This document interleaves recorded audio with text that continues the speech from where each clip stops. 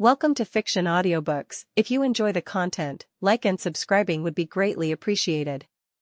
If you have any recommendations for novels, comment below.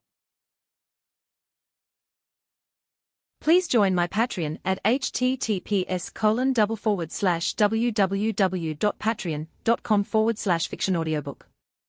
Chapter 285, Crab and Goyle. The two big guys rubbed their hands nervously, wishing they could shove their heads into the ground. Tell me, John leaned back in his chair, eyes half closed, expression dangerous. Gregory Goyle, Vincent Crabbe, when did this happen? John, I don't know what you're talking about. Crabbe tried to play dumb, waving his hands in denial. John grabbed Crabbe's left hand and yanked up his sleeve with force, his tone sharp. Then tell me, what is this? The dark mark appeared on Crabbe's left forearm.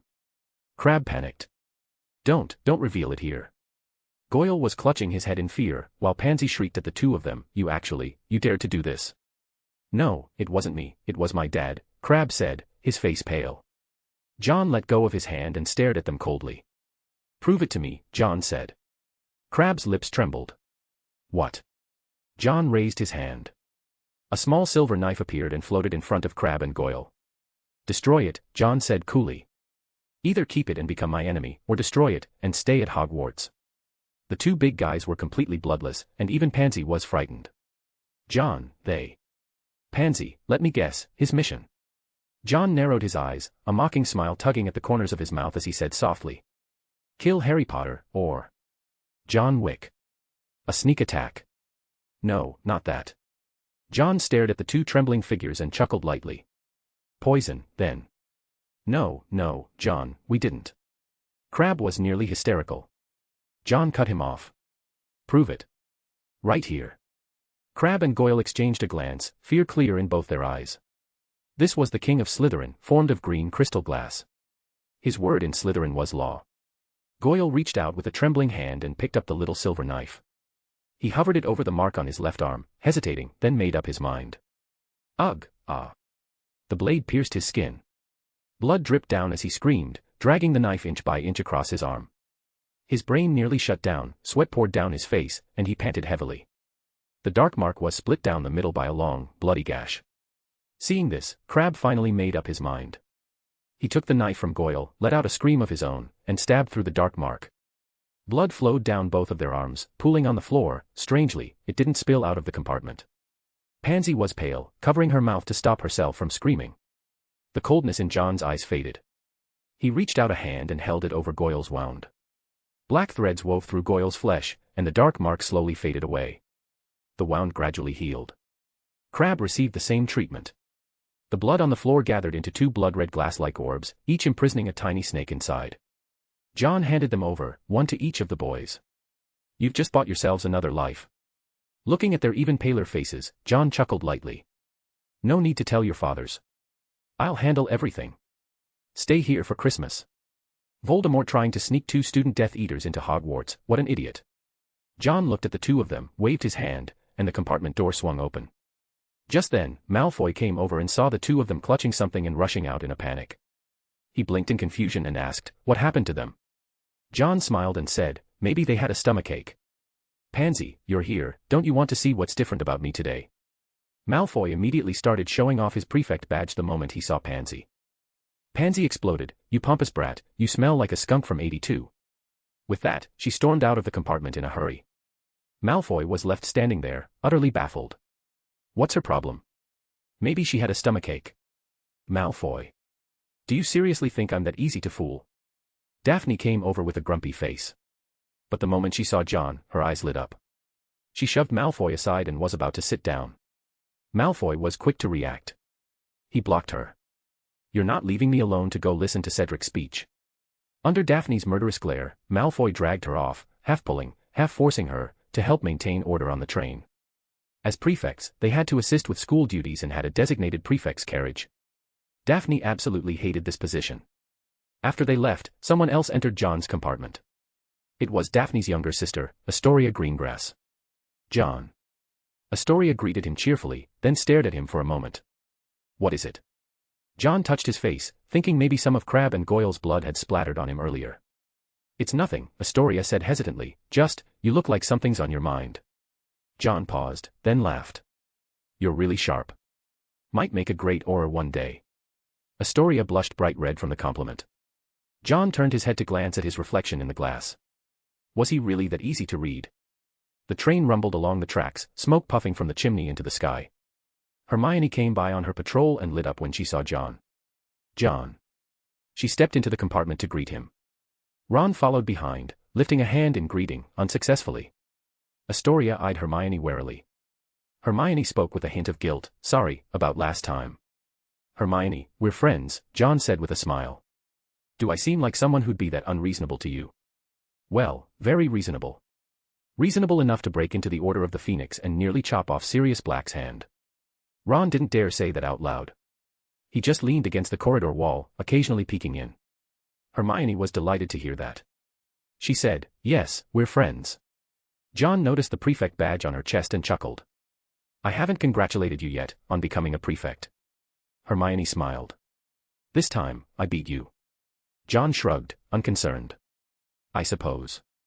That remark reignited Hermione's competitive spirit. She was determined to outdo John. Since she wasn't done with her patrol, they chatted for a bit before she left. Daphne came rushing back in like a shark smelling blood. She glanced around warily, as if searching for something. Aren't you supposed to be on patrol? John asked, puzzled. Astoria quickly tucked away a pen, looking a little guilty. Ah, it's fine. Maybe realizing her intentions were too obvious, Daphne's earlobes turned red.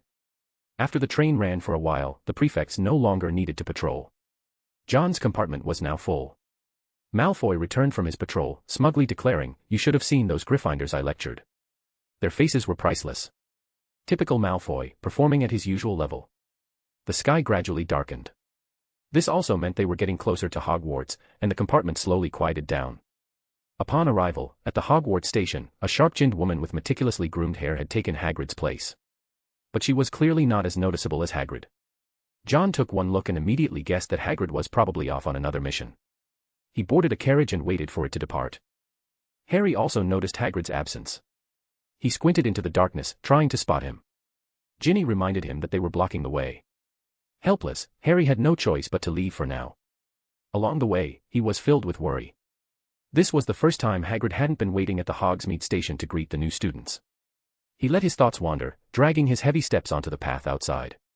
Just as he was wondering if Hagrid had fallen ill, he noticed that the usually empty space in front of the carriages was no longer empty. To be precise, there was now a horse. Well, sort of a horse. It looked a bit reptilian. There wasn't an ounce of flesh on it, its black hide clung tightly to a bare skeleton. Every single bone was clearly visible. Its head resembled that of a fire dragon, and its eyes were pale and pupil-less. Large, bat-like wings, black and leathery, were folded against its sides. They stood motionless in front of the carriages, one in front of each and every one. Ron and Hermione came over. Harry had wanted to share his worries with them.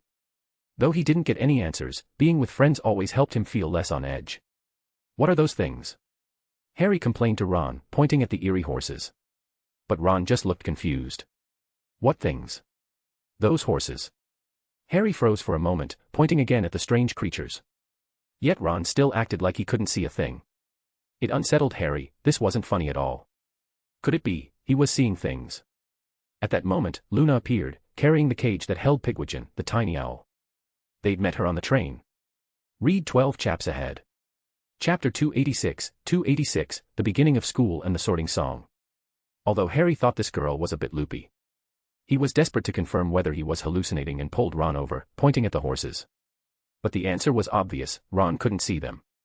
That made Harry seriously consider paying a visit to the school infirmary. You're not going crazy or anything. I can see them too. A dreamy, vague voice sounded. It was Luna, who was resting her hand on the frightening-looking horse. That didn't exactly ease Harry's concerns, since being the same as the crazy girl wasn't much comfort. Maybe he really did need to see Madame Pomfrey. The carriage began to move, the wheels creaking as they rolled over the dirt. Harry's thoughts drifted back to worrying about Hagrid again. The trio, along with Ginny and Luna, were all riding in the same carriage. The bumpy ride made their thoughts drift far away. Crookshanks was a bit restless. He jumped onto Luna's lap. His claws scratched at Luna's pocket, as if trying to dig something out. Crookshanks. Hermione quickly moved to scoop the cat back up. Looking down, she noticed Luna's shoes and apologized. Crookshanks is a bit too energetic, your shoes.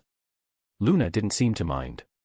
She glanced down at her own feet, her voice dreamy and almost melodic. They were a gift from John. They don't play hide and seek anymore. Luna's words always made people feel like they were chasing smoke. Hermione caught onto the important part. John had given them to her. Harry and Ron also noticed the shoes, different from anyone else's. Cool, Ron blurted out without thinking, mesmerized by the flashy patterns. They're beautiful, Luna said. And they don't try to hide anymore.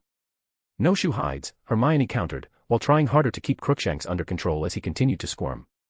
It's all right, Luna said in her usual hazy tone. Your cat's just looking for a crumplehorn snorkack. A crumplehorn snorkack. Harry leaned toward Hermione, clearly hoping she'd explain. But the know-it-all of the group shook her head. This time, she had no clue. Puff. A sound like someone passing gas echoed in the carriage. Everyone instinctively covered their noses, except Luna. She looked completely unfazed. In fact, a new little creature had appeared, clinging to the cork necklace she wore. Crookshanks bristled, letting out a warning hiss, drawing the attention of the trio. What is that? Hermione dared to wager that she had scoured every corner of her memory and still couldn't recall a creature like this. The crumplehorn snorkack clutched Luna's necklace and burrowed into her hair. Being watched by so many people made it nervous, and it let out that same farting sound again. Right before their eyes, the crumplehorn snorkack vanished. Harry, your shoulder, Ginny said, just as Harry was looking around. He turned his head to find the snorkack gripping his robe with its two little claws. It likes you, Luna said just as the snorkack scrambled over to Hermione's shoulder. Oh, I was wrong. It doesn't like you. The appearance of the snorkack gave the whole carriage the feel of a research symposium. Luna cupped her hands, and with a quiet puff, the snorkack appeared once again in her palms. What is that? Ginny asked her best friend. A crumplehorn snorkack, Luna said dreamily, her eyes crinkling. It's very shy. Ron reached out to touch it, but the snorkack immediately struck a defensive pose, its two curved horns glinting coldly. Ron recoiled in fright. That's not cute at all. Harry tried to touch it, only to see the crumplehorn snorkack's body tremble slightly. Puff. The snorkack disappeared again. Harry looked around but couldn't find it anywhere in the carriage. John, what's that? Daphne blinked, staring at the little creature that had suddenly popped up on John's shoulder. John smiled and reached out to pat the snorkack's head. Pretty sharp little guy. The crumplehorn snorkack hopped into John's satchel, and a moment later, nudged out a dragon fruit with its head. Malfoy leaned in, aimed a finger at the snorkack's head, and flicked it with a snap. The snorkack rolled a few times, then let out a furious mooing noise like a cow at Malfoy. Malfoy laughed wickedly, looking like he desperately needed a smack. John was speechless. That guy was definitely holding strong on the Hogwarts most annoying list this term. The carriage stopped in front of the great oak doors. The crumplehorn snorkack sat firmly on Malfoy's head, refusing to come down. Malfoy was in a panic. He had just gotten that center part haircut, after all. Ow, what are you doing? Fortunately, the crumplehorn snorkack didn't linger for long. After another pft sound, it vanished again. It's gone. Malfoy cautiously touched his head. The sticky dragon fruit juice left him looking thoroughly disgruntled. It went back to its owner. John snapped his fingers, and a gust of wind swept away the gunk from Malfoy's hair. They walked through the entrance hall into the Great Hall. The Great Hall was packed with the long house tables. The enchanted ceiling above was pitch black like the night sky, and candles floated gently in the air above the tables. John looked up at the staff table. Hagrid was absent due to other matters, and his oversized chair had been replaced with a regular one. A tall, sultry woman with crimson lips stood there in a flax-colored trench coat, her voluminous curls bouncing as she subconsciously reached for a cigarette, then stopped herself. Oz healed. At another seat sat a short woman in a frilly pink outfit, Dolores Umbridge. She was seated beside Dumbledore, chatting with him, wearing an expression of superiority and smugness. Though his position had been temporarily suspended, Dumbledore wouldn't skip a feast like this. He smiled as he conversed with Umbridge, seemingly unconcerned about having been sidelined. From across the hall, John's gaze met that of the old man. It lasted only a moment before John looked away. Seated at the Slytherin table, Daphne was to John's right. His left side remained empty, no one sat there. Malfoy glanced at the vacant spot, his eyes dimming. Daphne did too, though neither of them said a word. As more students entered, the table gradually filled up. The Bloody Baron drifted over, his voice low and solemn. I heard. If he were sorted at Hogwarts, he would have been a Slytherin. Thank you, John replied quietly. The Bloody Baron gave a small nod and floated away. After a while, most people had arrived. Even Harry, who was usually a latecomer to the sorting ceremony, was on time this year. The woman who had replaced Hagrid at Hogsmeade Station entered and walked straight to the seat that had once belonged to Hagrid. The unlucky first years, still pale from the journey, were led in by Professor McGonagall, their long line coming to a stop. Professor McGonagall brought out the sorting hat along with the stool, and the hat still looked as shabby and grimy as ever. Clearly, the Weasley twins' dream of getting it cleaned during their school years had never come true. Under everyone's watchful eyes, the sorting hat began to sing. In times of old when I was new. And Hogwarts barely started. The founders of our noble school thought never to be parted. United by a common goal. They had the selfsame yearning. To make the world's best magic school. And pass along their learning. Together we will build and teach. The four good friends decided. And never did they dream that they might someday be divided. For were there such friends anywhere as Slytherin and Gryffindor? Unless it was the second pair of Hufflepuff and Ravenclaw. So how could it have gone so wrong? How could such friendships fail? Why, I was there and so can tell the whole sad, sorry tale. At that line, John narrowed his eyes. It seemed like the sorting hat was trying to convey something different this year. Meanwhile, the hat continued. Said Slytherin, we'll teach just those whose ancestry is purest. Said Ravenclaw, we'll teach those whose intelligence is surest.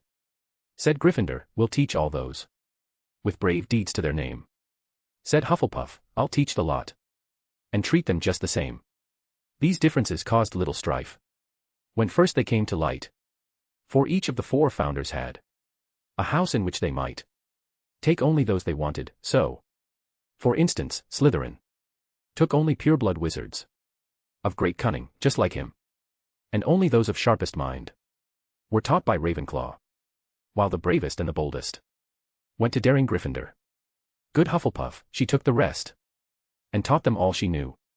Thus the houses and their founders retained friendships firm and true. So Hogwarts worked in harmony for several happy years, feeding on our faults and fears. The houses that, like pillars four, had once held up our school, now turned upon each other and, divided, sought to rule. And for a while it seemed the school must meet an early end.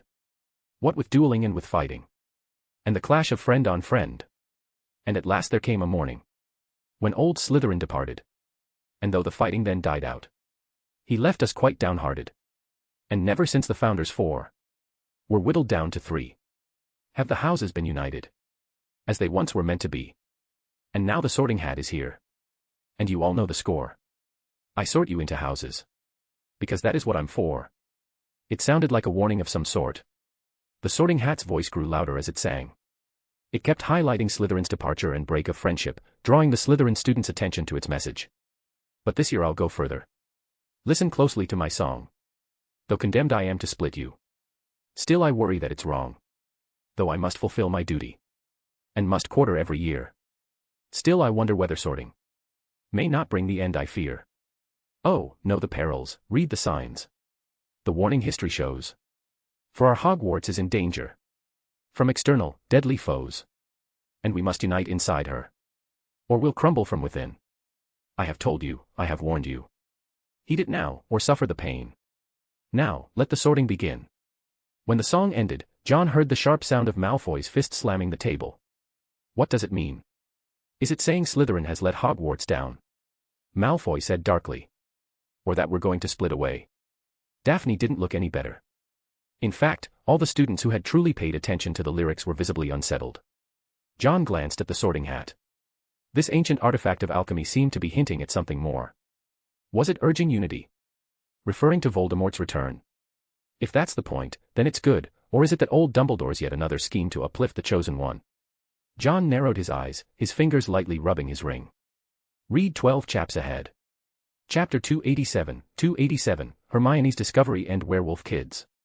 Once the song ended, the sorting began. John noticed some people trying to suppress their excitement, but it still leaked out. He looked over and smiled. It was the werewolf community kids, Sevon and Ace. They were both adopted by old Jack and were the same age. Having suffered much since they were young, they wanted to remember this moment well, so that when they returned home, they could tell the youngest, Tyro, all about it.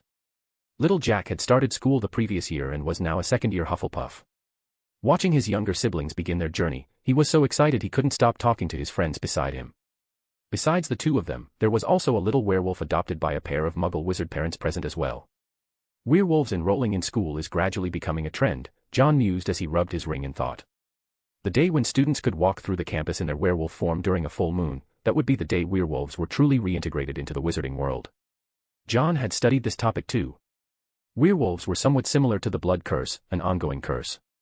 However, it wasn't passed on through childbirth. Children born to werewolves weren't automatically werewolves.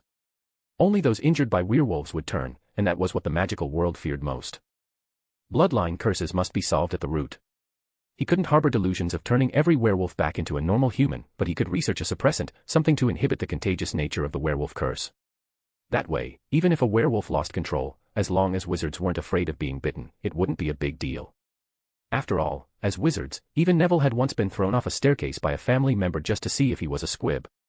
Even life-threatening injuries could be healed. The atmosphere in Slytherin wasn't exactly cheerful, which left the newly sorted students feeling a bit anxious. After they sat down, they all cast curious glances at the legendary John Wick.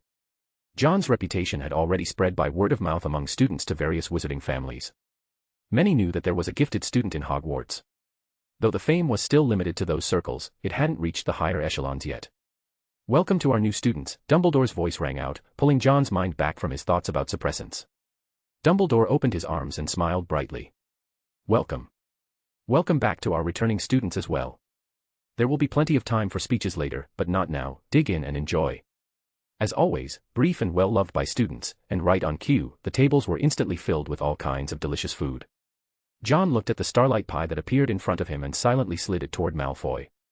He casually picked up a piece of bread and started eating. Malfoy noticed that Crabbe and Goyle seemed a little off and asked in confusion, "What's wrong with you two?" Normally by this time, the pair would already be stuffing their faces. But now they were just sitting there stiffly, looking awkward. The two exchanged glances, still tightly clutching a blood-red glass orb in their hands, inside which a small snake was hissing. "New pets," Malfoy said in annoyance. "Let me see." In the past, the two would have handed it over without a word. But now, they held on tightly and refused to let go. This made Malfoy a little angry. Pansy immediately threw a large, hard potato onto his plate to shut him up. Malfoy was bewildered. Was he being targeted or something? He didn't get it, so he looked again more carefully. John spoke up, "Draco, take them to the Constellation Society later." "Huh."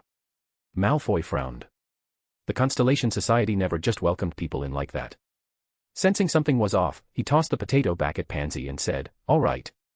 During the holidays, his father Lucius had brought Voldemort back, which made him feel incredibly stifled. Narcissa had grounded him, afraid he might act rashly and attack Voldemort. Malfoy held a grudge against his father. How could he side with that man? During the feast, Crabbe and Goyle were acting extremely cautious, nibbling at their food like it might be the last time they'd ever taste it. Hermione was a clever witch, and she picked up on the many messages hidden in the Sorting Hat's new song. There was a sense of impending storm in the air. She glanced at Ron, who was stuffing his face without a care in the world, and felt furious. She turned to nearly headless Nick, the ghost of Gryffindor House, and asked, "What were you trying to say before the sorting?" "About the hat's warning." "Oh, right," said Nick. "Yes, I've heard the Sorting Hat give warnings a few times before. It always speaks up when the school is facing danger. Of course, the warnings are usually the same: unity, internal stability, that sort of thing." "Whoa. T Josta AAT." Ron mumbled something incoherent through a mouthful of food, which Nick couldn't make out. After swallowing, Ron said, "It's just a hat. How could it possibly know the school's in danger?" "No idea," Nick leaned in and said in a low voice to the trio. "It stays in Dumbledore's office all the time. Maybe it hears things. It wants the four houses to be friends." Harry looked over toward the Slytherin table. "That's not very likely." He figured the Sorting Hat must be getting senile if it thought the four houses could actually become friends. That lot in Slytherin wouldn't spare a glance for the other three houses. Nick, however, had a different opinion. Among the four house ghosts, things were actually quite harmonious. Ron mocked, "That's just because you're scared of the Bloody Baron." Nick was so angry he looked like he wanted to shove a potato down Ron's throat. "I, Sir Nicholas de Mimsy Porpington, have never once committed the error of cowardice in my entire life. Noble blood flows through my veins." "What blood?" Ron shot back. "Pretty sure you don't have any left." Nick was thoroughly infuriated. Just because he could joke about his own death didn't mean others were allowed to insult him that way. "Nick, he didn't really mean to mock you," Hermione said, glaring at Ron in frustration. "So rude. Nick huffed and floated off in anger. But Hermione had picked up on a few things, about the four houses, and about the current crisis. It's because of Voldemort, Harry said firmly. It wants us to unite and fight back. I think so too, Hermione replied distractedly. She looked over at the Slytherin table. Why had the hat specifically mentioned Salazar Slytherin leaving? The king of Slytherin, the one who gathered scattered sand and turned it into green glass. And John, he seemed to have some kind of conflict with Dumbledore. Just like Slytherin and Gryffindor. Could something be happening between them? Hermione felt unsettled. She had been John's first friend, and he had been hers. They held a special place in each other's hearts. She didn't want to see anything bad happen. As her mind spun with worry, her eyes fell on Ron, who was once again stuffing his mouth full of food. Her irritation surged, and she couldn't help but pick up a book and smack him with it. Ron was hit without knowing why, but even so, he still stubbornly swallowed his food with difficulty. The feast came to an end. Everyone was full and satisfied. From the werewolf community, Savon was sorted into Ravenclaw, fitting, since he was the smartest among the kids. Ace was sorted into Gryffindor, and the other little werewolf went into Hufflepuff. Though they weren't placed into the same house, it didn't matter much. Little Jack invited the werewolf student sorted into Hufflepuff to sit with him. After a year of school, little Jack's identity as a werewolf had not been exposed. Aside from receiving invitations from the astronomy professor to stargaze during the full moon, he was no different from an ordinary student. Professor Sprout was very fond of this sensible child. In herbology, little Jack displayed a special talent. Perhaps it was his experience of living in the wild that made him so adept at caring for various magical plants. Dumbledore stood up to speak once again. It was the usual speech, reminders about the Forbidden Forest being off-limits, and a request from Filch, no magic in the corridors. John privately doubted whether that last rule actually came from Filch. After all, Filch had recently developed a hobby, catching students and giving them a 10-second head start. If you could outrun Filch, you might just avoid a detention. Unfortunately, no one had ever succeeded. Filch always managed to nab the fleeing students with an unexpectedly graceful and inhuman speed. This year, we have some changes to our teaching staff. Read 12 chaps ahead. Chapter 288, Pink Toad and Beautiful Professor. Our Care of Magical Creatures professor has had to leave for a while due to certain matters. During this time, Professor Wilhelmina Grubbliplank will be taking over the class. After Dumbledore finished speaking, there was a rather lukewarm round of applause, followed by Harry's audible sigh of relief. I knew it, Harry said gratefully. Hagrid's fine. He believed in Dumbledore's words, most likely, Dumbledore had just sent Hagrid off on some task. As long as Hagrid hadn't been fired, everything would be okay. Still, he couldn't help feeling a bit uneasy, since Dumbledore hadn't said how long Grubbliplank would be teaching. Dumbledore continued, we are also pleased to welcome Professor Usheald, our new defense against the dark arts teacher. The Great Hall burst into warm applause, after all, who didn't like a good-looking teacher? Among a staff lineup that leaned older, Usheald truly stood out. Her beautiful face made many young boys' hearts thump wildly with budding admiration. John clapped along as well. Daphne was staring at Oz's face, seemingly lost in thought. She's an Auror, Harry whispered. I saw her at the Ministry of Magic. And she was with someone from Johnny Silverhand's group. Auror. Ron looked confused. What's that got to do with Johnny Silverhand? Not sure. Seems like Johnny Silverhand's people are friends with her, Harry said uncertainly. After all, they'd only met once. That one time, he had been thoroughly dazzled by Johnny Silverhand. The men threw around money like it was nothing, so extravagantly that Harry's own little vault felt like a beggar's corner by comparison. Since becoming famous, this was the first time Harry had encountered someone like that. Everyone he usually dealt with was poorer than he was. The Weasleys, needless to say, were a large family constantly juggling second-hand belongings. Hermione, while considered wealthy in the Muggle world, wasn't exactly poor in the Wizarding world either, but she couldn't be called rich. Dumbledore likely had money, but he basically had no use for it. His godfather, Sirius Black, was definitely rich, he even gave Harry a firebolt. But Harry had no idea how much he actually owned. Then there was the rest of the Order of the Phoenix. Lupin. Broke. Tonks. Just became an Auror, not much better off. Kingsley. Not close enough to know. Moody. Probably had money, but spent it all on sneakoscopes and still looked like he lived in a swamp.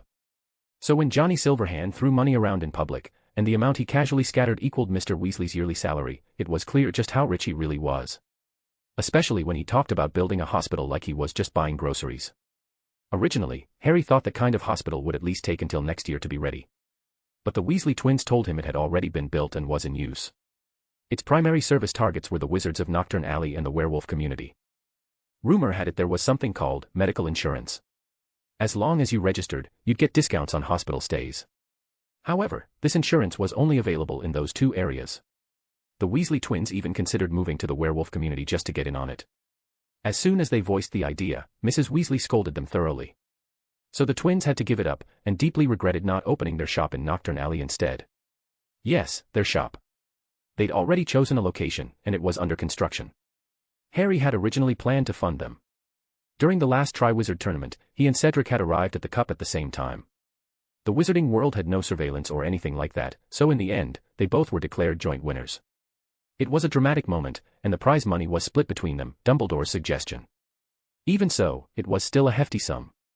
The betting pool had made a fortune off the tournament, because almost no one had predicted the possibility of a dual first-place outcome. A whole crowd of people were wailing in frustration, but there were no refunds. Because technically, the betting page had included an option for multiple champions, with incredibly tempting odds. It was just that no one had actually placed a bet on it. In the end, Johnny Silverhand got the windfall. This outcome had also caught John by surprise. Now that this new defense against the dark arts professor might have some sort of connection to Johnny Silverhand, Harry became alert. He hadn't forgotten that Johnny Silverhand harbored hostility toward Dumbledore. Over at the head table, Dumbledore continued speaking. And now, we welcome a special guest, Madame Umbridge. With that, the Great Hall responded with scattered, half-hearted applause.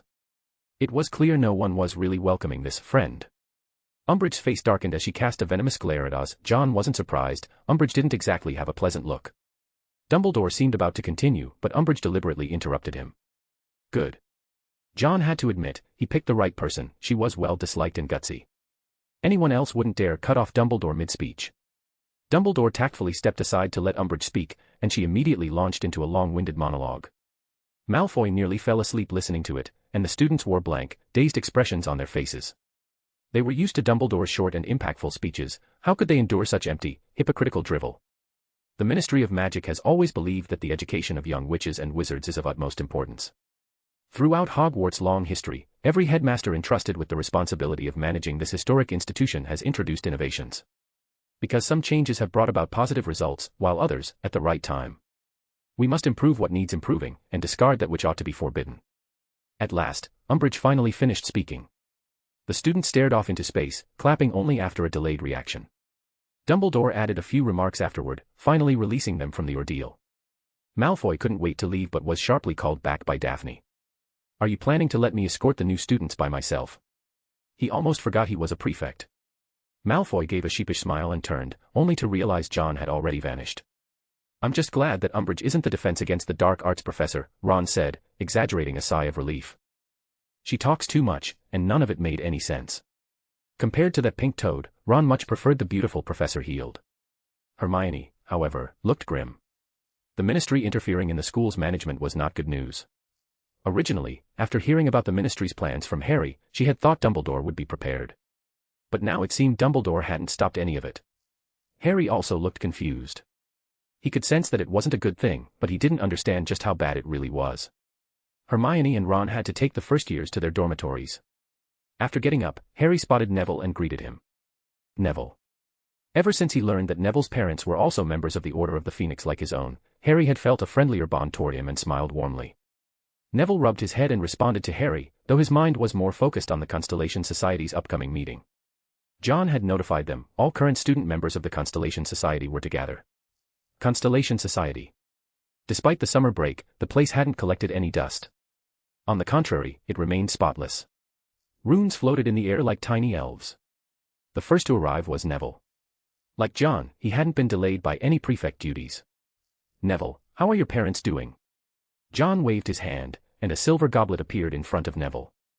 Neville looked grateful. Thanks to John, his parents had regained their clarity. Everything's fine, but... Neville hesitated for a moment before continuing. Someone invited them to rejoin an organization, the Order of the Phoenix. Did your parents agree? They're still considering it, Neville said. When they heard Voldemort isn't dead, they were very emotional. They want to contribute again, but their bodies haven't fully recovered. Interesting. John's lips curved into a smile. He looked at Neville and suddenly asked, Neville, what if I told you I don't want your parents to join the Order of the Phoenix? Huh. Neville was stunned. In his mind, being able to fight Voldemort was a good thing. Voldemort had caused Heinrich's death, something he remembered every second of the day. After tonight, I want you to think carefully, John said to Neville. I hope you're ready. Ready for what? Neville was left full of questions. After a while, John made a quick mental calculation. By now, the students should have all been escorted back. The door to the Constellation Society opened, and Malfoy's impatient voice rang out. Go on in, John's not going to eat you. It was the first time Crabbe and Goyle had ever stepped into the Constellation Society. They'd heard about it for ages, since they always hung around with Malfoy. Pansy was there too, though she didn't understand why John had summoned her. She didn't bear the dark mark, and the brutal scene involving John had left her a little scared. The three of them entered, followed by Daphne and Malfoy. Cedric had also arrived. As they stepped in, the atmosphere resembled an interrogation panel. Crabbe and Goyle started to feel nervous. Sit down. John's voice echoed as 3 chairs slid over and stopped in front of them. Pansy sat first, prompting Crabbe and Goyle to finally take their seats. Now that everyone is here, John stood up, starlight falling across his face, lending him an air of mystery. His voice seemed to drift, now near, now far. It's time we talked about the Constellation Society. And about Voldemort and Dumbledore. Read 12 chaps ahead. Chapter 289, Calculation and Boldness. Hearing that name, the 3 newcomers all shuddered. They each harbored a deep fear of that name, while the others remained composed. Even Neville wore a calm expression. John spoke softly, you should all know by now, Voldemort is back. There's no doubt about it. And your parents know it too. He turned to look at Crabbe and Goyle. He had known for a long time that their fathers were Death Eaters. Cold sweat soaked their backs, and beads of sweat the size of peas rolled down their faces. They were still holding onto that blood-red glass orb, not letting anyone else touch it. John continued, I can tell you this, between Voldemort and me, there is a hatred that cannot be crossed. That hatred will only end when one of us is dead. So I don't want to see, either in this school or in Slytherin, any foolish person doing Voldemort's bidding. At those words, the 2 of them lowered their heads. John took a deep breath and said, Crabbe. Goyle. The moment he called their names, everyone's gaze fell on the 2 of them. Malfoy's expression changed instantly. He pulled out his wand with a sharp motion. You 2 bastards. His face was twisted with anger, hatred, and disbelief. These were the friends he had grown up with, and yet they were serving Voldemort. You joined the Death Eaters. I told you not to. Malfoy roared, voice shaking with grief and fury. Why? Draco, we were forced. Crabbe cried out in despair. My dad held down my hand, he carved it himself. I couldn't stop him. That's no excuse for betrayal. Malfoy shouted. Calm down, Draco. John raised his hand and gently pressed down the wand, his expression composed. They didn't betray anyone. But they became Death Eaters. Malfoy's voice was filled with frustration. But could he really bring himself to punish his own friends? Malfoy fell silent. He couldn't accept it. John patted him on the shoulder in comfort and said with a smile, they're not Death Eaters. They gave up that identity with their own hands. Malfoy jerked his head up and looked at the 2 of them. Crabbe and Goyle pulled back their sleeves, revealing faint scars on their left arms. We didn't betray anyone. Goyle said loudly. Malfoy's tense body finally relaxed. He slumped into a chair and cursed, you could have said that earlier, I almost killed you both. Cedric shook his head helplessly. Knowing Malfoy, the credibility of that threat was questionable.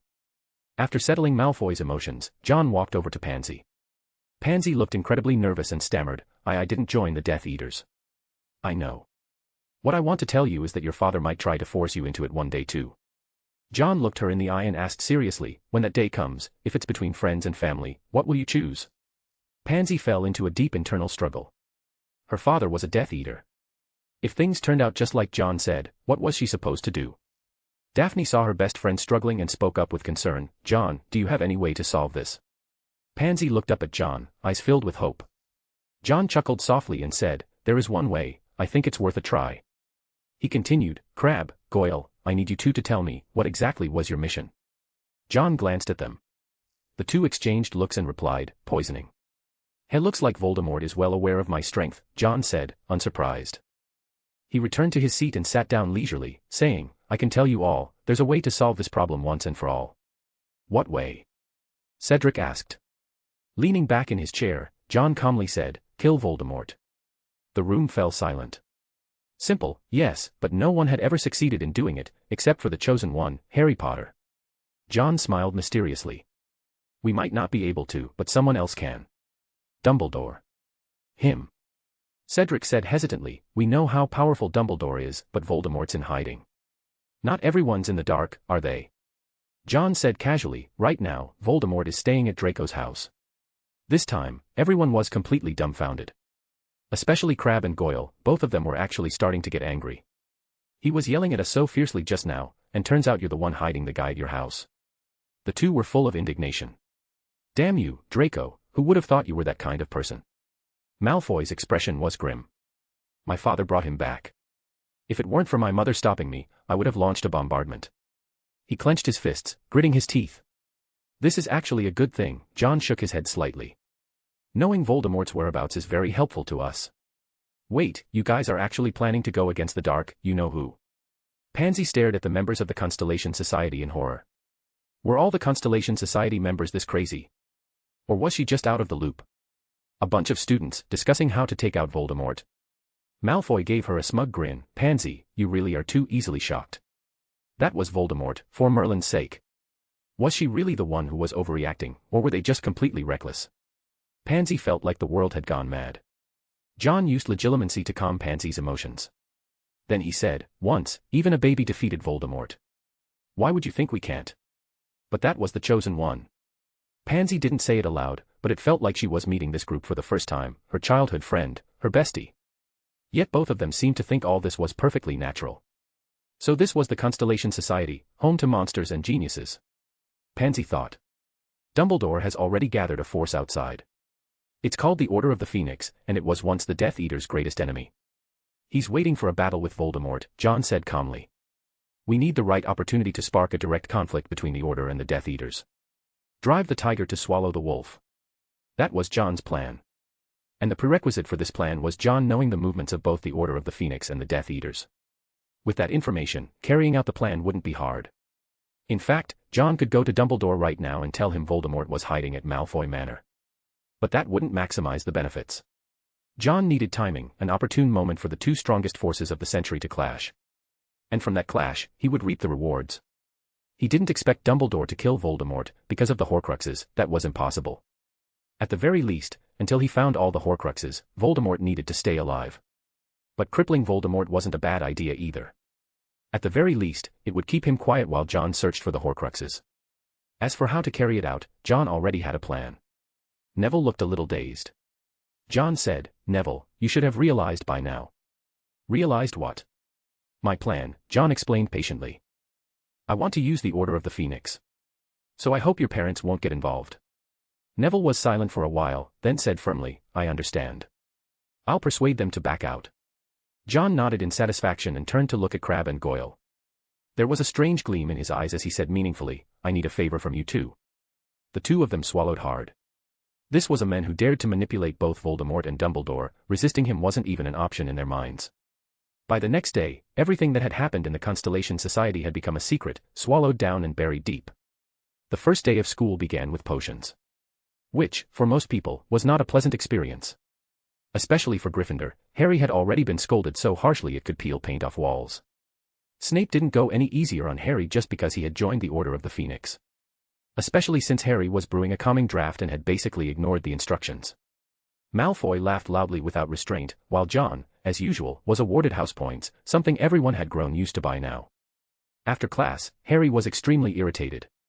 He had argued with the people in his dorm the night before. Seamus, like those other idiot wizards, still refused to believe that Voldemort had returned. I thought he'd be a bit better this year, Hermione said in a disappointed tone. I mean, he joined the Order of the Phoenix now, and everything. Mushrooms don't change their spots, Ron snarked as usual. I still think Dumbledore's mad for trusting Snape. What proof is there that he's really stopped working for you-know-who? Hermione disagreed. I think Dumbledore must have gotten enough proof, even if he didn't show it to you, Ron. Oh, shut up, both of you, Harry snapped, thoroughly annoyed. Can't you give it a rest for once? With that, he stormed off, leaving the two of them staring at each other in stunned silence. Read 12 chaps ahead. Chapter 290, Sybil and Umbridge. In 5th year, there was an important mission, the OWL exams. These exams directly affected students' graduation prospects. So, 5th year was a particularly heavy academic period. But for John, none of this was very important. In fact, if it weren't for the annual mission rewards, he wouldn't even bother coming. The professors knew this too. As the perennial top-ranking prodigy, they generally turned a blind eye to John's lackadaisical attitude in class. For subjects like Muggle studies and arithmancy and divination, John practically never attended. The professors didn't complain, since John still consistently scored first in the exams. Professor Flitwick, who taught charms, would occasionally discuss spell applications with John, and John gained a lot from those conversations. As the champion of the dueling tournament, Professor Flitwick represented the academic school of combat. He was especially skilled in one-on-one duels and in the creation of original spells. "Mr. Wick, your idea is excellent," Professor Flitwick said in his high-pitched voice. "Flexible use of transfiguration can indeed produce some unexpectedly good effects. I once saw a wizard win a duel by conjuring a banana peel. He hadn't even expected his opponent to step on it while casting a spell." John happened to run into Professor Flitwick between classes, and the two chatted. Their conversation was pleasant, and Professor Flitwick said, "You're heading to divination. Professor Trelawney is the most unique of the staff." He glanced around, and seeing this, John leaned down slightly. He then heard Professor Flitwick whisper cautiously, "To be honest, none of us expected Dumbledore to hire her. Sometimes she's, well, like one of those Muggle fortune-tellers." Professor Flitwick phrased it very tactfully. John chuckled lightly and said, "Yup. Professor Trelawney does sometimes fall a bit short of her field's professional standards. The Ministry of Magic has sent an investigator to look into Hogwarts education," Flitwick said. Professor Trelawney might be in trouble. Though he sometimes felt Trelawney resembled a fraud, Flitwick still kindly gave a heads up. That woman named Umbridge clearly came with ill intent. She wandered from classroom to classroom, taking notes with that pen of hers. Though short in stature, Flitwick's mind was unquestionably as sharp as an eagle in flight. He was quick to detect the Ministry's shift in attitude toward Hogwarts.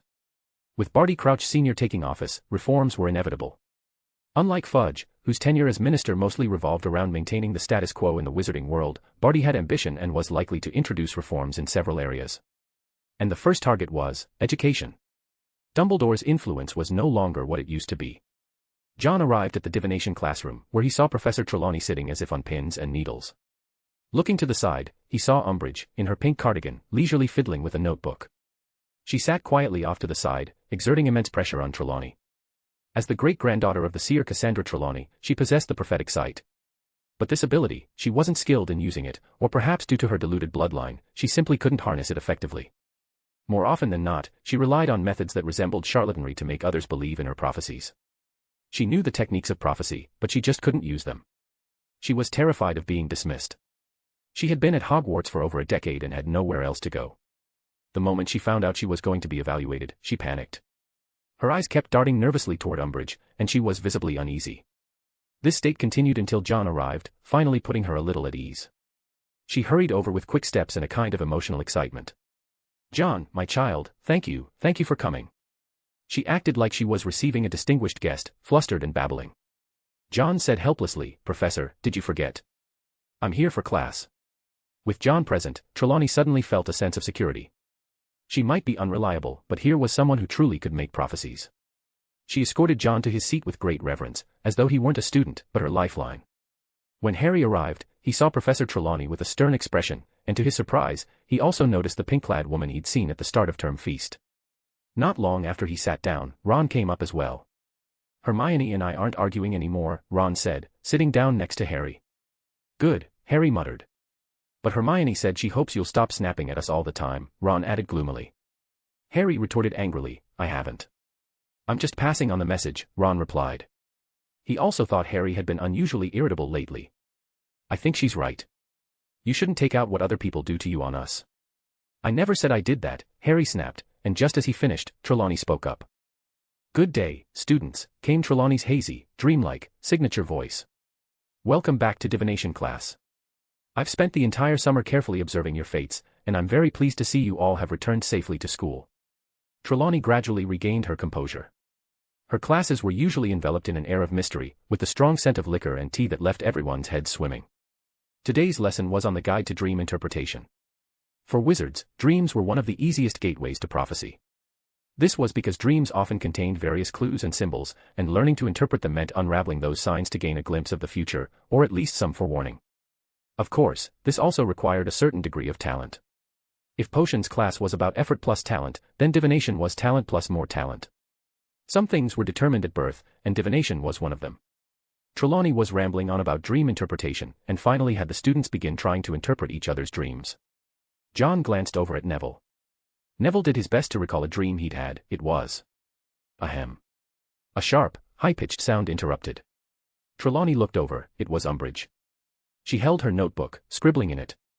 So, how long have you been in this position? Trelawney glared at her fiercely, arms crossed, and replied in an extremely annoyed tone, about 16 years. That's quite some time, Umbridge said, jotting down more notes. Appointed by Dumbledore, was it? That's right. Umbridge continued writing. And you're the great-granddaughter of the seer Cassandra Trelawney. At the mention of her lineage, Trelawney lifted her chin a little higher. Yes. Since Cassandra Trelawney, are you the first in your family to possess the second sight? The second sight, also known as the inner eye or the mind's eye. At the mention of this, Trelawney seemed a bit guilty. These things tend to skip a generation, or two. She noticed Umbridge scribbling again in her notebook and couldn't help asking, what are you writing? Just some notes about the standard of education at Hogwarts, Umbridge replied with a girlish giggle that sent shivers down everyone's spine. I wonder if you might predict something for me. Though she was smiling, Umbridge gave off an unmistakably unpleasant vibe. Trelawney hadn't expected her to actually request a prophecy. She looked offended. I don't understand what you mean. I'd like you to make a prediction for me. You are the divination professor, aren't you? Umbridge said, perfectly clearly. Trelawney straightened up, indignantly replying, the inner eye does not work on command. Understood, said Umbridge, and resumed scribbling in her notebook with alarming speed. Trelawney began to panic. Wait, I. Her eyes darted toward John, as if she'd just spotted a lifeline. I believe having my student demonstrate would be an even better showcase of my teaching ability. She spoke quickly, eyes filled with hope as she turned to John. Wick, dear, my child, show her your ability. Trelawney was, after all, the one who had taught John the art of divination. While she might be unreliable at times, her techniques were real. Hee, a saccharine, affected giggle rang out as Umbridge cast a disdainful glance at the flustered Trelawney. Honestly, if this woman hadn't been brought in by John himself, he'd already be thinking about how to get rid of her. For the first time, he felt that Malfoy's position as the most disliked person was under serious threat. I suppose I can give it a try. John stood up, his expression calm as he looked at Umbridge. It was just a prophecy, after all. It's not like he couldn't do it. John raised an eyebrow. Would you like a short-term outcome or a long-term goal? There's a choice. Umbridge put on a fake smile.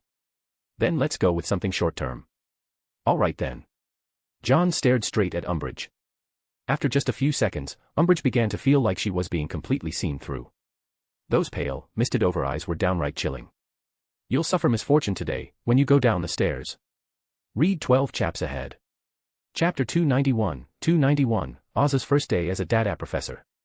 Umbridge felt nothing but discomfort at the prophecy, then gave a scornful little laugh. It was as if she were silently telling Trelawney to get ready to leave Hogwarts.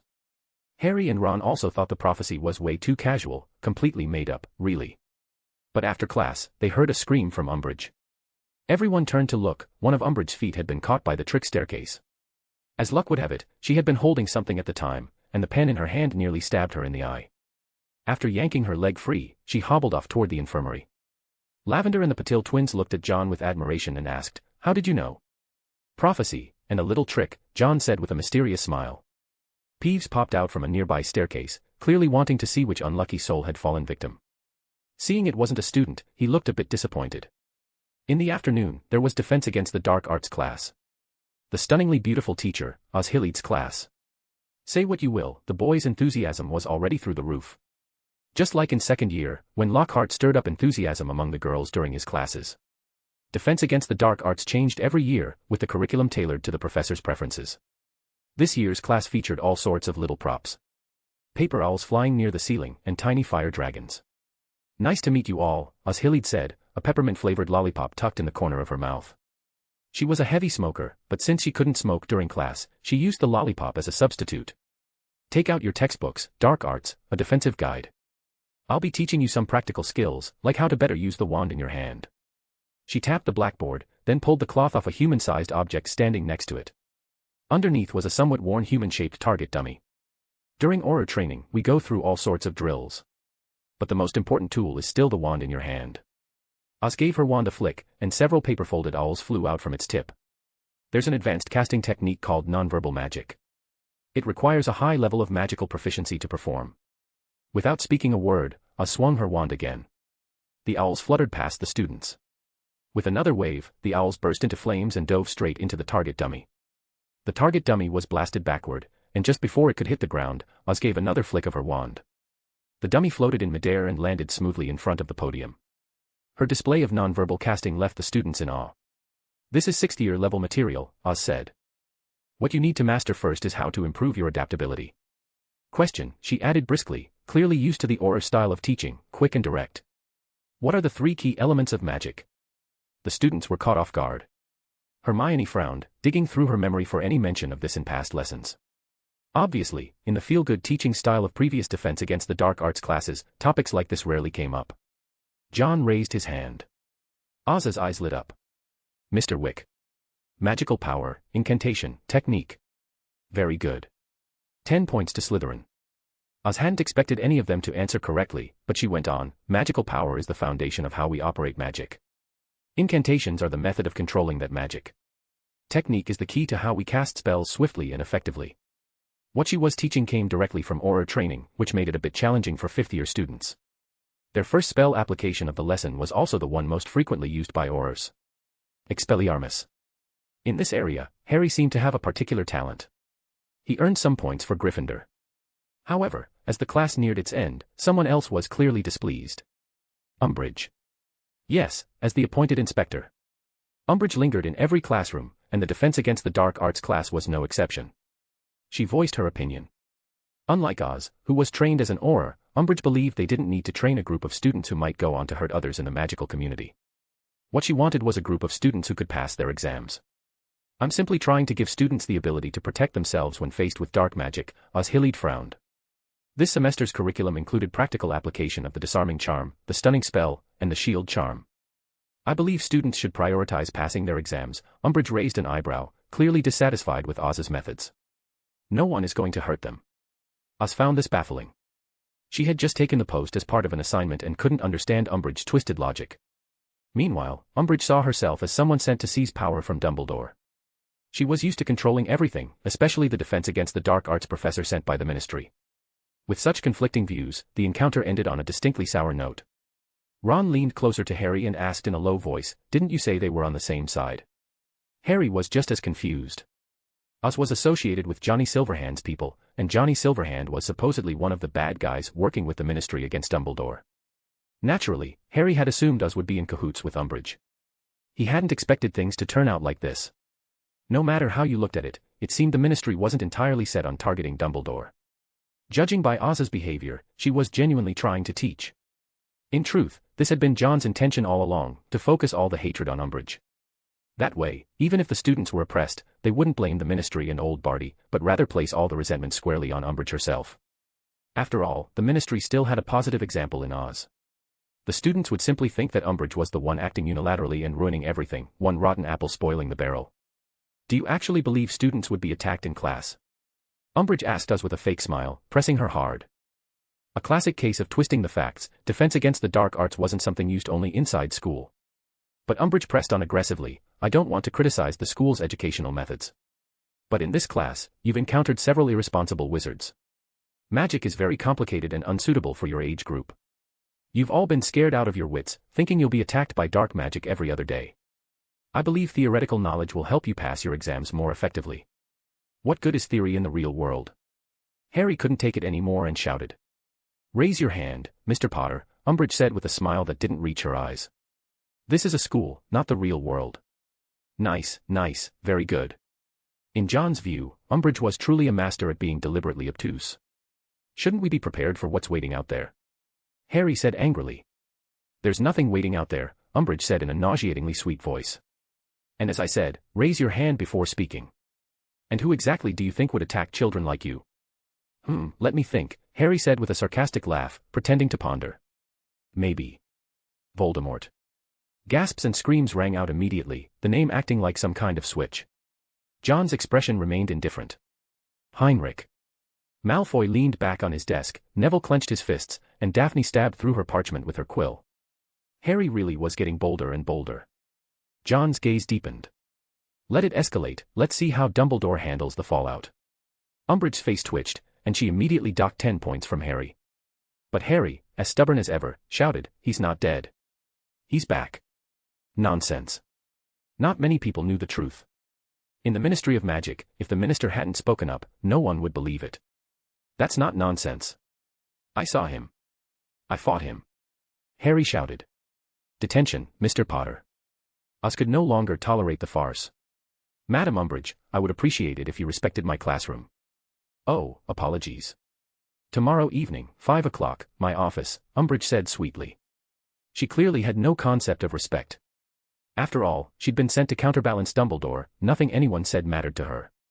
But what she didn't realize was that the more she acted like this, the more stubborn Harry became. "So, according to you, Heinrich Edgar burned himself to death, is that it?" Harry said mockingly. Silence fell over the room. "Potter." Malfoy stood up, trembling. Noticing something was wrong, Oz intervened. "Mr. Malfoy, sit down." But his eyes were locked on Harry, wand clutched tightly in hand, seething. "Don't you dare use that filthy mouth of yours to say his name. I won't allow anyone, anywhere, to use his name as a joke or for showing off." Malfoy roared, and for a moment, it felt like he was on the verge of casting a dark spell. His fury was frightening. But he wasn't the center of attention. Everyone turned to look at someone else. John's face was grim, his eyelids lifting ever so slightly. An oppressive force filled the air, suffocating, as if the entire classroom might ignite in the next second. "You can call yourself the savior who fought Voldemort, Harry Potter," John's heavy, stifling voice rang out, "but you shouldn't use someone else's death as a way to flaunt your own bravery. That's foolish. And frankly, very unlikable." His cold words chilled the room, literally. Oz was about to speak, but paused. She noticed the white mist forming with each breath. That drop in temperature wasn't just her imagination. Reaching out to touch the desk, she felt a thin layer of frost forming on the surface. Umbridge, oblivious, didn't notice any of it. But the words she was about to speak, regarding Heinrich's death, died in her throat. The icy pressure in the air seemed to creep into everyone present, freezing them to the bone.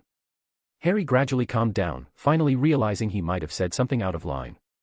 By the time class ended, the chill had faded. A thin sheen of dew coated the windows. John stood and left, with Malfoy trailing closely behind. As he passed Harry, Malfoy slammed hard into his shoulder. Harry staggered and almost fell.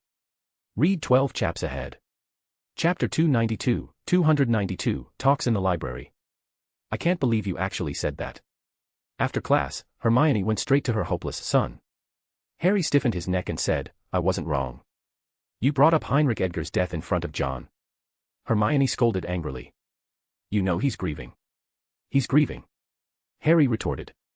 "I didn't see it. If he really was, he wouldn't have just let Umbridge talk like that without saying a word." Even Ron thought Harry had gone off the rails. He quickly looked around and hissed, "Don't say stuff like that. I'm not saying anything wrong." Harry was getting more fired up. "He didn't do anything, did he?" "Harry, something's really off with you." Hermione frowned. She could tell something wasn't right with him and said seriously, "You should go see Dumbledore." "He doesn't want to see me," Harry said strangely, then walked off in frustration. Hermione and Ron looked at each other. "Is he still angry?" Ron asked in confusion, thinking Harry was mad about being kept in the dark about the Order of the Phoenix. Hermione stared at Harry's back, clearly feeling something was wrong. After walking some distance, Harry felt increasingly irritable and his head throbbed. And just then, Peeves the Poltergeist showed up to sing a mocking tune about him. Irritated. Frustrated. Annoyed. Harry clenched his fists, burning with anger. He didn't notice that, not far away, John was holding a sword in his hand. As he looked at the red glow on the blade, a flicker of emotion passed through John's eyes. He put the sword back into his small satchel and turned his gaze to Harry, who was swinging his fists at the air. The effect of the Horcrux. Casting one last glance at Harry, John turned and walked away.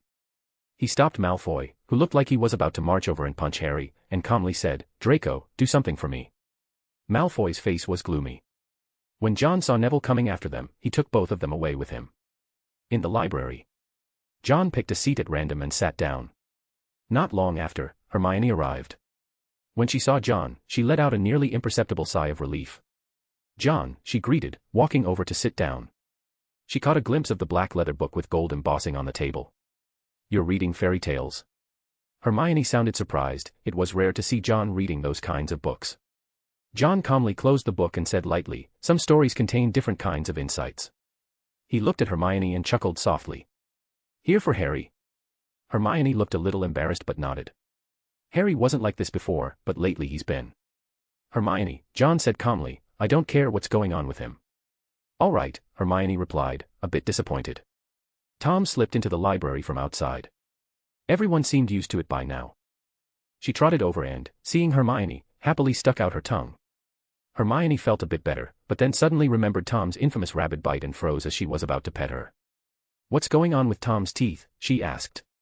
John replied casually, maybe she ate something she shouldn't have. Tom let out a wronged little whine, clearly protesting that she hadn't eaten anything weird. It was rare for Hermione to sit down and talk with John like this, it felt like they were back in their first year. You've changed a lot, she said, watching him from the side. John had gotten taller with a perfectly well-shaped body like a Muggle model from those Muggle magazines, but his face looked thinner. His cheeks had also sunken in at some point, Hermione noticed. She remembered John used to eat quite a lot. You haven't been eating properly, she asked. John flipped through his book. His fingers paused slightly, and for a moment, a bitter smile appeared at the corner of his lips. It was like an illusion. When Hermione looked again, John was calm as ever. Just some changes, he said with a faint smile. You've changed too, haven't you? Me. Hermione was puzzled. Of course, John said matter-of-factly. Your hair used to be a mess. Shut up. Don't bring that up, Hermione snapped. The moment she thought of her frizzy hair from the past, her face flushed. I still remember when we first met, you said my teeth were huge. She had fixed her teeth now, but she clearly hadn't forgotten that. John smiled gently. Yeah, who would have thought? Time really flies. From when they first stepped onto platform 9 3/4 to now, in their 5th year. The two of them had gone from always sitting together at the library to barely seeing each other these days. John, just what exactly is going on with you? Hermione hesitated for a moment, then gritted her teeth and asked, Dumbledore and Snape's attitude toward you seems a bit strange. She was a clever witch, always quick to notice things. Like the odd way members of the Order of the Phoenix, Snape and Lupin especially, treated John. And Dumbledore as well. Back in their 3rd year, they had gone to see Dumbledore together. Dumbledore's attitude toward John had been strange. For instance, the time turner. Why hadn't Dumbledore given one to John? She had a feeling there was more than one available. Just a girl's intuition, but she trusted it. And then there was the Sorting Hat song at the start of term. Could it have been hinting at something? Nearly Headless Nick had mentioned once that the Sorting Hat might have overheard something in the headmaster's office. What exactly was going on between them? Hermione was uneasy. She didn't want some terrible scenario to be unfolding. Not with Harry, and not with John either. They were both her friends. And being caught in the middle was the hardest position to be in. John set down his book and looked Hermione straight in the eye. Hermione, if one day you had to choose between me and Harry, what would you do? The question made Hermione's heart tremble. She struggled to speak. That won't happen, I mean, something like that won't happen, right? She wanted John to tell her it was a joke. Even though she had already noticed John's change in attitude toward Harry and Ron, Hermione still wanted to be willful just this once. But all she got in response was John's calm and serious expression. For no reason, Hermione felt a deep unease. She forced a smile. Something like that won't happen, right? You wouldn't hurt Harry. As she said it, John replied, what if Harry hurts me? No, he would never. Harry would never do that. Hermione shook her head again and again. John. She called his name, her very first close friend.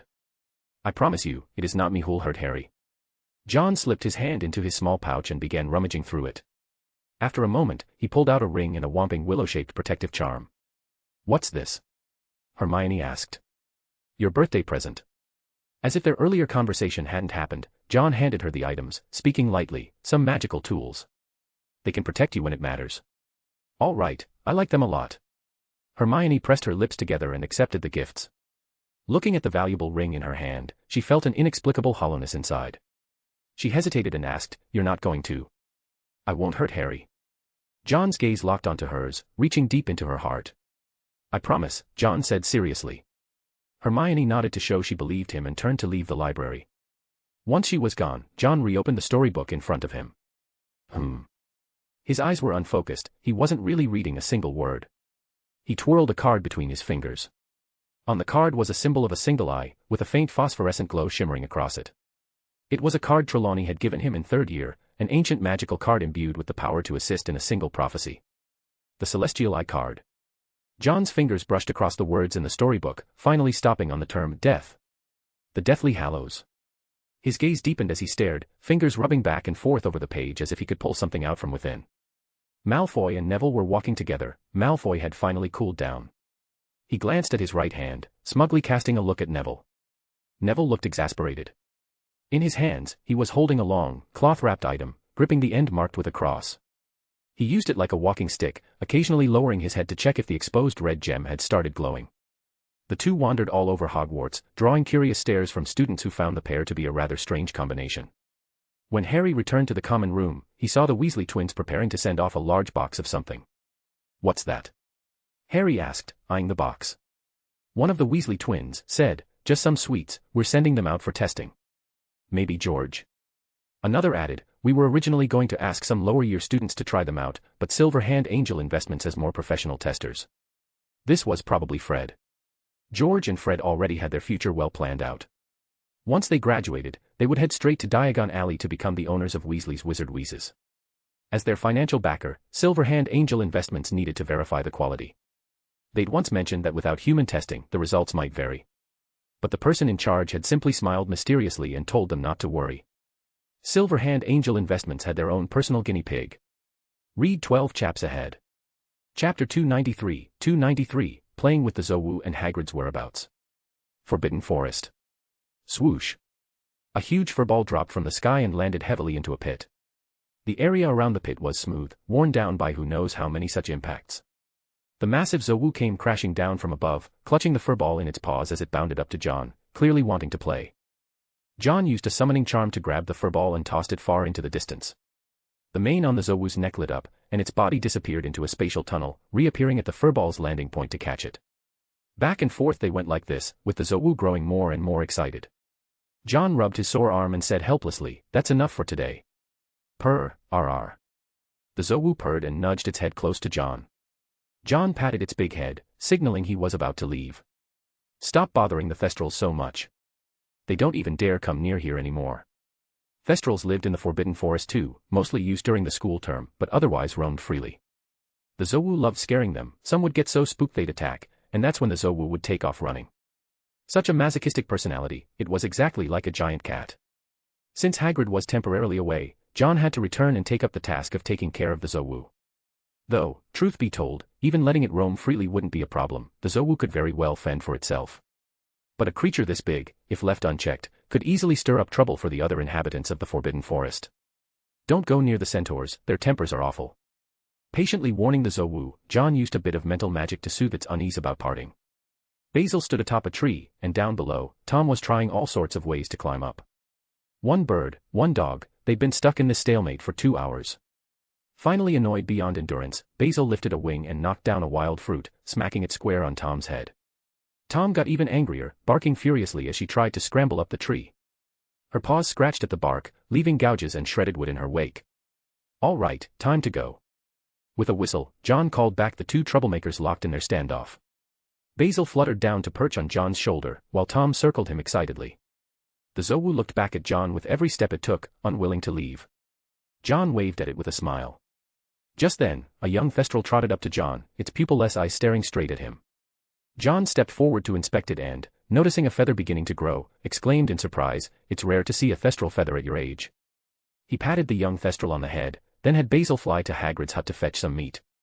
The bloody raw meat was placed in front of the Thestral. This was the price for the feather. It was an unspoken agreement between John and the Thestrals. Taking the meat with it, the young Thestral returned to its herd. Today was Care of Magical Creatures class.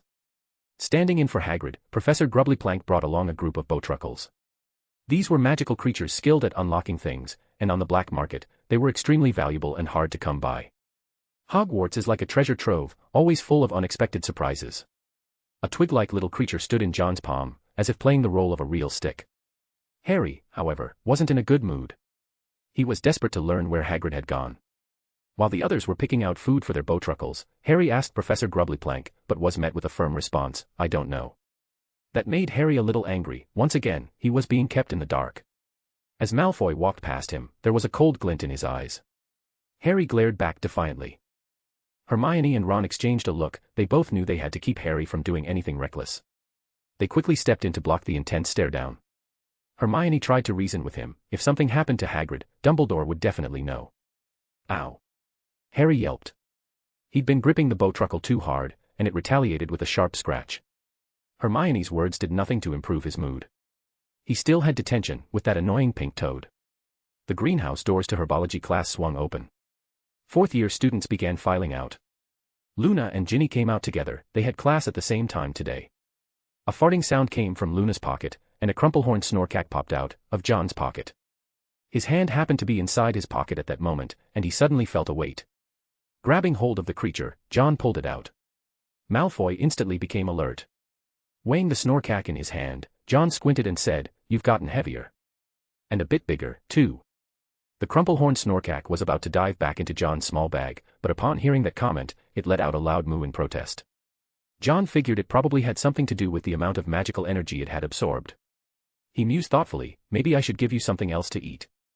You don't grow just by eating fruit, after all," and John wanted to see whether the snorkack could evolve. He pulled a dragon fruit from his bag and had the creature balance it on its horn. With another fart sound, the snorkack vanished. Remembering the armor he'd taken from Lestrange, John mentioned it briefly to Malfoy and the others, then headed to Hagrid's hut. Nothing had really changed since he'd last been there. Hagrid hadn't even bothered to fix the broken windowpane. John pulled the massive suit of armor from his bag and gave a wave of his wand. The towering pieces of armor assembled themselves neatly and stood on a rack. After setting everything up, he left a letter for Hagrid. Otherwise, Hagrid might think some giant troll had stayed in his hut and left behind a full suit of armor. Well, technically it was armor John had modified. Noticing some remnants in the fireplace, John narrowed his eyes. What remained was a corner of parchment, apparently part of a letter that hadn't fully burned. He reached out, and the last surviving scrap of the parchment floated gently into his palm. John held the corner of parchment between his fingers, deep in thought. Harry had been given detention for talking back to the Inquisitor. There was nothing even Professor McGonagall could do about it.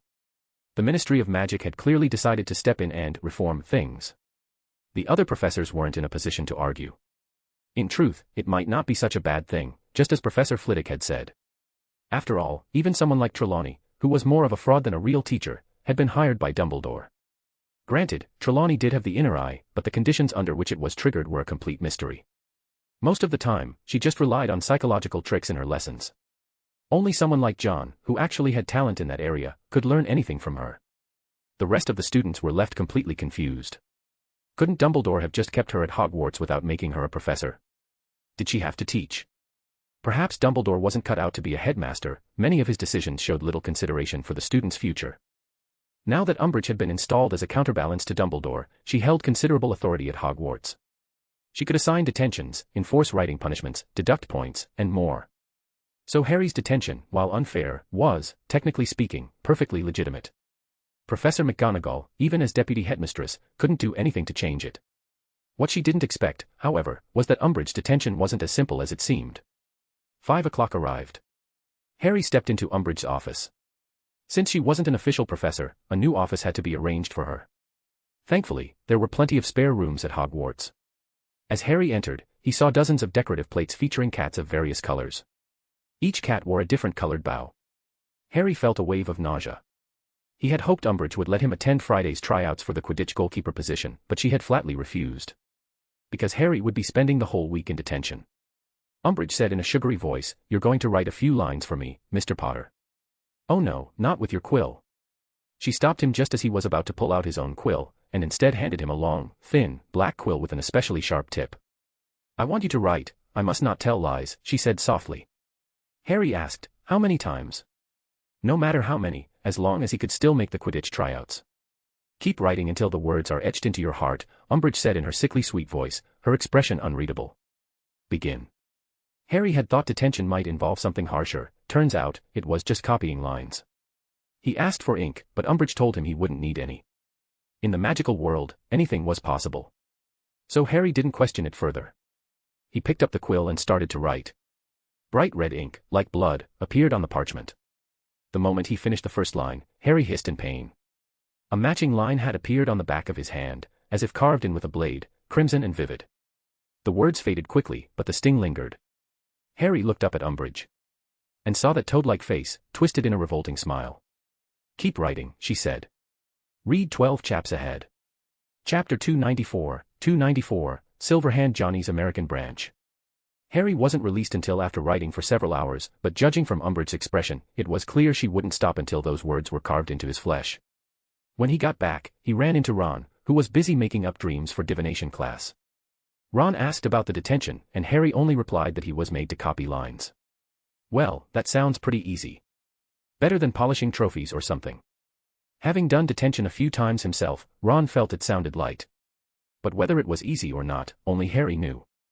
The second detention was the same, copying lines. Harry felt like he was silently fighting a battle with Umbridge, and he was determined to win. Plymouth Settlement. Silverhand Johnny's American Branch. Johnson, whose boulder-like muscular body looked like it was carved out of stone, was still guarding the door. The shady folks who used to lurk nearby seemed to have vanished. At nightfall, his large, bell-sized eyes scanned the surroundings. He knocked his fist against a nearby pillar, and the neon lights above flickered on. A flamboyant salesman adjusted his bow tie, waiting for customers to arrive. There weren't many people in the shop at night, but all of them were dressed in mysterious attire. A short wizard approached the entrance. Johnson frowned. Judging by his height, the guy looked like an underage wizard. Pass, Johnson demanded, not letting the wizard through right away. At night, Silverhand Johnny was only open to those with a valid pass. The short wizard was cloaked from head to toe, rummaging through his robes. Just as Johnson was growing impatient, the little guy exclaimed in delight. Found it. Johnson reached out to take it, only to touch something thin and stiff. Looking down, he was met with an ugly face. It was a dwarf wizard, pretending to be a child, who spoke in a shrill voice, pass. A beam of red light shot from the wand aimed at Johnson's arm, blasting him away. Stupid oaf, muscle without a brain, the dwarf cackled unpleasantly. Several loud bangs sounded from behind. Masked and cloaked figures appeared. Death Eaters. They charged straight for the Silverhand Johnny storefront. The flamboyant salesman realized the newcomers had bad intentions and immediately reached for his wand. But before he could act, one of the Death Eaters who had already stepped inside pointed a wand at him. Petrificus totalis. The flamboyant salesman's legs snapped together, his whole body stiffened, and he fell backward like a board. The other salesmen quickly reacted and drew their wands, but the Death Eaters had come prepared and struck with ruthless efficiency. The customers inside were caught in the crossfire and were all taken down. The lead Death Eater removed his mask, revealing a pale face. In a cold voice, he ordered, "Take everything. All of it." The 5 Death Eaters with him leapt over the counters, sweeping up everything inside. His gaze then shifted to the door that had previously been guarded by security. With a sinister smile, he strode toward it. The 2 wizards who had been guarding the door now lay lifeless on the ground. He pushed open the door and stepped inside. There, seated in a wheelchair, was a beautiful Asian woman reading a book. She looked up at his entrance, her expression calm. "Who are you?" Well, there's still a beautiful little thing here." The Death Eater walked up to the woman, greed gleaming in his eyes. "You can call me Antonin Dolohov, a loyal servant of the Dark Lord." His fingers traced suggestively along the back of the woman's hand. Seeing her face pale at the mention of the Dark Lord's name, he leaned in and whispered intimately, "Tell me, what's your name, beautiful? No one's coming to save you. Everyone here has been dealt with." He seemed to enjoy the feeling of making others tremble and let out a low, sinister chuckle. "Nagini," she replied, not in the trembling fear Antonin expected. She looked him in the face, and suddenly smiled. "Or, you can call me, the Lady Serpent." Outside. The Death Eaters looting the Silverhand Johnny specialty store hadn't noticed anything amiss. The supposedly unconscious Johnson opened his eyes. He rubbed the thick neck that had taken the hit and patted the dust off himself. What a bunch of filthy scum. He spat on the ground, stood up, and yanked hard on a rope, causing a thick wooden club to drop down. Catching the club, he rolled his neck and strode into the store, swinging it hard at a Death Eater who had his back turned. Spulch. Blood and brain matter splattered. The Death Eater was smashed straight into the counter. The Death Eaters stopped what they were doing and looked up. Johnson stood there holding a wooden club, a battle-hungry grin on his face as he greeted them. "Hey, assholes. Daddy's here." A second later, green and red lights crisscrossed through the air. Several minutes later, the door to Nagini's room was pushed open. Johnson hurried in, half of the wooden club remaining in his hand, and in the other, he was gripping the wand of the dwarf Death Eater. Nagini was still seated, calmly flipping through a book with a wand inlaid with a blue gemstone. Beside her wheelchair, Antonin lay unconscious. "Phew," Johnson let out a breath. "I told you, we need to get you some bodyguards." "Johnson," Nagini said with a smile, "we need some Veritaserum." Johnson shrugged. "That's illegal." "All right, I'll get you some, but I'm not leaving you here alone." He grabbed the unconscious Antonin, knocked open a hidden door behind the bookshelf, and tossed him inside. Pushing Nagini's wheelchair out, the scene outside was a blood-splattered mess. The dwarf wizard was hanging on the wall, his head visibly caved in. The flashy salesman had somehow sprung back to life and was rushing up to Nagini, trying to impress her. "Lady Serpent, it's all handled. I took care of everything." Johnson shot him a glance and sneered, "All I saw was you lying flat on the floor." "That's called strategy," the flashy salesman said indignantly. "Paul," Nagini spoke up, "I want you to take care of the aftermath." "All right, though I'd much rather stay by your side," the flashy salesman, Paul, shrugged. "Big guy Johnson, you'd better protect Lady Serpent well."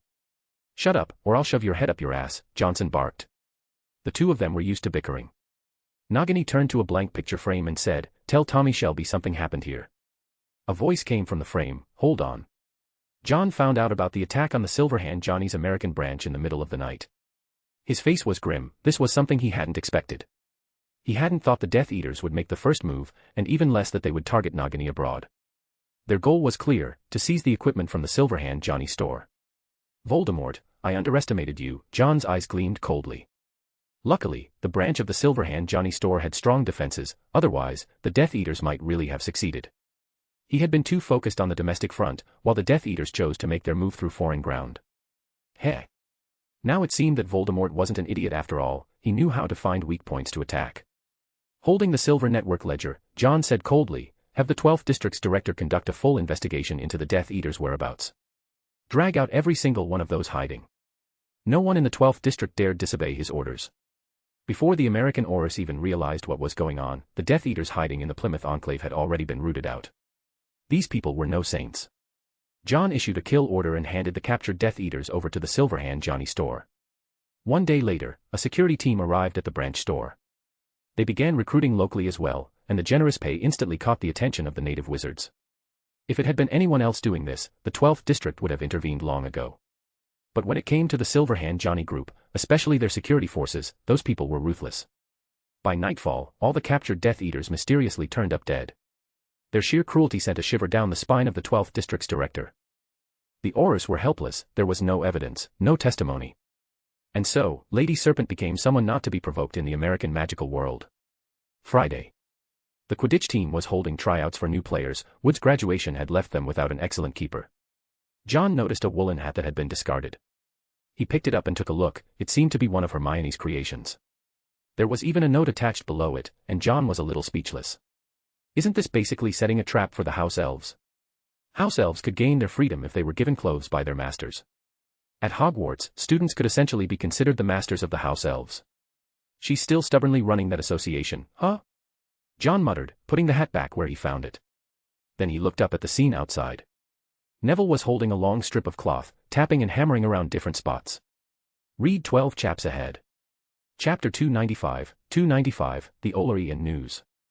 Horace Slughorn hadn't contacted John for a while since John had asked him that question. When John entered the room, he didn't see Basil, and Tom wasn't there either. Went to the Ollery. John thought for a moment and quickly figured it out. All the owls at school lived in the Ollery, except for Basil. Because Basil liked to fight. A few owls had been beaten so badly by him that they nearly lost all their feathers. He was practically the tyrant of the Ollery. And with his loyal sidekick Tom, the owl-dog duo struck fear into every owl. John headed toward the Ollery. He figured Basil was probably off picking a fight with some owl again. Other than Hedwig, most owls were pretty afraid of him. On the way, John ran into Mrs. Norris. She affectionately circled around John's feet. John chuckled and said, "Has Filch expanded his search range all the way to the Ollery now?" After feeding Mrs. Norris some dried fish snacks, John continued walking toward the Ollery. The Ollery was located in the West Tower, where Professor Flitwick's office, the charms teacher, was also situated. Quite a few students liked coming here, and Professor Flitwick was always happy to let them eat a few dancing cookies in his office. When John arrived at the Ollery, he saw a group of owls huddled in a corner. Basil was standing triumphantly on some unfortunate owl's perch. Tom barked with great pride. Besides Basil, she didn't respect any of the winged creatures. Directly across from Basil, Hedwig was staring at him. The two snowy owls were locked in a fierce stare-down, eyes wide. Suddenly, Hedwig made the first move, spreading her massive white wings and launching into a full owl dive bomb from above. Basil counterattacked from a lower position, coming back with the force of a tornado wrecking a parking lot. Snowy feathers flew everywhere. Tom barked from below, cheering them on. John's breath hitched as he quickly shouted to stop the feathery brawl. Stop. The two furious, flapping snowy owls froze. Basil flew down to perch on John's shoulder, still screeching provocations in Hedwig's direction. Hedwig wasn't backing down either, hooting profanities right back. Judging by how the other owls shrank back in fear, it was clear she wasn't being polite. John. Cho Chang had also arrived at the Ollery, holding 2 letters and a package in her hands. Cho, John glanced at the feathers still fluttering in the air and said, I hope your owl wasn't involved. Cho let out a soft exclamation and said, it's happened before, owls do fight sometimes. John wasn't sure whether he should tell her which owl was doing the fighting. Just 10 minutes ago, I suddenly remembered it's my mum's birthday today, and I'm out of candy as Cedric ate all of them. I still need to order some, Cho said as she waved the letters in her hand. He's been a bit busy lately, but that's not a bad thing. Cedric is still coding. About that. You know. With the gentle temperament of an understanding girlfriend, Cho was very understanding of her boyfriend Cedric's busyness with student council matters. John nodded and handed a letter to Basil. Maybe try a different flavor. Cedric might like something sweet and sour. Good idea. Cho thought about how Cedric had been eating a lot of chocolate lately, so a change of taste would be nice. Basil took the envelope and looked smugly at Hedwig, as if to say I've got a mission, I'll let you off for now. Hedwig refused to back down, hooting in protest. Once Basil flew off, the owls in the Ollery finally relaxed and returned to normal. Tom trotted over to John's feet, and Cho called over a barn owl to send her mother the gift and letter. Then she found another owl to send the order to the candy shop. Just as they were about to leave, John saw Harry coming up the stairs. Harry saw Cho, and his breath hitched, looking visibly nervous. Hello, Harry said awkwardly. He was holding a letter in his hand, looked like he was here to send mail too. Hedwig immediately flew down and perched on his shoulder. As if only just noticing there was a third person, Harry said uneasily, Hello, John. Harry, John's gaze swept over the letter in Harry's hand. Harry quickly pulled his hand back. I'll get going first. Without saying more, John left the Ollery. Harry was left standing there, awkward and unsure of what to say to Cho. Cho let out a small exclamation, she had just remembered she was supposed to meet Cedric. Harry looked a little disappointed. He did like Cho. But Cho was already dating Cedric. It wasn't like he could just go after someone who already had a boyfriend. Clutching the letter he had written to Sirius Black, Harry yelped when Hedwig pecked him impatiently. The Daily Prophet was tossed down. Along with it came a copy of the Daily Bugle. It was a newspaper from America, similar in nature to the Daily Prophet. John first opened the Daily Prophet, which reported on several matters, including the Ministry of Magic's renewed focus on education reform, as well as the reassessment of Azkaban. There were also some articles about the booming sales of Silverhand products. I Swing a Great Sword at Hogwarts 2 had just been released and once again broke sales records, with the plot now entering a major twist. One of the sections covering international news mentioned that the Plymouth settlement had been attacked by violent assailants. Since the domestic paper didn't go into much detail, John picked up the Daily Bugle for a closer look. The attack on the Plymouth settlement was reported in much more detail. It said that a branch of the Silverhand Johnny specialty store had been attacked, and successfully subdued the assailants. The attackers were a group of dark wizards known for their cruelty. With testimony from numerous witnesses, it was stated that Silverhand Johnny's store was forced to retaliate and killed several of the dark wizards. The American Ministry of Magic took the matter seriously, questioning the staff present at the time as well as over a dozen wizards who claimed to be merely passing by. All their testimonies were consistent. The American ministry urged shop-owning wizards to ensure they were properly prepared for defense and to avoid acting rashly in dangerous situations. After reading through the entire article, it was clear that no blame was being placed on Silverhand Johnny's shop. After all, they were the victims. Those dozen or so passers-by had naturally been planted in advance, all to avoid unnecessary trouble. The Aurors suspected something was off, but unfortunately, they had no way to prove it. The security team brought back a Death Eater named Antonin. With the tender care of Veritaserum, he very easily revealed their motive. They had come to seize those mouth-watering G-series products.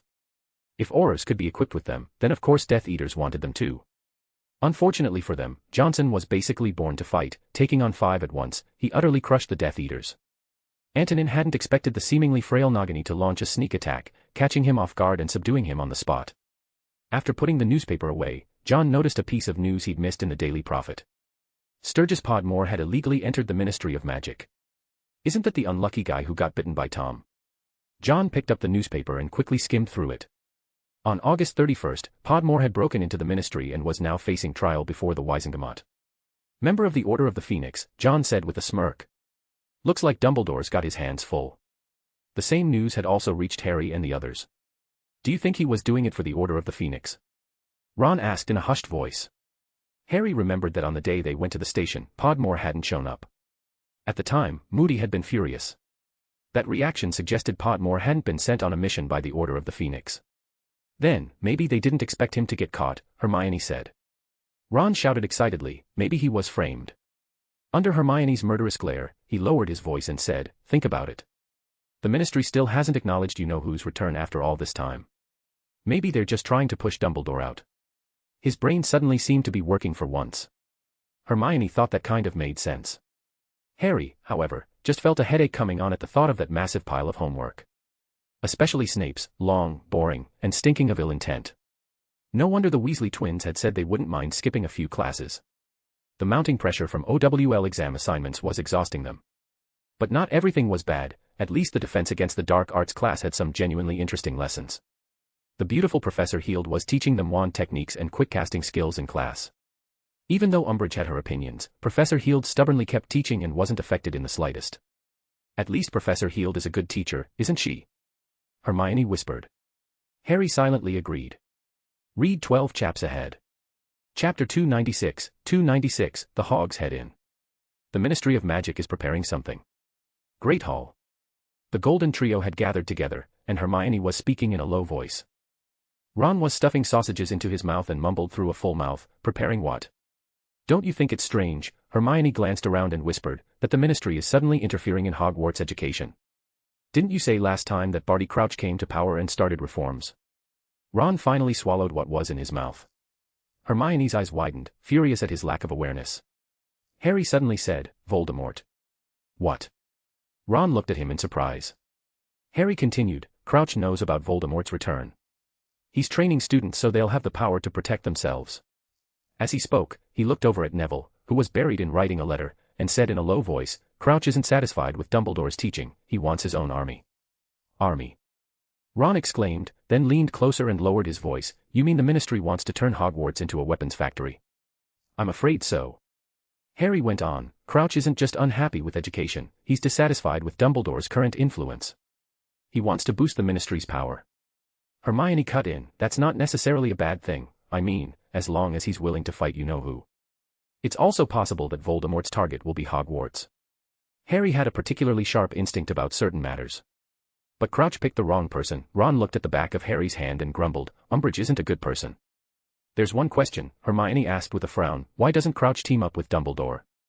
He doesn't like Dumbledore's influence, Harry analyzed, or rather, in his eyes, there's no difference between Dumbledore and Voldemort. One is a white Dark Lord, the other a black one. Hermione gasped, this was not a good sign. From their perspective, Dumbledore had never shown that kind of ambition. But Crouch's baseless suspicion might lead to something bad. I swear, Dumbledore's never wanted to control the wizarding world, Ron said indignantly. But he has the ability to, doesn't he? Hermione, with her sharp political sense, said seriously, the point isn't whether he wants to, it's whether he could. I don't want to end up in Crouch's army going to war against Dumbledore, Ron said angrily. Hermione also thought that scenario sounded terrible, at least for them, it wouldn't be a good thing. While they were discussing the possibilities for Hogwarts' future, Umbridge's investigation operations were quietly underway. In class, her figure could always be seen. Professor Flitwick was conducting orchestra practice when Umbridge showed up uninvited. Professor Flitwick looked rather helpless, and that helplessness cracked a little when Umbridge took out her ruler. During Snape's classes, he could always feel a gaze coming from the corner of the room, his carefully crafted elegant phrasing was swallowed back down. Professor McGonagall hated people interfering during her lessons, but Umbridge did exactly that. Eventually, it even led to a confrontation between McGonagall and Umbridge. Boys and girls who were sitting together were forcibly separated just because Umbridge walked by. Students with distinctive personal style were forced to change their appearance. To put it another way, even a dog passing by would get corrected by Umbridge. Her control freak tendencies were suffocating. John watched as Tom, upon returning, spun around furiously in place, it looked like she wanted to bite something just to let off steam. The effect might have been a little too good, John mused. He had originally intended to use Umbridge to chip away at Dumbledore's prestige, but the results had gone a bit overboard. He had underestimated Umbridge, now all of Hogwarts was filled with complaints. There weren't many complaints about the Ministry itself, though, thanks to another professor sent by them. Professor Heald was widely praised. She taught material the previous professors hadn't covered, and no one had to worry she was secretly some terrifying creature in disguise. Given the friction between us Heald and Umbridge, no one believed the Ministry had intentionally sent someone just to torment them. Dumbledore had temporarily stepped down from his position as headmaster, but the students who had hoped he would step forward to save them received no response. When faced with adversity, the strong tried to turn the tide, while the weak point fingers at those with power. Clearly, Hogwarts was still a place where the weak were the majority. They believed the rumors and lashed out at the powerful. Just as they had once criticized Dumbledore for being too lenient, now they complained in the same breath. Why, as headmaster of Hogwarts, couldn't you fight for better treatment on our behalf? You're Dumbledore, the most powerful wizard in the magical world. You're supposed to stand with us. Perhaps to Dumbledore, things hadn't yet reached a point where they were unbearable. But discontent among the students had already begun to quietly brew. Hogsmeade. John accompanied Daphne to the Literates' Nook. Although John thought the stationery sold here couldn't possibly compare to what he could make himself, Daphne liked shopping here. Aside from ink and quills, they also bought some parchment. What do you think of this color? Daphne asked with great interest, holding up a bottle of sky blue ink, like a girl showing off a new outfit and asking if it looked good. John picked it up and examined it, raising an eyebrow in surprise. This is invisible ink. Are you planning to write secrets? Ah. Daphne looked flustered. No, I just grabbed it at random. This kind of ink doesn't offer much confidentiality, John said, shaking his head. A simple Revelio charm would expose everything. Putting the ink back, John added in a soft voice, if you need a type of confidential ink, I can get you something better. All right, Daphne said, a little disappointed. John glanced outside, raising an eyebrow. Daphne noticed his expression and asked, what is it? Feel like checking out a new place? John extended the invitation, and Daphne happily accepted. They walked out of the Literates' Nook, and John offered his small satchel, loading the quills inside. Recalling how quickly Daphne went through ink and quills, he spoke as they walked, if you don't mind. What? Daphne leaned in closer to John and quietly grabbed his sleeve. John thought for a moment and said, I can make you a new quill. That would be great. Daphne said in surprise and delight. When they arrived at the destination, the smile on Daphne's face stiffened. As they pushed the door open, a strong smell of mutton hit them. The place wasn't exactly welcoming. Thick grime coated several bulging windows, barely letting in any light. On the coarse wooden tables sat stubby candle ends and a heavy layer of dust. The cups looked like they hadn't been washed in ages. Coming from a well-off family, Daphne's pretty face was full of disgust. The bar owner looked up and saw John, seeming a little surprised. They sat down at a small table, and John tapped it lightly, dust and grease instantly fell away. It looked almost like a newly purchased table. John pulled a silver bottle of liquor from his satchel and conjured 2 cups with a flick of his hand. No outside drinks allowed here, grumbled the bar owner, a tall, thin old man with a strange temperament, his long hair and beard a dusty gray-white. He stared at John with clear hostility. There were a few other people in the bar, and they looked at John with amused expressions. A young lad bringing a girl along. That was the impression they had of John. They wanted to see how this boy would avoid embarrassing himself in front of the girl. Mocking gazes gathered on John. He ignored them and opened the bottle. A fragrant aroma of wine wafted out, seemingly stirring a few cravings. The clean, clear crystal wine glass was filled with the liquor, and the scent became even more alluring. Gulp. No one knew who made the sound, it seemed someone had been enticed. John poured the glass a third full, then handed it to Daphne like a gentleman. Daphne smiled sweetly and said thank you. The bar owner looked like he was about to explode, his chest heaving violently, and then he turned around and went back to the bar. The people who had been expecting a show were stunned. Was this really the same owner of the Hog's Head? Like a prince and princess who had wandered among commoners, the two of them drank their fine, luxurious wine as if the dingy setting around them didn't exist. Read 12 chaps ahead. Chapter 297, Gathering of Naive Kids. John found himself somewhat interested in this place. Out of the corner of his eye, he noticed the bar owner wiping a glass with a filthy rag. Dumbledore's brother, huh? He stared for a moment, on that face, you could indeed see the resemblance to Dumbledore. Very few people knew that Dumbledore had a brother. The illustrious, magnificent Dumbledore, and then the other Dumbledore, hidden away in a cramped and shabby bar. Interesting, isn't it? Dumbledore always seemed unwilling to change certain things. Like Lupin, for someone as powerful as Dumbledore, if he were willing to vouch for him, Lupin wouldn't have had such trouble finding work. Things that were well within his ability, things he could fix with the wave of a hand, Dumbledore always managed to overlook them. But the real question is, why is his brother here? Doubt flickered in John's eyes. The Dumbledore family certainly wasn't short on money, that much was clear. So why, as a member of the Dumbledore family, was he running a bar like this in a place like this? Judging from the state of the establishment, it didn't look like he was trying very hard to run it properly either. Or was it that Dumbledore couldn't even be bothered to care about those closest to him? Then what was worth Dumbledore's attention? He couldn't figure it out. The crystal-clear rim of the glass touched his lips. John took a sip of the wine. Suddenly, the place didn't seem quite so dreadful to Daphne anymore. At a table near the bar, a man wearing a white mask sighed helplessly. He stood up and walked over. Daphne instantly tensed. People in places like this weren't as friendly as Hogwarts professors. John watched as the men sat down. The man belatedly asked, "May I sit here and have a drink?" He looked like someone whose craving had been stirred by the aroma of wine. John replied with a faint smirk, "Had a cup of yours, I'm afraid it's not suitable." "Right you are, sir." The man cast a cleaning charm on the cup, which had been absolutely filthy. Helping himself, he reached for the silver wine bottle on the table and muttered, "Why did you come like this?" Just as he poured past the 2/3 mark, John took the bottle back with a chuckle. "Did you really think my identity was still a secret?" The man was startled and sharply glanced toward the bar owner. John nodded. The man gave a wry smile. "So, my disguise was pointless." There was a trace of confusion in Daphne's eyes. These two seemed to know each other quite well.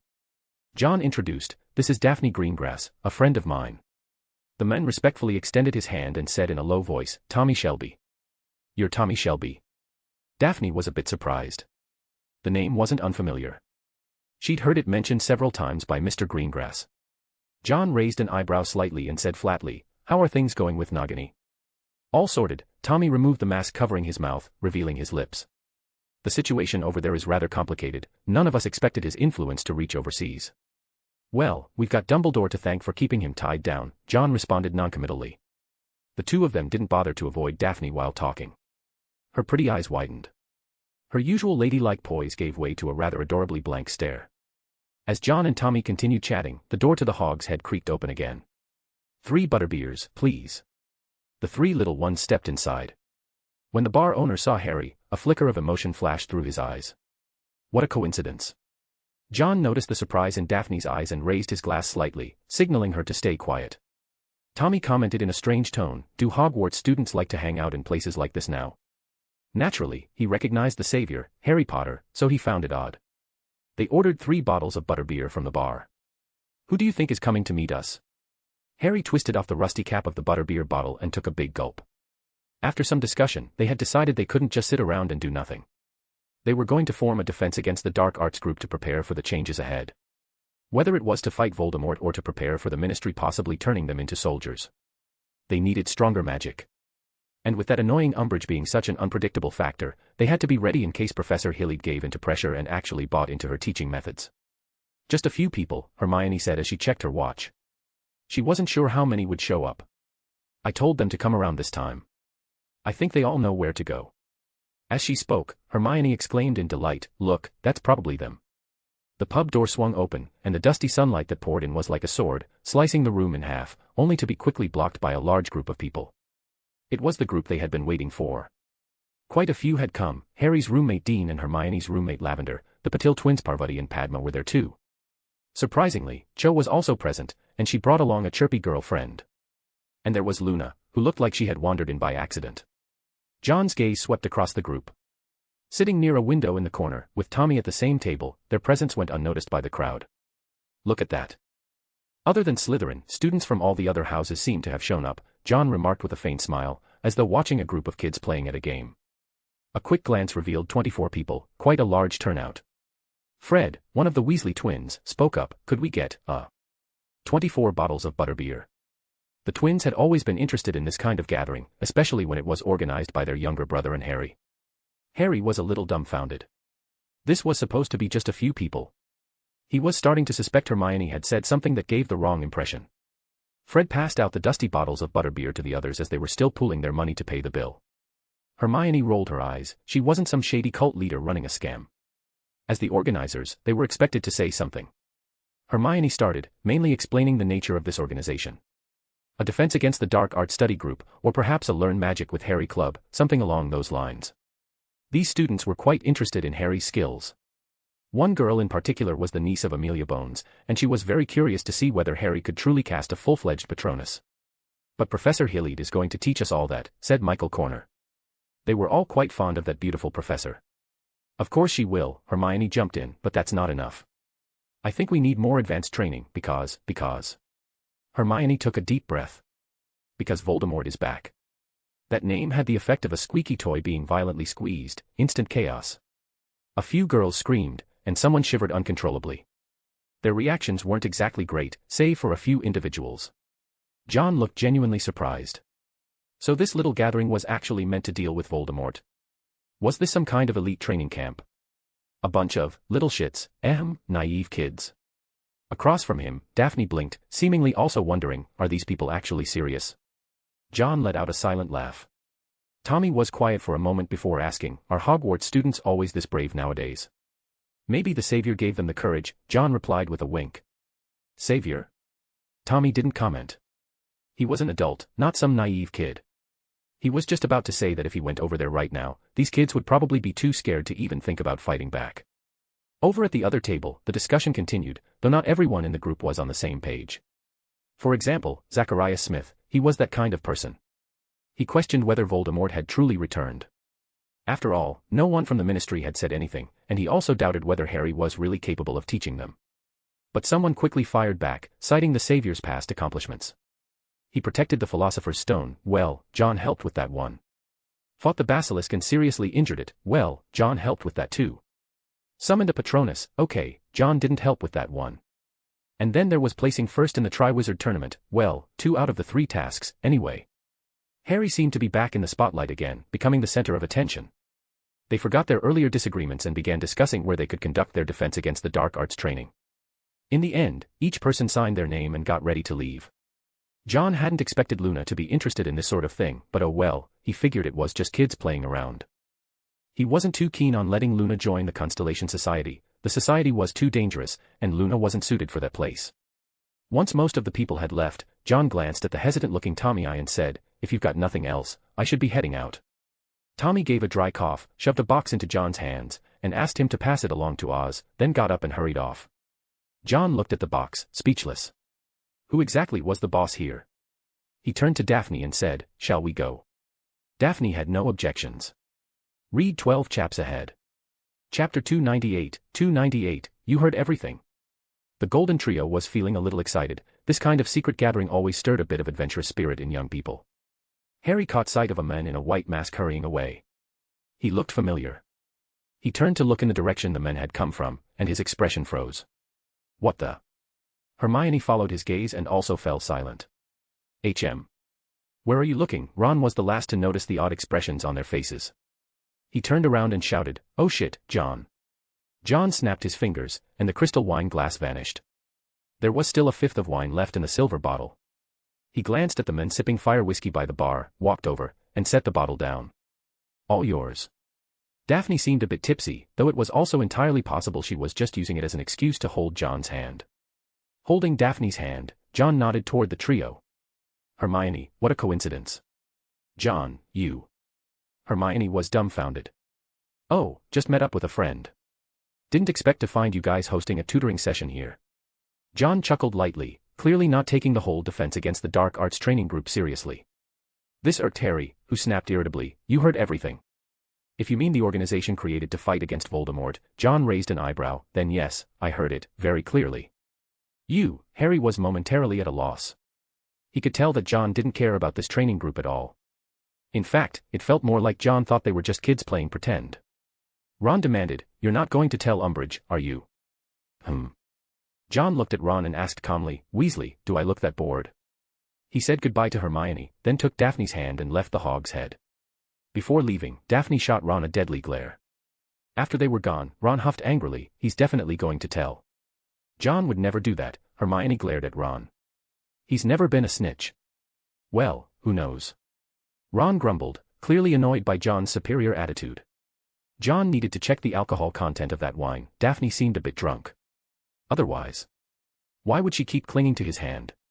He remembered that this particular wine was supposed to have a very low alcohol content. Did he grab the wrong bottle? Back from Hogsmeade to the castle, John made a stop at the Room of Requirement. He had promised Daphne a quill, and naturally, he wouldn't go back on his word. Crafting a quill wasn't any less complex than making a wand. He took one of Basil's feathers, earning Basil a whole pouch of dried fish as extortion in the process. Tom tried to offer up some of her dog fur, but clearly, you couldn't make a quill out of dog hair. John had been visiting the Gryffindor secret chamber much less frequently lately. This was his first time entering it this term. Setting the storybook aside, John began crafting the quill.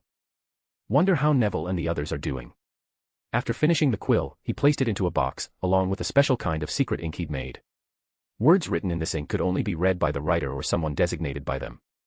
He sealed both the quill and the ink inside the box and went to deliver it to Daphne. At the school bulletin board, a large notice had just been posted. John glanced at it. Umbridge was starting trouble. He knew she wouldn't be satisfied just making things difficult for the professors. By order of the Hogwarts High Inquisitor. All student organizations, societies, teams, or clubs are hereby disbanded. For the purposes of this decree, an organization, society, team, or club is defined as any regular gathering of 3 or more students. Permission to reform may be requested from the High Inquisitor. No student organization, society, team, or club may exist without the High Inquisitor's approval.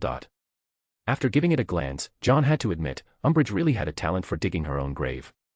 This was clearly an attempt to seize complete control. But what she didn't seem to realize was that the Hogwarts staff generally didn't care much about student clubs. Even Quidditch rarely got any interference. And the punishment listed: immediate expulsion upon discovery. With Dumbledore out of the picture, Umbridge had clearly gotten too full of herself.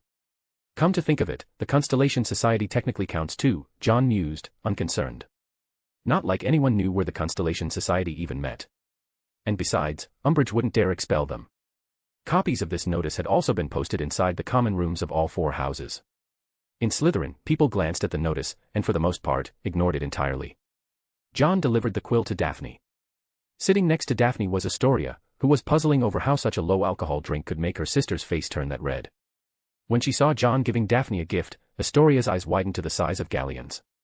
She decided to shelve the alcohol mystery for now. Studying why an iron tree would bloom seemed more urgent. That notice. Daphne accepted the quill, her heart fluttering like a startled deer.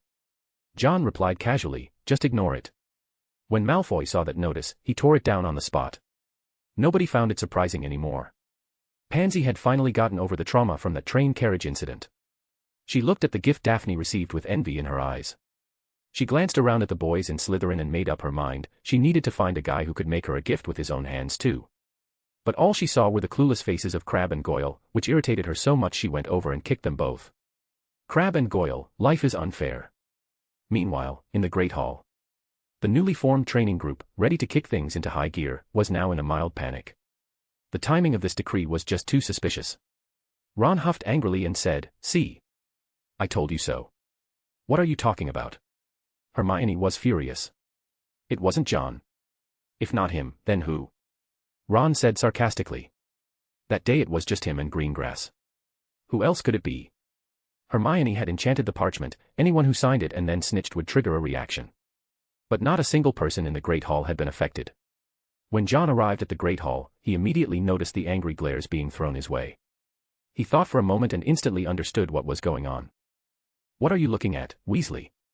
Malfoy shouted bluntly. Ron's face flickered with panic for a second, but he quickly remembered he was a prefect. Malfoy didn't hesitate to charge over with his crew and launched a verbal onslaught at Ron. Ron was so furious he wanted to fight, but he didn't need to think twice. When it came to fists, he was no match for the tall and well-shaped Malfoy. Umbridge's decree had caused quite a stir throughout the school. But it had little effect on Slytherin. Umbridge even included Quidditch teams under the category of clubs.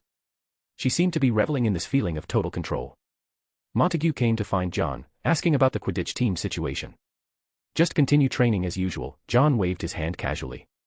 Montague relaxed at that, and Malfoy, lounging on the sofa with his legs crossed, asked, "So we don't need to worry about that so-called decree?" "Unless she wants to expel the entire Slytherin house," John chuckled. "But she wouldn't dare." Malfoy grinned and said, "I'd love to see the sour faces on Potter and his lot." Slytherin respected strength. And in their eyes, Umbridge wasn't a strong person. If Umbridge thought she could make Slytherin bow with this kind of tactic, she had clearly miscalculated. However, John still showed up at Umbridge's office, where her saggy face wore a contrived, sugary smile. "Mr. Wick, it's clear you've been involved in some activities in violation of Educational Decree No. 24. Umbridge said in an overly sweet, affected voice, deliberately softening her tone. "I must remind you what sort of punishment violating the decree entails." John calmly stared at Umbridge. hoisting a rock only to drop it on your own foot. It was obvious Umbridge had caught wind of something and was now trying to make an example out of the biggest figure among the students. She'd already dealt with the unruly troublemaker Harry Potter, now it was John Wick's turn. I know you Muggle-born students are always trying to do something outrageous and attention-seeking, Umbridge said with feigned concern. I used to be in Slytherin house myself, she added in a girlish high-pitched tone, as if sharing a little secret, her fake smile plastered on her face. I can give you a chance. In her heart, Umbridge was sneering, Slytherin students obeying a mudblood. Don't those purebloods feel any shame? Her short, stubby fingers pushed a thin quill toward John, letting out a giggle. I want you to write, I must not tell lies. With a note of twisted cheer in her voice, she added meaningfully, until the words are etched into your heart. She wanted to use this boy as an example, to bring Slytherin under her control. Just the thought of controlling Slytherin made Umbridge feel giddy with excitement. Though she herself was a half-blood, she loathed her Muggle heritage and always claimed to be pure blood. She even deeply despised her own Muggle-born mother for giving her such blood. Disgusting Muggle-born students should know their place at the bottom. John glanced at her. As her smile grew wider, he casually picked up the quill. And let out a low chuckle. Read 12 chaps ahead. Chapter 299, Ambition. Cunning. Glory.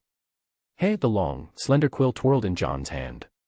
He gently stroked the feather with his fingers and said lightly, an interesting little tool, huh? He made no move to write, instead fixing his gaze on Umbridge's increasingly stiff expression. Hogwarts has no precedent for punishing students with dark magic. His slender fingers spun the quill between them as he looked at Umbridge with amusement. What do you think the Ministry of Magic would say if they knew you were using dark magic on students inside school grounds? Umbridge let out a giggle, her voice syrupy sweet. I'm merely helping disobedient students learn a lasting lesson. How about I give you a chance instead?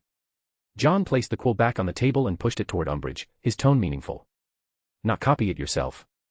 Otherwise, I won't hesitate to have the Ministry revoke your position. Umbridge smiled, looking at John as if he were just a spoiled child. She pushed the quill back. My dear child, the world outside Hogwarts isn't as simple. Oh really? John raised an eyebrow, leaning back in his chair as he slowly listed off names with amusement. Draco Malfoy. Pansy Parkinson. Millicent Bulstrode. Theodore Nott. Daphne Greengrass. As the names of the Slytherin students were read out one by one, Umbridge was initially inattentive. But gradually, her smile became harder and harder to maintain. John rested his interlaced fingers beneath his chin, those deep eyes of his exerting an invisible pressure. I don't understand the point of you saying all this. Umbridge coughed a couple of times, forcing a fake smile to keep her composure. You don't understand. John let out a low chuckle, his tone mocking. You don't understand what the surnames behind those people represent. Some are descendants of Hogwarts board members, others are children of high-ranking officials, nephews of public figures, daughters of wealthy merchants. Raising an eyebrow, John chuckled lightly. If we wanted to, getting these people to jointly petition for the dismissal of an inquisitor wouldn't be difficult at all. Umbridge was now clearly struggling to maintain her smile. Her expression darkened as she tried to salvage her dignity with a gentle voice. That may be true for them, but not for you. Oh, how foolish you are. But I like it. It's good that I chose you. John leaned back in his chair again. What do you mean? Nothing. It's just that you made a mistake. It's not me or them. His eyes lifted slightly, carrying the air of a ruler looking down from above. His voice wasn't loud, but it was clear and resounding. It's us. Bang. The not-so-sturdy wooden door was kicked open by two large boys. Malfoy walked in with a swagger like he didn't recognize his own kin, and under Umbridge's astonished gaze, he came to stand behind John. Following him were Daphne, Pansy, Theodore. Slytherin green filled the office. They stood in silence, yet the power they exuded was like glazed crystal, radiant and brilliant, refracting a blinding light that made one's eyes ache. The pink cat plates on the wall were blocked by the students. In the center of the crowd, John sat, surrounded like a king among his court. You all. Umbridge snapped sharply. The only response she got was a series of wild, cunning, and cold eyes, some arrogant, some ruthless, all burning with fervor. John stood up and casually adjusted the wrinkled cuff of his sleeve. We are Slytherin, calculating, power above all. The weak gaze up at us. Remember our strength. Remember our poise. The strong fear us. Remember our unity. Remember our pride. God's grace may bring you to your knees. But we. John's lips curled into a smirk as he pushed the feather quill forward once again.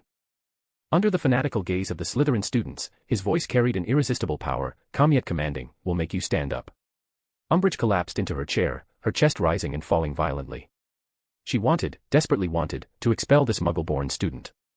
But she didn't dare. The Slytherins walked out of the office with their heads held high.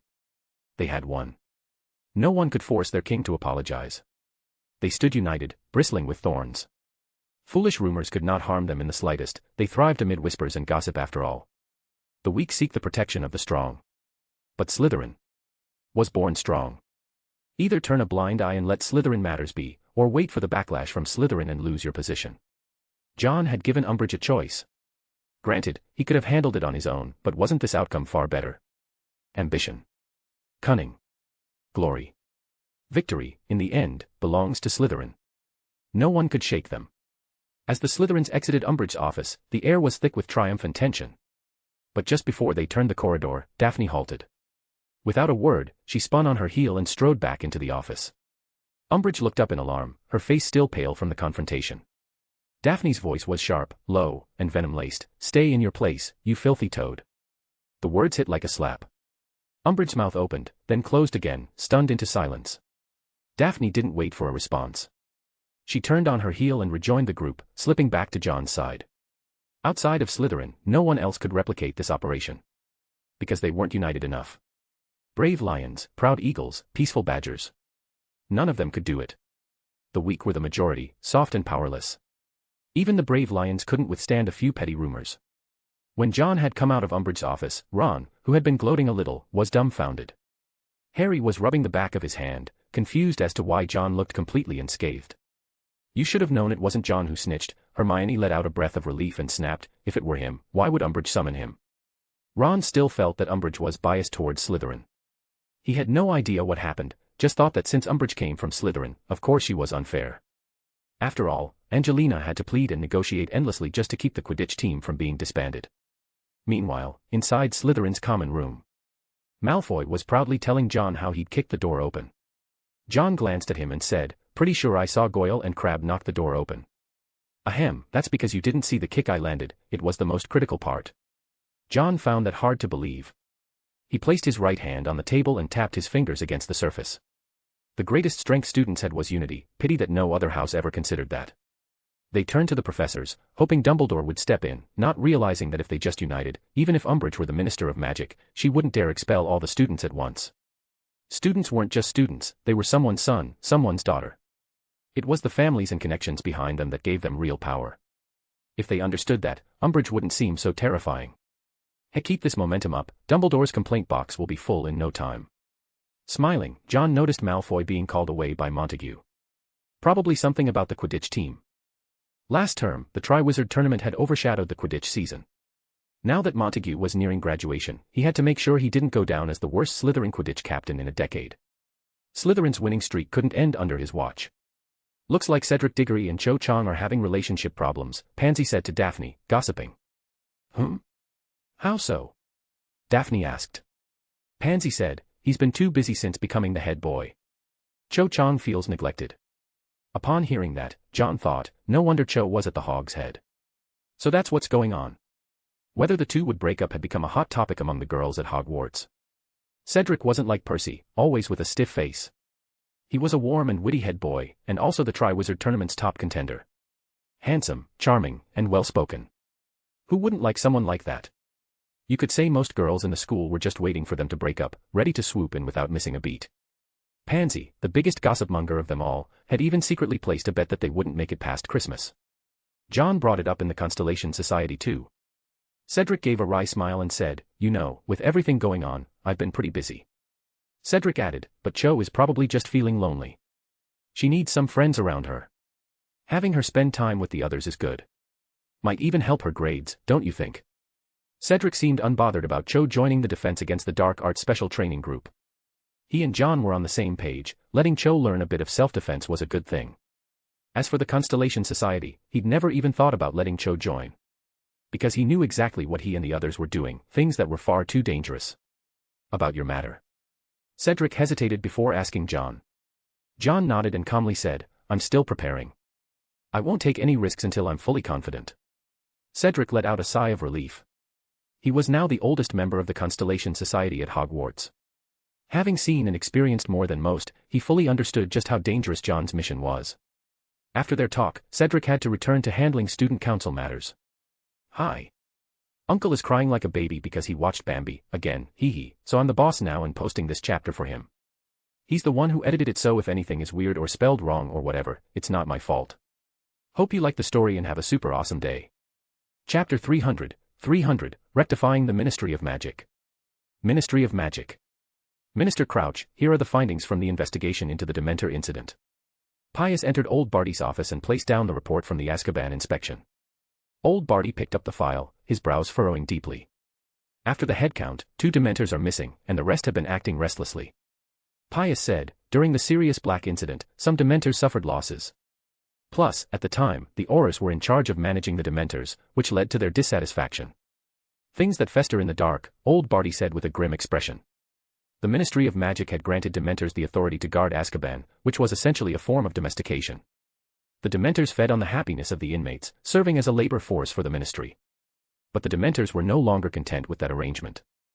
Both Dumbledore and Lord Johnny Silverhand believe the Dementors are becoming a potential threat. Old Barty looked up and asked Pius, has that shipment from the Johnny Silverhand specialty store arrived yet? It still needs some time, Pius replied respectfully. Lord Johnny Silverhand has already ordered the production to be expedited. Old Barty nodded. He needed to find an opportunity to catch all the Dementors in one net and remove them from their posts. What he needed was a mistake, an error that would take place in Azkaban. Though Dementors didn't have a great reputation among wizards, political matters required consideration of many different factors. Until that batch of goods arrived, he still needed the Dementors to keep the prisoners in check. Picking up the next document, his frown deepened. There are this many? The financial report was filled with dense red deficits. Pius, having once been part of the inner workings, naturally understood some of the twists and turns. He was somewhat relieved. If he hadn't chosen the right side, he might be under investigation himself. He spoke tactfully, this is all that can be found on the surface. As for more covert matters, we currently have no way of knowing. Old Barty's face turned even darker. No wonder some areas of the ministry had remained unrepaired, someone had been pocketing the funds. And there were also issues with the salaries of lower-level officials, some hadn't been paid in as long as 2.5 years. These problems must be resolved quickly. Start by issuing the back pay, and also look into the Auror and Hit Wizard assessments. Old Barty instructed Pius to investigate those 2 positions, since they constituted the armed forces of the ministry and were naturally top priority. But after the assessments, they discovered quite a few people who had been muddling through. Some of them were absolutely terrible at even basic spells. To be negligent with the armed forces was truly infuriating. Old Barty personally gave the order for a full rectification, all Aurors were to be reassessed, and Hit Wizards had to undergo equipment audits to account for any missing items. With orders being issued one after another, Old Barty's reforms were swiftly implemented. In just a single month, the Ministry of Magic had taken on an entirely new face. There were also adjustments in personnel placements. Pius now held the position of head of the Auror office, and at the same time, bore the title of Wisengamot member. The educational reform at Hogwarts and the ministry's internal restructuring progressed in parallel. Originally, Umbridge had wanted to report the results of her inspections to Old Barty, but he knew full well that getting involved now would only get him splashed with filth, so he told Umbridge to handle it herself. Just as the ministry's reform reached a critical juncture, a troubling matter arose within the Auror office. Star Disciples and Death Eaters. Looking at the incident that occurred in Nocturne Alley, Pius pressed the document down. He would hand it to Old Barty when the time was right. Spinner's End, a place where many wizards resided. The Death Eaters had attacked a branch of the Johnny Silverhand store, and in turn, the Star Disciples retaliated. Boom. An explosion rang out. A silent man wielded a wand as thick as a rolling pin in one hand, while the other hand swung an iron hook attached to a chain. He threw it out, embedding it into someone's shoulder. The fleeing person was yanked back. The hook was enchanted with dark magic. Once touched, it caused weakness and unstoppable bleeding. The man watched silently as the other pleaded for mercy. He pulled a piece of paper from his pocket and scanned it over the person. Not on the list. Those guys aren't that easy to find, he muttered.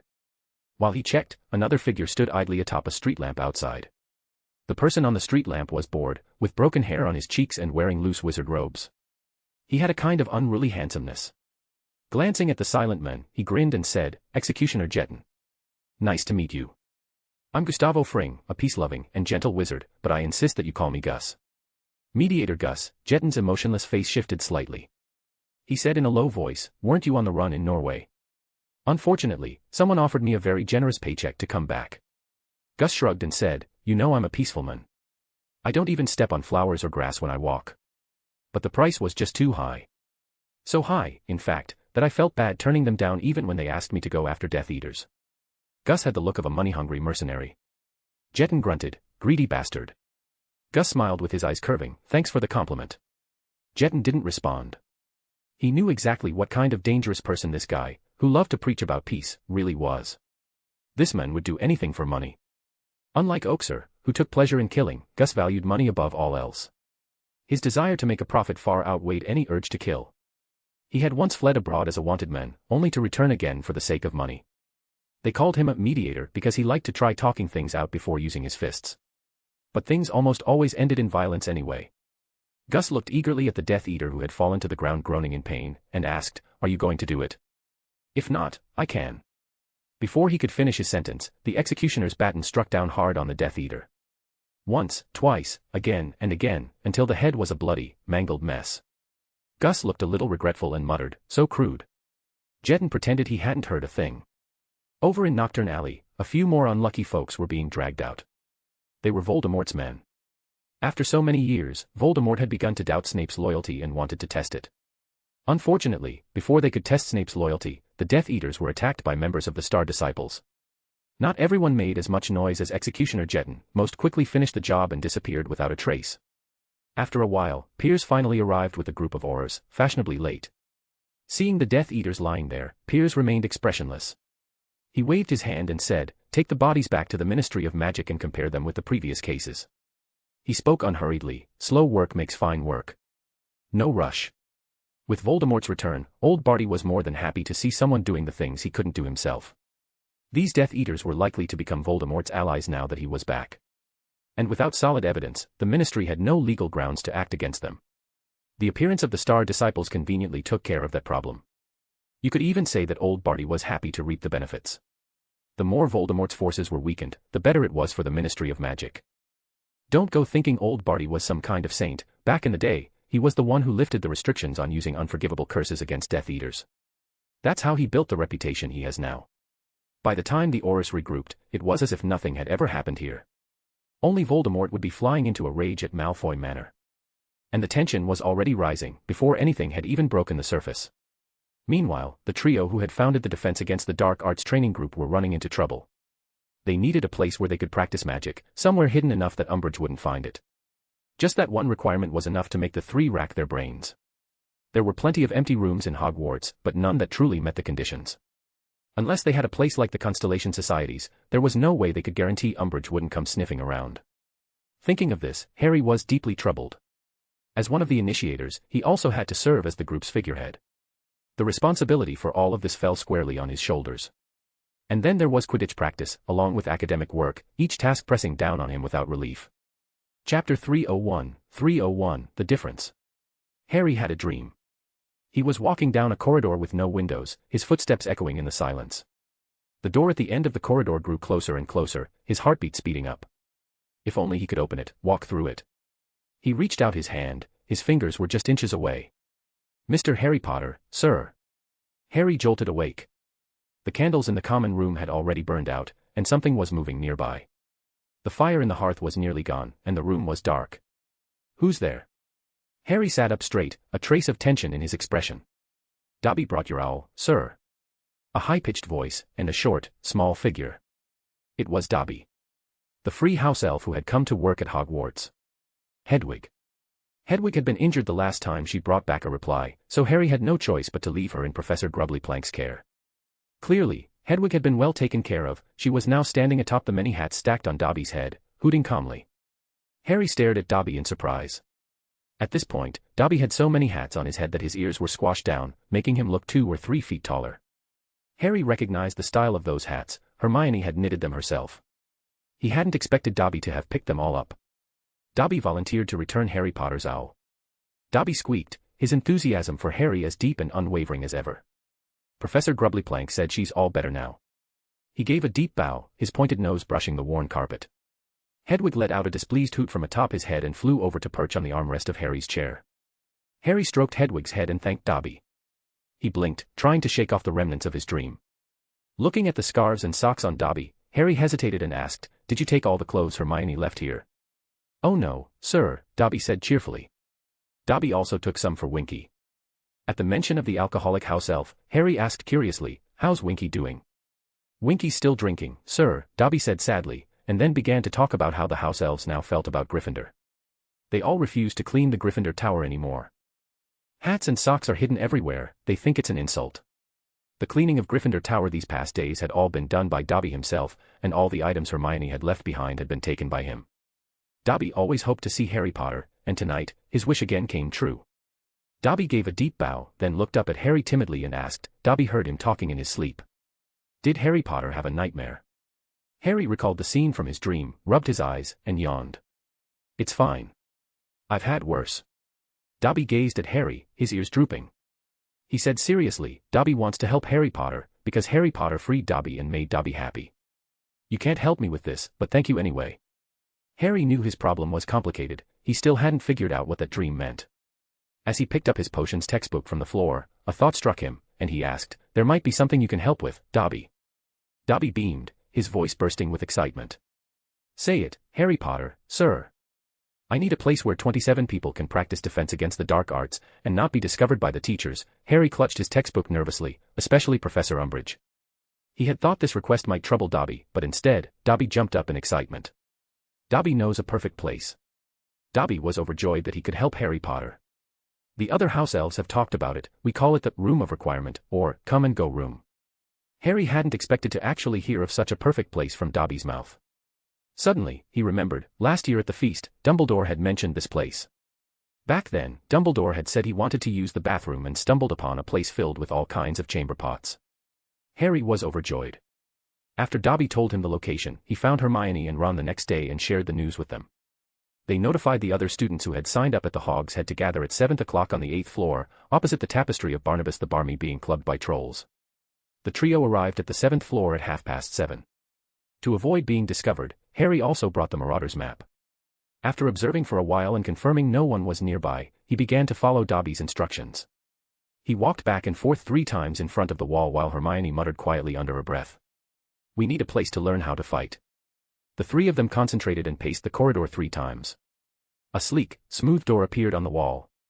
The Room of Requirement. Ron remained cautious as Harry pulled open the door. What greeted them were bookshelves filled with all kinds of books on defense against the dark arts. There was even a faux glass, like the one Fake Moody had used. And a humanoid dummy, similar to the ones Professor Oz used in class. Hermione stepped forward, flipping through the books in delight. One black-covered book caught her attention. She walked over and flipped through the book. It was a collection of stories. She recalled that John seemed to like carrying this book around. The Tales of Beetle the Bard.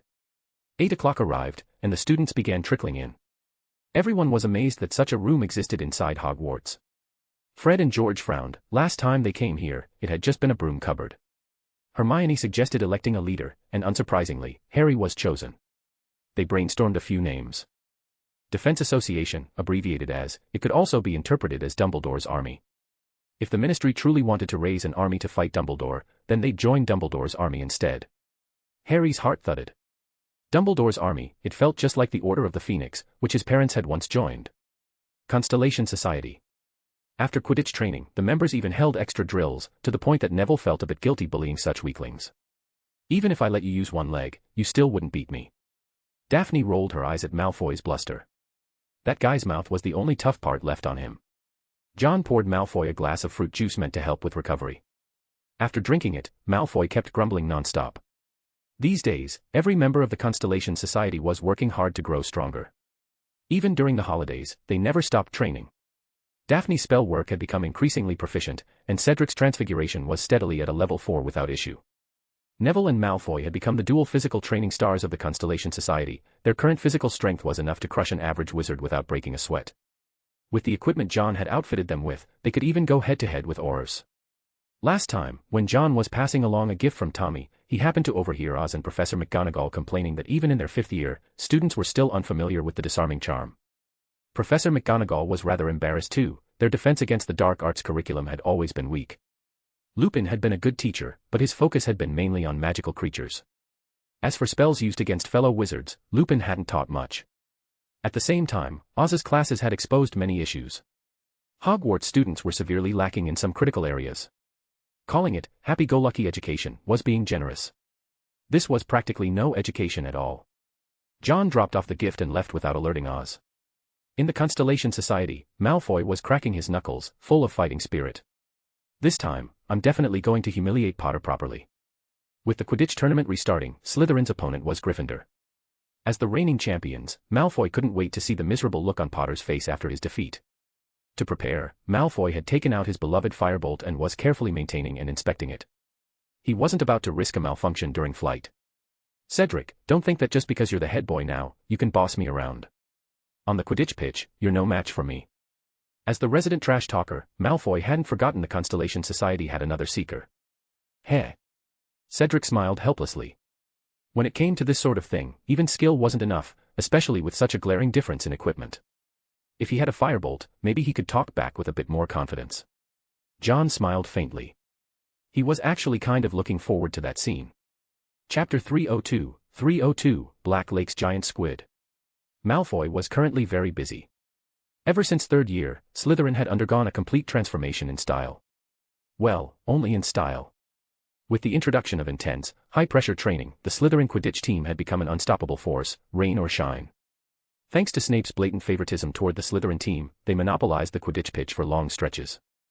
The pitch, which had been turned into a maze last term, had now returned to its original state. Whoosh! A streak of gold zipped across the Quidditch field, weaving through the storm of rain and occasional flashes of lightning. Hold formation. Montague bellowed, only to start choking as rain poured into his mouth. They were practicing a new tactical formation. Malfoy, hot on the tail of the golden snitch, wore waterproof goggles and kept accelerating. Swoosh! The firebolt tore through the rain curtain, the heavy drop smacking against Malfoy like whips, forcing a muffled grunt from him. The snitch dived. Malfoy dove after it. The chase lasted only 3 seconds before it was clear who won.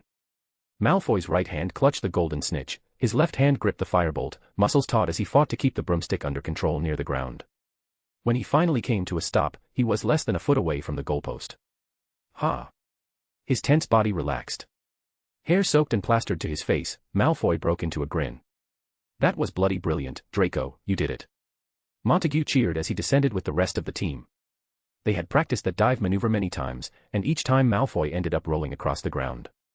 The worst time, he had even lost consciousness. Cheers erupted from the Slytherins.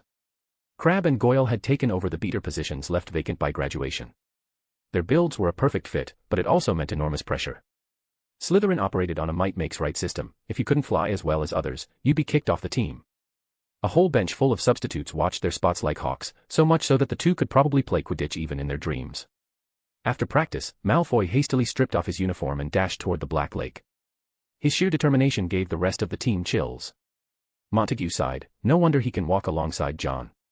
The others nodded in agreement, while some substitutes' eyes lit up. If they worked hard enough, could they also earn John's favor? By the time Malfoy reached the lake, Neville was already waiting. Neville had taken off his loose wizard robes, revealing his upper arms and thick biceps. He was warming up, casually lifting 2 large rocks connected by a wooden rod. Malfoy sneered, he had just come straight from Quidditch practice, and this guy wanted to compete with him. Please.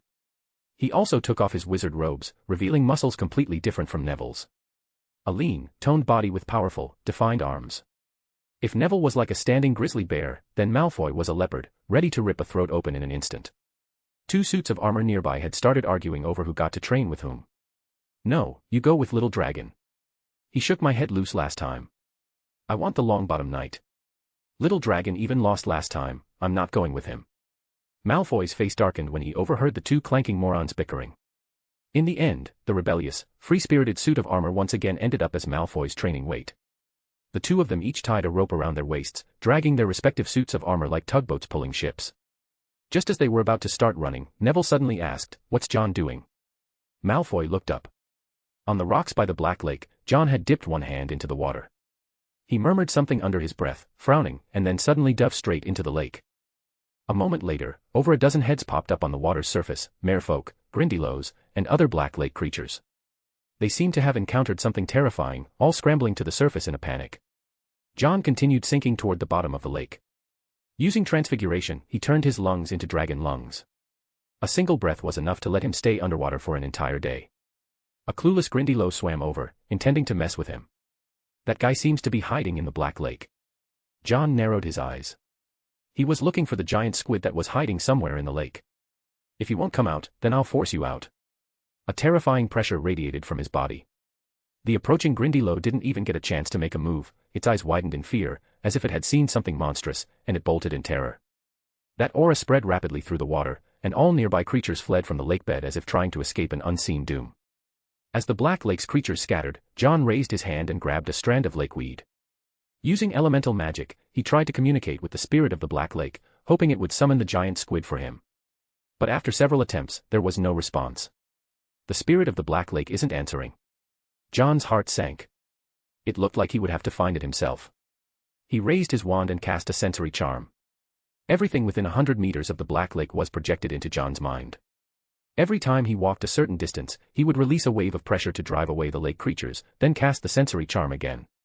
Just like that, he walked along the lakebed for several hours. The water pressure of the Black Lake bore down heavily, an ordinary person wouldn't have lasted long. John moved in the direction of the castle. In the Slytherin common room, there was a spot with a view of the Black Lake. A transparent glass pane displayed the underwater scenery, and the faint glow from the lake created a dreamy, misty ambience. This made it a favorite hangout for Slytherin couples. There was a saying passed around in Slytherin, aimed at young lovers. If you love her, take her to see the Black Lake mermaids. In reality, it was just a prank by upperclassmen to mess with younger students. After all, the mermaids weren't much to look at. And the lake creatures often enjoyed baring their teeth and making scary faces at students, startling many first-years into screaming and running away. Today was no exception. Another clueless underclassman had been fooled. A group of snickering older Slytherins watched a naive and awkward third-year couple standing by the window, eagerly waiting to see a mermaid. Pansy snorted and scoffed, disgusting sense of humor. Daphne glanced at her, thoroughly confused. She could have sworn Pansy had been part of that same upperclassman group just 2 days ago. Facing Daphne's confused look, Pansy cupped her face in both hands, eyes dreamy, and gushed, as a kind and caring upperclassman, how could I possibly deceive such adorable underclassmen? Following Pansy's gaze, Daphne spotted a Slytherin boy. He had short hair, a baby face, fair skin, and looked energetic and outgoing. A third-year student. Noticing Pansy looking at him, the boy immediately waved at her. Pansy waved back just as cheerfully. Astoria, observing the interaction, leaned in and whispered to her sister, "Is she dating?" Daphne figured that might be the case. Astoria hesitated, then said quietly, "But I remember that boy already has a girlfriend in Ravenclaw." "No way," Daphne said in surprise. She really hoped her best friend wasn't making the same mistake again. Just as they were whispering to each other, a startled cry rang out from the other side. "Oh! Looks like they got startled by the mermaids, eh?" Astoria turned her head to look, and her mouth fell open. The quill in her hand dropped right onto the parchment. Daphne found her sister's reaction odd. With her back to the scene, she curiously turned around to look. The quill in her hand slipped and fell, staining her hard-earned potions homework.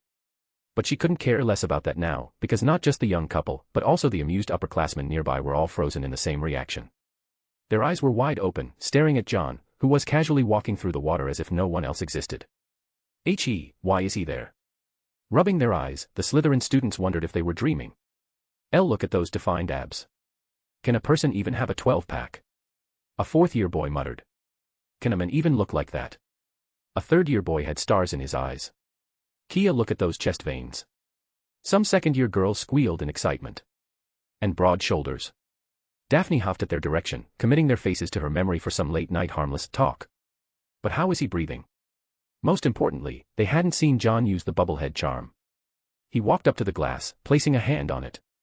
A voice suddenly echoed inside the couple's minds. "Have you seen the giant squid?" The voice sounded like it was spoken right next to them. The couple's mouths dropped open, big enough to fit an egg. They gestured wildly with their hands, and John, exasperated, told them they could just speak normally. "We saw the giant squid go that way just now." The girl from the couple pointed in a direction. Sometimes, the squid liked to wander around near the Slytherin side. John nodded, then turned and walked through the water in that direction. He left behind a group of Slytherin students who all looked as if they were dreaming. Afterwards, no one knew who started the rumor, but word spread that John actually had mermaid blood. Some even claimed that if you could see John's godlike physique underwater, you would be blessed and able to be with the one you love. That glass window quickly became the most popular spot in Slytherin. Chapter 303, Talent and Hard Work. By the Black Lake, Neville and Malfoy were, for once, not training. The two of them sat watching the sun slowly sink below the horizon, staring at each other in silence. About John, do you think he might have? Malfoy hesitated, wanting to voice something ominous. Neville fell silent for a moment after hearing him, then said, he won't. You will. What kind of crap is that? Malfoy exploded. Neville looked up over Malfoy's shoulder, confirming once more. You really will. Malfoy felt a chill creeping up behind him and swallowed hard. Turning his head, he saw Daphne's pretty face frosted over with cold fury. Malfoy gave a tragic little smile, stood up bravely, and said, today, though I die, I still remain manly, ow. Before he could finish, he was hoisted upside down into a tree with a surprised yelp. Bloody hell. Daphne, he yelped, flailing slightly. This is abuse. I could sue in Wisengamot. You're welcome to try. Daphne said coolly, arms folded as she turned her back on him and walked to the lakeside, heels crunching on the gravel, waiting for John to emerge. But I have all the blackmail material such as some moving pictures of you whining and talking shit about John while he trained you to death. Puffed. Neville snorted into his sleeve. Okay, but this isn't justified. I demand to be released. Draco cried. My pants are custom tailored. And I'm getting dizzy. You were dizzy long before I put you in the tree, Daphne said without looking back. Following the directions of the young couple, John arrived at a place that resembled a mermaid village. The Black Lake was vast, and beneath it lay many ruins that resembled ancient relics. John suspected that this area may not have originally been a lake. Walking through the ruins, John finally saw the giant squid.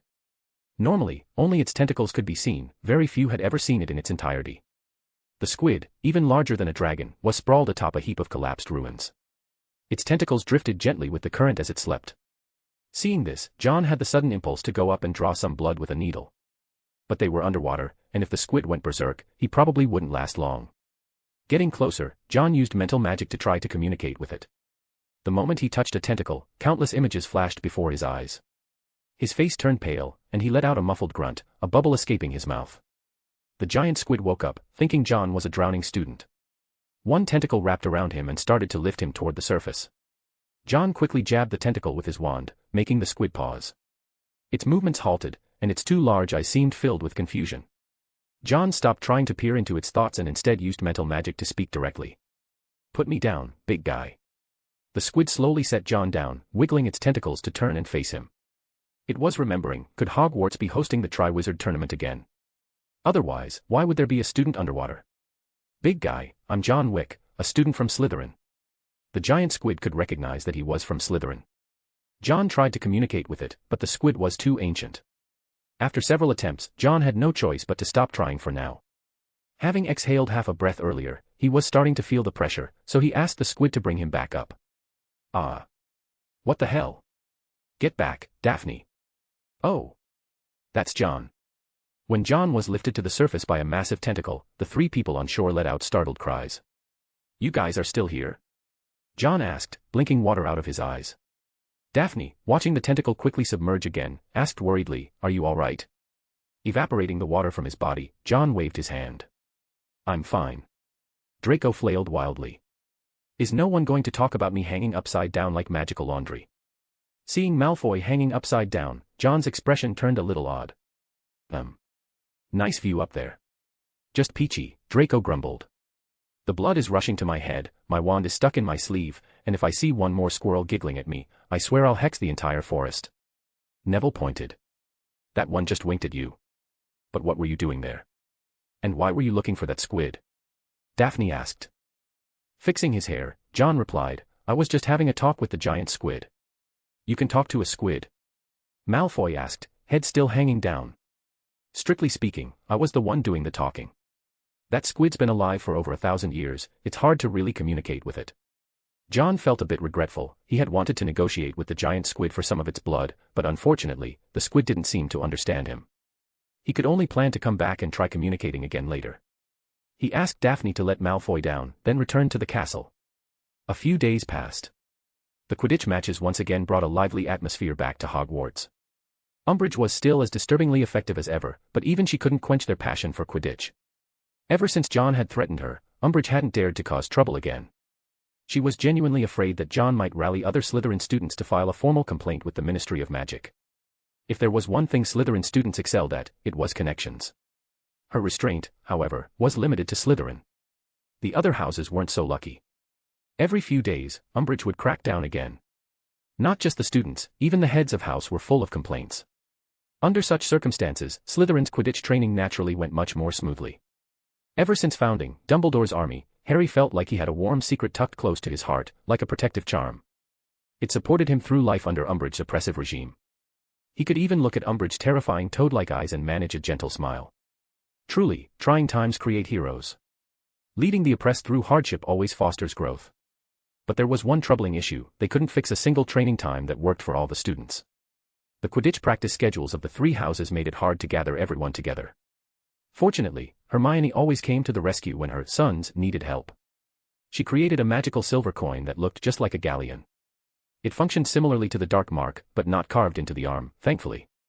By changing the numbers on the coin, they could effectively notify all the students of training sessions. "How come I didn't know you could do that?" Ron exclaimed. Hermione said smugly, "There are plenty of things you don't know I can do." Harry was thrilled. Now they could quickly inform everyone of the special training times.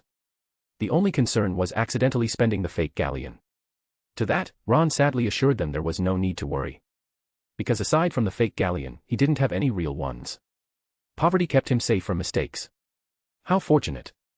The first Quidditch match of the season, Gryffindor versus Slytherin. The two longtime rival teams both had lineup changes this year, as both of their captains had graduated. Professor McGonagall, always a devoted fan of Quidditch and one who took the game very seriously, showed her support once more.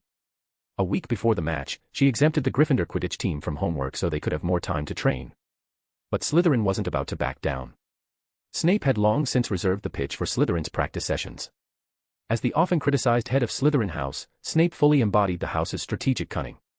John went to check on Malfoy, who was training tirelessly in the wind, rain, and mud despite the match still being a week away.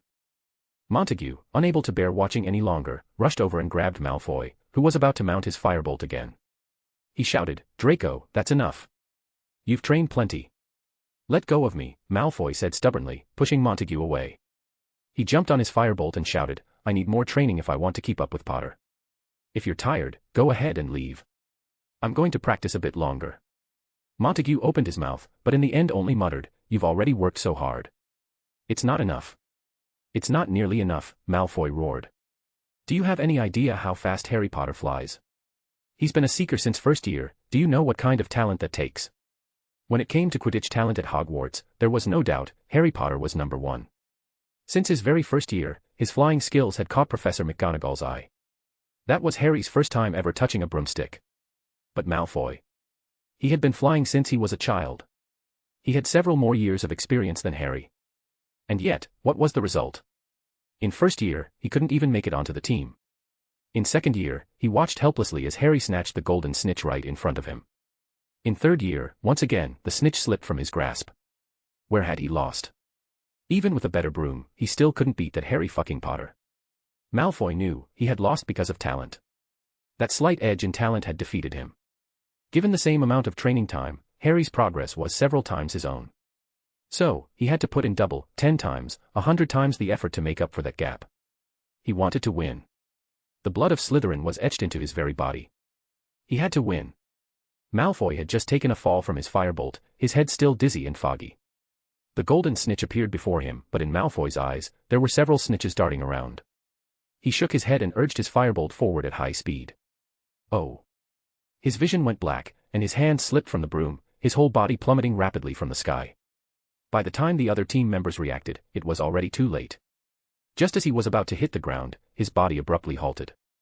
Rainwater had condensed into a cushiony bed, catching him. John walked past Montague and said, "Call it for today. Make sure you're in your best condition before the match." "Ha. Thanks a lot, John." Montague snapped out of it, exhaled in relief upon seeing John, and quickly issued the dismissal order to the rest of the team. Looking at Malfoy, battered and bruised from overtraining, John led him off in another direction. Chapter 304, John vs. Draco. Malfoy woke up in the evening, and all his previous injuries had been healed. He jumped up, full of energy, and hurried to check whether his firebolt had been damaged in the fall. Seeing it lying safely beside him, he finally let out a sigh of relief. "Montague, let's keep going," Malfoy said, only to realize that he didn't seem to be on the Quidditch pitch. He froze for a moment, looked up, and saw John sitting to the side, casually flipping through a book. John, Malfoy quickly got up. Realizing he was fully healed, he chuckled awkwardly and said, I'll just head out then, John. Just as he was about to leave, a humanoid training dummy suddenly lunged at him. Ugh! Caught completely off guard, Malfoy was sent flying and rolled onto a dueling platform. He looked up and saw two humanoid dummies standing guard at the door like gatekeepers, clearly not letting him out. Malfoy, what the? Totally confused, he looked at John and asked tentatively, John. John closed the book in his hands and placed it casually on the table. Looking up at the dumbfounded Malfoy, John chuckled lightly and said, You seemed a little too eager to prove your strength. Ah. Malfoy replied blankly, I didn't, though. John spoke to himself, Since that's the case, I'll reluctantly give you a little test. He rose gracefully and walked toward the dueling platform. Once he was in position, he said casually, I hope you haven't forgotten what the dueling club taught you. Before Malfoy could react, John pointed his wand straight at him. A powerful force pressed Malfoy's body down into an involuntary bow. John returned the bow with leisurely grace. Let me see what you've got, Draco. When he looked up again, John's eyes were filled with cold indifference. Malfoy, already fuming from being forced to bow just now, was furious. Seeing that expression, Malfoy launched into action immediately. One spell after another flew toward John, who casually blocked them all with his wand held in his left hand. Seizing the opportunity, John flicked his wand to the side, two large dogs appeared and bit down hard on Malfoy's ankles. Obstacles galore. Malfoy reacted swiftly, stopping John's next movement. He shot two red spells to drive the dogs away. Fired up for real now, he rushed at John to launch a close-range attack. John also walked toward Malfoy, casually deflecting spells as he moved. With a flick of his hand, it was as if something tripped Malfoy, he stumbled forward and fell flat. Bracing himself with one hand, Malfoy rolled to adjust his posture and fired a spell at John. The spell was intercepted midair by one of the conjured dogs John had summoned. The distance between the two shrank rapidly, soon, they were within 3 steps of each other. A flash of determination glinted in Malfoy's eyes. After firing another spell, he closed the distance further. He threw a punch at John's face with his left hand, but John tilted his head to dodge. At the same time, he caught Malfoy's fist with his own left hand, then caught his falling wand with his right and used it to strike Malfoy's wand hand. UG.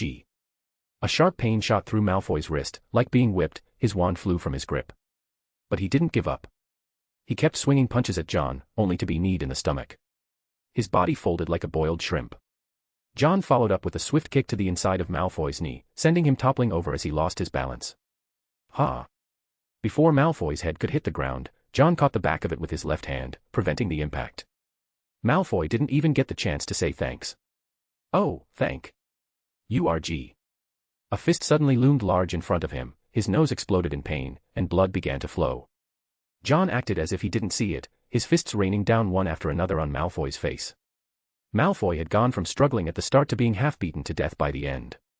John gently set Malfoy's head down, then sat beside him and asked in a low voice, feeling any better? After lying there for a while. Huff. Huff. Huff. I'm really weak, aren't I? Malfoy's wheezing breaths carried the soft-spoken admission as he wiped the blood from his mouth. John took out a galleon from his small pouch and held it in his hand. As the galleon gradually disappeared, the bruises and swelling on Malfoy's face began to fade. Malfoy kept talking, as if to himself. If I were a bit stronger, maybe I could help you. You are all ready, John spoke, but Malfoy cut him off. I know, John. It's not just you, Cedric too, you're all doing something. I'm not as capable as Percy, and I'm not as outstanding as Cedric. Malfoy looked at his hands with his hair covering his eyes. That day, after Mum came back, she wouldn't let me go downstairs. I don't know what you said to her, but I know you wouldn't hurt me. His voice carried frustration and defeat. I'm too weak. Even if I'd been there that day, I wouldn't have been able to do anything. I couldn't change anything. I don't want to just sit here being helped, John. Though much of the bruising had faded, his face still looked swollen and battered.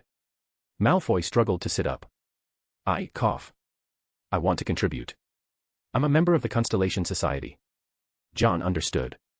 He understood why Malfoy had been training so obsessively, why he was so desperate to prove himself. He wanted to be part of John's plan. He wanted revenge. Malfoy was no longer the bratty little kid who used to shout about telling his father. He'd grown up. He wanted to prove himself, not to outshine the chosen one, Harry Potter, but to show everyone that whatever Harry could do, he could too. He wanted John to take him along, even if it meant dying. He was going, no matter what. Draco, you. He was my friend, too. Staring at John, Malfoy roared, with tears dripping from his eyes, I'm not a coward, John. I'm a warrior, I can charge into battle too. Don't treat me like a child, I want revenge. Malfoy screamed, letting out all the emotions he had buried under his mask for so long. So please. Please.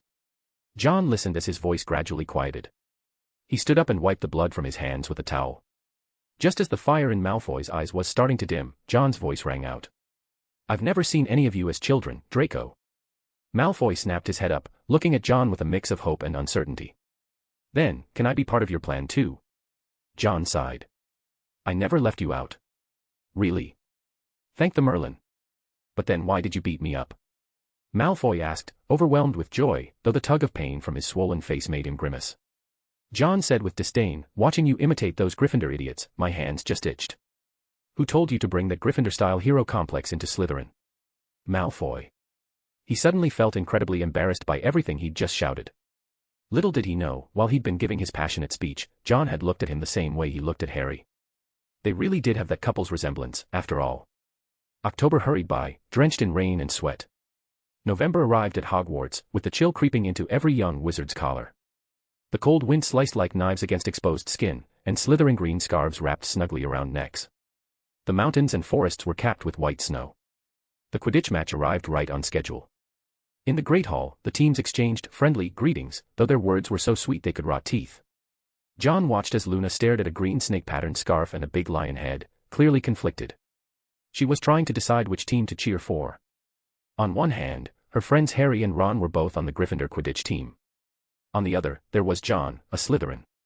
While she struggled to choose, the crumple-horned snorkack in her pocket even popped out. John looked at the crumple-horned snorkack in his palm and reached out to touch an empty bowl. A moment later, the bowl filled with a purple liquid. Drink it. John placed the snorkack beside the bowl. The snorkack looked at John, then at the purple liquid. Its little face clearly spelled out refusal, but John's smile didn't waver. Don't drink, and I'll toss you out. Moo. The snorkack immediately dove headfirst into the purple liquid, which visibly began to shrink as it drank. Very soon, the entire bowl's contents had disappeared into the snorkack's belly. Moo-hick. John raised an eyebrow as he watched it stagger drunkenly a few steps, then promptly slammed its head against the table. What's wrong with it? Malfoy asked. After getting his ass thoroughly kicked by John last time, he'd completely come to his senses. Clearly, personal heroism wasn't the Slytherin way, they weren't Gryffindors, after all. After being forced to rest the entire last day, Malfoy was in great shape now. John glanced over just in time to see Malfoy stupidly poke the snorkack and accidentally jab its sharp horn, earning himself a scream of pain. Casually, John replied, probably drunk magic. What's that supposed to be? Malfoy looked skeptical. He'd heard of being drunk, sure, but drunk on magic. That had to be something John just made up on the spot, right? John brought the crumple-horned snorkack over to Luna. Seeing that she still hadn't made a decision, he chuckled and said, if it's for your friends, then choose Gryffindor. But if you want victory, then go with Slytherin. Luna nodded, then picked the lion head. After all, she didn't know a single person on the Slytherin Quidditch team. John. Had he known, he wouldn't have phrased it like that. Just as he was beginning to regret it, he saw Luna also put on the snake scarf, the one that looked like it could strangle someone. In her airy voice, she said, this is for my friend too. John's heart softened at that. Smiling, he gently placed the snorkack down. Moo moo. Chapter 305, 305, The Red Lion and the Green Snake. Since third year, this was the first time in a year that the two sides faced off again. Slytherin versus Gryffindor. These two fated rival houses, like their founders of old, stood in stark contrast, red against green. Montague led the team out of the locker room, and there had been significant changes to their lineup. In addition to a change in captain, there were new beaters as well. Goyle and Crabbe were playing as beaters for the first time. Harry was busy comforting Ron. Slytherin's two beaters were also first-timers, they would be nervous, maybe even scared. They might fly in the wrong direction, accidentally hit their own teammates with the bludgers. They were dumb. With their level of brainpower, they'd probably have trouble remembering which goalpost was theirs. At least, that's what the Gryffindors were thinking. In reality, while the two were indeed nervous, they weren't as terrified as expected. On the contrary, they felt incredibly honored. To represent Slytherin in such a fated match, what could be more glorious? Malfoy gave each of the two big guys a kick from behind, then said with pride and malice, aim for Potter's head. Got it. The two hulking boys nodded furiously, while Montague led the team in warm-up exercises. They'd learned this from Malfoy, who'd heard it came from Muggles. Doing this helped warm up the body and supposedly reduce the risk of injury from collisions during the match. They honored it as a miraculous Muggle method. Gryffindor's team also walked out. Malfoy cast an arrogant and disdainful glance at Potter. When his eyes shifted to their new keeper, Ron Weasley, Malfoy made a throwing motion, and Crabbe knowingly mimicked missing a save with an exaggerated lunge. Ron's face turned green, then purple with anger. Harry nudged him from behind and said, "Ignore them. Let the game do the talking." The nervous Ron nodded. He'd never had much confidence in himself. He tried not to look over at the Slytherin side, but in the end, he couldn't resist. He saw Goyle and Crabbe, those two towering figures, slam into each other like bulls, then flash him a menacing grin. Ron quickly turned his head away, feeling like he was about to be crushed. He'd completely forgotten that he was the keeper, and the beaters wouldn't even be aiming at him. The Quidditch match, resumed after a year's break, filled the entire stadium. Whistles, shouting, singing, a cacophony of noises roared like a massive, chaotic sound system. Both teams lined up on either side of Madame Hooch. Madame Hooch looked as brisk and sharp as ever. Angelina and Montague shook hands. The two captains cordially squeezed with all their strength during the handshake. Tension crackled in the air. Harry noticed that the defense against the dark arts professor, Professor Uzhillied, was also in the stands, seated right next to Professor McGonagall. Lee Jordan was once again the match commentator, though this time he wasn't quite as unfiltered as before. That was because Ernie Macmillan was watching his mic like a hawk, and Snape was death-staring holes into his back. Harry thought that if he were Lee Jordan, he'd probably never want to commentate again. "Mount your brooms," said Madame Hooch, raising her whistle to her mouth. With a sharp blast of the whistle, 14 players shot into the air. Angelina shouted, "Watch their scoring ability." Facing Slytherin, who had better equipment, Gryffindor needed to stay alert on defense.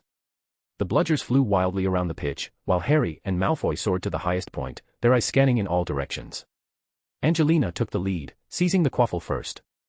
But very soon, Crabbe swung his bat and slammed a bludger straight into Angelina, causing her to lose possession of the quaffle. Montague swooped in to catch the dropped quaffle and teamed up with his fellow player Warrington for a passing maneuver. The two passed the quaffle back and forth like twin daggers slicing through Gryffindor's defense.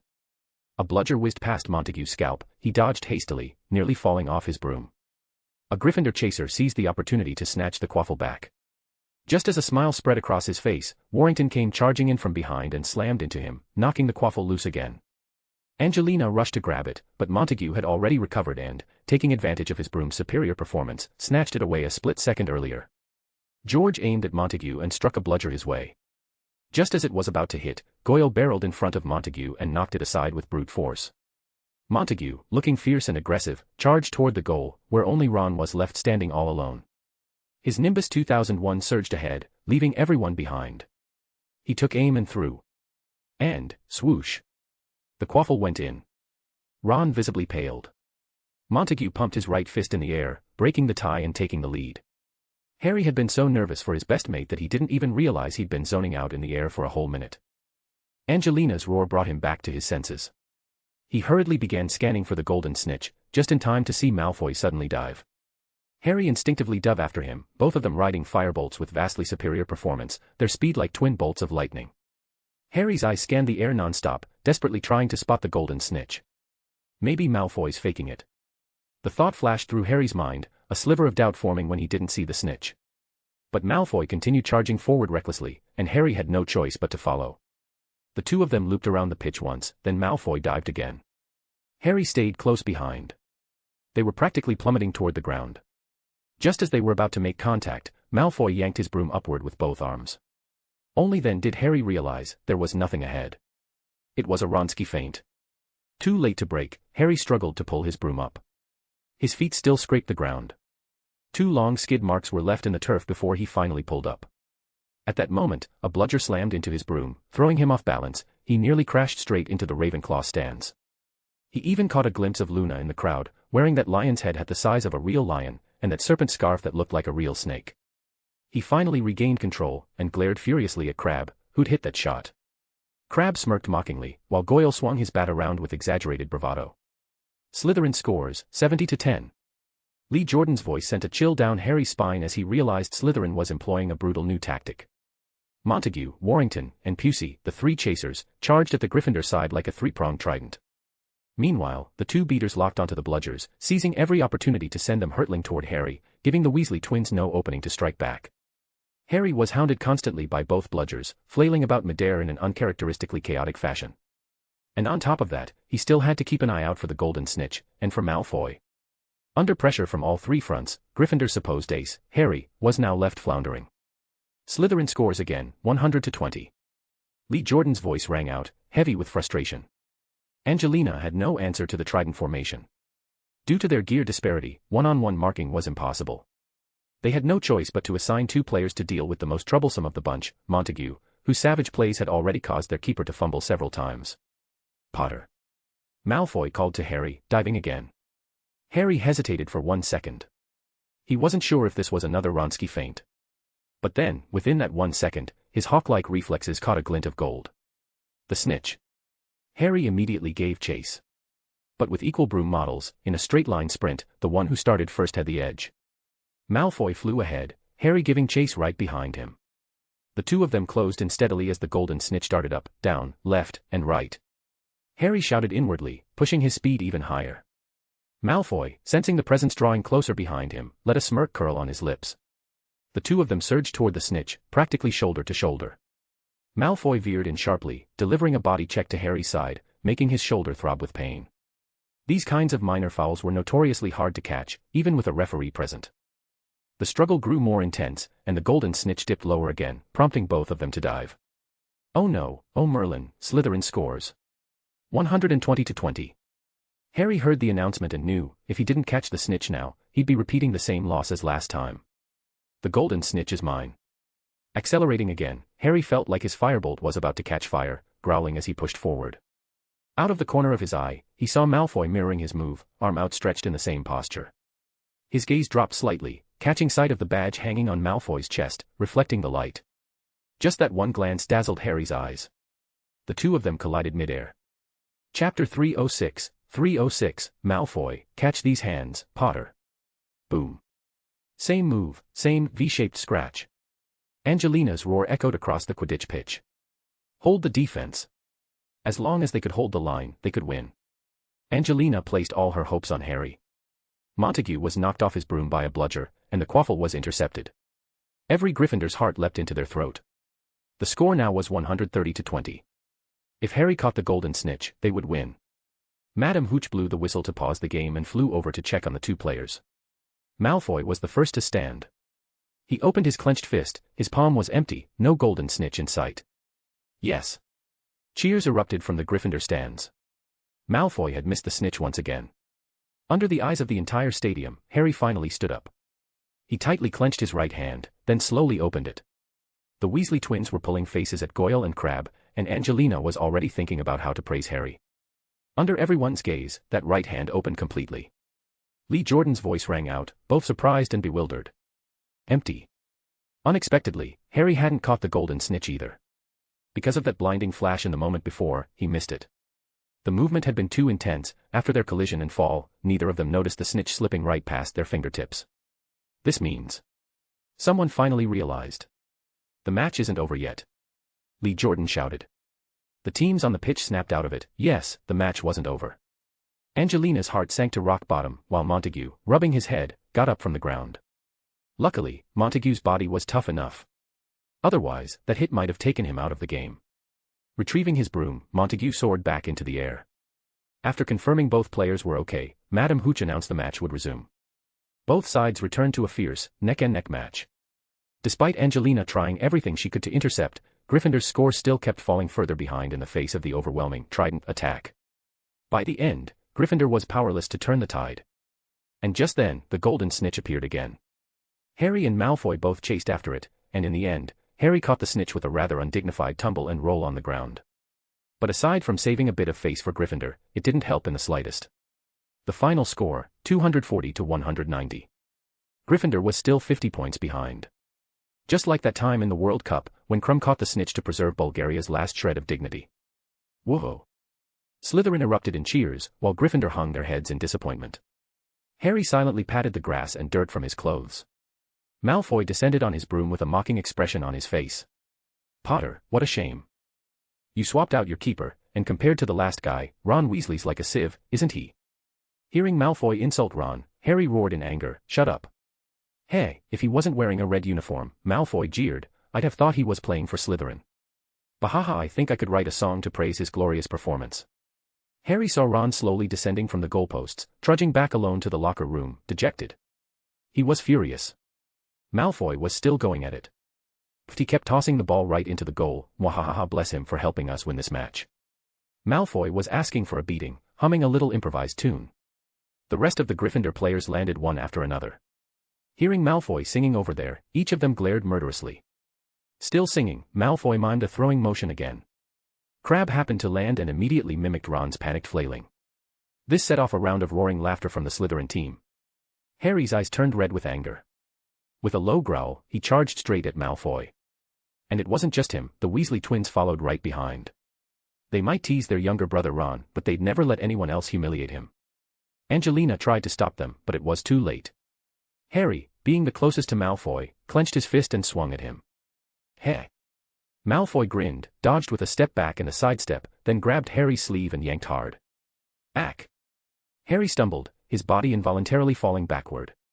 Malfoy ducked down to avoid the perfectly coordinated punch from the twins, then landed a left hook on George's face and kicked Fred in the stomach with his right leg. Fred winced in pain but grabbed hold of that leg. Taking the chance, Harry lunged up and tackled Malfoy around the waist. Ugh. Malfoy lifted his left foot and kicked Fred on the shoulder to break free, then swept his leg around, knocking Harry down once more. All the resentment from being beaten up by John last time, Malfoy vented it all on Harry without holding back. The twins tried to help again, but Crabbe and Goyle appeared, one like a rampaging boar, the other with bear-like strength, each taking one of the twins down. By the time Madame Hooch came over, wand in hand, to break them apart, the three Gryffindors were all bruised and battered. Malfoy had blood at the corner of his mouth, from when Harry's head had hit him. Goyle and Crabbe grinned, wiping nosebleeds from their faces. I've never seen such behavior. Madame Hooch was trembling with anger. Back to the castle, go straight to your head of house's office. The crowd in the stands was seething, looking like they wanted to jump in and fight themselves. The brawlers were forcefully escorted to the head's offices. Heh. Malfoy strutted out in front like a triumphant rooster, chest puffed up, leading Goyle and Crabbe proudly. Astoria, leaning against her sister, said worriedly, they won't be in trouble, will they? Ha ha. Unless Snape's been hit with the Imperious Curse, John said with a light chuckle, they'll be just fine. Malfoy certainly hadn't let all that training go to waste, he could take on 3 Harrys with just his fists and feet. No one knew what Harry was thinking, trying to fight Malfoy with his fists. Did he not know how those 2 worn trails by the Black Lake came to be? Just as John had predicted, Snape had no intention of punishing the trio. After all, they hadn't thrown the first punch. And Crabbe and Goyle had gotten smarter too, they hadn't actually hit anyone, just pulled the twins away. On the other side, not only did Gryffindor lose the match, they also started a fight. And not only did they fight, but they lost the fight. Puffed. Professor McGonagall's face was deathly pale, originally intending to make the 3 of them reflect on their behavior. But then Umbridge came strutting over like a shark smelling blood, grinning from ear to ear. The 3 Gryffindors were suspended from the team. At least for as long as Umbridge remained at the school, they wouldn't be playing in any more Quidditch matches. This left team captain Angelina on the verge of tears. The team had already been short on strength, now it was cut in half. She would have to start recruiting new players again. The morale of the Gryffindor team hit another low. The 3 idiots were still regretting not beating Malfoy into a pulp, and Angelina roared, you almost got turned into pulp by Slytherin. Not even looking at themselves, battered black and blue, none of them were easy to deal with. I'm going to bed, Angelina slowly stood up, her face blank and her voice hollow. Maybe this is all just a dream. Maybe I'll wake up and still feel touched. Angelina, wake up. You don't have a pale yellow long dress or fluffy hair, Ginny muttered under her breath. Clearly, she also felt that Angelina, as team captain, had it too rough. Alicia and Katie, the 2 chasers, were also frightened by their captain's current mental state. They hurried after her to comfort her. Hermione hadn't seen Ron return and asked, have you guys seen Ron? Harry shook his head. He'd been taken to the head of house's office. I think he's avoiding us, Hermione said worriedly. Where do you think he might be? Just then, there was a sound at the portrait hole. Ron came in through it, his face deathly pale, with snowflakes still clinging to his hair. When he saw Harry and Hermione, he looked like he wanted nothing more than to disappear. Where did you go? Hermione's anxious voice was full of concern. Just walking. Ron was so shaken that he looked completely dazed. Come sit down, Hermione said more firmly. You look like you're frozen stiff. Ron walked over to the fireplace and collapsed onto the sofa like a salted fish that had lost all hope. I'm sorry. It was all my fault, I was terrible. Ron stared at his toes, not daring to look at his best friend. Because of his paper-thin defense, they'd lost the match. I thought I could play Quidditch, Ron said. I was planning to quit the team first thing tomorrow morning. Harry snapped, if you quit, there'll only be 3 people left on the whole team. Ron was stunned. He hadn't heard what had happened after he left. Hermione filled him in, leaving Ron completely dumbfounded. Just then, Neville came through the portrait hole. Seeing Harry and Ron looking so down, he opened his mouth, hesitated, then forced out a consolation. Losing to Draco isn't that embarrassing. He's actually pretty good at fighting. Last time, it took him more than 10 minutes to beat me. Harry. Thanks. Now I know I got wrecked by someone you consider a random scrub. Chapter 307, 307, Hagrid's mission failed. Unlike the gloomy atmosphere in Gryffindor after both losing the match and getting suspended, Slytherin was having quite the lively time. With a wave of John's wand, the clutter in the Slytherin common room shifted toward the walls, clearing out a large space. Another wave, and tables appeared out of nowhere. On the plates atop them, all sorts of delicious food from the Hogwarts kitchens materialized. They were celebrating their victory. Montague took a sip of hot mulled wine, still shaken. I really thought for a second there that Harry Potter had caught the golden snitch. Pfft, tactics, ever heard of them? Draco Malfoy boasted, full of swagger. I did it on purpose, just to mess with Potter. Montague. If I weren't the captain, I might have actually believed that. He didn't recall setting any such tactic. Malfoy continued bragging about his prowess. Against Gryffindor, as long as Harry was held back, they basically had a guaranteed win. To be fair, Malfoy's bragging wasn't entirely unfounded. After all, he had kept Harry busy the whole time, and even used the Wronski feint to fool him. The success of the Trident tactic was only viable within the school. Montague's strategy was crude at best, relying heavily on gear superiority. If they were up against a professional Quidditch club, where everyone used firebolts, the Trident tactic simply wouldn't work. Then there was Ron Weasley. The boy who lived's best friend, the boy who lacked confidence. Once he lost that confidence, even having the proper skills wouldn't help him. It seemed Dumbledore's efforts to build up Ron's self-esteem hadn't worked, he still shrank back the same way. Tonight's victory rightfully belonged to the Quidditch team, but after conjuring the food, John quietly left the common room. On the way, he stopped by the kitchens. Seeing the house elves resting after their cooking, he thanked them sincerely.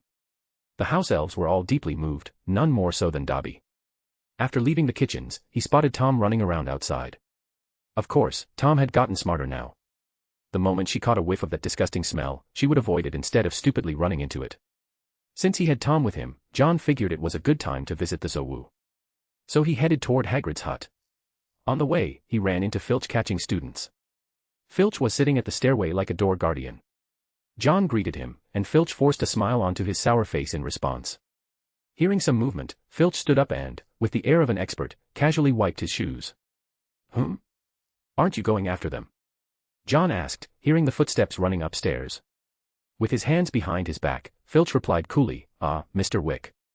Let the student run for a bit. 10 seconds later, Filch sprang into action. Not 10 more seconds passed before shouting and a panicked student's voice echoed from above. Giving Mrs. Norris a pat, John left behind a stick of cat treats and some dried fish before stepping out of the castle. He saw signs that someone had returned to Hagrid's hut. Harry and Ron's mood only lifted after Hermione told them Hagrid was back. The moment Hagrid was mentioned, they frantically grabbed the invisibility cloak and rushed out. But when they reached Hagrid's hut, they saw him looking completely disheveled, his hair matted with clumps of dried blood. His left eye was swollen into a slit, dark purple and bruised. His face and hands were covered in cuts and scrapes, some of them still bleeding. The 3 kids were stunned, staring wide-eyed at Hagrid, who looked like he had been beaten up by a troll. The travel cloak that could double as a blanket was draped over the back of the chair. Clearly, Hagrid had only just gotten back. Limping, he made his way to the hearth and set a kettle over the fire. Harry observed him carefully and noticed that there was now an extra-large suit of armor in the room. What happened to you, Hagrid? It looked like the armor was tailor-made for him. What's that? Oh, nothing. Hagrid said quickly, though coming from a face like that, the words weren't exactly convincing. This, Hagrid said, walking over to the armor and picking up a letter from the table to glance at, this is a gift from John. He added in amazement, it's goblin craftsmanship. Hagrid, were you attacked? Ron asked, looking at his battered appearance, but Hagrid insisted he was fine. Hermione suggested he go see Madame Pomfrey, but Hagrid refused. It was obvious he was hiding something. He pulled out a piece of dragon meat and pressed it to his face. Dragon meat had a numbing effect, and though Hagrid didn't want to say anything, Hermione still guessed, was it giants who beat you? Hagrid's hand loosened in shock. He stared at Hermione in disbelief, unable to figure out how she knew. Who said anything about giants? Who've you been talking to? Who told you that? Hagrid asked, flustered. We guessed, Hermione said. Harry and Ron nodded. After all, who else could beat up Hagrid besides giants and trolls? Plus Hagrid was a half-giant, so it was a fair guess. Did you go to find the giants, Hagrid? Harry asked. Soon enough, Hagrid, who had grown up practically on Veritaserum, spilled everything. He had indeed gone to find the giants, and what's more, he had negotiated with them. Dumbledore had sent him to win over the giants, and he'd brought gifts with him. He and Madame Maxime had crossed mountains and rivers, spending a whole month searching for the giants. Why didn't you use a portkey? Ron asked, confused. We had to be careful not to be tracked, Ron, said Hagrid. The Death Eaters are also looking for the giants. The whole journey, he and Madame Maxime didn't use any magic. They told everyone they were headed to Beauxbatons. Then from France, they made their way to the giants' habitat. But after they found them, things got complicated. The first giant chief they met didn't last long. He was killed by another giant, who then took over as chief, and the new one was anything but friendly. Hagrid had even been picked up and nearly crushed. If Madame Maxime hadn't been there, things might have ended badly. Later, they discovered that the new giant chief had been in contact with Death Eaters, forcing Hagrid to hide out in a cave for several days. In the end, he failed to win them over and had no choice but to leave. It was quite the story, but the trio still had questions. If Hagrid hadn't fought with the giants, then why was he so battered? Hagrid kept insisting he hadn't been attacked, so how exactly did he get those injuries? Just as the trio finished their conversation, there was a knock on the door. They quickly scrambled to hide, and in walked Umbridge. John saw Umbridge step out of the hut. He cast a disillusionment charm and vanished into the snowy landscape. Tom's eyes went wide. After spinning in place a few times, she simply dug a hole and buried himself in it. Umbridge passed by without noticing a thing. John approached Hagrid's hut and overheard his casual voice from inside. Dangerous. Don't be ridiculous, I wouldn't give you something dangerous. What I mean is, they can take care of themselves. Hagrid, you have to pass Umbridge's inspection. If she saw you teaching us how to track Porlocks, or how to tell the difference between a hedgehog and a gnarl, anything like that would be so much better, came Hermione's anxious voice. That's not very fun, Hermione, Hagrid replied. What I've got planned is much more magical. I've been raising them for years, well, and John's helped me with quite a few lately too. I'm begging you, Hagrid, Hermione sounded almost desperate. John, listening in, quickly figured out that Hagrid was probably once again planning to bring some dangerous magical creatures to class. After all, Hagrid's idea of adorable didn't exactly align with everyone else's. Thinking for a moment, John knocked on the door. Knock knock. Inside, everything went dead silent. After a short pause, Hagrid came to open the door, looking wary. But the moment he saw John slowly becoming visible, he broke into a smile. John. I saw the gift you gave me. Hearing it was John, the trio hiding under the invisibility cloak finally let out a sigh of relief. Hermione was about to reveal herself, but Harry stopped her with a hand, silently signaling her not to make a sound. Hermione looked puzzled at Harry. He wanted to hear what John and Hagrid would say. Call it payback for that time in the pub, when John had eavesdropped on them. They watched as John's expression collapsed the moment he saw Hagrid. It looked like he was furious. You were attacked. John's voice rang out, colder than the wind and snow outside. Ron shivered, feeling the temperature drop several degrees. Hagrid immediately panicked. No, no. I'm fine, really. John stepped into the hut without a word. When he noticed the trio weren't in sight, he immediately understood they were under the invisibility cloak. He didn't care about that. His eyes flicked to Fong, who was about to sneak a bite of the dragon meat, and his face darkened further. Hagrid started explaining how he had gone to find the giants. In his opinion, since Harry and the others already knew, it was fine to tell John as well. But after he finished, John's expression only grew worse. His tone carried a dangerous edge. You're telling me Dumbledore just sent you to find giants, like that?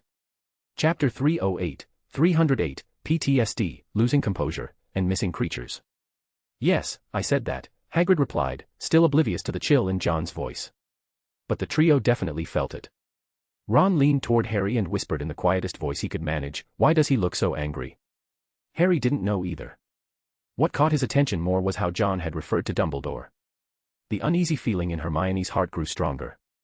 She could clearly hear the discontent in John's tone when he spoke of Dumbledore. Hagrid, meanwhile, invited John to sit and poured him a cup of tea with the hot water he'd just boiled. Under the trio's gaze, the steaming tea let out gentle wisps of vapor in the cup. But the moment Hagrid pushed the cup toward John, the steam stopped abruptly, a layer of frost formed over the surface. That's it. John's expression was unreadable. No preparations whatsoever.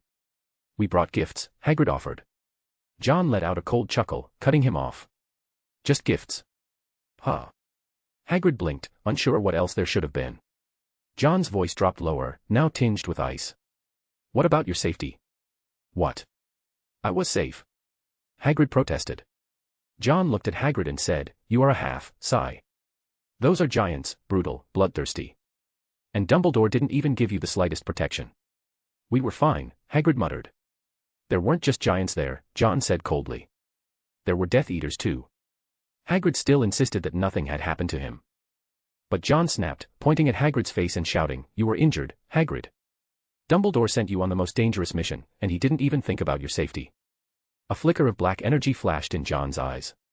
His expression twisted as he growled, Does Dumbledore think everyone's life is worthless? John. Hagrid said in disbelief. How can you say that about Dumbledore? You're my friend, Hagrid. John roared, I won't let my friend get hurt just like that. Crack. The cup fractured, and the tea inside turned into a solid block of ice. Dark mist began to swirl around John. Hagrid was startled and completely at a loss for what to do. The hearts of the trio jumped violently, they had never seen John like this before. John had always presented himself as calm and rational. He had never lost control like this. Hagrid's injuries had clearly struck a nerve. Panic attack, PTSD, all came at the same time. In John's mind, scenes of that great fire kept flashing back. Hagrid's terrible condition, being beaten like that despite being a half-giant. Just how dangerous must it have been? And Dumbledore. He had simply sent Hagrid there. No backup, no equipment, not even a single protective item. John. Everything inside the cabin began to tremble. It was like an earthquake. Hagrid quickly said, I'm fine, really, John. He was like a giant bear holding a sewing needle, clumsy, helpless, unsure what to do. Yes, Dumbledore, you're still just as muddle-headed as ever, John muttered to himself. Harry heard that and shouted angrily, Dumbledore is not muddle-headed. He pulled off the invisibility cloak, and the trio's figures were revealed. Not muddle-headed. John said coldly. He sent Hagrid to find giants and didn't offer the slightest bit of support. That's. Harry tried to argue but couldn't find the words. John continued in a frosty tone, those were giants, brutal giants. Do you know why they were exiled? Because of their cruelty. And Dumbledore gambled on a sliver of luck with them. Hagrid's injuries are the best proof. Dumbledore sent him to meet the most savage of giants with nothing but a few gifts, and not a single weapon. Harry's face flushed red, unable to respond. Hagrid, ignoring his pain, quickly said, I wasn't hurt by them, I just. But as he tried to think of something, he stammered and couldn't get the words out. Hermione quickly tried to soothe John. Dumbledore would never hurt Hagrid. I can't see it, John said mockingly. Dumbledore has never truly cared about anyone else. At those words, Harry glared at John. Don't you dare insult Dumbledore. The black aura around John thickened. His pupils suddenly turned into vertical slits as he snapped his gaze toward Harry. Who? Asked. For your opinion, Potter. A chill ran down Harry's spine. In that moment, the John in front of him seemed to become a Dementor, wrapping him in darkness. The scar on Harry's forehead throbbed with pain. Okay, guys, calm down. Hermione stepped between the two of them, and John closed his eyes. The black mist withdrew into his body, and the trembling of the hut ceased. John took a deep breath, his voice returning to calm. I'll go speak to Dumbledore, he said softly, looking at Hagrid. Take care of yourself. He turned and walked out of the hut. The fear overwhelmed Harry, and with a scream, he fainted. John didn't look back as he stepped outside. Zou caught his scent and ran over. John told the beast, drive away all the animals around here. Don't let Hagrid find them. Because of Hagrid's injuries, John had lost control of his emotions. But he hadn't forgotten about Hagrid's return to teaching. Knowing that Hagrid's idea of interesting creatures was different from everyone else's, he had Zou chase off the animals outside, so that Hagrid wouldn't have any dangerous creatures left to bring to class. Harry was sent to the school infirmary. Madame Pomfrey told him he just needed to lie down and rest for a while. Harry woke up nearly an hour after fainting. When Professor McGonagall heard the news, she came to ask the three of them what had happened. Hermione and Ron fumbled for an explanation, but Harry quickly said, "I'm fine, I just fell out of bed and hit my head." Professor McGonagall looked skeptical but eventually left without pressing further. Once they were out of the infirmary, the trio returned to the Gryffindor common room. Ron said, "Why was John so worked up about Hagrid?" He admitted, he had been scared. He had never seen John like that, snarling and furious. It was a stark contrast to the composed image of Slytherin's king. What Harry couldn't stop thinking about was that pair of eyes. He had seen them before, back in second year. His scar had started hurting the moment he saw them. Could it have been because of John? "It's because of Edgar," Hermione said heavily. "Hagrid is his friend. He's afraid something might happen to him." "He's not going to get hurt," Harry said stubbornly. Hermione replied, "I do think Dumbledore was a bit careless in this matter." As soon as she said that, the two boys looked at her in disbelief. It was as if they were shocked that Hermione would actually think that way. "Have you gone mad too?" Ron shouted. "How could Dumbledore?" "Hagrid got hurt, didn't he?" Hermione interrupted him. "He sent Hagrid with just gifts to meet vicious giants. You both heard how dangerous it was." The two boys fell silent. Everyone had seen how badly Hagrid had been hurt. It wasn't just the giants, there were Death Eaters too. Hagrid had gone through something truly perilous. But admitting that Dumbledore had made a mistake was still difficult for them to say out loud. The two boys awkwardly returned to the dormitory, leaving Hermione sitting alone by the fireplace. The blazing fire couldn't chase away the cold she had felt back then. "John, what's going on with you?" She stretched her hand toward the fire, as if trying to draw some warmth from it. Her fingertips began to feel a little hot. She thought again of the conversation she had with John in the library. If that day really did come, what would she do? Her thoughts were a mess. For the first time, the brilliant mind of Miss Know-It-All couldn't find a solution. This was more difficult than any problem she had ever faced, like a question with no answer. No matter which side she chose, it would hurt the other. "Please," Hermione's eyes reddened slightly, as if she were praying to someone, "John, Harry. Don't be like that." This fragile side of her only ever appeared when she was alone. The next day, Hermione immediately returned to her usual Miss Know-It-All self. She set out early in the morning to help prepare Hagrid's first lesson after his return. Hagrid was her friend too. She didn't want Umbridge to catch any excuse to get him kicked out of the school. If that happened, they would all be heartbroken. Harry and Ron stayed behind to deal with the mountain of homework. Hermione went to Hagrid's hut and waited for half an hour before seeing Hagrid return, looking confused and carrying raw meat over his shoulder. "Hagrid, what's wrong?" she asked as she approached him. Hagrid still had bruises on his face and looked bewildered. "I don't know, all the creatures are gone." He had gone to feed the Thestrals, only to find that the entire herd in that area had vanished. He even wondered if he was seeing things. Chapter 309, 309, Azkaban and Prison Break. John was truly furious. When Daphne found him, he was sitting alone in the Constellation Society chamber. The lights weren't on, and the dim starlight spilled faintly across the room. If it weren't for the golden starlight pouring into his glass, no one would have even noticed there was someone there. Daphne sat down beside John, and she could feel the turbulent emotions beneath his quiet drinking. "Thank you, Daphne." John drained his glass and let out a long sigh. No need for many words, just sitting quietly like this helped calm him down. Daphne looked at his increasingly gaunt face. She didn't know when it had started, but John had begun to change like this. There was a trace of heartache in her eyes. She wished she could share his burden. She took the glass from his hand and, to John's surprise, downed it in one gulp. And then John, holding the completely passed out, dead-drunk Daphne, fell into deep thought. Judging by her earlier attitude, he had assumed she could drink like a fish. Now it seemed, he had clearly overestimated her. He thought about it while walking back to the Slytherin common room. Originally, John had intended to spend the night in the Constellation Society, but since Daphne was there, he had no choice but to return. In the Slytherin common room, Pansy was pacing back and forth, worried that her best friend had snuck out and might get caught by Filch. When the door to the common room opened, she looked up in surprise. "Daphne, where did you go? I was worried you." Her words cut off abruptly. Pansy stared blankly as Daphne was carried back in a bridal carry by John. In that moment, she deeply regretted meddling. Unfortunately, John had already seen her and greeted cheerfully, "Pansy, could I trouble you to take Daphne back to the dorm?" Handing Daphne off to the stunned Pansy, John left with a sense of relief. Pansy struggled to get Daphne into the dorm and onto the bed. Looking at her best friend's face flushed like a peach blossom, Pansy couldn't help but slap herself. I'm such an idiot. Why did I have to get involved? No need to think about it, if Daphne found out she was the one who brought her back and not John, she'd definitely kill her. With that thought, Pansy was filled with despair. A copy of the newspaper began to spread through the school like wildfire. On the front page of the newspaper were images of 10 individuals. A bold, all-caps headline grabbed the eye with chilling clarity. 10 Azkaban prisoners escape. In the Great Hall, John put down his bread and unfolded the newspaper. A major breach had occurred at Azkaban, 10 prisoners had slipped away. And all of it was being blamed on the Dementors who guarded the prison. To quietly and invisibly extract 10 people from Azkaban, unless there was collusion with the Dementors, would have been impossible. After finishing the article, a flicker of an unusual emotion passed through John's eyes. He had already learned of this from a Death Eater captured at the American branch. That Death Eater was originally an Azkaban inmate, and their appearance in America had been entirely unexpected. Under the effects of Veritaserum, the captive revealed the secret prison break. Voldemort had planned to use them as a hidden trump card, employing transfiguration and a pact with the Dementors to create the illusion that the 10 were still in Azkaban. Unfortunately, even the most meticulous plans can have flaws. Attacking the American branch was a clever move, as John had been caught off guard as well at that time.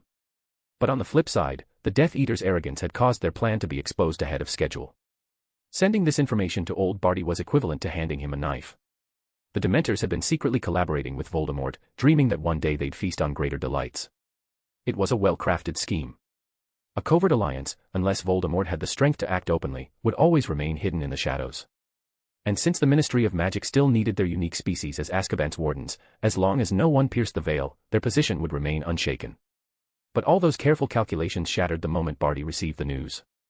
The only reason Barty hadn't taken action right away was because he'd been waiting for one particular thing. Something that could replace the Dementors. As the owner of the Silverhand Johnny specialty shop, John knew that thing was now sitting on Barty's desk. Which meant the replacement for Dementors had officially arrived. And if a Dementor no longer served the Ministry loyally, did it even have a reason to exist? The answer was, no. This edition of the Daily Prophet was essentially a public declaration. The Dementors' betrayal would cost them everything. John suddenly felt a searing gaze beside him. Turning his head, he saw a bright, radiant face. Daphne. John said, puzzled. Daphne shyly turned her head away, leaving John thoroughly confused. He looked over at Malfoy, silently asking what was going on. Malfoy looked just as baffled.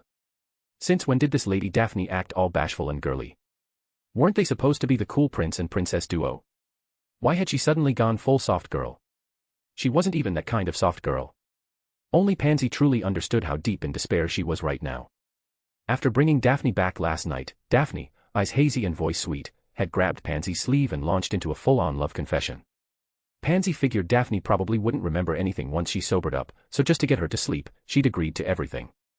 But come morning, Daphne had woken up bright-eyed and full of energy. Every strand of her hair was practically shimmering with something called love. At that moment, Pansy knew she was doomed. Daphne stole another glance at John, then turned her head and leaned toward her bestie, whispering, "Do you think my hair's not messy today, right?" And no, it's fine. Pansy looked like she'd lost the will to live.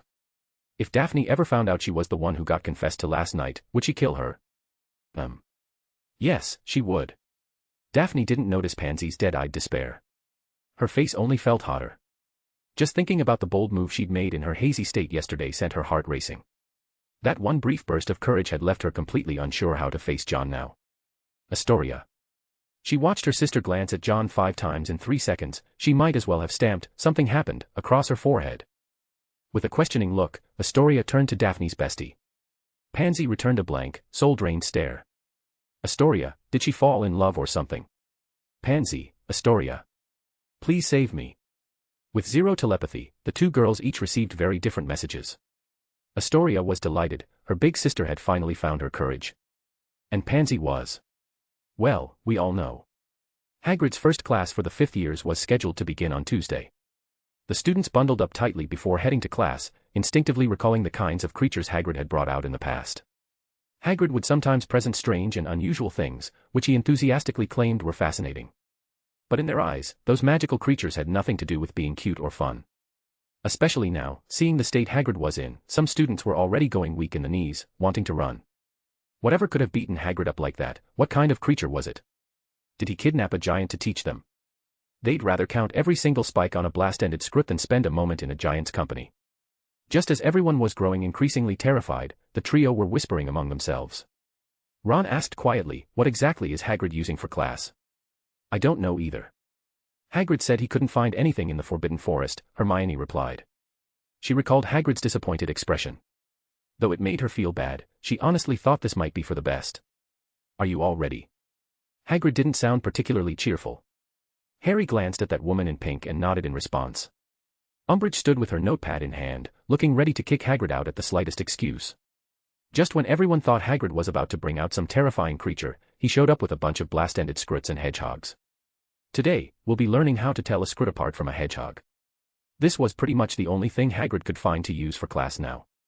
The cute Zowu had scared off all the other animals nearby, and these little guys were all that was left.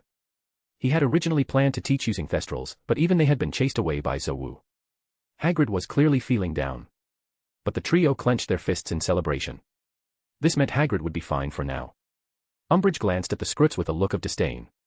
The class performance was barely passable, and Umbridge begrudgingly gave Hagrid a grade. It looked like the class would end without incident. As the lesson neared its end, Harry's eyes suddenly widened, and Hagrid called out excitedly. "Look! Everyone, look!" A young Thestral was walking toward them, and Hagrid was beyond excited. He had thought the Thestrals had left the Forbidden Forest for good. Harry noticed that Hagrid, like him, could see the strange horse-like creature. Hagrid's eyes lit up. Finally, the lesson wouldn't be so dull after all. He shouted excitedly, "Who here can see it?" Chapter 310, Expulsion of Dementors. Ministry of Magic. Crouch Sr.'s chance had finally come. The Azkaban prison break became the perfect moment for him to strike.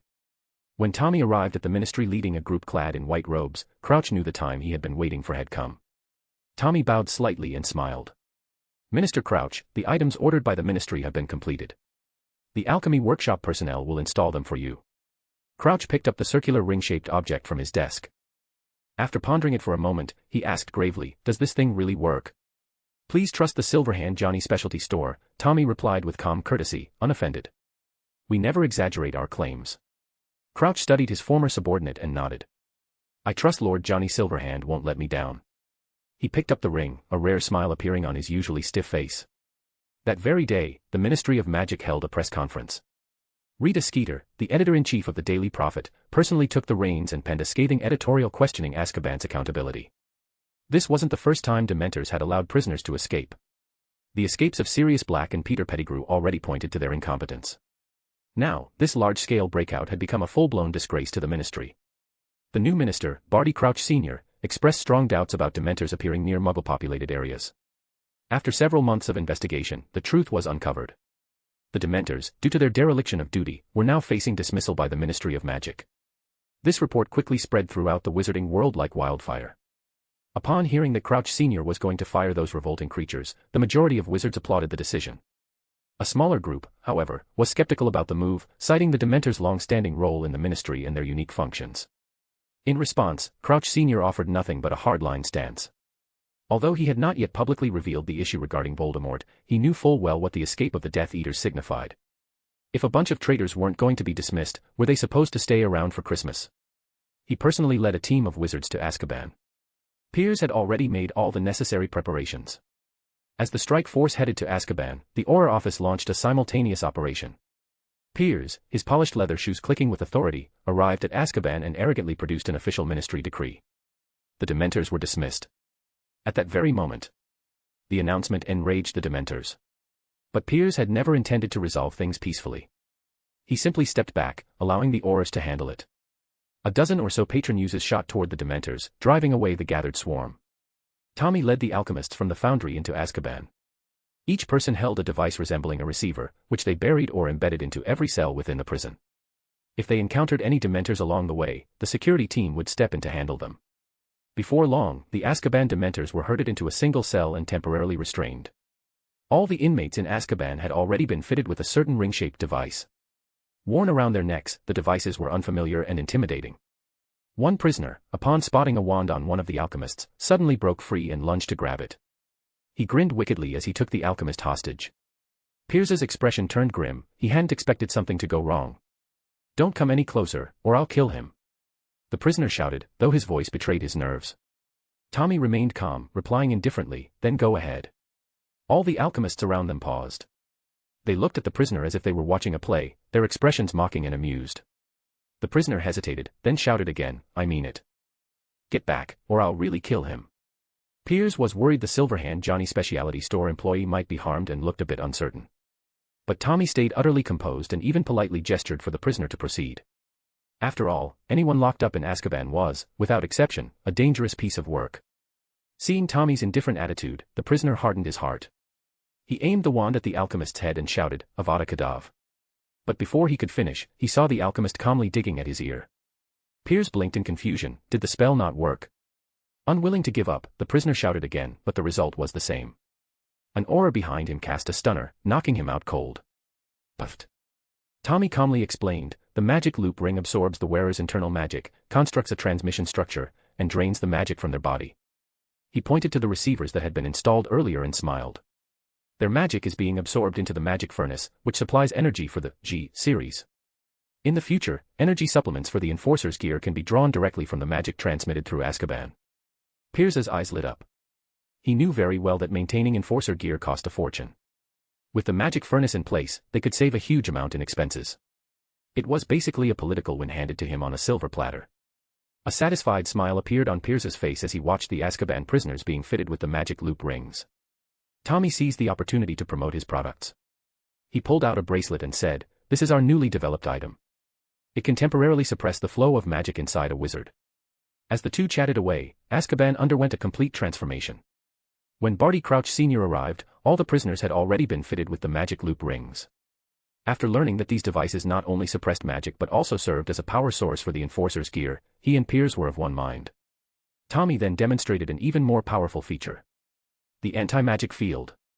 By simply reversing the operation of the magic furnace, Azkaban could be turned into an impenetrable anti-magic zone. Anyone trying to escape would be drained of their magic entirely, using their own magic as the spear to pierce their own shield. There was no way anyone could break out of a place like this. Barty looked over at the Dementors, his expression grave. Lord Johnny Silverhand requested control over the Dementors in exchange for the cost of this installation. He's getting the short end of the deal. Minister Crouch, Tommy replied with a smile, "My lord is always happy to help a friend in need." The Dementors were a hot potato. After this incident, they held a deep grudge against the Ministry of Magic. And given how difficult they were to kill, disposing of them had become a serious problem. But Barty didn't have to worry that Johnny Silverhand would use the Dementors as leverage against the Ministry. They were allies, and besides, the Dementors now bore just as much hatred toward the Silverhand specialty store. Given the Dementors' previous secret alliance with Voldemort, and Johnny Silverhand's uncompromising stance against Death Eaters, there was every reason to trust the arrangement. The deal between both parties went smoothly. Tommy said, "With our business on behalf of the Silverhand exclusive store concluded, my lord, as a friend, has a gift for Minister Crouch." When Barty saw the Enforcer squad bring in Antonin Dolohov, he broke into an unusually kind and cheerful smile. That very same day, the news that the Dementors had been dismissed from Azkaban was released, accompanied by reports of Barty Crouch's swift and decisive actions. Of the 10 prisoners who had escaped from Azkaban, Antonin Dolohov had already been recaptured. The speed was staggering, unlike the past, where it took over a year to catch even one escaped convict. The Daily Prophet once again sang high praises for Minister Barty Crouch, hailing him as the most popular minister in the past 20 years. Even the Quibbler, which usually treated everything like a joke, begrudgingly praised old Barty for once, instead of suggesting, as they had with Fudge, that he secretly raised a private army of toads. John received all this news right after finishing his Care of Magical Creatures class. He was a little helpless, because of the sudden appearance of that baby Thestral. The young Thestral had walked right up to John, proudly showing off the newly grown feathers on its wings. A single oversight. The baby Thestral had come over, tempted by the chance to trade for food. Hagrid seized the opportunity to give everyone a very interesting impromptu lesson before class ended. Harry finally understood, he wasn't going mad. Thestrals were creatures that only those who had seen death could see. Hagrid called them fascinating magical beasts. But Umbridge clearly didn't see it that way. In the wizarding world, Thestrals had always been seen as omens of bad luck. Much like Dementors, they weren't creatures most people liked. She scribbled furiously in her logbook, her wide toad-like mouth stretched open, looking even more like a greedy, ugly toad. To Hagrid, this may have been one of his liveliest lessons. But to most of the other students, it was just Hagrid enthusiastically introducing them to thin air. Other than a handful of students, no one else could actually see what he was talking about. Chapter 311, Consuming Dementors as Payment. Headmaster's Office. A copy of the Daily Prophet was laid out on Dumbledore's desk, a look of satisfaction on his face. Although old Barty harbored wariness toward him, he had still remembered his advice. Dismissing the Dementors meant that the chances of Voldemort seizing Azkaban had been drastically reduced. "This isn't exactly good news," Snape said in a low voice. "Some of the Death Eaters escaped." "Some of the Death Eaters, Severus," Dumbledore corrected as he set the newspaper down. Snape had brought him the news immediately upon hearing it. Dumbledore knew what was troubling Snape. His eyes sparkled with wisdom as he said kindly, "It's never too late to mend the pen after the sheep are lost." More than the decision to expel the Dementors, what truly comforted Dumbledore was that old Barty was willing to listen to others' advice. Back during Harry's last trial at the Ministry, Dumbledore had doubted whether Barty would simply ignore his words because of it. Thankfully, old Barty wasn't a fool. This pleased him greatly. When it came to dealing with Voldemort, it would be best if the Ministry could lend a hand. "If I may speak frankly," Snape said, still looking sour, "Barty Crouch's attitude toward you has made his stance quite clear." "So long as he's willing to contribute to the magical world," Dumbledore replied calmly, "I'm willing to set aside the trivial things." Snape responded in a voice dripping with sarcasm, "Let's hope he understands your noble intentions." Dumbledore flipped through the paper again but found no mention of how the Dementors had been dealt with. A trace of doubt flickered in his eyes behind the half-moon spectacles. Surely the Ministry wouldn't have simply driven the Dementors away. They deserved a better form of handling. Azkaban. 10 Aurors stood outside a cell, their wands continuously emitting a silvery mist that kept the Dementor trapped inside. "Rotate the team, have the next group take over," said Piers, glancing at his pocket watch and signaling the others to switch shifts. Restraining a Dementor was an exhausting task. The only known spell effective against them was the Patronus Charm. And that spell was notoriously difficult to master, even among Aurors. Not everyone could cast it. Sustaining the spell for long periods drained the Aurors heavily, so Piers had arranged for 3 teams to take turns, each covering a 1-hour shift. Luckily, Dementors didn't have the ability to pass through walls. Otherwise, keeping one confined for even a day would be impossible. Expecto Patronum. The fresh team of Aurors stepped forward to cast the Patronus Charm, while the ones being relieved slumped back, drained of energy. Half an hour later. "How much longer do we have to keep this up?" one Auror asked Piers. Almost all of the Ministry's Aurors had been pulled in for this task. If this continued, it could very well throw the Ministry into chaos. Piers glanced over at Tommy. Tommy had just lifted his eyes from his watch and smiled. "I think it's about time." He figured his boss had probably finished class by now. Piers' face lit up, and he motioned for the others to withdraw outside. He turned to the last 10 Aurors still casting the Patronus Charm and said, "Leave this place." "But, the Dementor," one Auror hesitated. Piers said impatiently, "Leave. Someone else will handle it."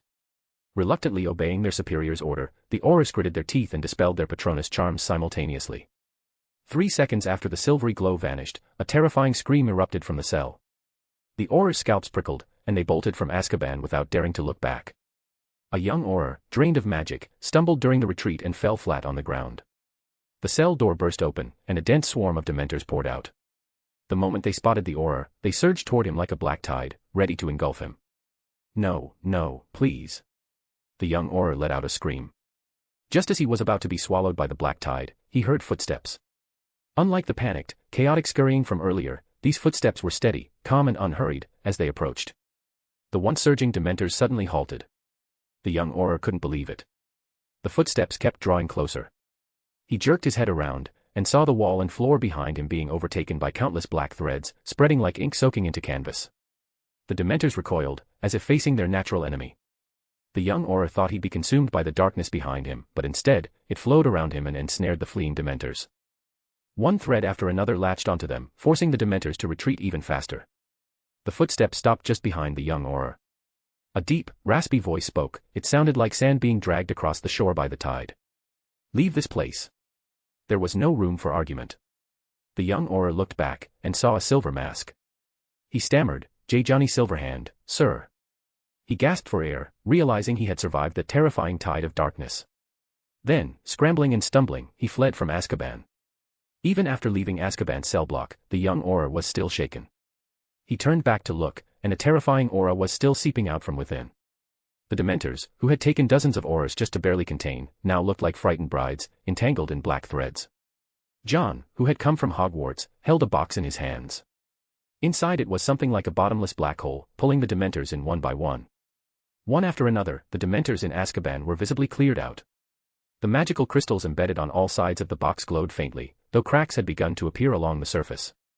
When the final Dementor was drawn inside, John's silver arm turned pitch black, spreading over the entire box. The spreading of the cracks began to slow. It should hold until we get back. Clutching the box in his hand, John walked out of Azkaban. That suffocating pressure from earlier had been enough to make even the most battle-hardened Aurors hold their breath. Seeing him emerge, Piers immediately stepped forward with respect. "Lord Johnny Silverhand." John gave a slight nod. Noticing that Piers' gaze was fixed on his hand, he chuckled lightly and said, "Tell Minister Crouch, I've taken my payment." Piers was momentarily stunned, then looked at the black box with a horrified expression. The Dementors were just taken away like that. "Sir, allow me to escort you back." Seeing that Johnny was about to leave, Piers hurried to catch up. John chuckled again. "No need, I think I've got a faster way." "Faster?" Piers looked completely baffled.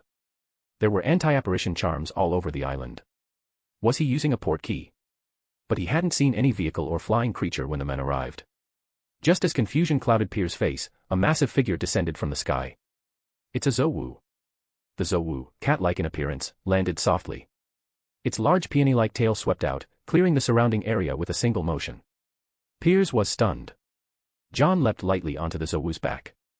The creature immediately activated its spatial travel ability, diving into a dimensional rift and vanishing without a trace. Such a rare magical creature, yet it had been tamed to this degree of obedience. Piers couldn't help but once again feel a chill at the sheer mystery surrounding Johnny Silverhand. Tommy, meanwhile, watched as his boss left him behind and felt a pang of silent grief in his heart. But he didn't show it. He simply bid Piers farewell. Then, together with the wizards from Silverhand's shop, he boarded the carriage and left Azkaban. As for John, he didn't return to Hogwarts. Instead, he arrived at Silverhand Manor. The massive Zowu's landing stirred a commotion, drawing the attention of the security team. John waved them off. Letting the Zowu roam freely in the lavender garden for a while, he stepped into the manor. The box in his hand was on the verge of breaking apart. Unhurried, John passed by a room where the golden cup was kept. Stopping before a container shaped like a dragon, John sliced open his palm. Blood dripped into the container, and the dragon's eyes turned crimson. A hidden door opened, revealing a space behind it filled with tangible darkness. This was the prison he had created. A room that was utterly unbreakable. Magical crystals were embedded all around the perimeter, forming a powerful magical magnetic field. John tossed the black box inside. The box shattered, and countless Dementors surged out. The magnetic field activated instantly, none of the Dementors could break through. At the same time, the darkness inside the room thickened into viscous black threads. One Dementor that came into contact with them was slowly unraveled, its body disassembled strand by strand. A mass of pure soul essence emerged and was instantly absorbed. The Dementors let out terrified shrieks as John stepped out of the room. Outside, he saw the dragon-shaped container spit a soul into its reservoir. After a short while, another soul followed. He had left a soul-devouring curse in the room, it would continue refining the Dementors into soul essence. John watched for a moment, then turned to leave. Just before exiting, he stopped and glanced at the Horcrux golden cup trapped in its container. A thoughtful and faintly surprised look appeared in his eyes. Chapter 312, New Prison and Ministry of Magic Advisor. Firing the Dementors, some people weren't optimistic about the move. Everyone was waiting to see how the Ministry of Magic would fill that gap. Those in the know understood just how awkward the Ministry's current situation was. The Dementors had basically been working at Azkaban for free. Having them guard the prison required no payment, and they also served as an effective deterrent against the inmates. But once the Dementors were gone, that meant the vast prison of Azkaban could only be guarded manually. Once those inmates regained their vitality, they would become a real problem, so the number of personnel needed would also increase significantly. The ministry would have to expand its armed forces, and financial costs would rise accordingly. It was worth remembering that the last time Old Barty reorganized the ministry, there had still been places where salaries were in arrears. Though that money had since been reissued, the ministry had only just reached a state of barely balanced stability. That stability wouldn't really improve until sometime next year at the earliest. In the meantime, they couldn't just leave Azkaban unguarded, could they? Sending Aurors there would leave the rest of the ministry underdefended. Either way, it was a very difficult decision for the Ministry of Magic. Many ministry employees showed up to work today looking visibly distracted. Minister Crouch firing the Dementors is only the first step, isn't it? A woman with glasses spoke with concern. She felt this was just the beginning of a wave of downsizing. Your position's more important than mine. An employee from the logistics department was equally worried. He figured that if anyone was going to be laid off first, it would be someone like him in logistics. With such a massive expenditure for Azkaban looming, they all suspected that layoffs would eventually be the ministry's way of managing the pressure. Even the security inspectors, usually half asleep like they were attending a funeral, were now unusually alert, terrified of receiving a layoff notice by Owl. Whoosh! Just then, green flames rose in the fireplace. Old Barty Crouch stepped out, and instantly everyone snapped into their best hard-at-work poses.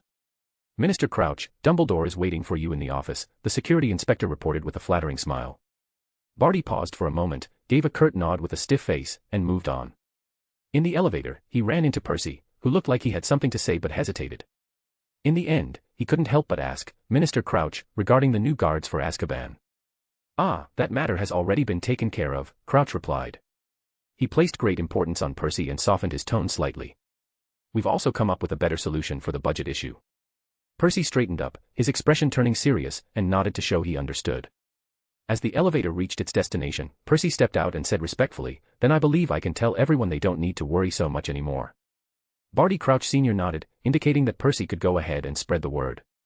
When he arrived at the minister's office, Barty found Dumbledore waiting, someone who hadn't shown his face in quite a while. Dumbledore. Minister Crouch. The atmosphere between the two wasn't as tense as it used to be. From Barty's perspective, he appreciated Dumbledore's calm detachment since relinquishing his authority. As long as Dumbledore wasn't here to demand some of his old power back, Barty was still willing to show respect to the White Wizard King of the magical world. About the Dementors, Dumbledore brought up the real issue after a bit of small talk. "Minister Crouch, how do you intend to handle them?" He wanted to caution Barty not to take things lightly. Just because the Dementors had lost their post at Azkaban didn't make them any less dangerous. To that, Barty replied, "I believe Lord Johnny Silverhand will handle them better." Johnny Silverhand. Dumbledore was stunned. What does this have to do with him? No sooner had he asked the question than there came a knock at the door. "Minister Crouch, the reporters have arrived." Dumbledore had assumed this would just be a routine press release, but he was wrong. This was a grand press conference. 2 press conferences in a single day.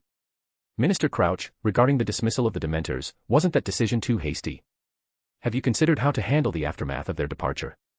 Rita Skeeter, known in the industry for her sharp tongue, fired off the question bluntly. Barty Crouch Sr., now dressed in formal wizarding robes suitable for the occasion, replied sternly, "After thorough investigation, the Dementors were found to have committed serious violations, gravely endangering the safety of the magical world. To ensure the defense of Azkaban and the protection of our society, I made this decision. As for follow-up measures, we ask the public to trust the Ministry of Magic," he added with gravity. "Thanks to the tireless efforts of the Ministry, the issue has already been successfully resolved. We have carried out renovations on Azkaban. Building on the existing infrastructure, we've introduced a new device, the Magical Energy Loop, which is even more effective than Dementors. This device can efficiently suppress prisoners' use of magic while saving the Ministry a significant amount in expenses." "Saving expenses? May I ask, Minister Crouch, in what specific areas?" Rita Skeeter pressed on. Crouch answered methodically, "Horror and Strike Squad equipment maintenance has always required substantial funding. The Magical Energy Loop can absorb and circulate magical energy, providing self-sustaining power to this equipment. This allows us to greatly reduce costs associated with upkeep and repairs." After finishing his explanation, Crouch looked into the camera, the stern expression on his face easing into a smile. "Here, the Ministry of Magic would like to thank Mr. Johnny Silverhand, consultant to the Ministry, for his sponsorship, which has saved us a great deal of funding." This moment was captured in full by the flashing cameras. Firing the Dementors not only didn't increase costs, it drastically reduced expenses. This was a major political achievement, more than enough to elevate Minister Barty Crouch Sr.'s reputation. Aura Office Director Piers also saw a significant boost to his own political career. Those Ministry employees who had feared being laid off now felt grateful to Piers. After all, the sponsorship had been secured under both his and Crouch's names. By the end of the press conference, Dumbledore finally understood why Crouch had said Johnny Silverhand would take care of the Dementors. He had sold them to Johnny Silverhand.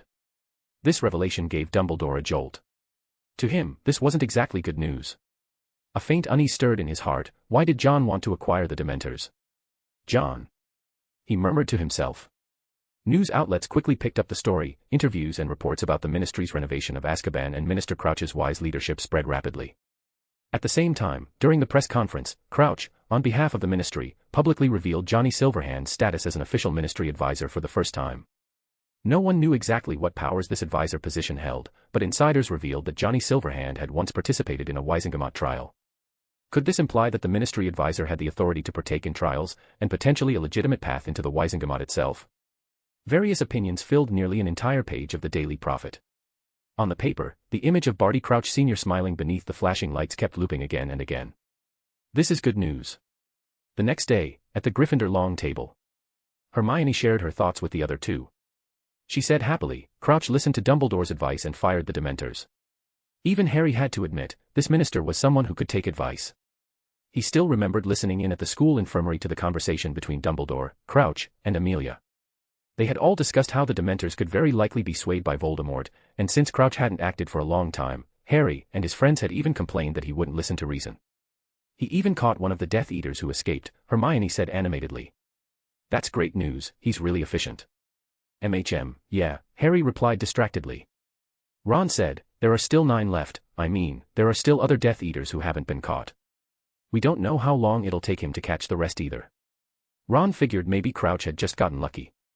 The public thinks he's the best minister in the past 20 years, Hermione said unconcernedly. He'll catch them soon enough.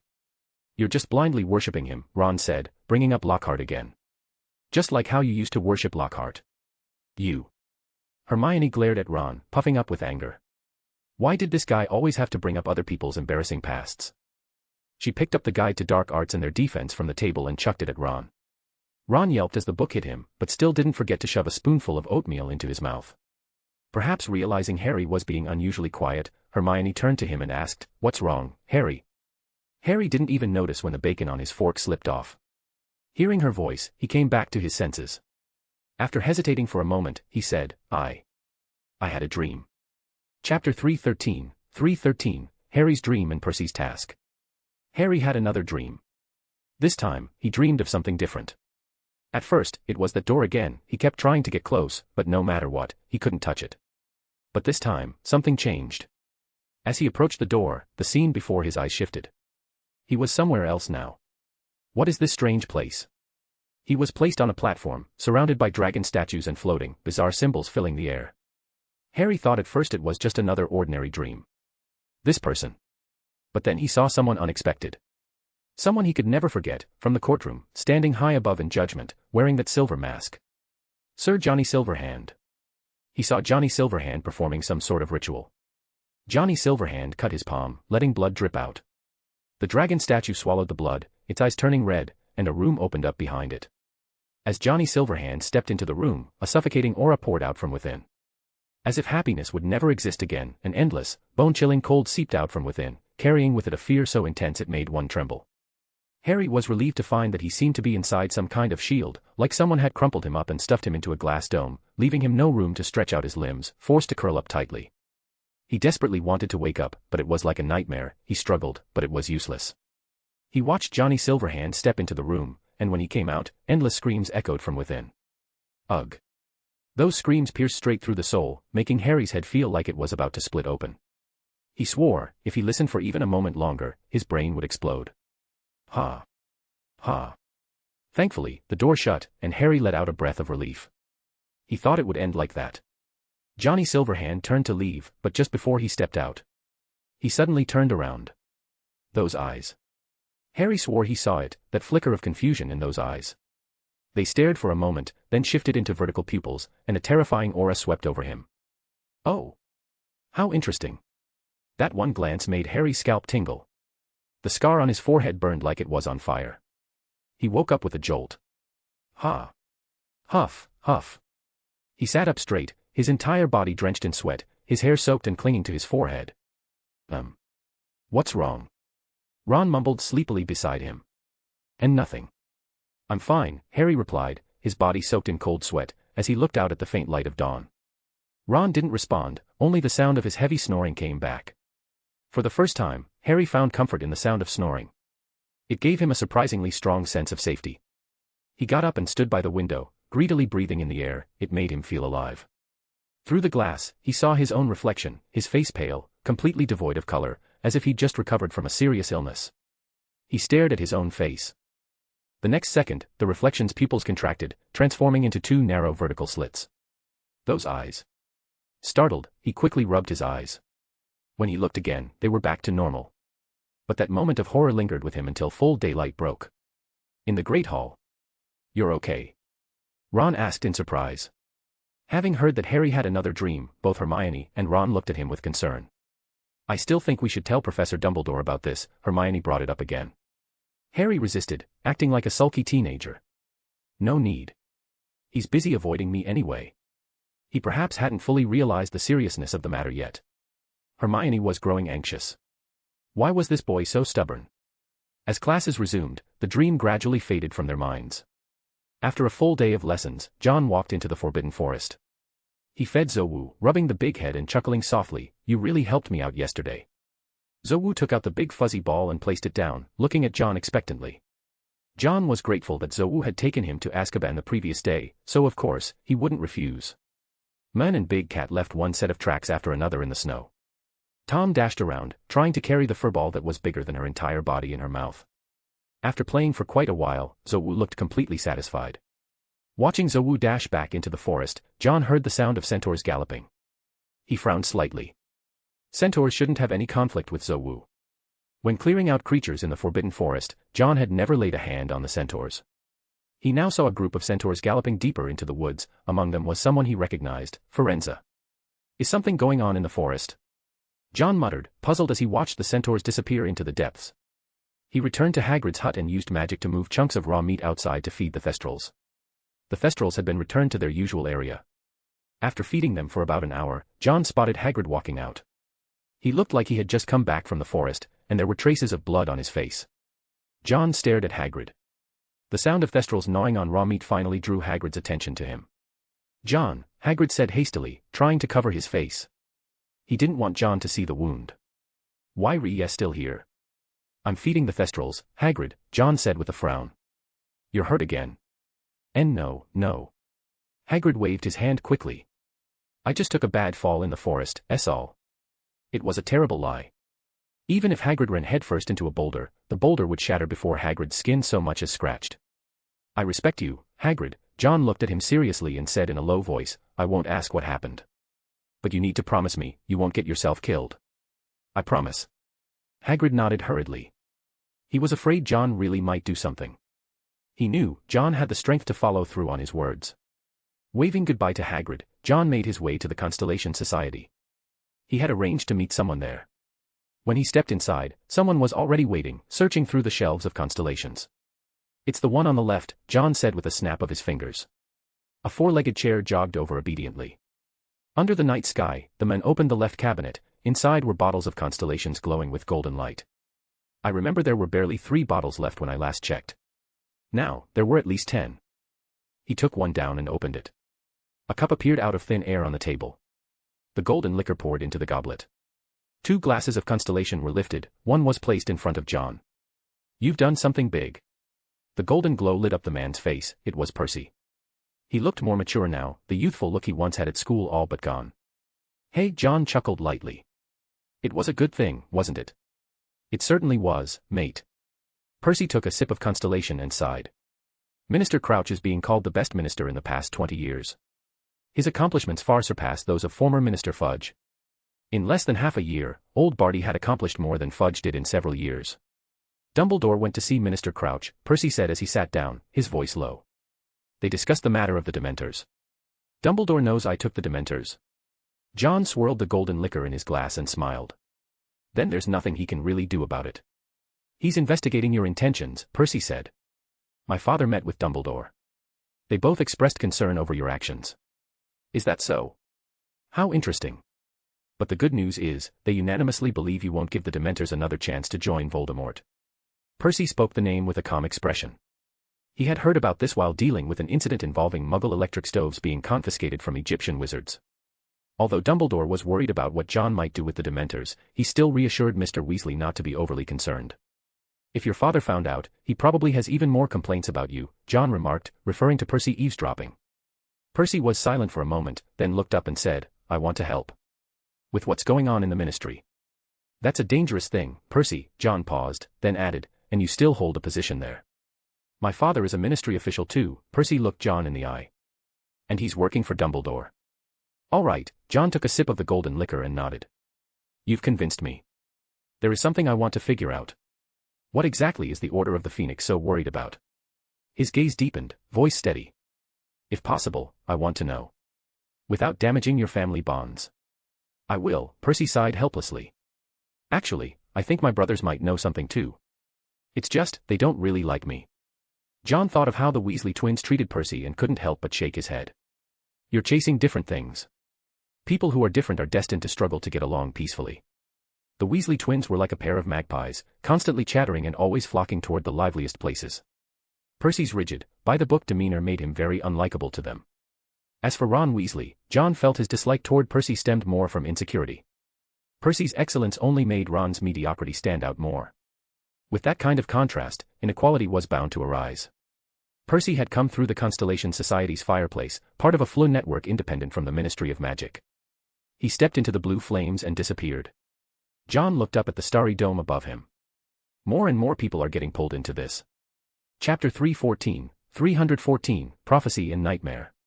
December. The snow was heavy, piling up in thick white layers on the tree branches. Tom was sleeping under a tree, all four legs in the air, tongue lolling out of her mouth. Fong lay not far from her, also with his tongue hanging out. After a while, the weight of the snow on the treetop snapped a branch. A large pile of snow dumped down on the two dogs, making Tom jolt awake with a shiver.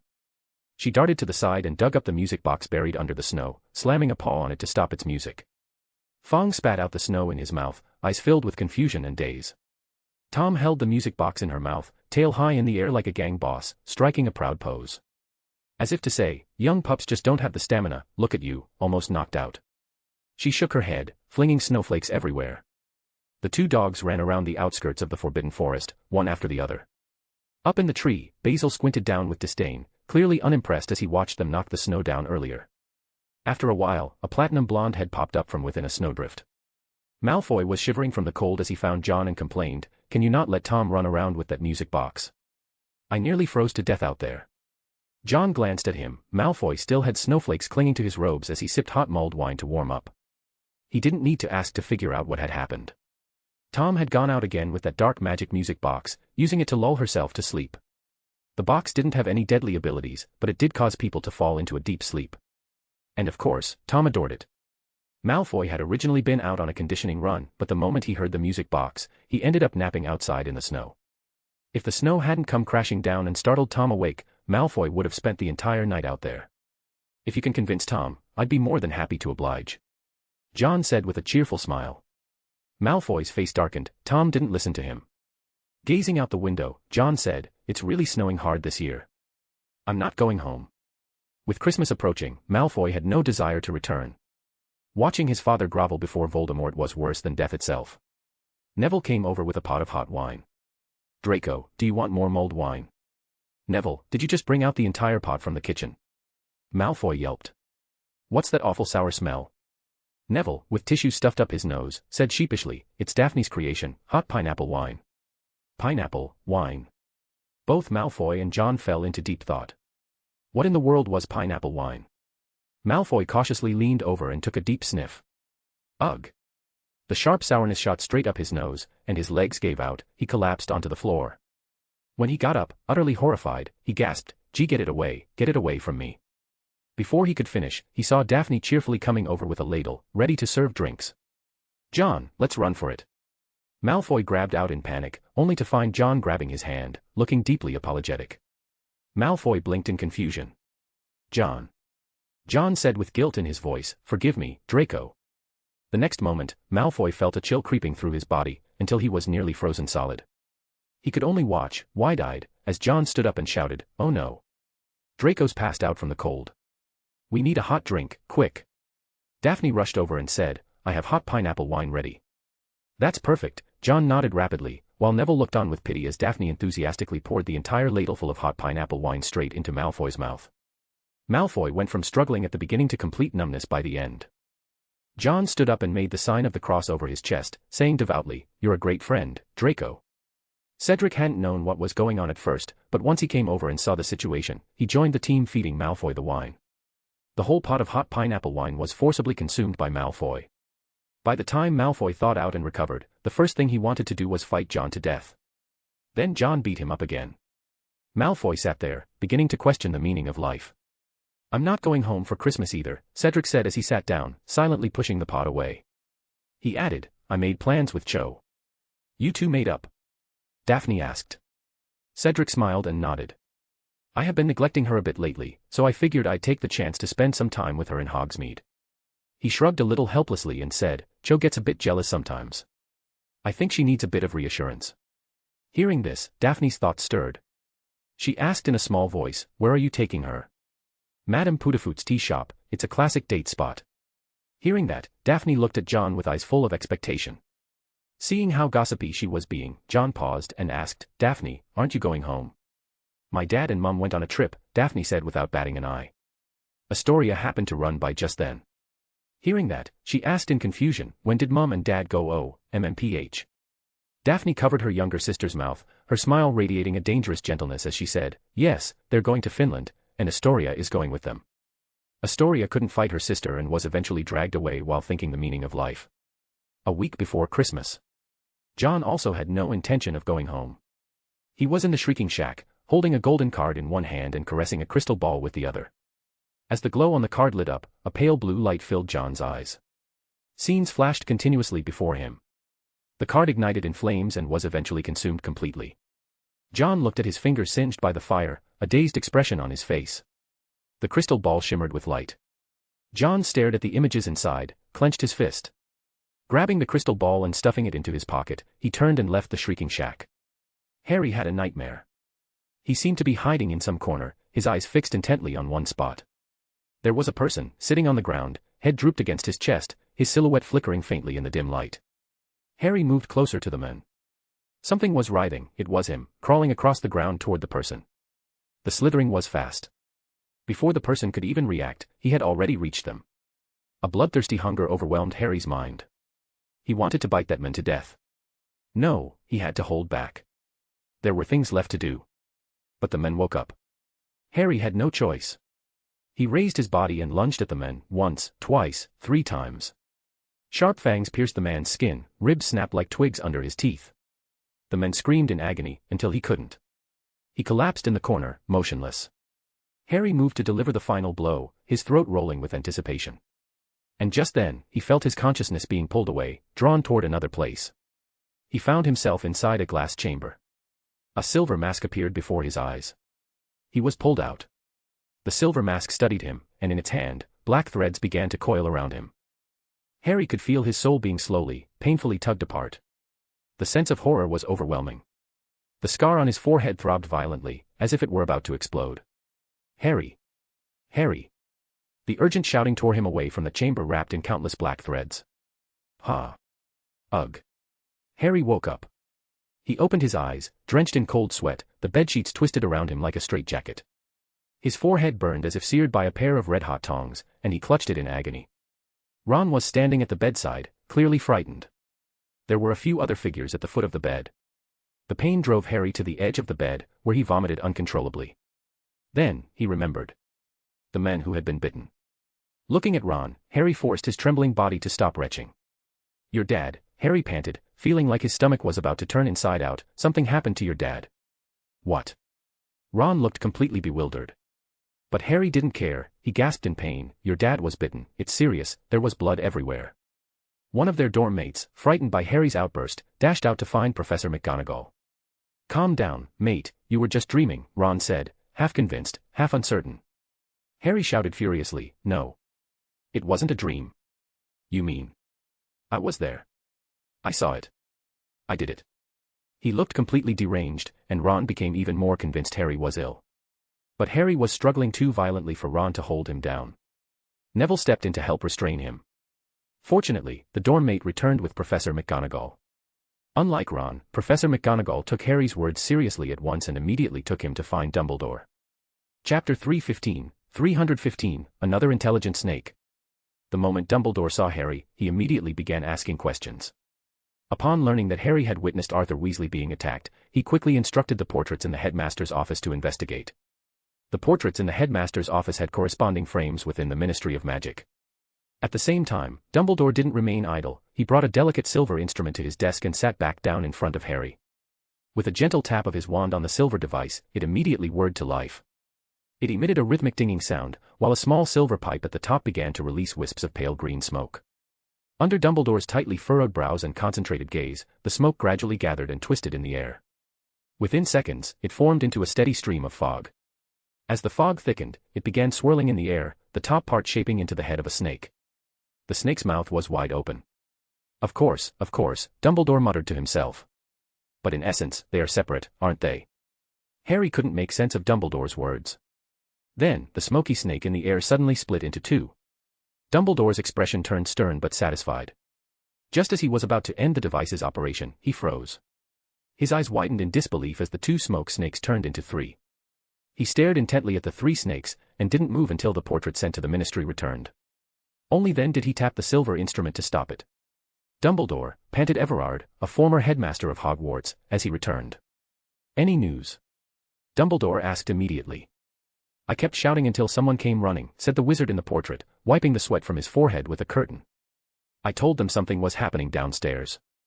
They were half convinced, then his son came up carrying him, covered in blood. His son? Harry asked in confusion. Dumbledore replied, Percy. He's also at the ministry. Yes, his son saved him. Same red hair. He's being sent to St. Mungo's now. His son arrived just in time. If he'd been 1 second later, he would have died. Ron finally let out a tiny breath of relief. Dumbledore turned to the portrait and said, Thank you. Then he looked toward Professor McGonagall. Minerva, I need you to wake the rest of the Weasley children. Of course. Professor McGonagall stood and quickly walked toward the door. Harry glanced at Ron, who now looked both scared and worried. Harry whispered, It was Percy who saved your dad. Yeah, Ron said blankly, I've always hated that he worked at the ministry. Ministry of Magic. Percy was a workaholic. The ministry was in a state of chaos, and as the newly appointed department head, he had a backlog of cases to deal with. He passed by his father's office and, remembering what John had said, knocked on the door, intending to go in. But after waiting a long time without a response, Percy, being a Weasley, knew full well what kind of person his father was. By the time he found Mr. Weasley, his father was already on the verge of death. A large emerald green snake had its gaping jaws wide open. Percy didn't have time to think, he drew his wand and acted on instinct. Stupefy. The spell interrupted the snake mid-attack. Seeing his bloodied father, Percy lashed out in fury. But the snake was strange, it actually deflected the spell. Realizing this wasn't a simple matter, Percy kept firing spells, pushing the snake away from his father's side. Perhaps knowing it had lost its chance, the green snake cast Percy a deep, lingering glance, then slipped into the darkness and vanished. Dad. Percy rushed forward to check Mr. Weasley's injuries. Only after he brought him to the hospital did he notice his hands wouldn't stop trembling. Family. Sitting outside, he ran his fingers through his hair, making a complete mess. So this is why you didn't want me involved. For the first time, Percy truly understood the kind of overpowering, irrational emotion that takes over when something happens to your family right in front of you. He now knew this was the reason John hadn't wanted him to get involved. He was in the Constellation Society, but his family was in the Order of the Phoenix. Weasley versus Weasley. If something went wrong, it would be torment no matter which side it was. Because Percy got him to the hospital in time, Mr. Weasley, apart from being injured, was no longer in life-threatening danger. Percy sat by the hospital bed, one stared at the ceiling, the other at the floor, neither spoke. Thank you, Mr. Weasley broke the silence. I thought, you'd just go back. Mr. Weasley looked a little embarrassed. A few months ago, he and Percy had a big argument. Because of the Order of the Phoenix. In Mr. Weasley's eyes, Percy's dedication to the Constellation Society was a sign of immaturity. He had hoped his son would contribute to the Order of the Phoenix. But now, it was Percy who saved him. In the pool of blood, he saw his son force that snake back.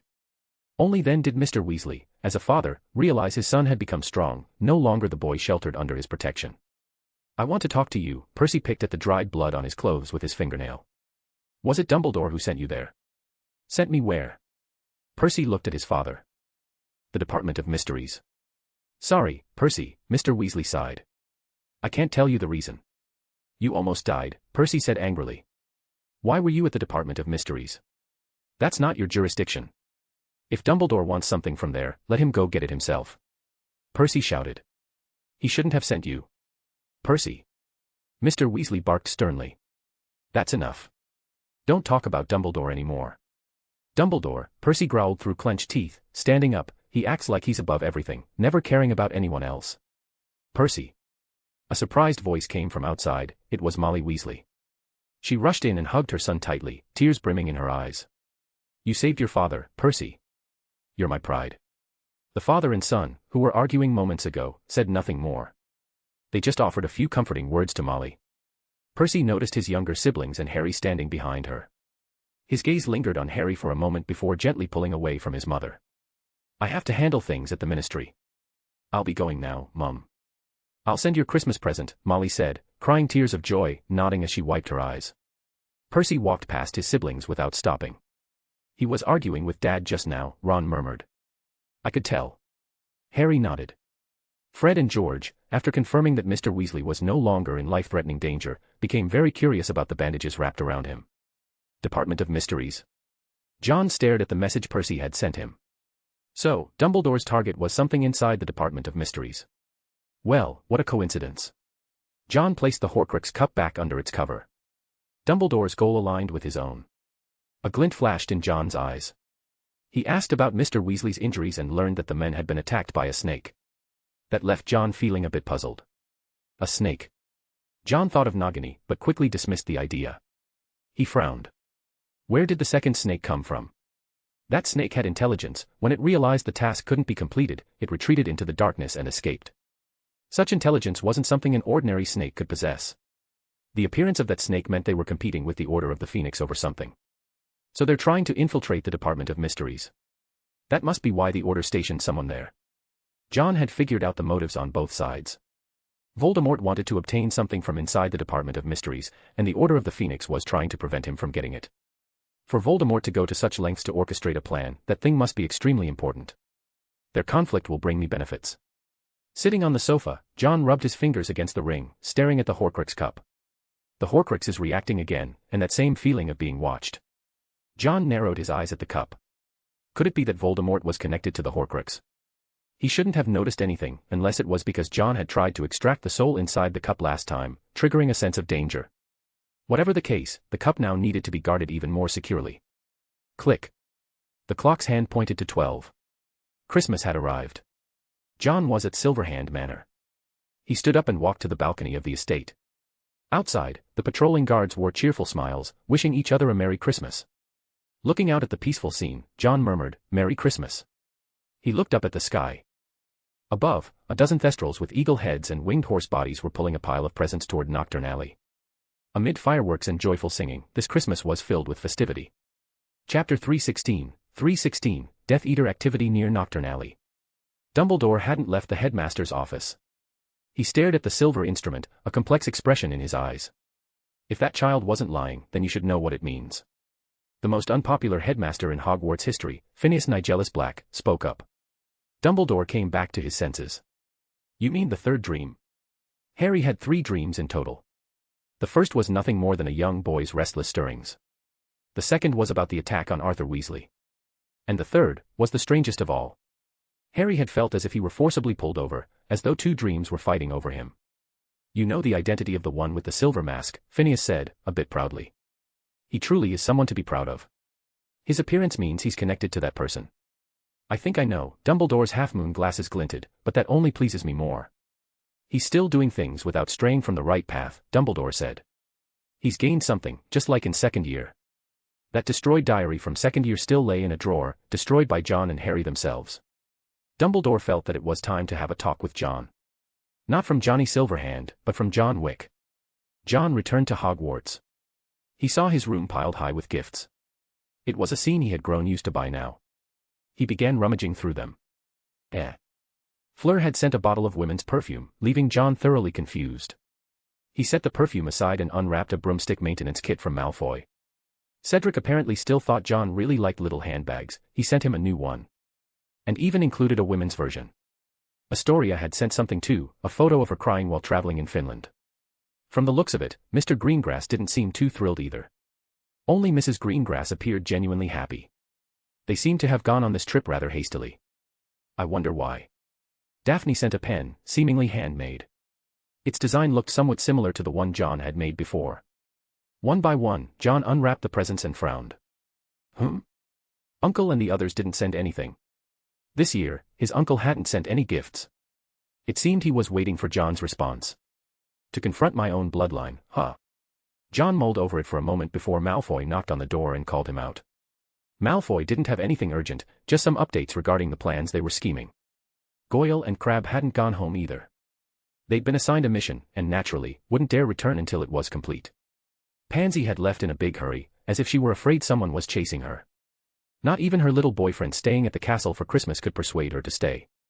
The school was especially quiet this year, probably because the entire Weasley clan had left. John emerged from the Black Lake. Cold wind whipped through his wet hair, forming a layer of frost. After evaporating the water, John had yet another failed attempt at communicating with the giant squid. He vaguely suspected that the squid might actually be the spirit of the Black Lake. After leaving the lake, John headed toward the Forbidden Forest. Hagrid wasn't even spending Christmas in his hut this year, which made John suspicious. Hagrid keeps running into the Forbidden Forest, John muttered with a frown. Hagrid had always gone into the forest before, but never this frequently. Now, it was practically every day. John had promised Hagrid he wouldn't pry, so he could only suppress his curiosity. After feeding the cute-so-woo, he got ready to head to Hogsmeade. For some reason, Daphne had a sudden whim and invited him to the tea shop in Hogsmeade. When he arrived at the castle gates, he saw Daphne standing there gracefully. Daphne smiled as John walked beside her. Upon reaching Hogsmeade, John ran into Cedric.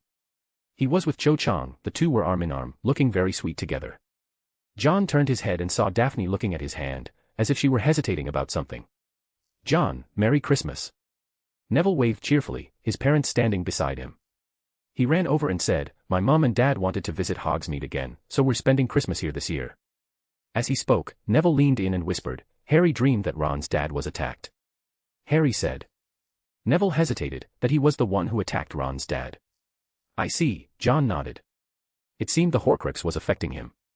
As Voldemort's seventh Horcrux, Harry was undoubtedly the most unique one of all. He wasn't under Voldemort's control but was still subtly influenced by him. After chatting with John for a while, Neville left with his parents. John, accompanied by an expectant Daphne, headed to the tea shop. Even during Christmas, the place was still popular among young couples. Before they even stepped inside, John spotted Cedric and Cho Chang. Daphne gathered her courage and tried to take John's hand. Just then, John frowned. "Daphne, I'm afraid I can't walk with you anymore." He stopped in his tracks, staring at the black owl slowly descending from the sky. Daphne's joyful heart gradually sank as she watched John take the letter from the owl's beak. She forced a smile despite her disappointment and said, "It's fine, I just wanted to come take a look." John nodded and took a few steps before turning back. "This is for you. Merry Christmas." He pulled a gift from his pouch and placed it in Daphne's hands. The disappointment on Daphne's face was instantly replaced with joy as she watched John leave. She held the gift with a look of bliss on her face. She didn't even notice Cho Chang and Cedric behind her, both wearing the unmistakable expressions of gossip-loving onlookers. There was a reason John had hurried off. The Death Eaters were on the move. It had been a long time since the Death Eaters' last attack on the American branch, and this time, the activity was in Knockturn Alley. The security team had spotted Death Eaters, they had photos of them all. Maybe they'd been locked up for too long, some of them didn't even seem to recognize how much the world had changed. One Death Eater even thought this was the same Knockturn Alley from the old days. John apparat to the office, where Tommy was already waiting. He respectfully reported, "Death Eater activity detected. It seems they've found the gardener."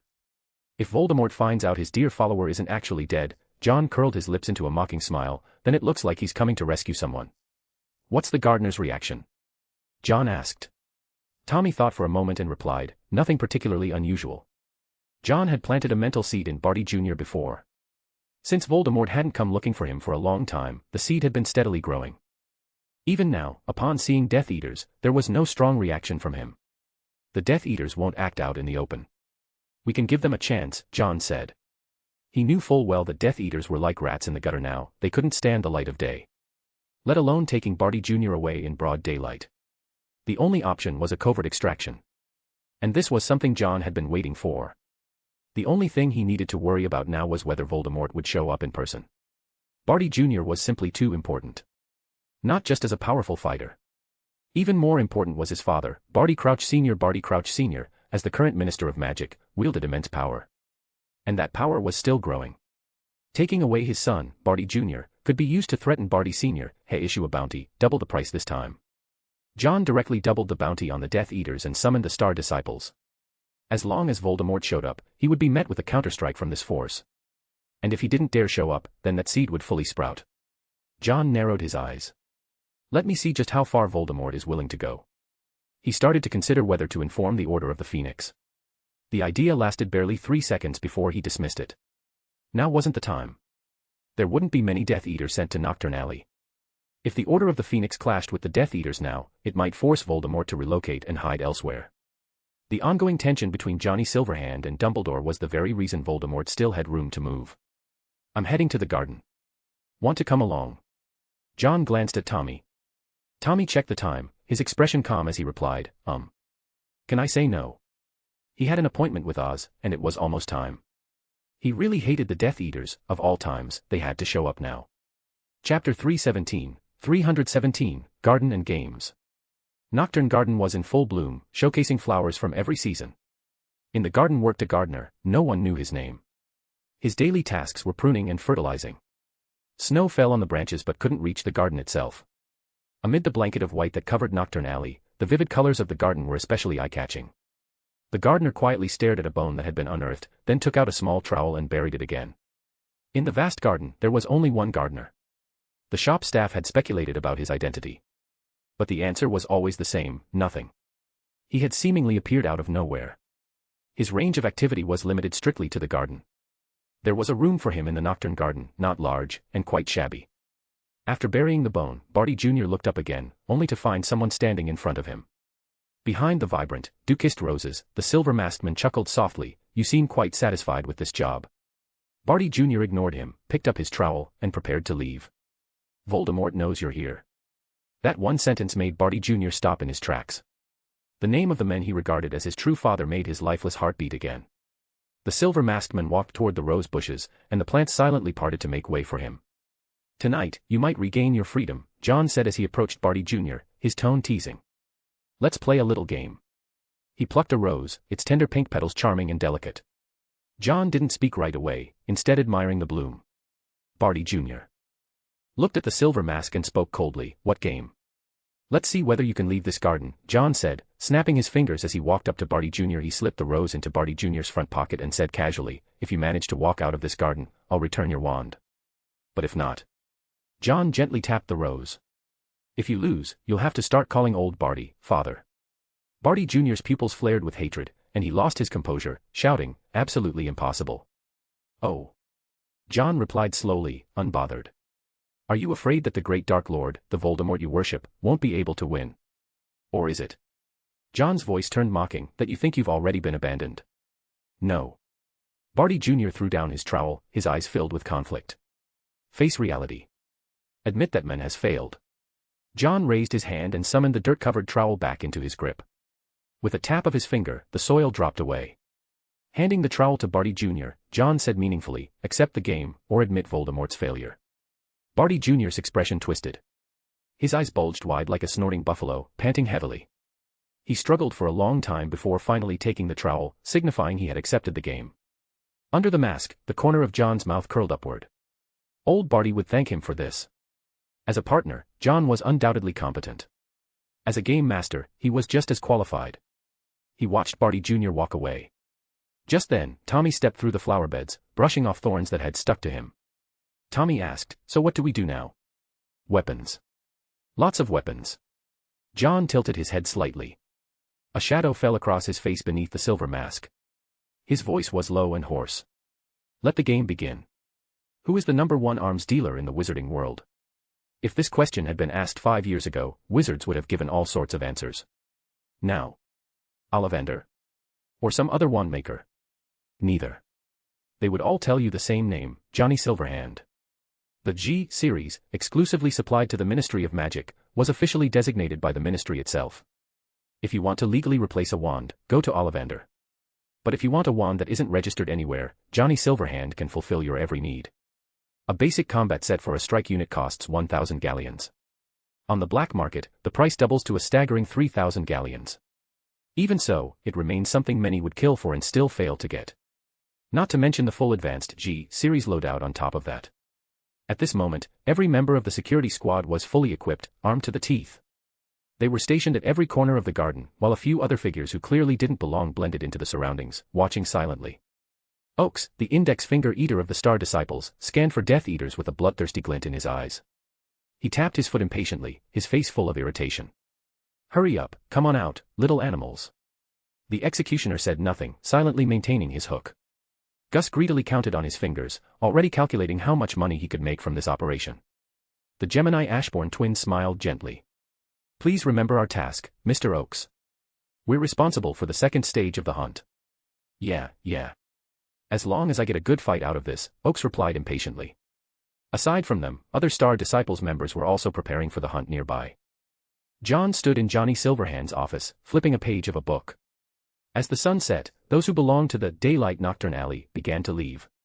Shops shuttered their doors and windows tightly, as if sensing the brutal battle that was about to unfold. Barty Jr. turned on the radio, listening to the music as he sat in his room, waiting. Tommy entered the office, holding a vinyl record in his hands. He asked respectfully, "Shall I put this on for you?"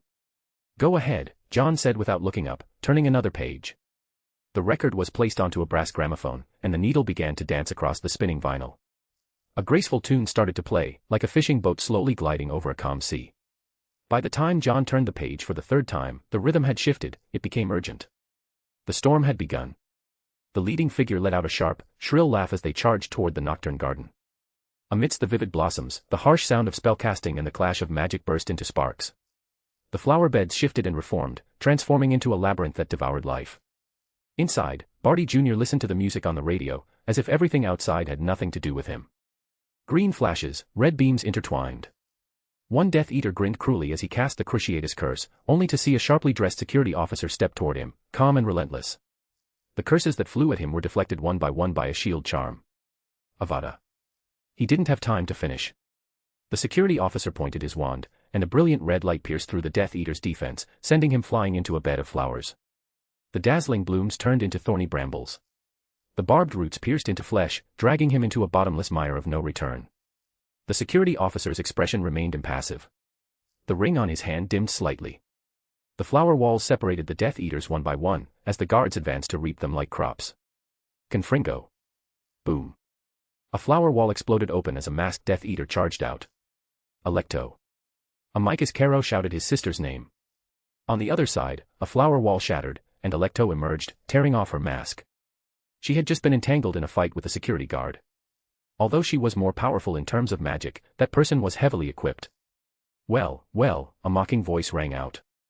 The siblings turned to see a sharply dressed man, a matchstick between his teeth, saying regretfully, "The gardener spent a long time tending those flowers, you know." Seeing the Caro siblings step through the front garden, the men smiled and said, "Welcome to the hunting grounds." He tilted slightly to the side and gestured with a courteous sweep, "Hope you have a wonderful time." The two exchanged glances, as if seeing the same confusion mirrored in each other's eyes. Alecto Caro raised her wand and pointed it at the tall man. He frowned slightly. "That thing's dangerous." "Good that you know," Alecto snapped, still irritable from the previous scuffle. The man raised an eyebrow, smiling. "I don't like being rough with ladies." Then, glancing toward a direction, he shouted, "Anyone want this little bunny?" "Little bunny?" Alecto laughed in disbelief, no one had ever called her that before. Suddenly, Alecto was blasted away by a red beam of light. The index finger eater, Oakes, roared, "She's my prey."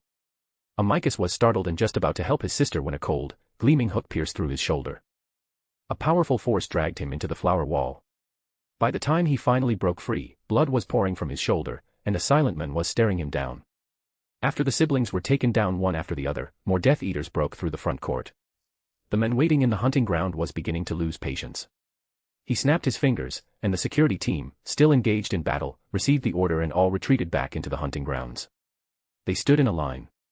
Once the Death Eaters were lured inside, they simultaneously raised their wands. Brilliant magical beams engulfed the intruding Death Eaters. The rings on their fingers dimmed slightly. The man raised an eyebrow and said, "Much cleaner now." The game lasted until dawn. John closed his book and walked to the window, basking in the sunlight falling across his face. "Tell the customers that the inverted garden will be closed for one day for renovations." After saying that to the clerk, John headed toward the inverted garden. The garden was utterly wrecked. The security team, holding shovels, was digging up damaged flowers and replacing them, burying the lifeless corpses underneath. John spotted Barty Jr. He stood there, watching the bodies being buried into the garden. "Looks like I won," John said, glancing at the fallen Death Eaters. There were casualties on their side too, but thanks to the overwhelming difference in equipment, it wasn't too serious. The Death Eaters were nearly wiped out, only the Caro siblings, who had broken out of Azkaban, managed to escape. And only them. "You need to keep your promise." John patted Barty Jr. on the shoulder and walked into the devastated garden. Tommy was over there directing the repair work, complaining, "My lord, can we use a different location next time? I had made plans to meet us here." "I think it might be time to adjust your salary," John said casually. Tommy's expression shifted immediately, and he quickly said, "Actually, I think this place is perfect. Very convenient to manage, too." "I thought so too," John replied with a smile. Looking at the captured Death Eaters, John chuckled lightly. "Our friend the minister will probably be quite pleased." Voldemort, wary of Dumbledore, didn't dare come in person, which meant the things John had prepared were left unused. He glanced at Barty Jr.'s little house. Beneath that floor, after all, were bombs made entirely of magical crystals.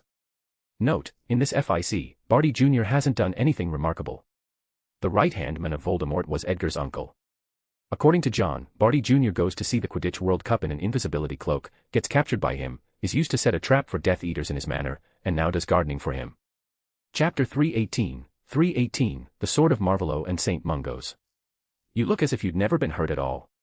The Longbottoms needed a follow-up check. They went to St. Mungo's for the examination. The healer inspected their bodies and exclaimed, "This is nothing short of a miracle, Longbottom. No one has ever recovered from that kind of condition before.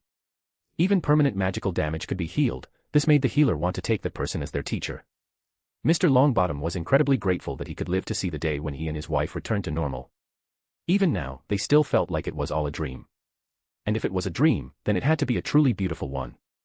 Mr. Longbottom held his wife's hand tightly. His wife smiled sweetly. Neville. Neville had come along to accompany his parents. There, he ran into Harry and the others, who were visiting the injured Mr. Weasley. Hermione stared in surprise at the Longbottoms. Neville introduced them. "These are my mom and dad." "Hello, Mr. and Mrs. Longbottom," Hermione quickly greeted them. Ron and Harry looked at the couple, especially Harry. He had learned about the Longbottoms' tragic fate from Moody. But now, the two of them looked no different from ordinary people. There wasn't even the slightest hint of having been tortured. Neville was beaming with happiness, and Harry couldn't help but feel envious. Just then, Harry felt a slight pain on his forehead. He touched the scar and frowned. Hermione noticed and quickly asked, "What's wrong, Harry? Is your scar hurting again?" "Harry Potter," Mr. Longbottom looked at Harry with a complex expression. They had once been members of the Order of the Phoenix, key members, in fact. After Voldemort's downfall, they had been tortured into that state by Death Eaters. Even before that, they had already heard about Harry. "You look a lot like your father," Mr. Longbottom said with emotion. Harry looked toward a bundle wrapped in cloth off to the side. He saw a faint glow coming from it. "What's that?" he asked, enduring the pain. Neville was stunned. Following Harry's gaze, his expression changed. He quickly stepped forward and unwrapped the cloth, revealing something that shocked everyone. The sword of Gryffindor. Harry recognized it instantly. At this moment, the red gemstones on the sword were glowing brightly.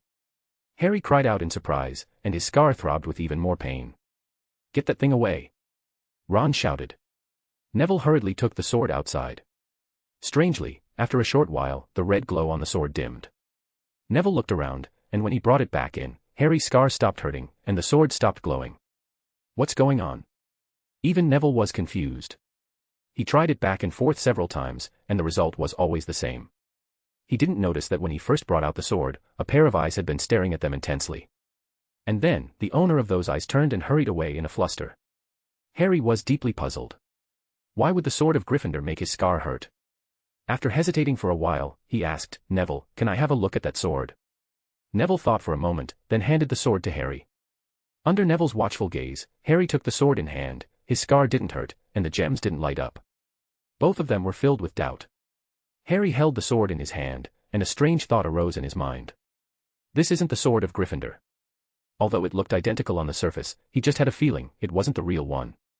Neville confirmed his suspicion and said, "This sword is called the Sword of Marvolo." Marvolo. The name sounded familiar to Harry. He couldn't quite recall where he'd heard it. After handing the sword back to Neville, the two of them started chatting about recent events. Mr. Longbottom expressed concern over Mr. Weasley being attacked. Harry asked, "Mr. Longbottom, aren't you planning to return as an Auror?" Mr. Longbottom had once been an Auror, one of the best, in fact, admired by many in the department. But after his treatment, Mr. Longbottom hadn't shown any intention of returning to duty. What Harry really wanted to ask was whether he'd go back to the Order of the Phoenix, but seeing as none of the other members had brought it up either, he kept the question to himself. Mr. Longbottom was silent for a moment. Recalling how his son had told him repeatedly not to return to the order, he said, "We're not what we used to be." They'd been unwell for too long, their physical condition wasn't what it had once been. Harry felt it was a pity. From what Moody had told him, the Longbottom couple had been incredibly powerful. He didn't know whether the other members of the Order of the Phoenix were aware that the Longbottoms had recovered. After completing their checkup, the Longbottom family prepared to leave. As they walked out of the hospital, Neville didn't notice that the sword flashed briefly with a glow. The Longbottoms needed to reacquaint themselves with the world, so Neville took them to Knockturn Alley. Mr. Longbottom said in disbelief, even after Voldemort's fall, this place was still crawling with Death Eaters and Dark Wizards. "I never thought it could turn out so well. It's a pity the inverted garden is closed for renovations today, you really should have seen it," Neville said regretfully. The good thing about magic was that no matter how badly something was destroyed, it could be repaired quickly. In less than half a day, the inverted garden had already been restored. John was at Silverhand Manor, about to face the stern questioning of old Barty. "Lord Johnny Silverhand, you should have informed me."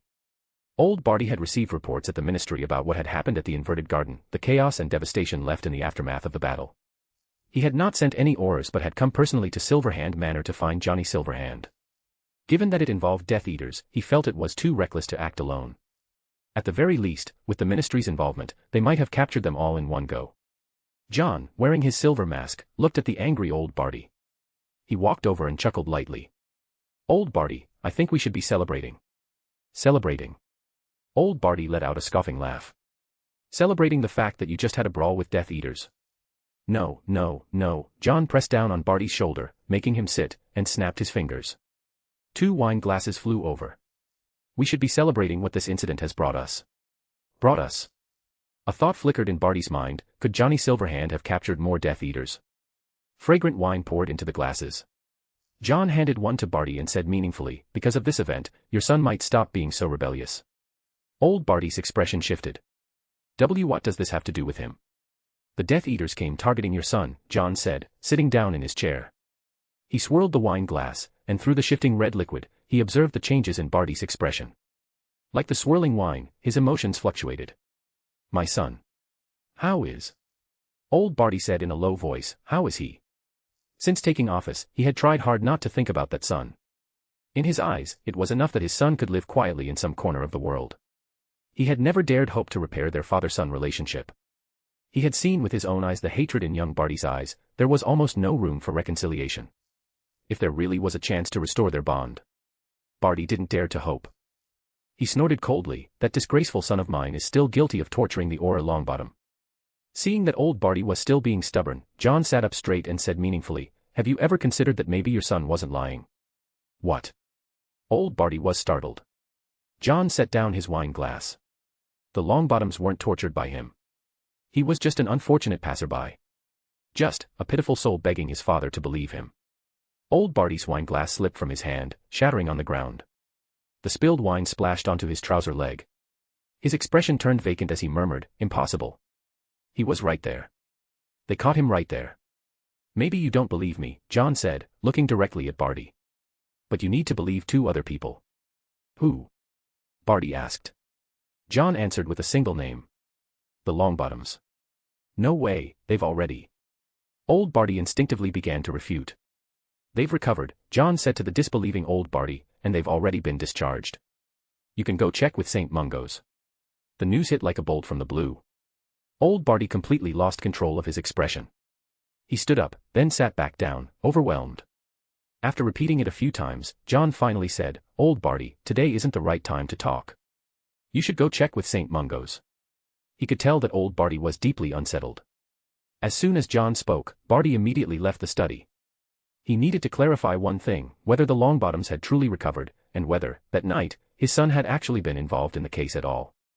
If it was really as Johnny Silverhand claimed, that Barty Jr. had been wrongly accused, then how was he supposed to face the child who had been subjected to the Dementor's kiss for over a decade?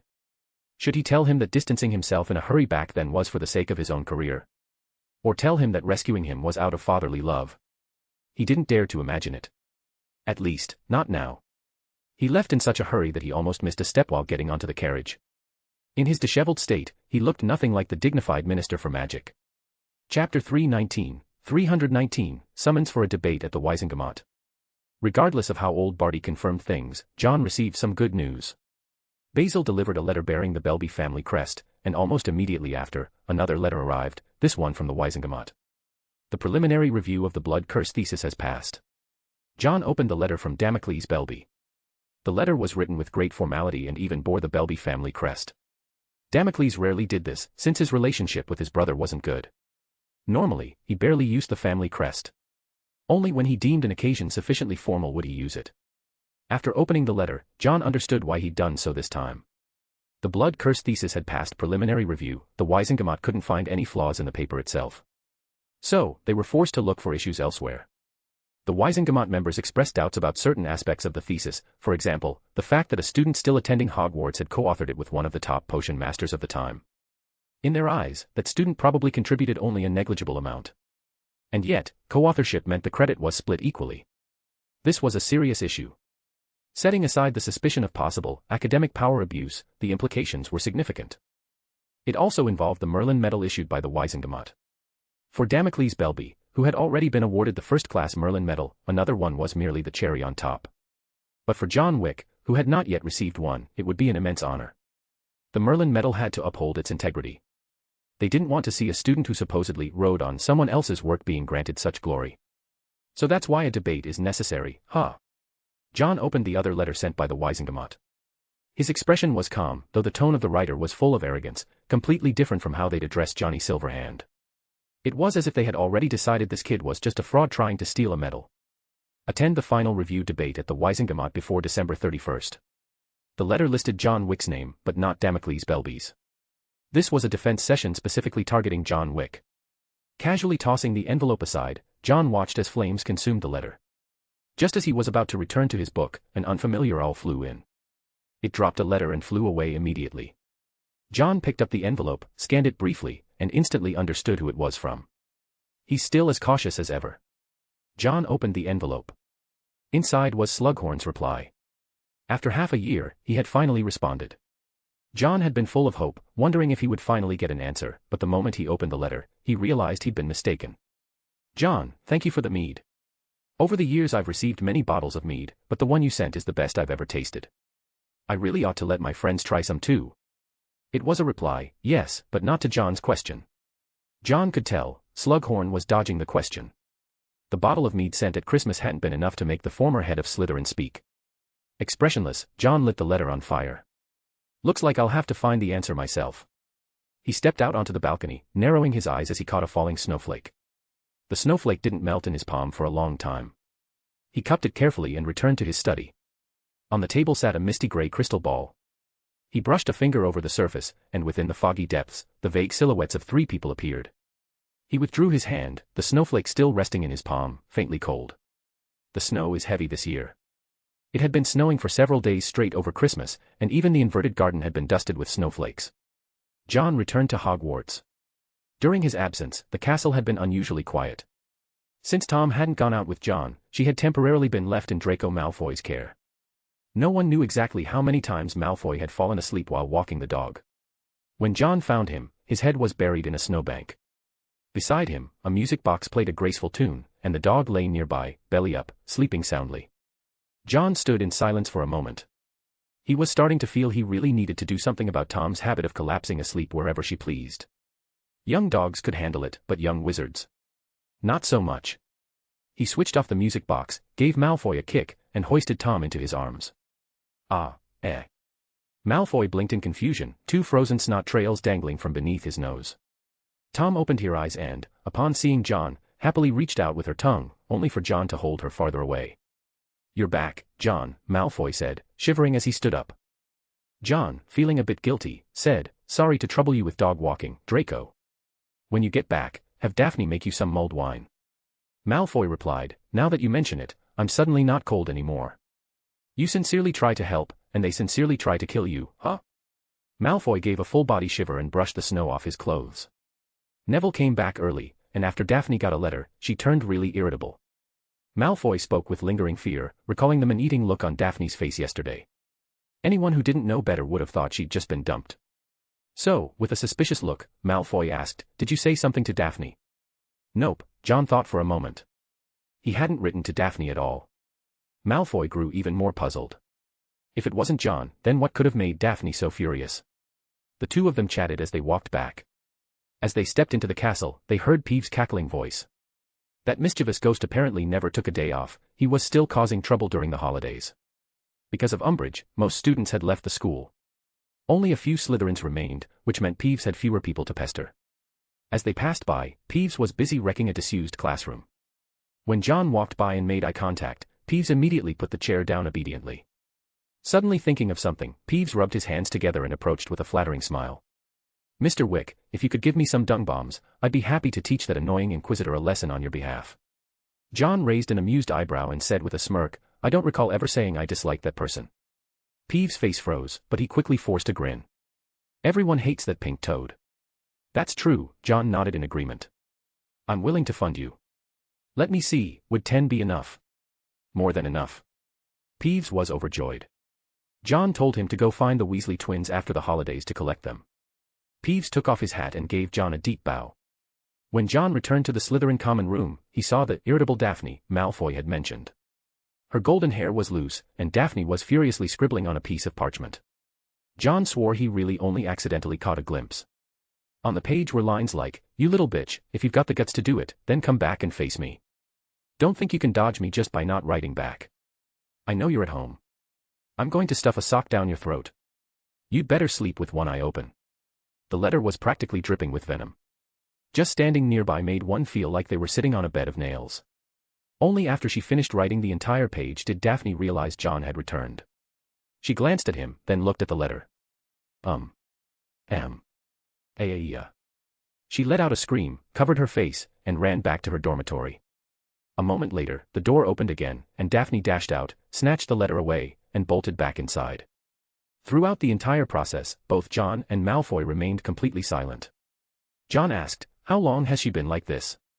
Malfoy replied, "Since yesterday." After saying that, the two fell silent again. Who would have thought that the proud heiress of the Greengrass family turned out to be a certified trash talker? John was quiet for a long while, then said earnestly, "For your own safety, I recommend you forget everything you just saw. Otherwise, I can't guarantee Daphne won't physically erase your memory." Malfoy swallowed hard. He had a strong feeling that the chances of getting his memory erased the hard way were pretty high. To preserve his life, for the remaining few days of the holiday, he kept his mouth shut. December 31st. There was one day left before the end of the holidays, and John was heading to the Wisengamot. It wasn't his first time going there, the last time had been for Harry's hearing over the Dementor incident. John wasn't wearing his mask this time, and he found it a bit uncomfortable. Walking through the access corridor, he noticed that the atmosphere of the ministry had improved significantly. The most obvious change was the memorial statue. It could now make a second facial expression to greet visitors. Damocles came over with his cane and stepped into the lift at the same time as John. Today, he was dressed in purple robes that made him look far more solemn. He said earnestly, "If you're afraid, I can do the defense for you." John chuckled. Wouldn't that be playing right into their hands? They're always so self-righteous. Damocles Belby also laughed. They never realized the difference between a genius and the common folk. The lift arrived, and the two stepped out. Unlike last time, this wasn't being held in the courtroom. There weren't many Wisengamot members present either, mostly it was academic authorities and scholars. When they saw John's young face, the previously skeptical crowd gasped and even scoffed in amusement. As if they had already seen through the laughable little act of this child. Damocles Belby stepped to the side, raising his brows and making faces at him. John Wick. It was time for the magical world to witness the brilliance of this dazzling star from Hogwarts. Under all their watchful gazes, John stepped forward. Chapter 320, 320, This kid is a genius. The Wisengamot and the Order of Merlin were composed of mostly the same members. If you became a member of the Order of Merlin, there was a very high probability that you'd be brought into the Wisengamot as well. While Wisengamot members weren't necessarily part of the Order of Merlin, all members of the Order were definitely part of the Wisengamot. The Wisengamot was the main organization responsible for awarding the Order of Merlin. This organization functioned similarly to a court in the magical world and was occasionally used for academic deliberations. Right now, John was facing just such a situation. He stood there calmly and confidently. At a glance, there were around a dozen Wisengamot members present. The difference was, they were all wearing their medals today. He spotted a familiar face, someone who had supported Harry's innocence during the previous hearing.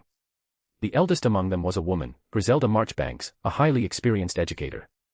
Unless something unexpected happened, the same elderly lady would be the chief examiner for this year's OWL exams as well. Not only was she a current examiner, she was also the one to oversee future exams. John gave the group a slight nod.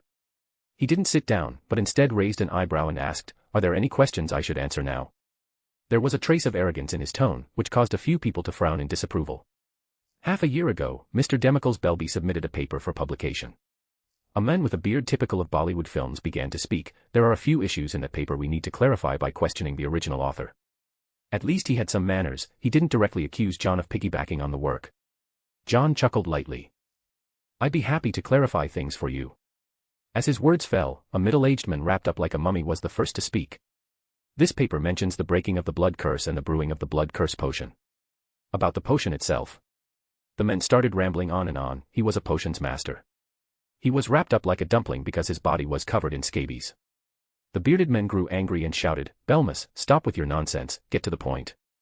Belmas shrank his neck in, looking quite comical. He mumbled a few words and said, "Fine, fine. I want to ask about the brewing of the blood curse potion, and where the inspiration came from." When he finished, everyone looked toward John. John smiled. "I must admit something, when it comes to credit for the blood curse potion, Demicles Belby was the one who created the original version." Belmas and a few others leaned in and whispered to each other. They assumed John was conceding. But John shifted the direction of the conversation without hurry. "When it came to later improvements, I made a few suggestions. The potion was initially born from a mutual interest between us.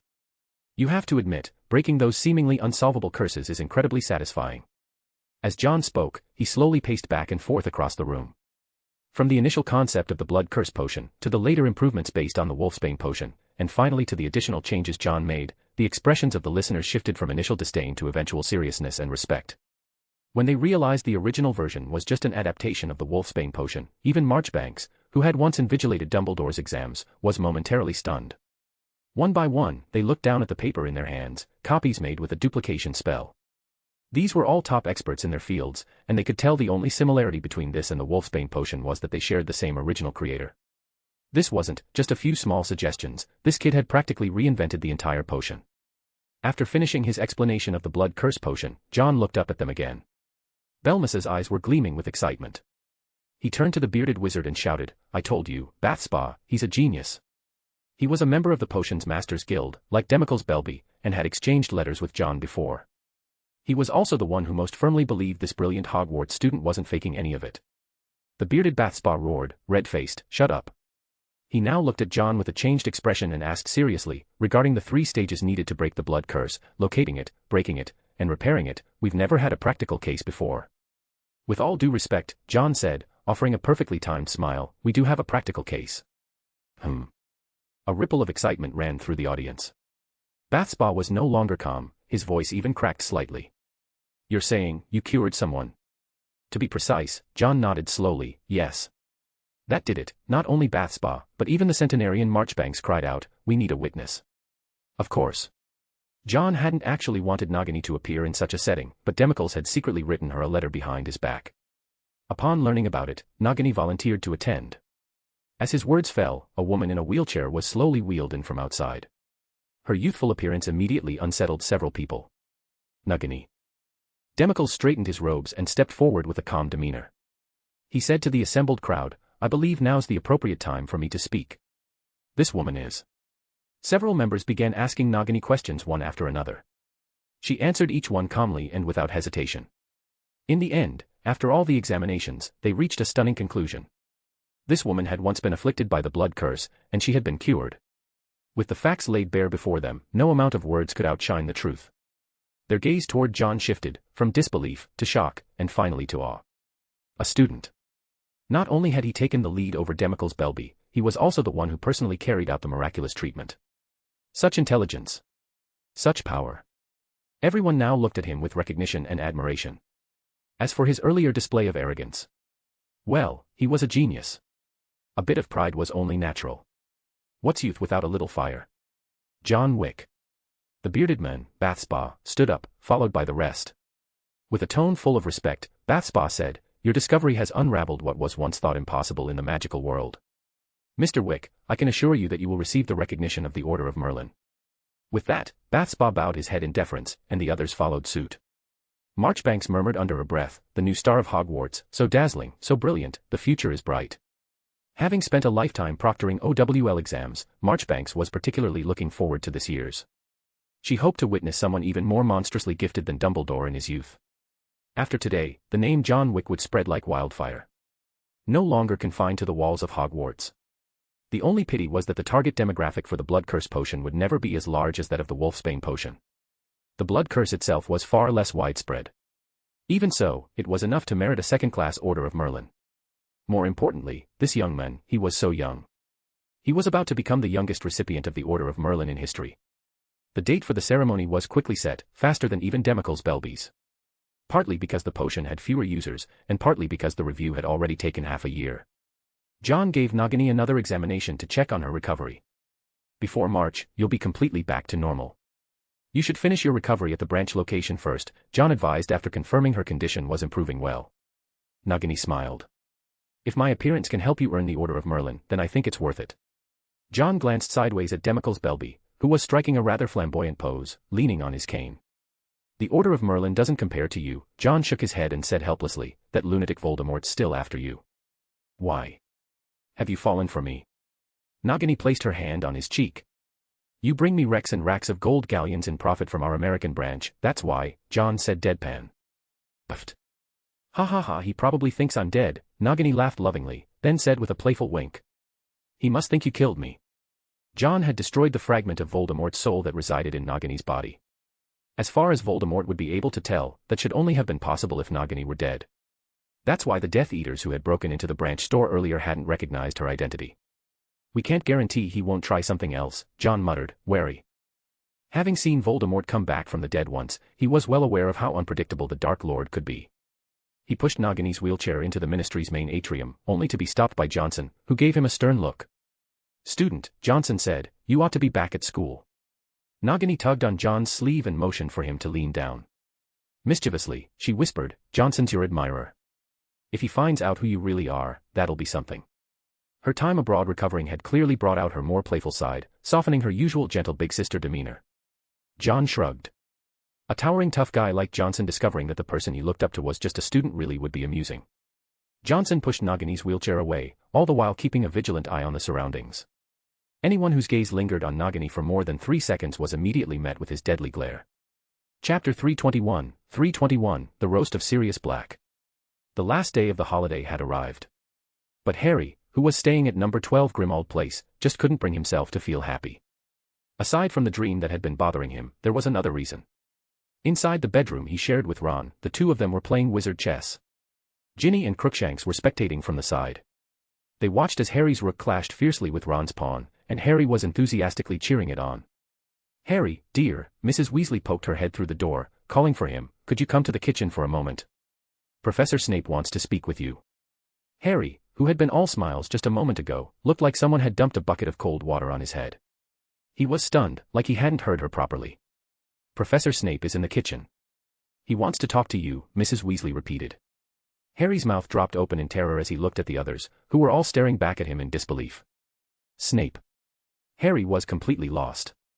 He had no idea what business Snape could possibly have with him. But Mrs. Weasley gave him another gentle push before leaving. What does he want from you? Ron asked nervously.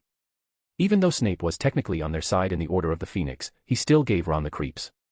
You didn't do anything, right? I didn't do anything. Harry said indignantly. What was that supposed to mean? He had done something. He racked his brain trying to recall anything he might have done. What kind of major incident could have brought Snape all the way to Grimmauld Place? Could it be because he got a T on his last potions assignment? Lost in thought, he soon found himself outside the kitchen door. Pushing it open, he saw Sirius and Snape both sitting inside. The two of them were seated at opposite ends of the long table, clearly doing their best to keep as far from each other as physically possible, as if the other carried some contagious filth. Sirius was glaring furiously in the opposite direction, and both of them looked like they'd gladly tattoo the word disgust on their faces if they could. Harry noticed an open letter lying in front of Sirius. This tense atmosphere shattered the moment Harry made a sound. Snape's long, sallow face turned toward him from beneath his perpetually greasy, unwashed hair. Sit down, Potter. That familiar snide tone, Sirius instantly exploded like a firework, tipping his chair back and shouting toward the ceiling, I'd appreciate it if you didn't bark orders in my house. Snape shot him a cold glare, face contorted with disdain. Harry had no desire to sit anywhere near Snape, so he took the seat closest to his godfather. "I was supposed to speak to you alone, Potter," Snape said, his lips curling into their usual sneer. "I'm his godfather." Sirius's voice thundered, drowning out Snape's. Snape very nearly stood up to cast a tongue-tying curse right then and there, but managed to restrain himself. "I'm here on Dumbledore's orders," Snape's voice grew increasingly venomous, "but do stay, Black. I know how much you enjoy feeling involved." Sirius, who had just been about to leave upon hearing Dumbledore's name, slammed his chair legs back onto the floor. "What's that supposed to mean?" Snape ignored him and turned a mocking smile toward Harry. "The headmaster asked me to inform you, Potter, he wants you to begin studying occlumency this term." Harry blinked, confused. "Study what?" "Occlumency, Potter," Snape's sneer deepened, like he was speaking to a particularly dim-witted log. "It's a rare branch of magic that shields the mind from external intrusion. Quite obscure, but very useful." Harry's heart started pounding. Shield the mind from intrusion. Did Dumbledore think he was going to be possessed? He'd already talked to Ginny on the first day back from Christmas break, he hadn't been possessed. He felt like he was being suspected. Bristling, he asked, "Why do I have to learn this?" "Because the headmaster believes it's necessary," Snape said, softening his tone slightly. "You'll receive tutoring once a week. You mustn't tell anyone." "Understood." "Understood." Harry smoothed out his emotions, feeling maybe he'd overreacted. "Who's going to teach me?" When this question came up, it was the second time Harry saw that playful look on Snape's face. He raised an eyebrow and said slowly, "Myself." At that moment, Harry felt like all his internal organs were melting. He had been wrong, this wasn't just some new lesson. This was punishment. What in Merlin's name had he done to deserve such a harsh sentence? Panicking, he immediately looked to Sirius for help. As expected, Sirius, who had never gotten along with Snape, exploded on the spot. "Why can't Dumbledore teach him?" Sirius had every reason to suspect that this greasy bat would deliberately make things difficult for his godson. He snapped, "Why you?" "I suppose it's because the headmaster reserves the right to delegate unpleasant tasks," Snape said smoothly, flashing his third amused smile. "As for why me? I assure you, this is not something I asked for." He looked particularly pleased at the fury on Sirius's face. "Monday night at 6. My office. Don't be late, Potter. If you don't like learning from me, you can choose someone else." "Someone else?" Harry blinked. Sirius slammed the table. "Then I'll pick someone else. The alternative," Snape said in his usual snide tone, "is John Wick." The moment that name left Snape's lips, Sirius felt like his old injuries were flaring up again. He sucked in a sharp breath through his teeth. "Why John?" Harry quickly asked. "I mean, John isn't even in the Order of the Phoenix." "Exactly. So you have no other choice," Snape glanced at Harry. "In all of Hogwarts, the only people proficient in this form of magic are myself and John Wick." That completely crushed Harry's hopes. If Dumbledore wasn't teaching, then the only option left was Snape. "Sure, John Wick might know it, but would he teach me?" Snape said in his usual snide tone, "You'd better learn quickly, before your brain gets scrambled." "Wait a second." Sirius stood up, warning sharply, "If you use this so-called teaching as an excuse to bully Harry, I'll settle the score with you." "How touching," Snape's hand tightened around his wand inside his robe pocket as he sneered. "You must see a lot of James and Potter, don't you?" "I do," Sirius said proudly, thinking of his best friend's son. "Then you must also know he's just as arrogant and self-important." Criticism washes right over him like the wind. Snape's words slithered like snakes, crawling right into Sirius's ears and igniting his fury. "I warned you, you greasy bat." Sirius was so livid he didn't even hear Harry trying to speak. His face darkened as he pulled out his wand. "Dumbledore might believe you've reformed, but I don't." "Oh. Then why don't you go tell him?" Snape said mockingly. "Afraid he won't take the word of someone hiding out in his mummy's house seriously." "Scoff, I almost forgot, though even hiding here, you still nearly got your arm chopped off," he added with undisguised scorn. Sirius raised his wand, and Snape mirrored the motion, neither giving an inch. Just as things were about to explode, the kitchen door swung open. Mr. Weasley had recovered and returned. Behind him followed the entire Weasley family, along with Hermione. When they saw the scene in the kitchen, the smiles on their faces froze. Snape broke the awkward silence and said to Harry, "Monday evening at 6 o'clock, Potter." As he passed by Harry, he added in a low voice, "John Wick won't help you. You'd best stay out of his sight."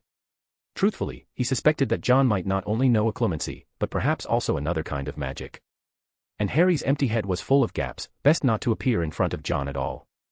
With that, he swept out of the room. The holidays ended. Students returned to school one after another. John saw Daphne standing in the entrance hall, her beautiful gray-blue eyes scanning around in search of Pansy. Just outside the hall near the staircase, Pansy stood with a miserable expression on her face, too afraid to show herself.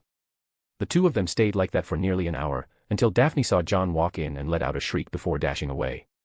Pansy, finally relieved, bolted across the hall at top speed and fled straight to the Slytherin common room. Has she forgotten they share a dorm room? Malfoy muttered with a jab of sarcasm. John spotted Astoria returning. She had gone skiing in Finland. Although Mr. Greengrass didn't see what was so fun about it, he couldn't say no to his daughter's filial piety. Mr. Greengrass, this padded jacket of mine, her love is killing me. The moment Malfoy saw Astoria, he rushed down to help her with her luggage. John quietly watched Malfoy fawning over her, then looked up to see an owl flying his way. He raised his arm for the owl to perch, but before it could land, Basil swooped down from above and kicked it midair. Snatching the letter from the startled owl's beak, Basil landed smugly on John's arm. The poor owl hooted in protest, only to receive a glare from Basil that sent it fleeing in terror. Opening the letter, John raised an eyebrow and remarked, "That was quick. Respected Mr. John Wick, please arrive at the Wisingamot at 4 p.m. on January 9th to receive your medal." Next week, John would be officially awarded. A smile tugged at his lips as he tucked the letter away. He then saw Harry trudging in with heavy steps. After briefly greeting Hermione, Harry walked off without another word.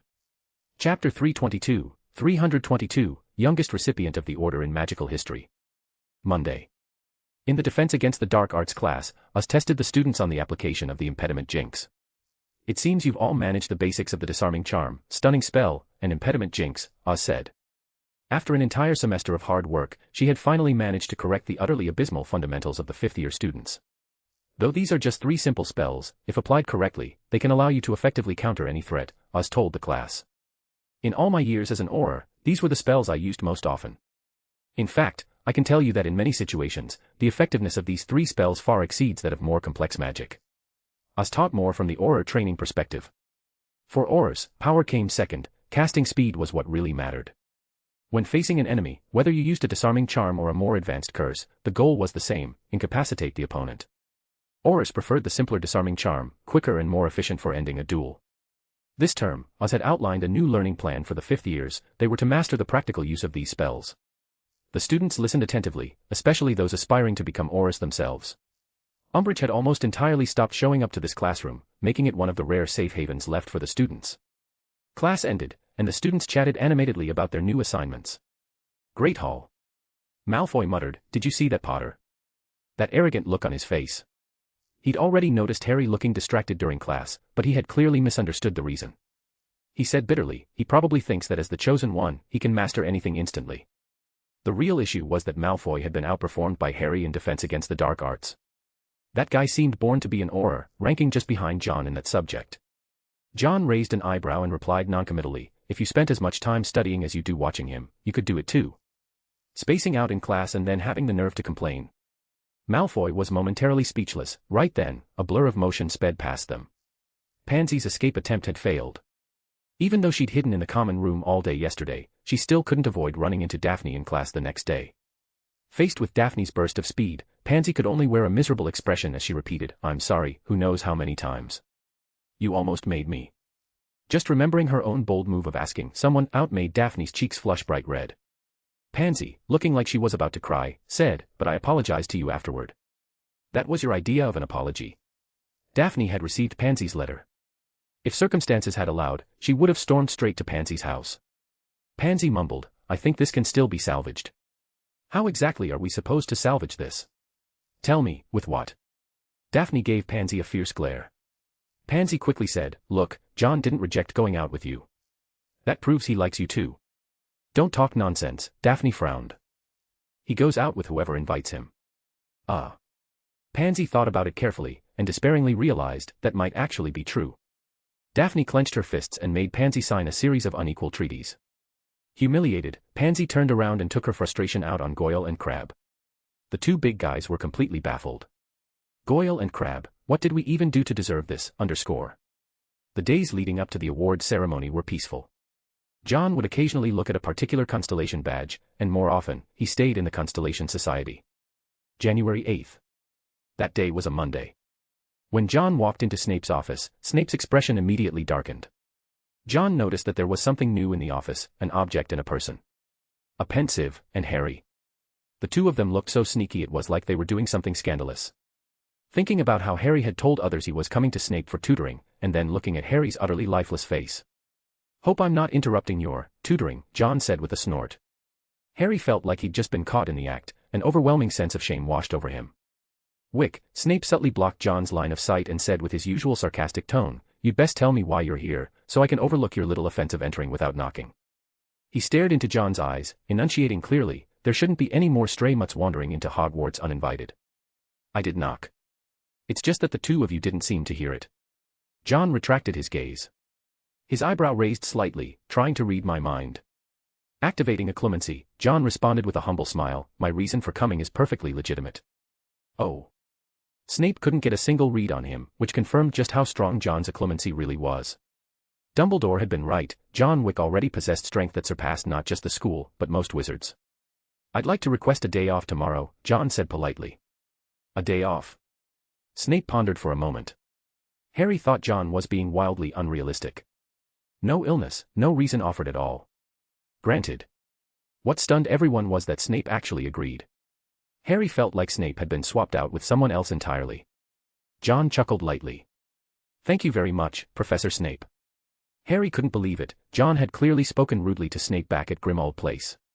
He could swear, if he had spoken to Snape like that, he'd be in detention until the end of term. John turned to leave. When he reached the door, he suddenly paused and spoke to Harry. "Oh, Harry." Harry looked up instinctively and met John's eyes. Snape immediately stepped in front of him, blocking the view. John looked slightly surprised but said calmly, "I hope your grades improve." With that, he left with a neutral expression. He even closed the door on his way out. Snape waited until the door shut, then turned back to Harry and said coldly, "We can begin the next exercise." He doesn't want me and John facing off.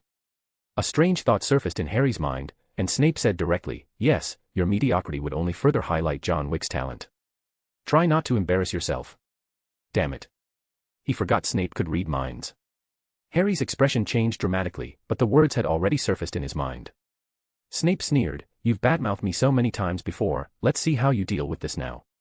In that moment, Harry truly considered reconciling with John. January 9th.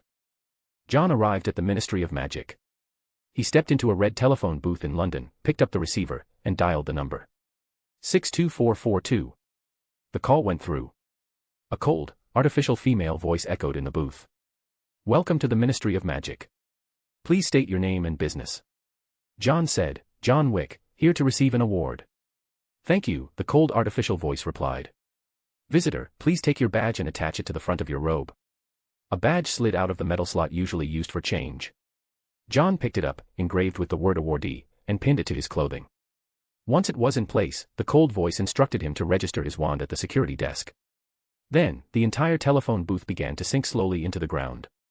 The Ministry of Magic was built underground in London, and this wasn't John's first time here. After entering the main atrium of the ministry and registering his wand, John once again made his way to the Wisengamot. Unlike last time, the venue where the previous debate had taken place was now filled with people dressed in formal ceremonial robes, all waiting for John's arrival. John Wick. This time, Baspa had stepped into the background. A white-bearded elder with a powerful voice conducted the ceremony.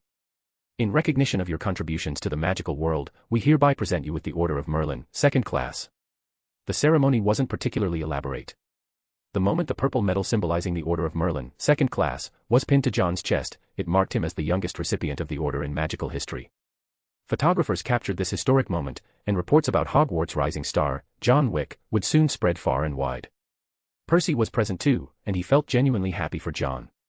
He had always believed that, even without the persona of Johnny Silverhand, John Wick was still the brightest star in the world. Slytherin table. Something felt missing today. Yes, their king was gone. When John was around, Slytherin always seemed more united and cohesive. Malfoy, bored out of his mind, was suddenly hit on the head by a newspaper dropped from an owl flying overhead. He casually opened it and took a glance, his eyes suddenly widened. "Oh my, look at the newspaper," he shouted urgently, raising his head. The entire Great Hall was startled by his outburst. Ignoring everything else, Malfoy swept aside the items on the table, stepped onto the long table itself, and read aloud from the newspaper for all to hear. January 9, 1996, the brightest star in magical history rises. Hogwarts genius, John Wick, breaks the myth of the incurable blood curse and takes a monumental step toward unraveling the curse. He is awarded the Order of Merlin, 2nd class. Everyone was stunned by this declaration. Slytherin erupted into chaos. In that moment, Hogwarts was drowned in the deafening cheers of Slytherin House. Malfoy held the newspaper high in the air and shouted at the top of his lungs. Our king, glory to Slytherin. Glory to Slytherin. Glory to Slytherin. Glory to Slytherin. The other three houses were weirdly silent. Even Umbridge forgot to intervene, completely stunned by this rule-breaking commotion. Chapter 323, A Letter from Mr. Greengrass. Everyone, literally everyone, none of them had expected John to suddenly make such a huge splash. The youngest recipient of the Order of Merlin in history. He had cracked the so-called unsolvable blood curse. They were all reeling from the impact of this news, as if everything had suddenly become surreal. Harry thought back to yesterday, when he had been studying occlumency with Snape. Wish your grades improve, he recalled bitterly. With achievements like that, he probably wouldn't be able to catch up in a lifetime. John Wick. He truly deserved to be called the best. John Wick is the most outstanding student I've ever seen, Professor Flitwick couldn't help but marvel. He had never imagined a student could achieve so much, let alone that John had deciphered the blood curse. Snape's expression was complicated. This level of excellence could no longer be described by that word alone. The news spread quickly throughout Hogwarts. The Bloody Baron appeared beside the Slytherin table. I knew this day would come, the Bloody Baron said, as if it were only yesterday that he had seen that kid wandering the school at night. Back then, he had even thought this was a student who'd been sorted into the wrong house, that kind of fearless, reckless energy. It was practically Gryffindor through and through. It now seemed clear, he was truly a Slytherin. Bathed in glory, he was undeniably the king of Slytherin. Umbridge finally came back to her senses, her face dark as she marched over to quiet the Slytherins. Okay, everyone now. Boom. Suddenly, a huge dung bomb fell from the ceiling and exploded right on her. The overwhelming stench was enough to make people faint. Peeves' raucous laughter echoed through the hall. A grand salute for the king of Slytherin. Boom. Boom. Boom. One dung bomb after another rained down, filling the great hall with an unbearable stench. Students fled the hall as Professor McGonagall stormed in, furious. But even this chaos couldn't dampen the Slytherin spirits. On the contrary, students from other houses gradually began to join in the cheers. Slytherins admired strength. And now, the other houses admired reputation. Because of this incident, even in class, the professors all went noticeably easy on the students. I told you John Wick would become a big name, Ernie Macmillan bragged, showing off his foresight. He said to Hannah Abbott, back in first year, I already knew he was going to be amazing. MHM, Hannah Abbott, with her braided hair, replied in an admiring tone, and in second year, he protected Justin, and even fought the basilisk. These were the people who displayed the picture of John fighting the basilisk on their walls back in the second year. Yeah, he's our guardian angel, said Justin Finch-Fletchley. You're all pretty smart, Draco Malfoy strutted over, chest puffed out with pride, but I knew even earlier than all of you. Someone shouted from the crowd, you mean that time he beat you up? Malfoy. They still remember the first day of school. Who said that? Step forward. Oh, look. John is here. When John finally returned, he was immediately swarmed and lifted up by the crowd. Oh. Hey guys. What's going on? Whoa. Whoa. What the? At first, he tried to resist a bit, but there were too many people, so he gave up and went with it. That was how he was carried back to the Slytherin common room, with girls along the way squealing in admiration and asking for his autograph. But strangely, before any of their pens could reach John, they'd mysteriously vanish. Pansy, leading the Slytherin girls, firmly blocked those butterflies from getting through. She gave Daphne a hand signal, standing there like a warrior ready to die. Daphne was moved to tears. Even Malfoy gave up his usual routine of taunting Harry, and instead cleared a path like a proper vanguard all the way. John also ran into Professor Trelawney, who, in her usual mystical manner, said, "Child, I knew it. I saw your glorious future in the inner eye." John gave her a polite smile and replied, "Thank you, Professor Trelawney." If only she drank a little less, maybe the smell of alcohol wouldn't be so overwhelming. Ever since Umbridge had placed her on probation, Trelawney had started drinking heavily. She didn't seem interested in celebrating with Slytherin. After saying her piece, she turned and headed back to the astronomy tower. The next day, John paid a visit to Hagrid's hut. Hagrid carefully cradled the Order of Merlin's second-class medal in his rough, oversized hands, his voice gruff with emotion. "You're amazing, John. I'll never have a chance to even touch one of these in my whole life." Honestly, Hagrid didn't care that much about the Merlin medal itself. What made it feel so precious was that it had been awarded to a friend. He even prepared a gift for John, a few rare magical materials from the Forbidden Forest. John accepted it and also healed the new injuries Hagrid had somehow sustained. "Next time you get hurt, contact me directly," John said with a frown. "We're friends, Hagrid." Hagrid let out a goofy laugh, marveling at John's magic. Even Madame Pomfrey would need some time to treat those wounds, but John fixed them with a single spell. "Your magical ability might already be on par with the professor's," Hagrid praised. John went to feed the Thestrals. The little one from last time had grown quite a bit. However, it seemed a bit afraid of Zowu. With Zowu nearby, it didn't dare to move around much. Tucking the Merlin medal into his small satchel, John set off toward the unicorn habitat. He needed a few unicorn horns and some other materials. Weiwei was very happy to see him. John had brought the constellations drink again. It had already become an unspoken ritual between them. John would bring the constellations, and the unicorns would offer up unicorn horns in return. The golden liquor had even Clark enchanted. "This is the best brew I've ever tasted. The magic in it helps the unicorns grow stronger." John had prepared 3 bottles, one was opened on the spot, and Clark immediately stashed away the remaining 2. Clark had to be cautious with those greedy little unicorns. To that, Weiwei insisted she definitely wasn't the one being referred to.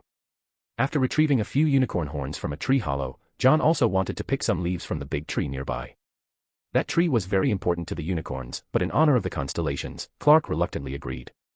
On his way out of the unicorn habitat, John encountered some centaurs.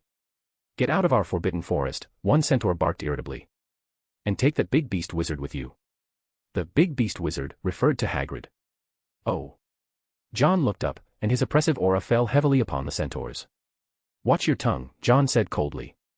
"It's not your forbidden forest, it's ours." That remark infuriated the centaurs. One of them raised a bow. "We don't harm the young," another centaur said, pulling the archer's hand down. They lowered their weapons. As John walked past them, he suddenly drew his wand and pointed in a direction.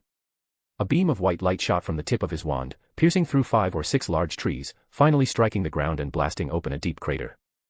Dust and debris flew everywhere, and the trees crashed down with a thunderous sound. Startled, the centaurs reared up in a panic, hooves stomping the forest floor in chaos. John said flatly, "I don't harm the young either." The centaurs glared at him, their eyes burning with rage. John's pupils narrowed into vertical slits, his voice turning glacial. "Look at me like that again, and I'll consider it a challenge."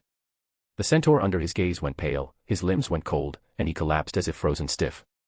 "What did you do to him?" "Just a little lesson," John said calmly. "So you learn to control your temper." John looked calmly at the centaur who seemed a bit more rational and said, "You should know, I'm capable of certain things." The centaur's expression turned ugly, but he didn't argue. The fallen centaur wasn't in any real danger, but his body was so stiff he couldn't move at all. To John, wiping out this group of centaurs would be effortless. Their arrows couldn't pierce his scales, and his shadows could easily swallow their lives. Centaurs were highly skilled in divination and extremely sensitive to danger. Though they were hot-tempered, after sensing genuine danger from John, they didn't dare speak recklessly anymore. "Remember, if my friend Hagrid is ever troubled, I'll repay the centaurs 100-fold." John had little patience for these squatters trying to claim dominion. After issuing the warning, he left the Forbidden Forest. Not long after he returned to the castle, he received an unexpected letter from an unexpected person. He looked up at Daphne, and after confirming that the letter hadn't been delivered to the wrong recipient, his expression turned rather strange. "A letter from Mr. Greengrass. For me." It wasn't addressed to Daphne, it was addressed to John. John felt strange, as if he had written to Malfoy and told him that he wanted to talk to his mother. The only difference was that this letter had been handed directly to John. He opened it, and his eyes quickly scanned the contents. Chapter 324, The Curse and Kim's Message. Library. Daphne pretended to calmly flip through her book, but the way she kept sneaking glances at John betrayed her nervousness. Malfoy coughed twice, using his book to shield his face as he whispered to John, "John, aren't you being a bit too direct?" John looked away from Daphne and turned to Malfoy in surprise. "What?" "I mean," Malfoy said tactfully, "this is a public place. You could, maybe save that kind of thing for private." He really wanted to say, "Daphne's glancing in your direction once every 2 seconds, and you are intently looking at her." But considering how many times he'd been beaten up already, he decided it was best to be tactful. The moment he finished speaking, he saw John shift his gaze and look toward Astoria instead. Malfoy's internal alarm went off like mad. He warned, "John, I think it's important not to be too greedy as a person. I think you're unusually energetic today, John glanced at Malfoy. Was this kid just looking for trouble or what? You finished all your homework? Or did your defense against the dark arts grade finally beat Harry's?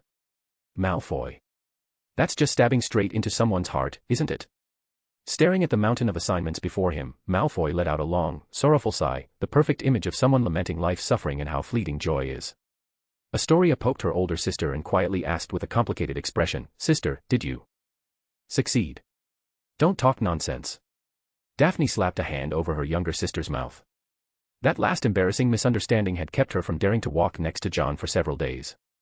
Astoria couldn't break free. Ever since her sister started cooking, her strength had gone way up. Left with no choice, she gave up struggling and let her hands fall in despair, her mind flashing with the kindly image of their great-grandmother. Because Daphne had also covered her nose. Luckily, she realized just in time, avoiding a tragic case of sororicide.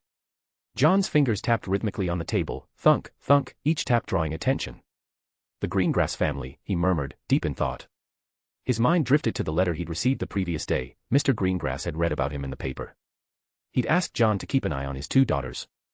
Even though the reluctant tone came through clearly in the wording and the puncture marks on the letter, it did pique John's curiosity about the sisters. Mr. Greengrass had mentioned a curse passed down in the Greengrass maternal line. It was a type of bloodline curse, one that lay dormant in the body and was passed on to the female descendants. Though neither of the sisters had shown any symptoms yet, Mr. Greengrass feared it might one day awaken in them. Coincidentally, Mr. Greengrass had just read about John receiving the Order of Merlin, 2nd class. He could even break blood curses, so this kind of hereditary curse should be within his ability too. He commissioned me to protect them, to prevent anything before it happens. John narrowed his eyes, his scrutinizing gaze sweeping over the sisters. Honestly, if Mr. Greengrass hadn't mentioned it, he wouldn't have even known the curse existed.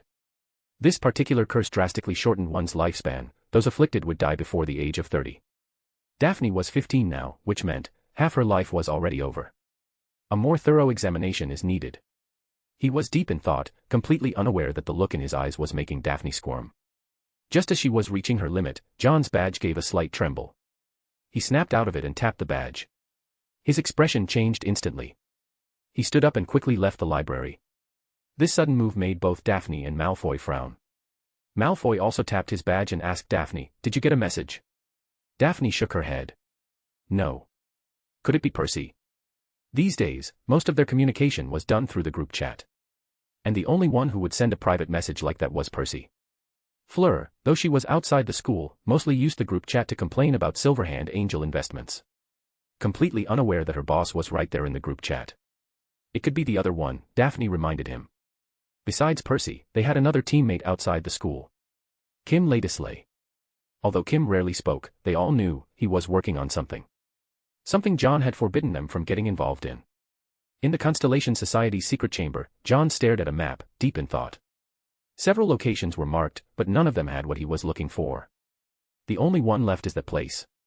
His eyes landed on a spot on the map, Voldemort's ancestral home, and also the closest point to that graveyard. He rubbed his brow and sent a message to Kim. Do your best. The badge fell silent again, and John let out a sigh. Voldemort was an ambitious man, but at the same time, he was incredibly sentimental. This much was clear from where he'd hidden the locket. It was a place he'd visited as a child. To find the remaining Horcruxes, John's best approach was to search every place Voldemort had once been. And this mission had to be kept quiet. Absolutely no word could reach Voldemort. Horcruxes held extraordinary power, and only a will strong enough could resist their influence. Kim was a good candidate for the task. John had split the search into internal and external efforts. The internal search referred to Hogwarts. If there was any place that had the greatest influence on Voldemort, it was undoubtedly Hogwarts. Looking at the Horcruxes Voldemort had prepared, he had chosen the relics of the four founders as their vessels, which meant Hogwarts held extraordinary significance to him. The diary had been placed with the Malfoys, the cup in the Lestrange vault, the locket in the cave from his childhood. It was highly likely that one Horcrux was hidden within Hogwarts. John just didn't know where it might be. Hogwarts was too mysterious, a place filled with all kinds of magic and hidden secrets. Neville, I hope you can find it, John muttered. He chose Neville for the task. Because he, too, was a child who fit the prophecy, and the one fated to destroy Horcruxes. If the Horcrux was hidden within Hogwarts, then only two people would be capable of finding it. Harry Potter or Neville Longbottom. Both were children of prophecy, and prophecies in the wizarding world carried a mysterious weight of fate. In John's eyes, prophecies were essentially magical determinism. No matter how you tried to escape, in the end, you would always be drawn back into the prophecy. John knew this all too well. He himself possessed the gift of prophecy. As for the outside search, John had assigned Kim to trace Voldemort's past whereabouts. Given Voldemort's mindset, he would never put all his eggs in one basket. John's gaze swept across the table. With a wave of his hand, everything on it neatly packed itself away. The map folded and sank into the desk, and in its place, a cauldron rose before him. Inside, a metallic, shimmering liquid was boiling and bubbling. John tossed in a handful of unicorn powder. Then he uncorked a vial containing a faintly glowing leaf and carefully placed it into the mixture. The liquid in the cauldron roiled violently. John furrowed his brow. The surging magic inside was nearly overflowing. Under John's tense gaze, the churning liquid gradually began to stabilize. There's immense magical power in here. Leaving the cauldron to continue simmering, John took out another one. He opened a hidden shelf behind the display cabinet. Inside, rows upon rows of vials were neatly arranged, each one containing a pure, white soul. He selected one, added a unicorn horn, and began the fusion process. A vial of soul potion was successfully brewed. Next, I need to find out the exact nature of the Greengrass family's curse. He had to prepare soul protection measures in advance before he could safely approach the curse in his friend's bloodline. Bloodline curses were notoriously troublesome. Similar to lycanthropy and the blood curse, they were practically death sentences. The Greengrass curse didn't cause physical mutation, but it drastically shortened lifespan. Rather than a curse, it was more like a chronic poison slowly corroding the body from within. As a pure-blood family, the Greengrasses had surely sought help from renowned wizards, none of whom could break it. Though it's called a bloodline curse, it's more deeply hidden within the soul. The soul potion swirled gently in John's hand. He couldn't yet decide if a soul surgery would be necessary. Hopefully, it wouldn't be necessary. Even now, the mysteries of the soul were far from fully understood, even for him. Mr. Greengrass had also mentioned that it was only a possibility. If the curse wasn't present, that would naturally be for the best. But if it was, then John needed to be fully prepared. Every bloodline curse required long-term, meticulous study. I need to talk to Daphne. John walked out of the chamber. From Mr. Greengrass's letter, it seemed the Greengrass sisters weren't even aware of the bloodline curse yet. Chapter 325, Inspection and Solving Difficulties. Hagrid was extremely sensitive when it came to certain matters.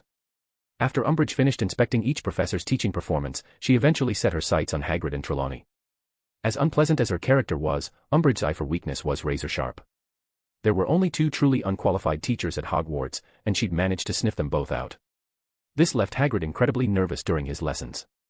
When he got nervous, he'd start teaching the wrong content.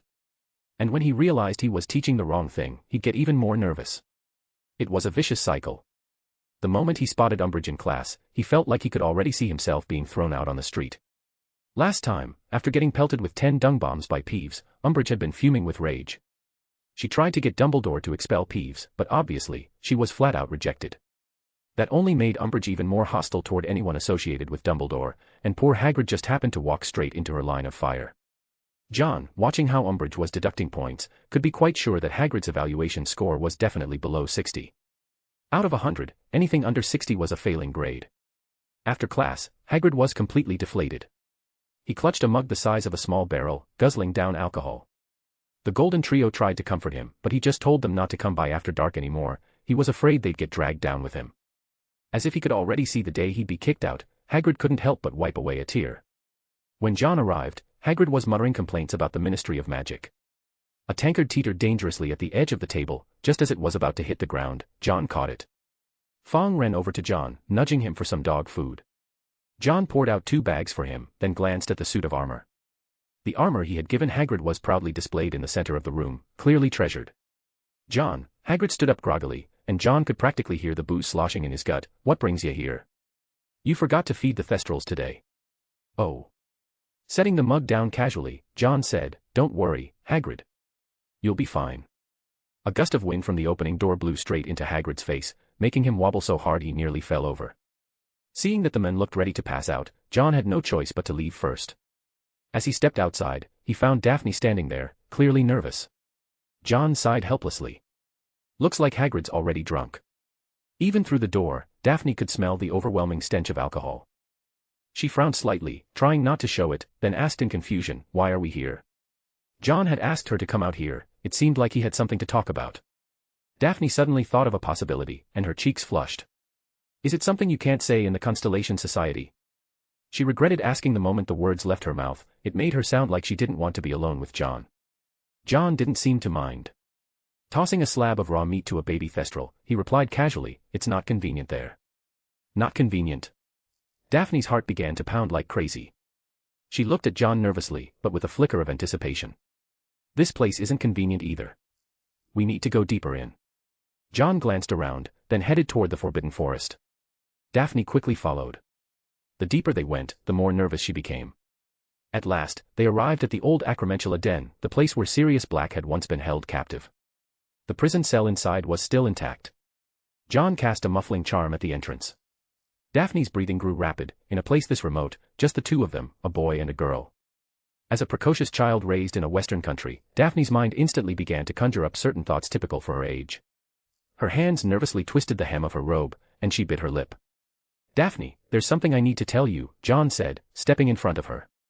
The faint lavender scent from Riddle, Johnny Silverhand's owl, lingered on him, drifting into Daphne's nose. In that instant, Daphne's brain practically crashed. All kinds of possibilities flashed through her mind.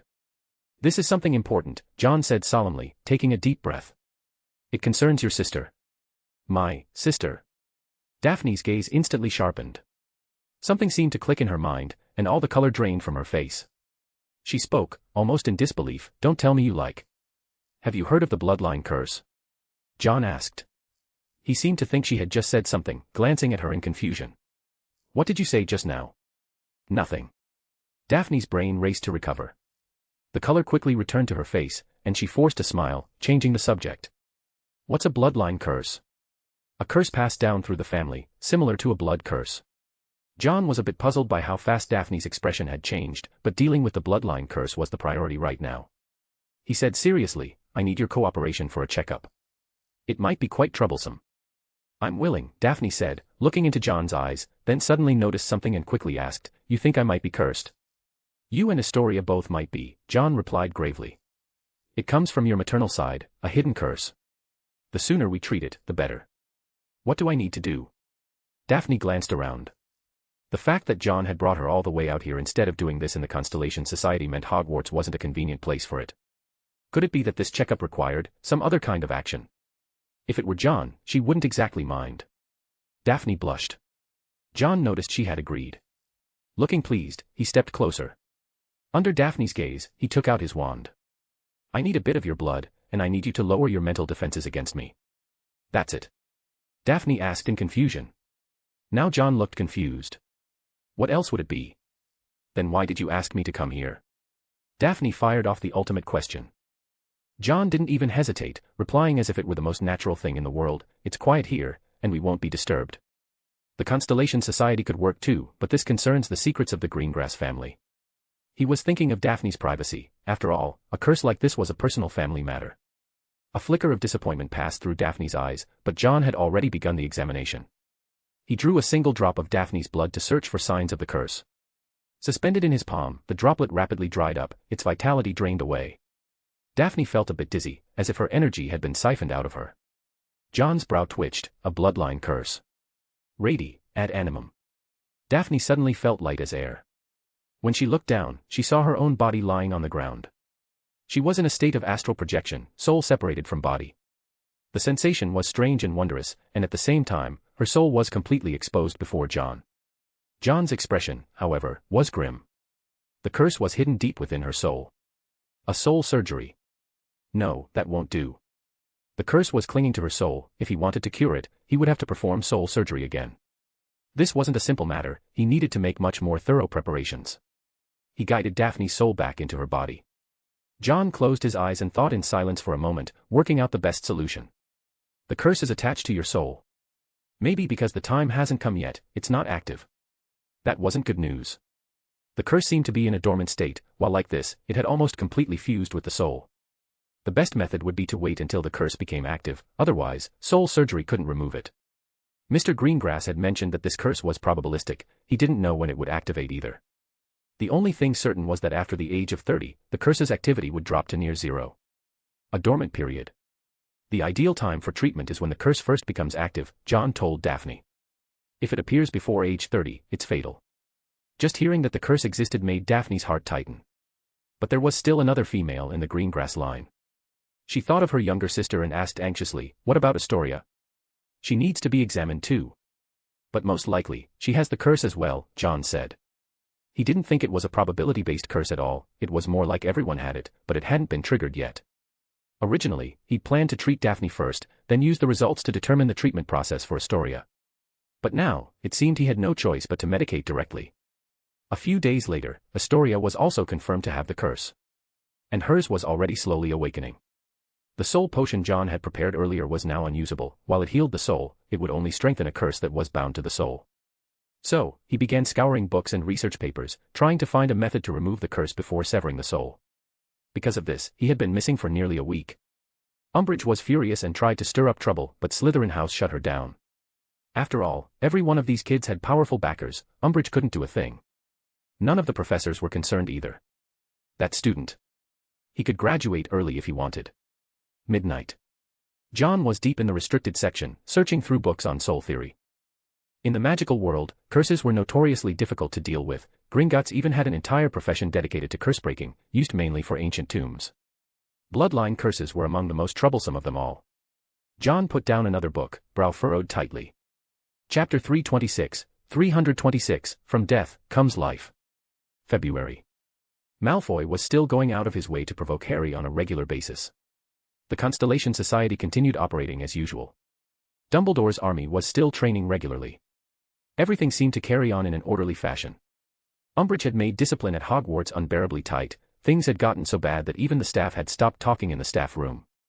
Professor McGonagall, Professor Flitwick, and Professor Sprout would now gather outside the Charms classroom just to have a conversation. Students throughout the castle had long been fed up with Umbridge. Unfortunately, Dumbledore still showed no sign of returning. Which, for John, was actually a good thing. Oshilde stomped irritably down the corridor, a pack of cigarettes in hand, looking for a quiet spot to feed her nicotine addiction. Students greeted her along the way, but she only gave them perfunctory responses. The next scheduled trip to Hogsmeade was set for Valentine's Day. At Hogwarts, they practically encouraged this sort of early romance. Back when Lockhart organized a whole Valentine's Day confession event, not a single professor or board member had tried to stop it. On his way, Neville ran into Luna, a girl so full of quirks that he always found himself at a bit of a loss around her. "What are you holding?" Luna's dreamy demeanor made it feel like her attention had wandered off to some faraway land. "It's a sword." Neville scratched his head, walking alongside her. He asked curiously, "Where are you going?" Luna didn't say where she was headed. She had promised to keep it a secret. But that made things easy to misunderstand. Neville felt like he was being nosy and quickly apologized. "Sorry, I didn't mean to pry." Come to think of it, Neville was the only one in their dorm who hadn't joined Dumbledore's army. He hadn't even shown up at the bar during its formation. Clutching the sword of Marvolo, Neville made his way to the 7th floor. He turned down another corridor, while Luna skipped over to a door and disappeared inside. Neville looked back. Luna was gone. Curious, he walked past a massive tapestry, then circled back to take a closer look. He didn't remember there ever being a door here. After lingering a while, he decided to investigate. As his hand touched the door, he looked down, and the red gemstone on it lit up. "What is this place?" Neville was startled and tried to go inside. But the door began to vanish, turning back into a solid wall. Neville stood there in a daze for a moment, watching the red glow fade away. Just like at St. Mungo's. He muttered, glancing at the gem on the sword, then at the door that had disappeared. He felt like he was close, southwest, very close to finding it. Even though John hadn't told him exactly what to look for. Still, something unseen seemed to be guiding him. After standing there a while longer, he finally turned and left.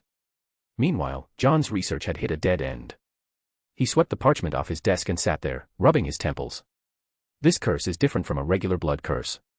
The blood curse devours, but this one destroys. He picked up a piece of parchment, covered in crossed-out notes and rewritten lines, revisions scribbled over revisions. Neither he nor Daphne had told Astoria just how severe the results of that examination were. John slid the parchment into an envelope, then called over Basil. "Send this to Demicles Alex Belby," he said. Basil swallowed a dried fish snack, clutched the letter in his beak, and flew off. "I need a change of pace," John muttered to himself as he stepped out of the dorm.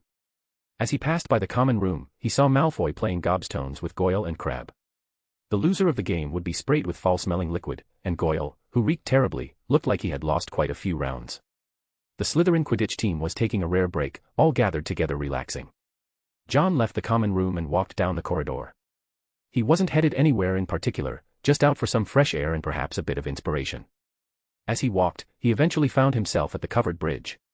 Hardly anyone ever came here. Leaning against the wooden railing, John let his thoughts drift, mind going blank. There were still some benefits to being at Hogwarts. For one, he didn't have to constantly worry about sudden ambushes here. Though the past year had brought the ever-annoying Umbridge, the academic atmosphere had actually started improving. At the very least, students weren't slacking off as much during class anymore. Feeling the damp breeze rushing in across the bridge, John looked down at the stream flowing below. Back in first year, it was from down there, on a boat, that he'd arrived at Hogwarts for the first time.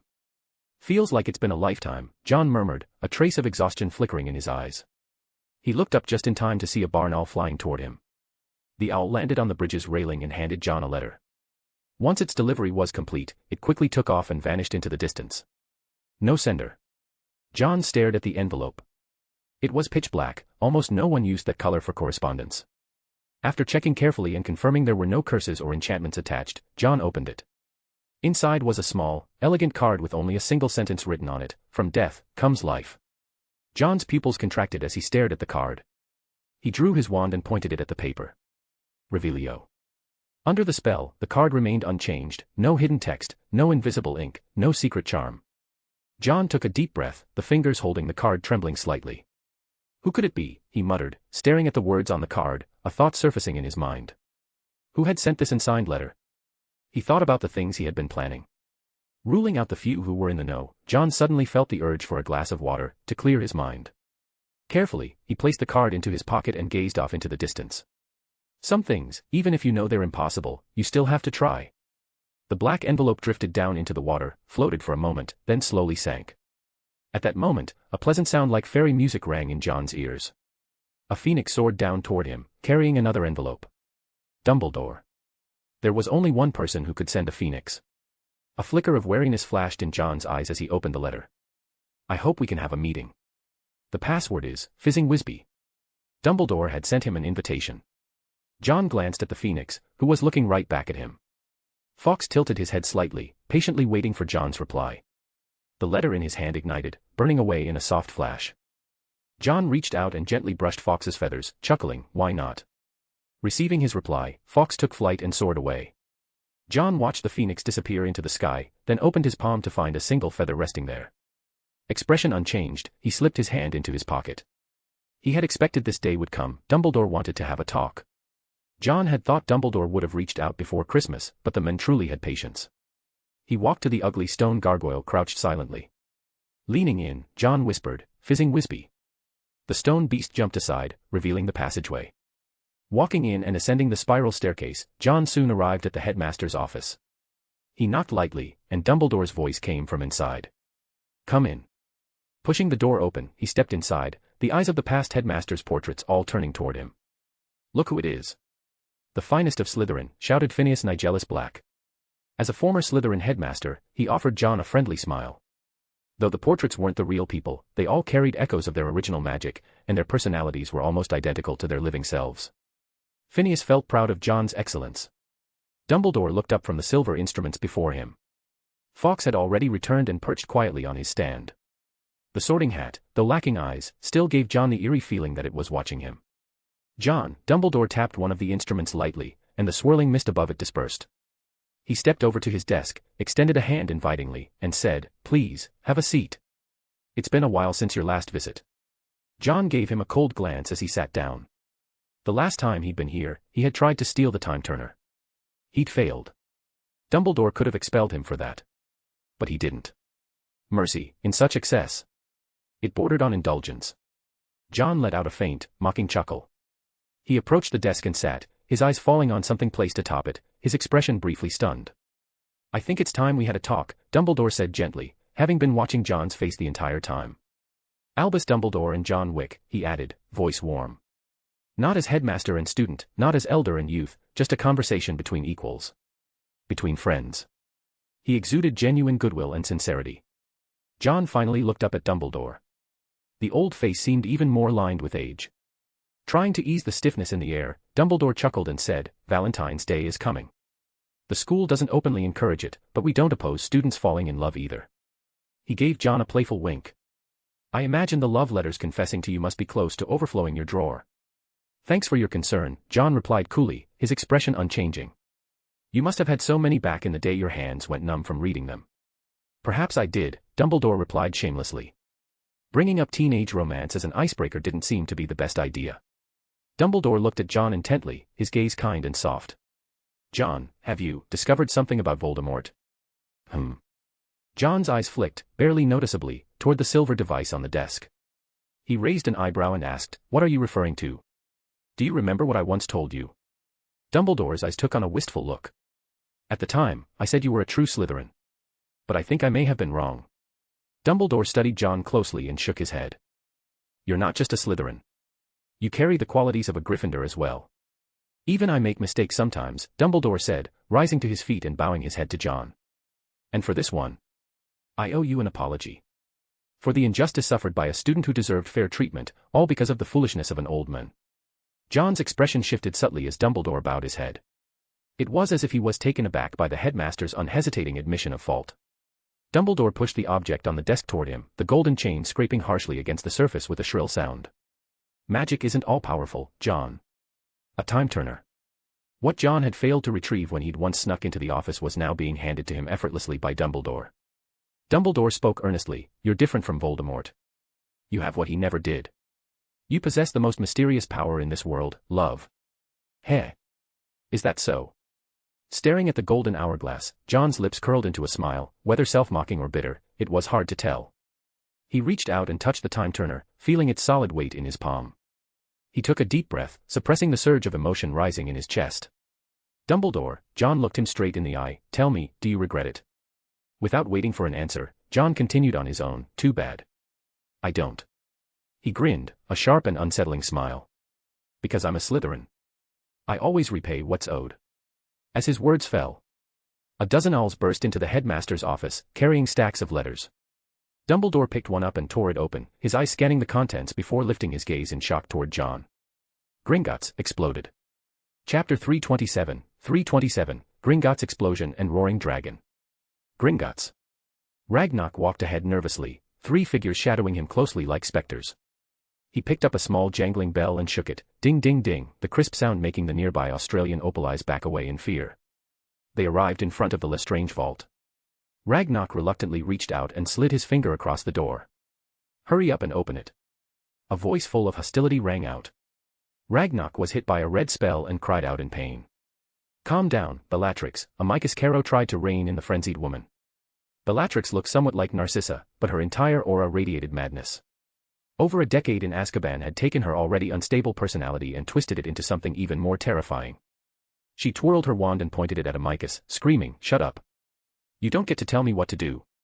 Amicus gritted his teeth, suppressing his anger as he said coldly, Everything we're doing is for the Dark Lord. If it weren't for your insistence on coming to check, I need to confirm whether it's still here or not. Bellatrix didn't respect anyone besides Lord Voldemort. Something seemed to occur to her, and a look of horror flashed across her face. That boy, he stole my sword. She stammered the words, then her expression shifted again as she turned on Ragnarok, roaring, Open the door, now. Ragnarok really was out of luck, he'd been taken hostage by these Azkaban lunatics. He recalled that young Lestrange man from last time, and a bad feeling welled up in his heart. Bellatrix was a madwoman, if anything went wrong, he'd likely be dragged into it as well. The mechanical clinking of gears sounded as the lock turned. The Lestrange vault opened. Bellatrix shoved Ragnarok aside and stepped in first. She was, after all, the rightful owner of the vault and had no need to fear the Fiendfire curse or the replication curse. Don't come in, she warned her companions as they started to step inside. Amicus looked displeased, but Bellatrix paid him no mind. Her gaze swept to the spot where the sword of Marvolo was supposed to be, empty. Her expression turned panicked. It's been stolen after all. She took 2 steps back and leaned against a table. That day, she had originally planned to visit her old enemies, the Longbottoms whom she had once tortured. But what she saw instead was the supposedly insane Longbottom couple alive and kicking. Not only that, she saw another person. She would never forget that scar. That lightning-shaped scar, it was him, the one who brought about the Dark Lord's downfall. Bellatrix had wanted to kill Harry Potter, but just before making a move, she saw what that little Longbottom brat was holding. In that instant, panic gripped her. Only those closest to the Dark Lord were privy to certain secrets, and she immediately thought of the other item in the vault. If that was missing, even the Dark Lord's most trusted would fall from grace. She couldn't imagine a life scorned by the Dark Lord. She had to be sure that the item was still there. To do so, she came to Gringotts, risking exposure to the Ministry of Magic. She did have a second option, sending someone else. But none of them were trustworthy. Not even her sister Narcissa's husband, Lucius, despite his declared loyalty. She had to verify it herself, that the secret remained hidden. With the others kept outside, she raised her eyes. There, prominently displayed, was the cup. She clambered up the mountain-like shelf, using both hands and feet, throwing image and dignity aside. Finally reaching the top, she carefully cupped the goblet in both hands. "Ah, Dark Lord," she murmured, eyes filled with devotion. This was the Dark Lord's trust in her, she absolutely could not betray it. Her fingers stroked the goblet, but the look of obsession on her face suddenly froze. She turned the cup over, and a line of words appeared on the inside of the goblet. "Do you like the gift I gave you?" "Huh." The goblet in Bellatrix's hands began to sear with heat. A burst of intense light exploded from the vault, and outside, the Death Eaters and Ragnarok's faces changed dramatically. The Australian Iron Belly, originally bound by chains, let out a deafening dragon's roar. A crack split across one of the chains, and with a violent struggle, the dragon shattered its bindings. Boom. All the fake treasures in the vault, disguised bombs, detonated at once, setting off a roaring chain reaction that surged outward. The massive shockwave swallowed everything in an instant. After the flash of white, flames and smoke engulfed Gringotts. A horrifying fissure split open the mountainside, stretching all the way upward. In the middle of the ruins, Bellatrix, who had no good flesh on her body, used magic to protect herself at the last moment, but was still blown to only one breath. Amicus Caro lay outside, one of his arms blown clean off. Another Death Eater had been directly engulfed by the blast, his body torn apart into pieces, dead beyond saving. Ragnarok had been struck by a massive chunk of debris, his head bleeding profusely, but because he'd been slightly on guard, he ended up the least injured of them all. Before he could even feel relieved about surviving, a deafening dragon's roar made his blood run cold. Roar. The Australian Iron Belly, now freed from its chains, let out a sky-shaking howl. The explosion had blasted a massive opening in Gringotts, and the dragon soared out of the gap. The main hall of Gringotts had been reduced to rubble, and some goblins had just approached the hole to investigate when, roar. The Iron Belly burst through, opened its jaws, and unleashed a torrent of fire breath back toward Gringotts. All of Diagon Alley saw it, a fire-breathing dragon soaring out of Gringotts, plumes of thick smoke billowing from within, even alarming the Ministry of Magic. A large force of Aurors quickly descended on the scene. Amicus, less injured than Bellatrix, had been buried under a cloud of dust. When he came to, he let out a gut-wrenching scream. His right arm had been blasted off, hanging on by a mere flap of skin. He immediately reached for his wand, desperate to escape. Just as he found it buried under the rubble, before he could even run, the wand flew out of his hand and was yanked backward. "I believe it's been a while since we last met, Amicus Caro." Arriving with the Aurors, Piers disarmed Alecto, covering his mouth and nose with a handkerchief to ward off the dust in the air. A glint of surprise flashed in his eyes. What luck. He'd just bagged himself a Death Eater.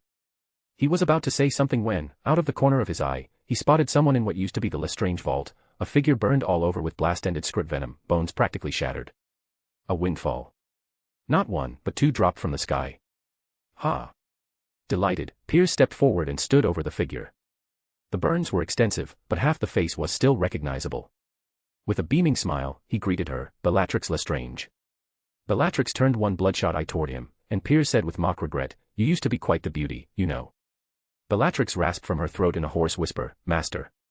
Master." Piers's sense of triumph turned to horror as he looked up and saw a figure in a black robe. Pale skin, snake-like slitted eyes, and that forbidding nose. Piers shrieked, "It's you." The Dark Lord's arrival caused him to take a few steps back. Voldemort's expression was dark as a massive serpent of flame rose from Gringotts. The black robe cloaked Bellatrix Lestrange as the fire snake swiftly ascended into the sky and disappeared. "Everyone, stop that fire serpent!" Piers shouted, abandoning caution. The snake engulfed an Auror. Piers's heart pounded in terror as he rallied his comrades to fight. All their wands pointed downward in unison. Finite incantatem. Golden shield walls erupted from the ground, forming a barrier to block the serpentine inferno. The fire snake hissed and battered against the magical walls. Piers roared, "Hold the line." Voldemort's power was immense, even a single spell from him had the potential to annihilate everything. 9 Aurors cast together, but still couldn't put it out. As the blazing heat threatened to break through, more voices sounded outside Gringotts. Profound chaos had begun to unfold. Finite incantatem. The leader was Tommy, who came with the security team. Both sides worked together to suppress the flames for a short time. Old Barty came here and drove away the goblins who shouted that the Ministry of Magic had no right to enter the private vault of Gringotts. The newly appointed Minister of Magic had not slept well for a month. With dark circles under his eyes, the newly appointed Minister of Magic uttered the Aguamenti spell, summoning Gringotts' magical waterfall to envelop the fire serpent. Thanks to everyone's combined efforts, the fire was finally extinguished. The sky turned ominously dark. Hit squads and Aurors formed a containment perimeter around Gringotts. Voldemort did not take Amicus with him as he left. Amicus was chained and escorted away by the Aurors. Piers cautiously approached the grim-faced Minister Cuff and said softly, "That man," he appeared.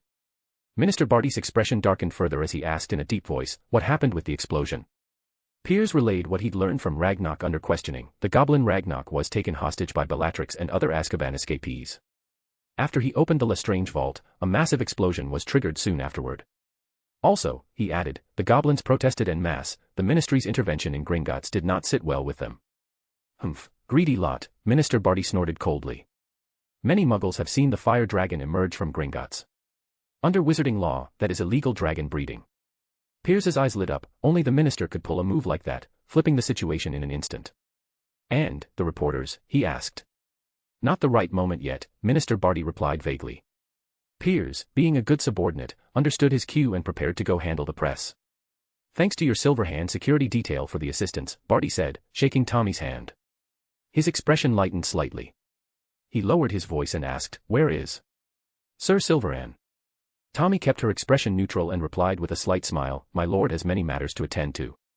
Barty nearly pressed on but stopped himself. He couldn't bring himself to ask about his own son. "Kingsley, gather statements from the goblins," Barty commanded the Black Wizard. Kingsley didn't react outwardly. He had been trying to edge closer to hear what was said earlier. Given the order, he made his way into Gringotts to speak with the goblins, who were notoriously hard to deal with. Elsewhere in the crowd, some bystanders paused to watch. Diagon Alley was always lively, especially in daytime.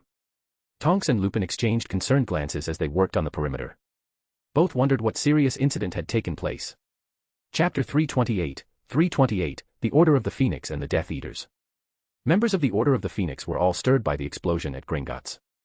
After all, many of them held positions within the ministry. Kingsley and Tonks were both Aurors, while Mr. Weasley didn't belong to the combat division, so he didn't hear the initial reports. Tonks had hoped to join Piers's team, but as a young Auror, she had no such opportunity and missed seeing Voldemort appear inside the vault.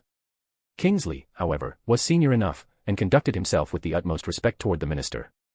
Unfortunately, Piers had to leave so hastily that he only briefed Kingsley back at headquarters. As a result, the Order of the Phoenix was scrambling to get a clear picture of what had truly happened.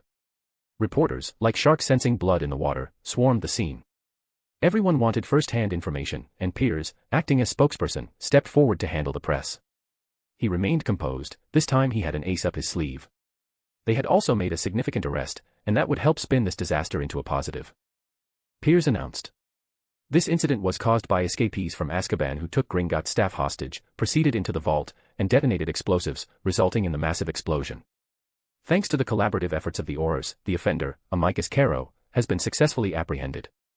The Ministry will be pressing charges for his escape in this crime. Here, the Ministry extends its thanks to the Silverhand security team for their assistance in maintaining public order.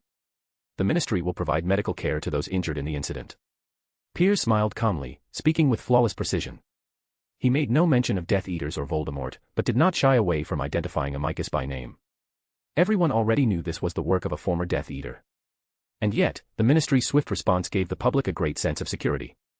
Amicus was painted as someone driven by greed for Gringotts treasures. No one even connected this incident to Voldemort. Besides the one fallen Auror, they identified a second fatality. After verification, it was confirmed to be another escapee from Azkaban. Barty Sr. personally issued compensation to the fallen Auror's family, ensuring they would face no financial burden. The Order of the Phoenix, however, sensed that things were far from simple. Lupin began tracking traces of Death Eaters. He didn't believe they broke into Gringotts just for money. Kingsley took over the internal investigation of Gringotts while Lupin shadowed a suspected Death Eater from the sidelines. "Damn it, my brother got caught," Alecto Caro muttered, watching Amicus being taken away. She seethed with fury. "Who's there?" She spotted Lupin. In this narrow alleyway, it was just the two of them. Lupin hadn't expected her to be so alert. To uncover the Death Eater's motive for entering Gringotts, the best approach was to capture one of them. Without a word, he aimed to stun Alecto. But Alecto was no stranger to dueling Lupin. Back in those days, Death Eaters and the Order of the Phoenix had clashed too many times. Oh. It's you. Alecto recognized him. Her face darkened with hostility as she fired 3 spells in rapid succession. Lupin dodged the first, blocked the second with a shield charm. The third one glowed ominously green. Lupin cast Accio to pull a table from a nearby house to block it. Not wanting to attract attention, Alecto turned to disapparate. But Lupin wasn't about to let her escape. He fired a disarming charm that hit her squarely. Her wand flew from her hand, disrupting the spell mid-cast. "Give it up," Lupin said, wand pointed at her. "You wish. We are here."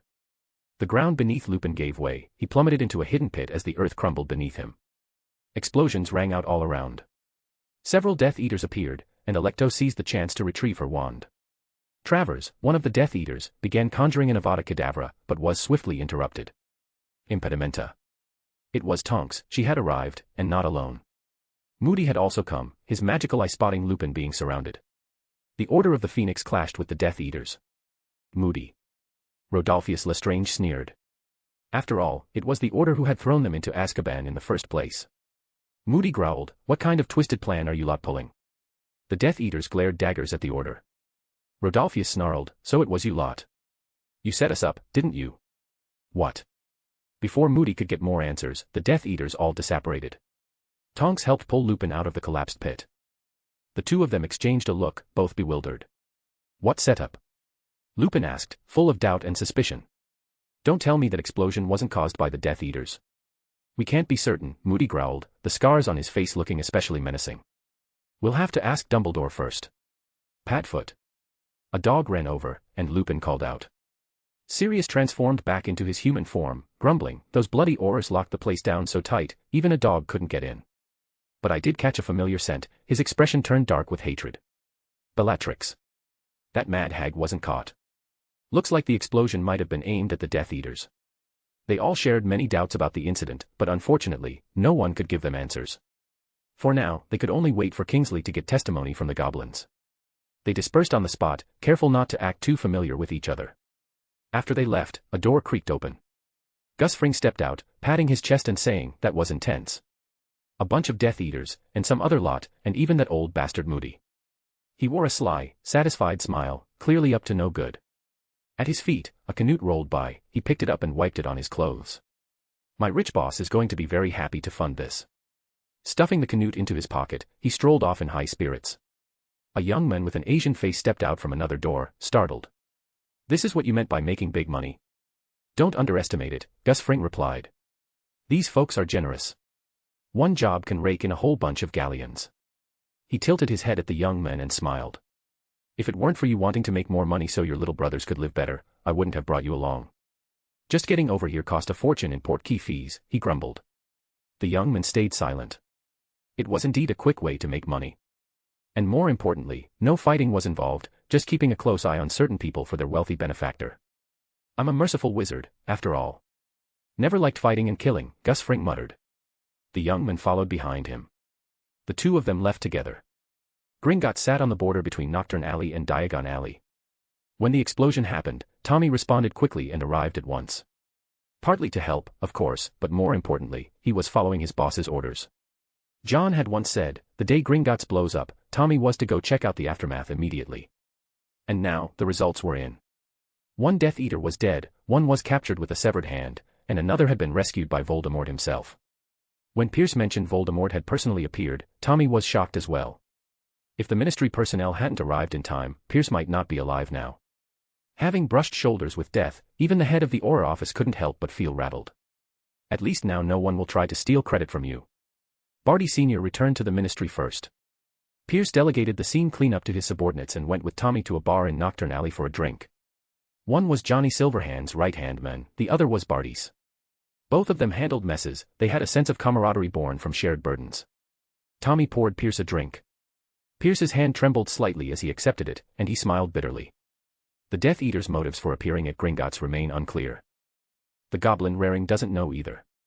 But, Pierce took a small sip of the drink and smiled like a fox. Sometimes, the truth isn't all that important. The public only cares about who did it, not why. Locking someone up in Azkaban is enough to make the Aurors look good. In a short time, 2 Azkaban fugitives had been recaptured, and with one dead, that made 3 caught. As for the remaining 7, in Pierce's eyes, they were just 7 golden tickets. Catching them all, maybe it wouldn't be long before he could become the head of the Department of Magical Law Enforcement. Of course, that was assuming Amelia would vacate the position for him. All right, I should get going, Pierce said, putting down his glass and pulling out a few galleons. Tommy Shelby pressed a hand over his, smiling. Naturally, it's on me.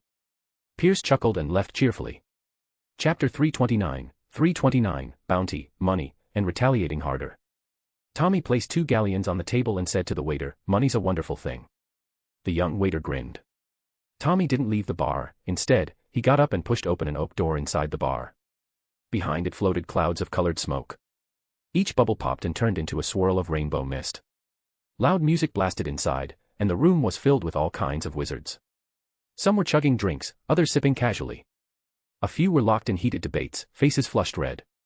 The bartender wiped his glass and glanced up at Tommy. Unlike the quiet and dusty exterior, this place was a whole different world. Tommy toyed with a gold coin in his hand before flicking it toward the bartender. The bartender shrugged and stepped aside. Tommy picked up a silver spoon and tapped the crystal glass on the bar. Ding, ding, ding. The noisy music instantly stopped. Everyone turned to look. Tommy scanned the crowd and gave a dazzling smile. With his wand in hand, he pointed toward the giant blackboard behind him, which was plastered with wanted posters. With a wave of his wand, the bounty amounts on all the posters doubled. Tommy slowly turned around, meeting those greedy gazes. He raised his voice and shouted, "Go make money." The bar erupted in deafening uproar. One loud bang after another echoed as wizards disapparated on the spot.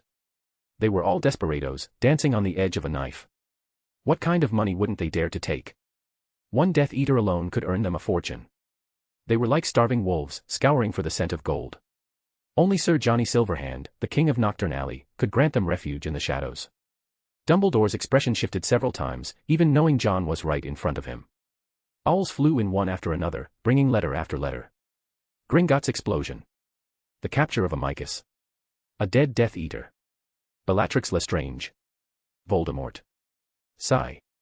Each piece of news arrived in the headmaster's office, and even Dumbledore couldn't help but feel a chill. He looked up at John. Somehow, it seemed like all of this was done by the student standing before him. John. Dumbledore's expression was complicated. What exactly have you done? I haven't done much, John replied, winding the golden chain of the time turner around his fingers. I've only ever been doing one thing. John calmly looked at Dumbledore, and on that usually kind face, he saw many emotions. You take too much for granted, Dumbledore. He muttered to himself, you take it for granted that all sacrifices are necessary. You sent Hagrid to find the giants. You forgot, he's not you. He doesn't have your powerful magic. You're the embodiment of justice, so righteous that you won't even stoop to despicable means. But you forgot, not everyone is Dumbledore. They're just ordinary people. John stood up and said coolly, the Death Eaters can scheme, I can too. They retaliate, I retaliate as well, and I do retaliate harder. An eye for an eye, a tooth for a tooth. John grinned. Hey, that's all I've ever been doing, Professor. Dumbledore stared blankly at John as he tucked the time turner away. He gave Dumbledore a polite bow and smiled. I hope you won't try to stop me. Then he left the headmaster's office. The bomb he had planted in the Lestrange vault had detonated. Unfortunately, it hadn't gone quite as he had hoped, it hadn't hit Voldemort. Tommy had informed him of the full situation, and John couldn't help but sigh inwardly at the misstep. He hadn't expected Bellatrix to be the one to go and touch it. He had intentionally set the trigger to activate when the cup was moved, all to try to blow up Voldemort. Looks like Bellatrix also knew about the cup, otherwise, she wouldn't have gone to touch it. Then again, it made sense. The cup had been stored in the Lestrange vault in the first place. As a member of the Lestrange family, it wasn't surprising that Bellatrix knew about it. Well, that gift didn't quite reach you, Tom Riddle. Just wait for the next one. John clicked his tongue twice. Still, blowing Bellatrix to pieces wasn't a bad outcome. Pierce got all the credit this time. The next morning, the Daily Prophet appeared in the Great Hall.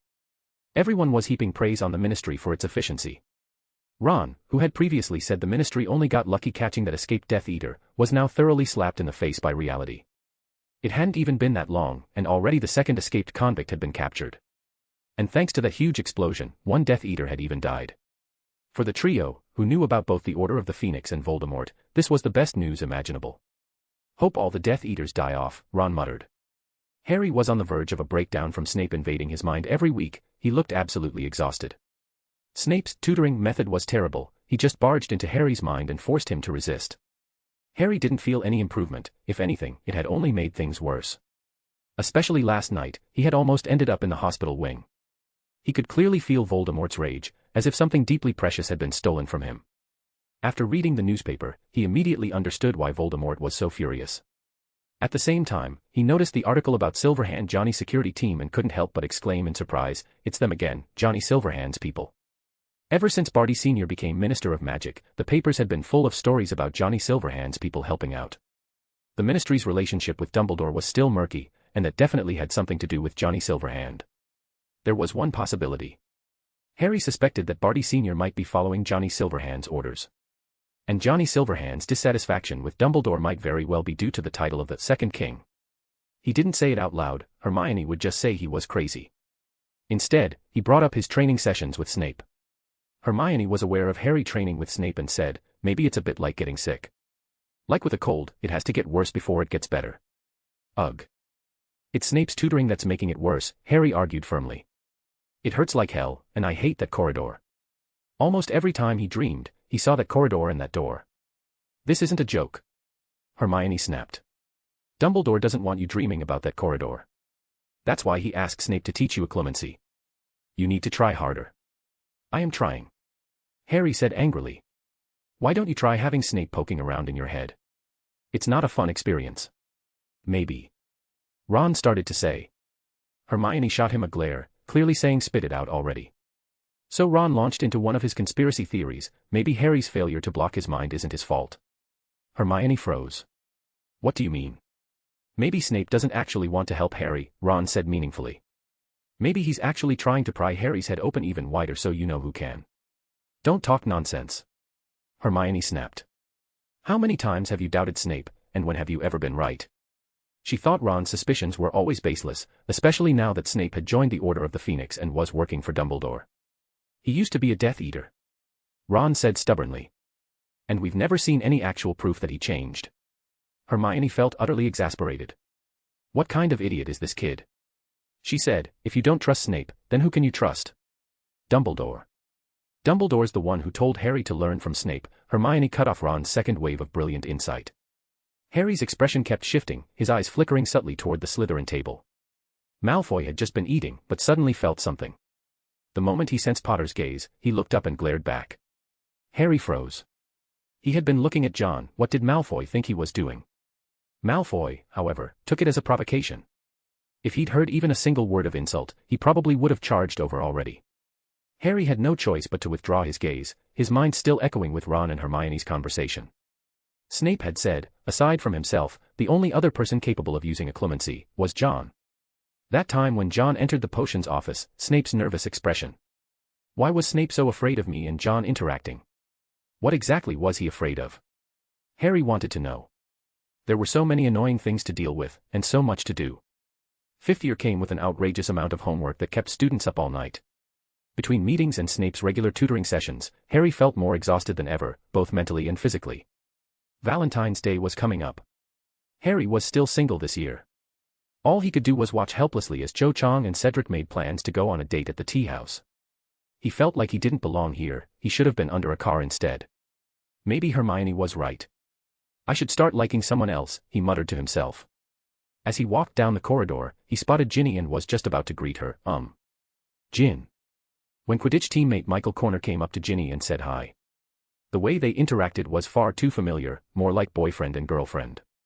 Harry wasn't sure what he was feeling, only that something in his chest felt strangely tight. Ugh. Was he the only one still single in all of Hogwarts? Chapter 330, Draco and Astoria. February 14th. John originally hadn't noticed the arrival of this particular date. But Malfoy's hairstyle, meticulously styled for 2.5 hours, was simply too eye-catching. At that moment, he was holding a bottle of cologne and spraying it all over himself. The scent carried a hint of pine. Crabbe and Goyle walked up, only to be immediately kicked aside by Malfoy. No one quite knew why, but ever since 5th year, the frequency of those two getting kicked had significantly increased. Pansy, for once, was freed from Daphne's endless demands. Her face was alight with joy as she batted her lashes, donning an exaggerated bow on her head. It was hard to believe that someone like Pansy, who looked every bit the scheming vixen, was dressed in full-on sweet girl fashion. Her little boyfriend was now in third year and finally eligible to visit Hogsmeade. Hogwarts was filled with the atmosphere of love, so pink and saccharine it was suffocating. They lined up to leave, and even through the crowd, one could see Pansy winking flirtatiously at her boyfriend. Filch stood in the entrance hall, in charge of checking permission slips for the day. One slip after another waved in front of him. Anyone trying to sneak in without a proper pass would be caught immediately. Professor McGonagall was supervising at his side. And naturally, Umbridge was there too. That saggy old face was eyeing the passing students with a suspicious, almost predatory look. Daphne tugged on John's sleeve. He turned around to see that she had changed her hairstyle.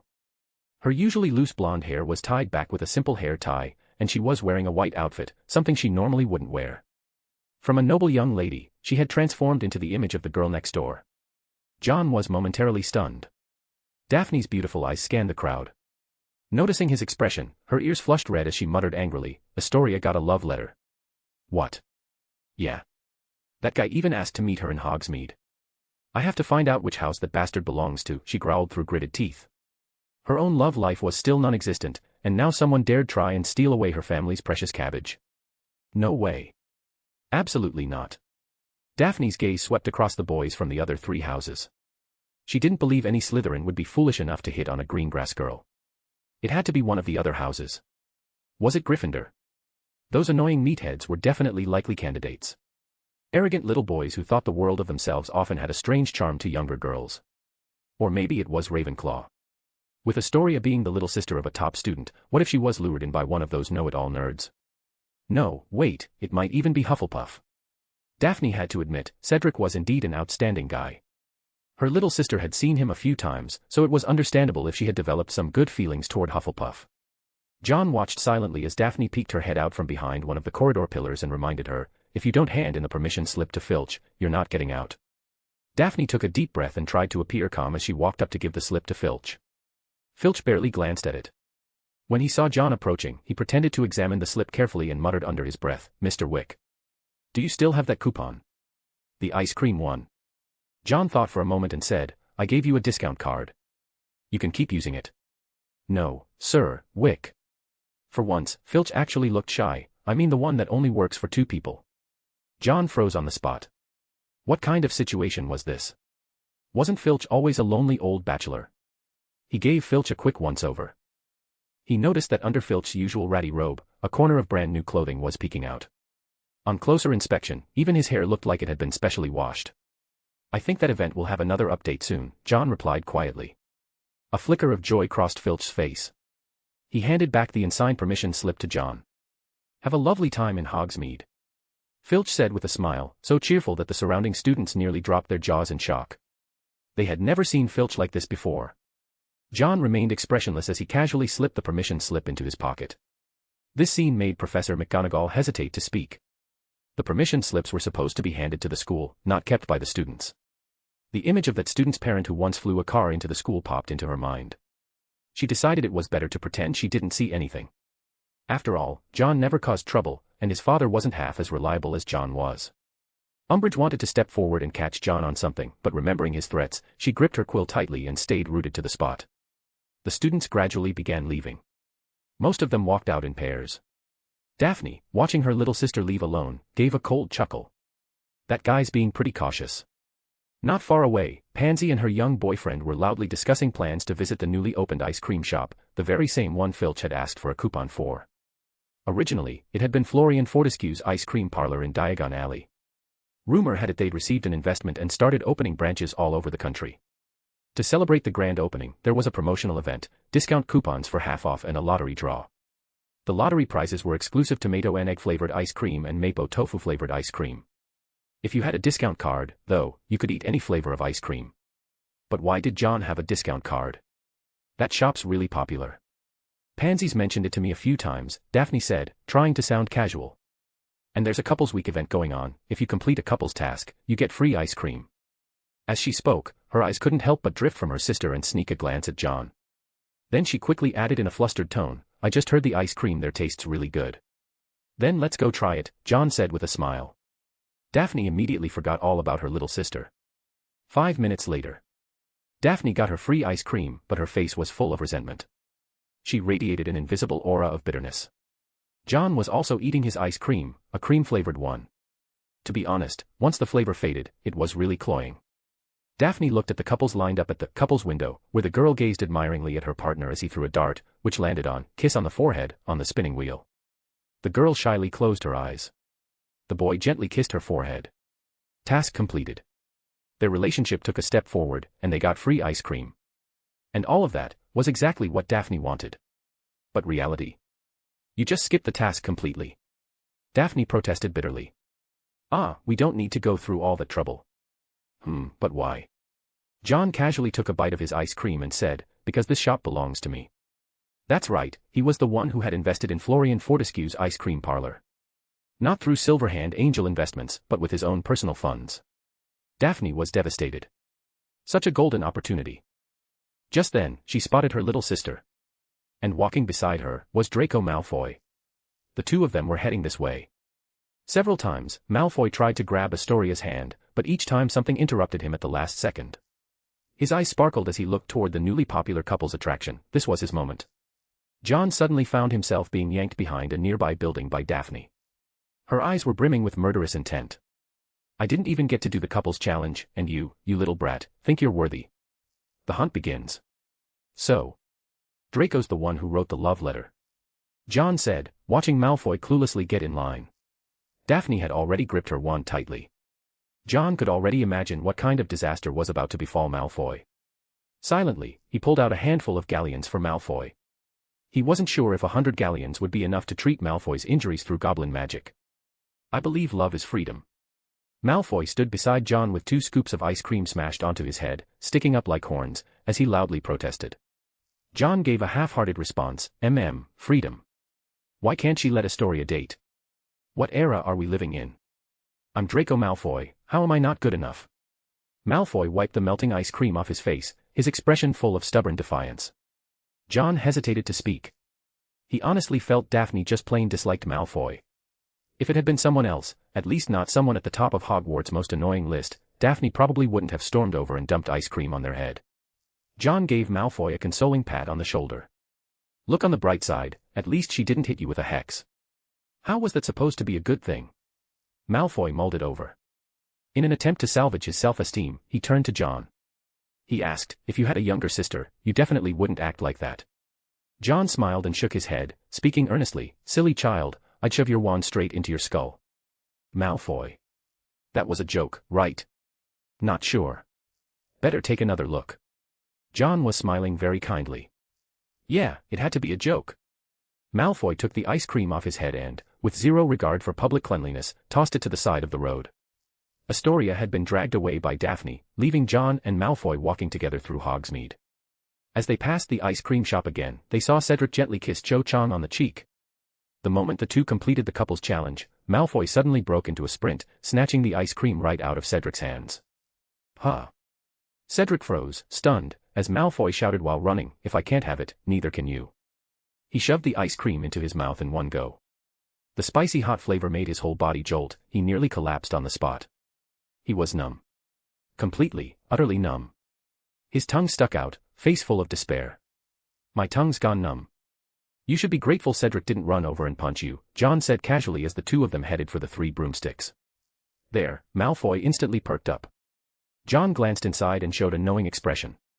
So Astoria was just an accident, Potter is the true love. He spotted Harry inside, and suddenly Malfoy's tongue wasn't numb anymore. He immediately reverted to his cocky prince mode. Just then, Goyle and Crabbe arrived, and the trio was now complete, ready to summon the Slytherin swag squad. Strutting with the air of, I don't even know my own parents, Malfoy walked into the pub. Meanwhile, John also looked inside.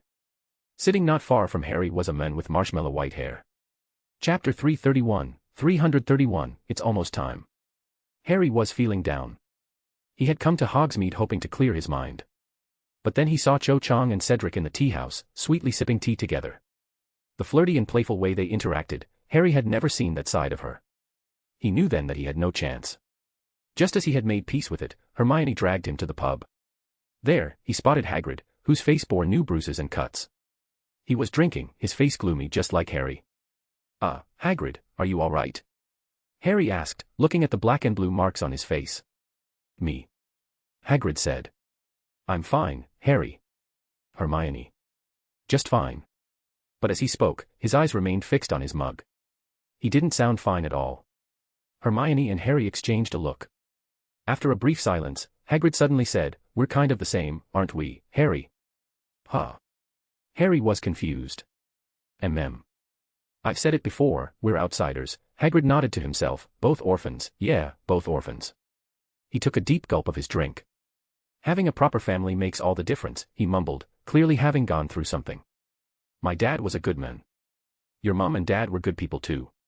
If they were still alive, things'd be different, right? Hagrid looked like he was searching for some kind of answer. Hermione could clearly sense how low his mood was. Maybe, Harry replied cautiously, realizing the same thing. Family, Hagrid said gloomily, blood is important, no matter what anyone says. At this moment, Hagrid looked downright depressed. He wiped away a drop of blood that had trickled from his eye. That did it, Hermione couldn't stay quiet any longer. She sharply asked, Hagrid, where did you get those injuries? What injuries? Hagrid tried to play dumb. But Hermione wasn't wrong. She pointed at his face. All of them. Just some normal bumps and bruises, Hagrid tried to brush it off. I do heavy work, don't I? He clearly didn't want to be questioned further. He set down his mug and made to leave. Heh, look who it is. Malfoy strolled in, walking like he owned the place. He fixed his eyes on Harry and sneered, Potter, where's your little sidekick Weasley? Malfoy, I'm in a bad mood today. Harry stood up, glaring at him. Neither of them backed down, and Hagrid stayed, delayed by the tension. You're Harry Potter? A surprised voice rang out as the white-haired man looked at Harry's forehead and exclaimed loudly. Harry turned to look and saw the man stand up and walk over to shake his hand.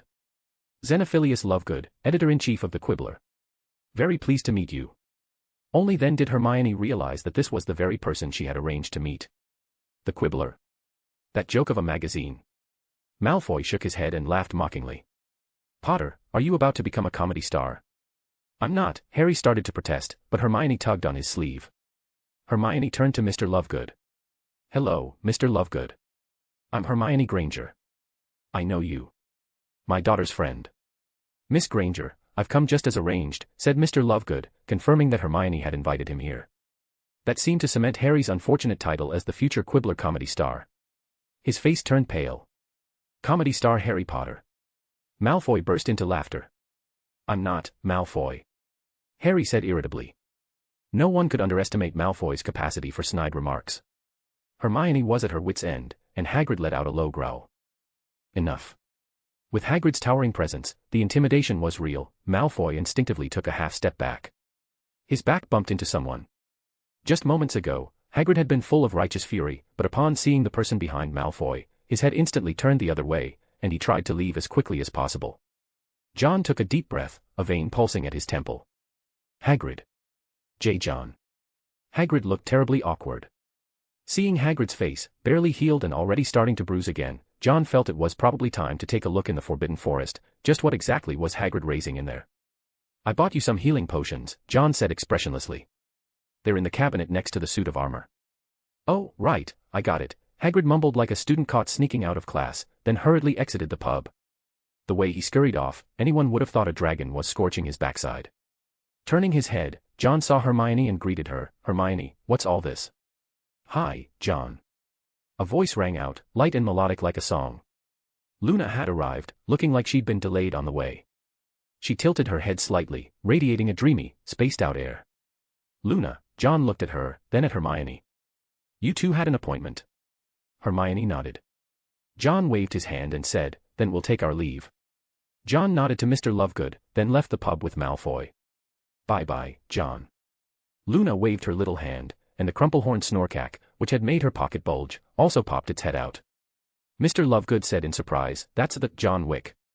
He really is young. John is a very good person, Luna told her father. Harry, still confused, asked, so what exactly is going on? They sat down, and Hermione looked at Harry seriously. Mr. Lovegood is here to help us, to let people know the truth. What truth? Harry was still a bit lost. Luna said dreamily, that person has returned. The ministry has been refusing to acknowledge it, Hermione added. Harry understood now, this was about getting the truth out, just like Dumbledore had tried to do. Since the ministry wouldn't admit it, Dumbledore had been forced to make the announcement alone. And ever since the last time his scar hurt, Harry had been feeling increasingly uneasy. Hermione was doing this for Harry, trying to make people stay alert to Voldemort's return. Mr. Lovegood, as the editor of the Quibbler, might not match the Daily Prophet in reach, but still had considerable influence.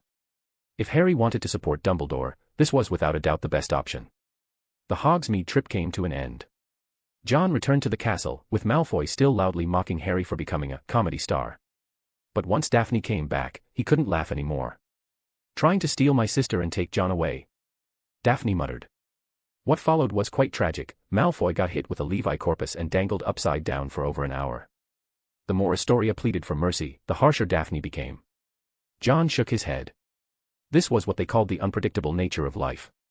By the time Malfoy was finally let down, his whole face was red and swollen, blood rushing to his head, dazed and woozy. Night fell. Inside the Constellation Society, John's eyes were fixed on the metallic-colored liquid that still bubbled with energy. He pulled out a box from the drawer, opened it, and took something from inside. As he dropped the item into the cauldron, the metallic liquid vanished rapidly, as if something had devoured it entirely. He sliced open his wrist, letting blood flow into the mixture.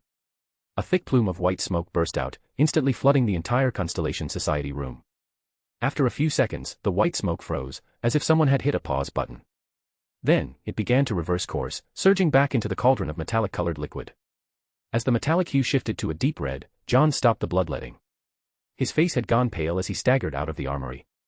He had lost too much blood, his foot missed a step, and his head banged against the stairs. It took quite a while before he managed to climb back to his feet. He went to the Constellation Society's cabinet and took out a bottle labeled Starfire. After drinking a few sips, he felt a bit better. The wound on his wrist began to heal under the influence of magic, leaving only a pale scar behind. He poured a mouthful of liquor into his mouth, the magic-infused alcohol replenishing his strength, finally giving some color back to his face. He walked to the round table and sat down, tilting his head up to gaze at the dome above.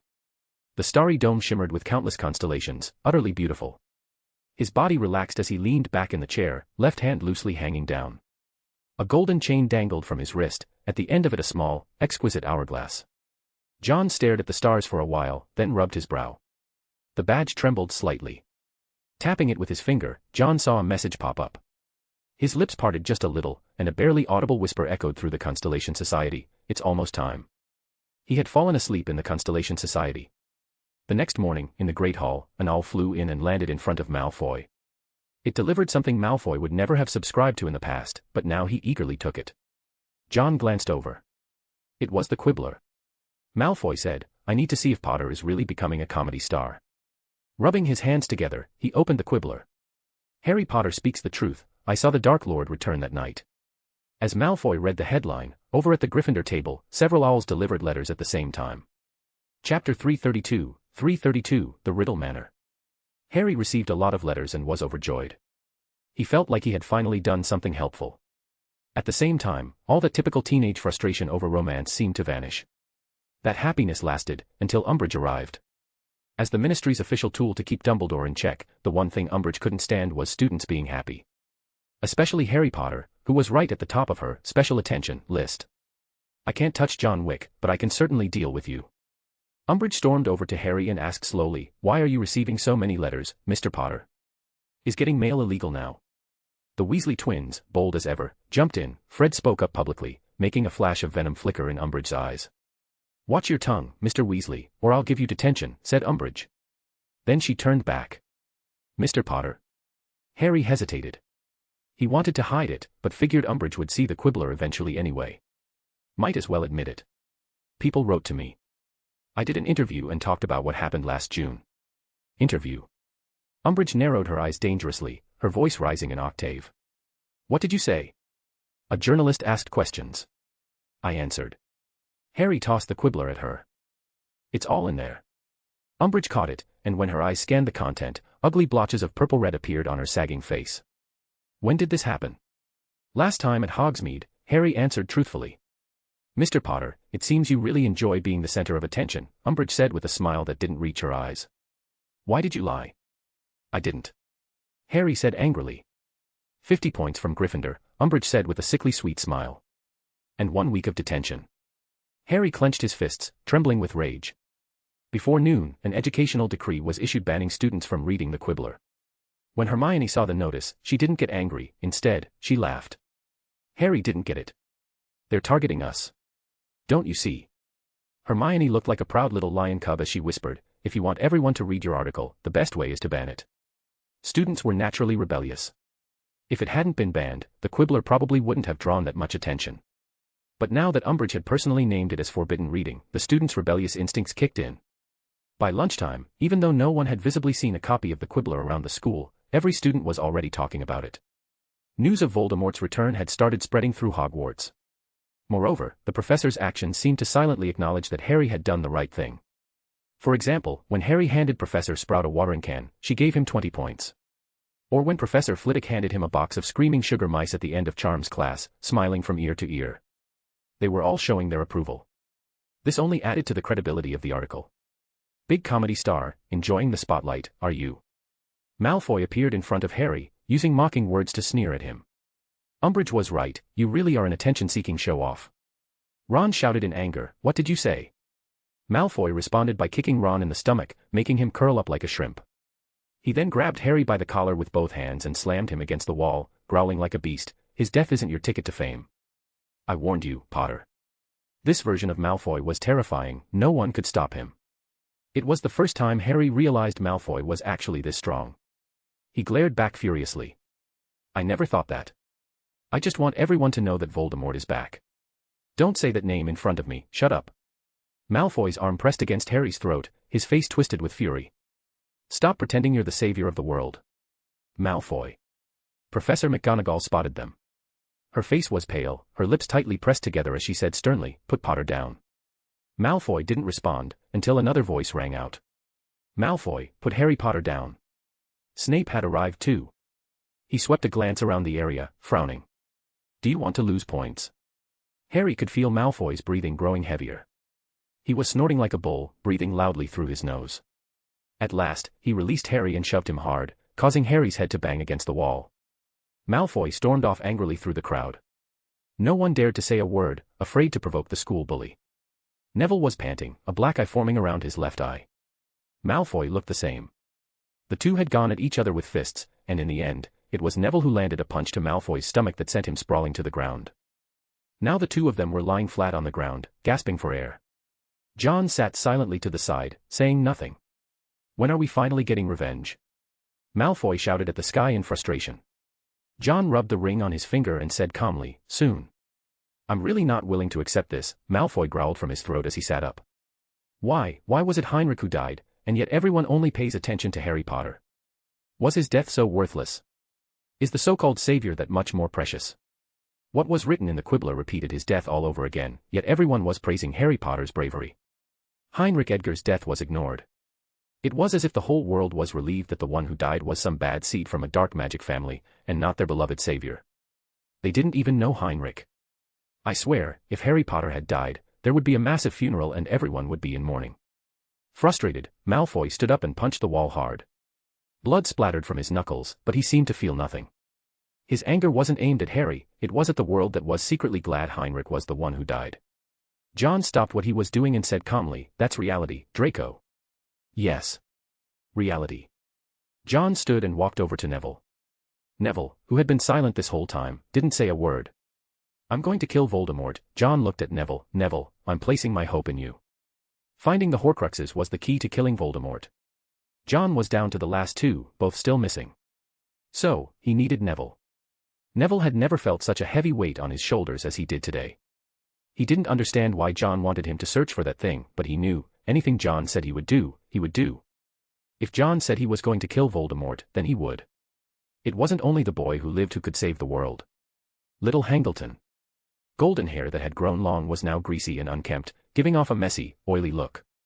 Footsteps echoed in the graveyard, and a wand emitted a faint, ghostly glow. Arriving at the familiar place, once the site of a fatal delay, the masked figure stood silently for a long time on that scorched, irreparable land. He stepped into the charred earth. The ground was dry, as if a black hole had swallowed all life from it. He reached the center, and slowly lay down. Stars dotted the night sky above. He slowly removed his mask. The scent of burning still lingered in the air. He reached out and gently touched the earth, as if he could still feel the heat from that day. So hot. He sat up, revealing a face with blonde hair and blue eyes. Kim lay asleep. As if afraid of disturbing someone, he spoke softly and gently. It really was hot. So, how did you have the courage to walk into that? As he spoke, Kim gently lifted a piece of scorched earth with his fingers. The scorched soil crumbled in his palm, slid past his fingertips, and scattered into the dust. He stood up and looked toward the distant hillside, where a manor, clearly not one belonging to commoners, stood. The last place. His eyes were filled with confusion, and he muttered, "I'm really afraid of failure." He reached up and touched the badge on his chest. Even in its scorched state, it retained a trace of warmth, as if a hand were resting over his heart. Kim began walking in that direction, toward his final target. Before this, he had traveled to many places. Without exception, all of them had turned up nothing. Even though he had dug through those places as if turning the earth inside out, he had never managed to find that item. John had said, obtaining that thing was the key to success. For this, even if it meant death, Kim wasn't afraid. After all, he had witnessed things far more terrifying than death itself. He wanted to forget, but that incident was branded into his mind, constantly reminding him. The journey felt unbearably long. From the graveyard to the hillside, the distance seemed endless. But no matter how far the road, there would always be an end. And now, he stood before that manor. The Riddle Manor. The home of Tom Riddle's father. Chapter 333, Basil and the Horse. The villagers of Little Hangleton still referred to the house on the hillside as the Riddle Manor, even though it had long been uninhabited. In the past, it had been the grandest and most imposing building for miles around. Now, the manor was damp and desolate, left abandoned for years. Ivy clawed its way up the entire structure, tiles were missing from the roof, and the windows were boarded shut, like something terrifying had been sealed inside. In truth, it was indeed terrifying. The manor's former residents, the Riddle family, had been found dead in the house by the maid. Their bodies were ice cold, still dressed in their dinner clothes. At the time, people believed it was the work of the gardener. Little did they know it was vengeance from a major figure in the wizarding world. Kim walked up to the grand mansion, which still faintly retained traces of its former grandeur. Alohomora. Click. The front door swung open. His shoes, damp with muddy soil, stepped onto the wooden floor, which creaked with an unsettling screech that made one's teeth ache. Lumos. The tip of his wand lit up and cast light on the ground. There were drag marks, like a large snake had slithered through here at some point. The soil had already dried out, though due to the recent damp weather, the edges were still slightly moist. Kim's eyes shifted as he searched through the rooms of the manor. He saw a corpse, no, a skeleton. The body had already decomposed into bare bones. He's been dead for a year. Lifting a strand of white hair with his wand, he identified the remains as belonging to an elderly man. He was killed by magic, Kim said with certainty. This old man had died under a spell. A glimmer of excitement flashed in his eyes, but his expression grew more cautious. From the tracks at the entrance to the ones inside, every trace indicated that something had once been here. The item might be here. He began checking every place in the room that could be opened. From the time of death to the point of decomposition into bones, the windows had remained sealed. The lingering stench clung to the air like maggots boring into his nostrils. But the foul odor didn't make him retreat. However, the excitement in his eyes gradually faded. In the end, he had searched the entire house. Still nothing. Stumbling, he leaned against a table, despair clouding his eyes. Nothing, huh? His throat was dry, and he ran his fingers through his disheveled blonde hair, his expression on the verge of collapse. He had walked every inch of the place with hope, searched every patch of ground with anticipation. But in the end, he had found nothing. His body trembled slightly. He had been holding on to a sliver of hope, allowing himself to imagine, just maybe, he could still find it. That hope had been shattered. Bloodshot eyes, he swung his wand. Every window in the house shattered with a loud crash. He stood against the gusting wind, his greasy blonde hair plastered to his skin. He had fallen into a state of paranoia, madness. In that state, he walked to the window and spread his arms wide. Just as he was about to take the next step, he froze. His eyes were locked on something below. A white stallion had appeared. The horse tilted its head slightly, then began walking in a certain direction. He gave chase, pursuing the white figure. Branches scratched fine cuts across his skin, but Kim paid them no mind. Following the stallion, he was led to an even older manor. This place was at least several centuries old, and the ancient building exuded a chilling, mysterious aura. It sat nestled between two steep hills, half hidden in the tangled maze of gnarled trees. Moss covered the manor's stone walls, making it appear even more decrepit than the Riddle House. But unlike the Riddle House, the age of this place came with a sinister feeling that made one instinctively avoid it. The stallion stopped here and stood calmly on the side lawn, leisurely chewing on the fresh grass. Kim walked up beside it, reaching out to stroke its smooth, silken coat. It was probably a free-roaming horse from Little Hangleton, drawn here by the lush grass. Pushing through the thick nettles surrounding the house, he reached the manor's entrance. A chilling eeriness seeped from the building, as though some decaying ghost might crawl out at any moment. Through the misty windows, he could see nothing inside. He opened the door and stepped in. You wish he were alive, don't you? The one who tricked you, he never had that kind of power. If he were strong enough, that great fire would never have happened. Put it on. It can fulfill all your desires. Go on, seek it. From the moment he stepped into the house, a voice like a whisper to his soul began accompanying him. He couldn't tell whether it was real or a hallucination. Yes, right there. Open that box. The voice guided Kim, leading him to a box. A pitch-black box etched with intricate patterns. Kim slowly opened it, revealing a black gemstone ring inside. Put it on. You should know what this is. Yes, you've seen it before. In that book. All regrets will be made right. Put it on. The whisper of the soul continued in his ears. Kim reached out and carefully picked up the ring. The black octahedral gemstone gleamed with a glassy luster. Kim's heart felt like a small boat drifting into a vast ocean. In the midst of a violent storm, the little boat rocked wildly. He struggled internally, and before his eyes appeared the image of a black-haired, scrawny figure. That voice told him, as long as he wore the ring, he could undo everything. He knew, with absolute certainty, that it couldn't be wrong. The ring approached his finger. I just want to see you one more time, Kim murmured. Just as he was about to slip it on, he felt a push against his chest. The ring slipped from his hand, clattering to the ground. Kim stumbled back several steps. Knee-eye.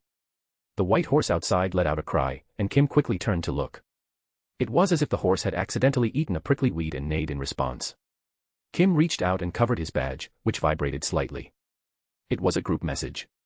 He looked down to search for the ring, and for a brief moment, it seemed he saw a pair of greedy, unwilling eyes. Picking up the ring, he placed it back into the box, took the box with him, and left the house. The white horse had finished grazing and was heading toward the direction of the Little Hangleton villagers. Kim stood there watching for a while, a little dazed. For a moment, the horse seemed to have turned into someone, but when he looked carefully, it was still just a white horse. Was it you? He asked the question without knowing why, though he was certain it would receive no answer. He lowered his head to look at the ring that still tried to influence him. Taking a steady breath, he composed himself and resisted its pull. He turned to glance back at the old mansion. The ancient house behind him looked like a lurking, crouching beast. Its pitch-dark interior seemed ready to drag people into it. Kim waved his wand, and a loud crack echoed from the spot. After a while, the wind blew, slamming the open door shut with a loud bang, as if no one had ever been there. John was going through the newly delivered batch of items. His expression didn't change much, but those familiar with him could tell he was in a foul mood. His complexion looked paler than usual, sickly pale. As if he were ill. No Horcrux, he muttered, tossing aside the junk Mundungus had stolen and delivered as payment for his debts. Even when paying back debts, Mundungus didn't dare to steal too frequently. He could only scavenge through the Black family's trash bins. Sirius was a proper prodigal, he'd nearly thrown away everything that belonged to the House of Black. Sometimes, Mundungus even had to be careful of that old house elf creature, who would fight him over the trash. Mundungus had already made 2 deliveries to pay off his debt, but they were all trivial junk. John had Tommy subtly hint to Mundungus that some of the seemingly worthless items from old families might actually be antiques. These aren't worth the debt. These items made John very dissatisfied, and he slashed the price significantly. He even issued a warning, if Mundungus dared to bring more of this trash trying to pass it off as valuable, he wouldn't even get interest next time. Basil had gone off to the Ollery again. Recently, there weren't as many tasks requiring Basil, and it needed an outlet to burn off energy. Fortunately, Basil was well behaved, at least, John hadn't yet received any complaints about someone's owl being beaten to death. As an unusually powerful owl, Basil's usual playmates were Tom, who could cripple a wizard with a single bite, and the big cat Zowu, who could slap several wizards into the ground with one paw. So when John saw Basil return, he was a little surprised. Basil didn't look as neat and tidy as usual, some feathers on its wings had been lost. Yet that face still bore an air of arrogance, as if it had just won a glorious battle. John began to wonder whether Hogwarts even had an owl capable of matching Basil in a fight. Chapter 334, Bully Basil and a Walking Time Bomb. John's confusion was quickly cleared up. He heard that Harry's owl had been sent to Hagrid for treatment. Thinking of Basil's smug expression, John asked, "You fought with Hedwig?" "Hoot. Basil spread his wings, as if proudly showing off his victory. They were both snowy owls, no idea why, but from the day they met, things had been off between them. Back in second year, it wasn't that serious, but by third year, they'd even fight at John's home. Tom wagged her tail as he trotted over, gazing at Basil with admiration. John shook his head helplessly. Basil was obedient in all other ways, but when it came to fighting Hedwig, there was no compromise. Originally, Harry had been in high spirits, with plenty of people starting to believe what he said. But after getting cornered by Malfoy yesterday, and now with Hedwig being attacked, his good mood had completely vanished. In the Great Hall, Malfoy was still throwing angry looks at Harry. Crabbe brought John a bowl of hot soup, which John accepted and began sipping with a spoon. Daphne was somewhat displeased. Crabbe had taken advantage of her embarrassment over a misunderstanding to sneak in and score points. Completely dishonorable.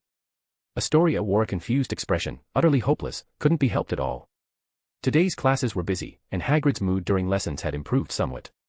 He even applied some ointment to his face to make himself look a little less miserable. He had even suggested bringing the Zowu to class, though John immediately vetoed the idea. That creature was far too big for classroom use. After class, John saw Basil circling around near Hagrid's hut. Though Basil was hiding up in a tree, he was still easier to spot than a golden snitch, especially for a genius seeker. Harry complained to Hermione, "Look, Basil's here again." Hermione went to John and said helplessly, "John, can you please get Basil to go back?"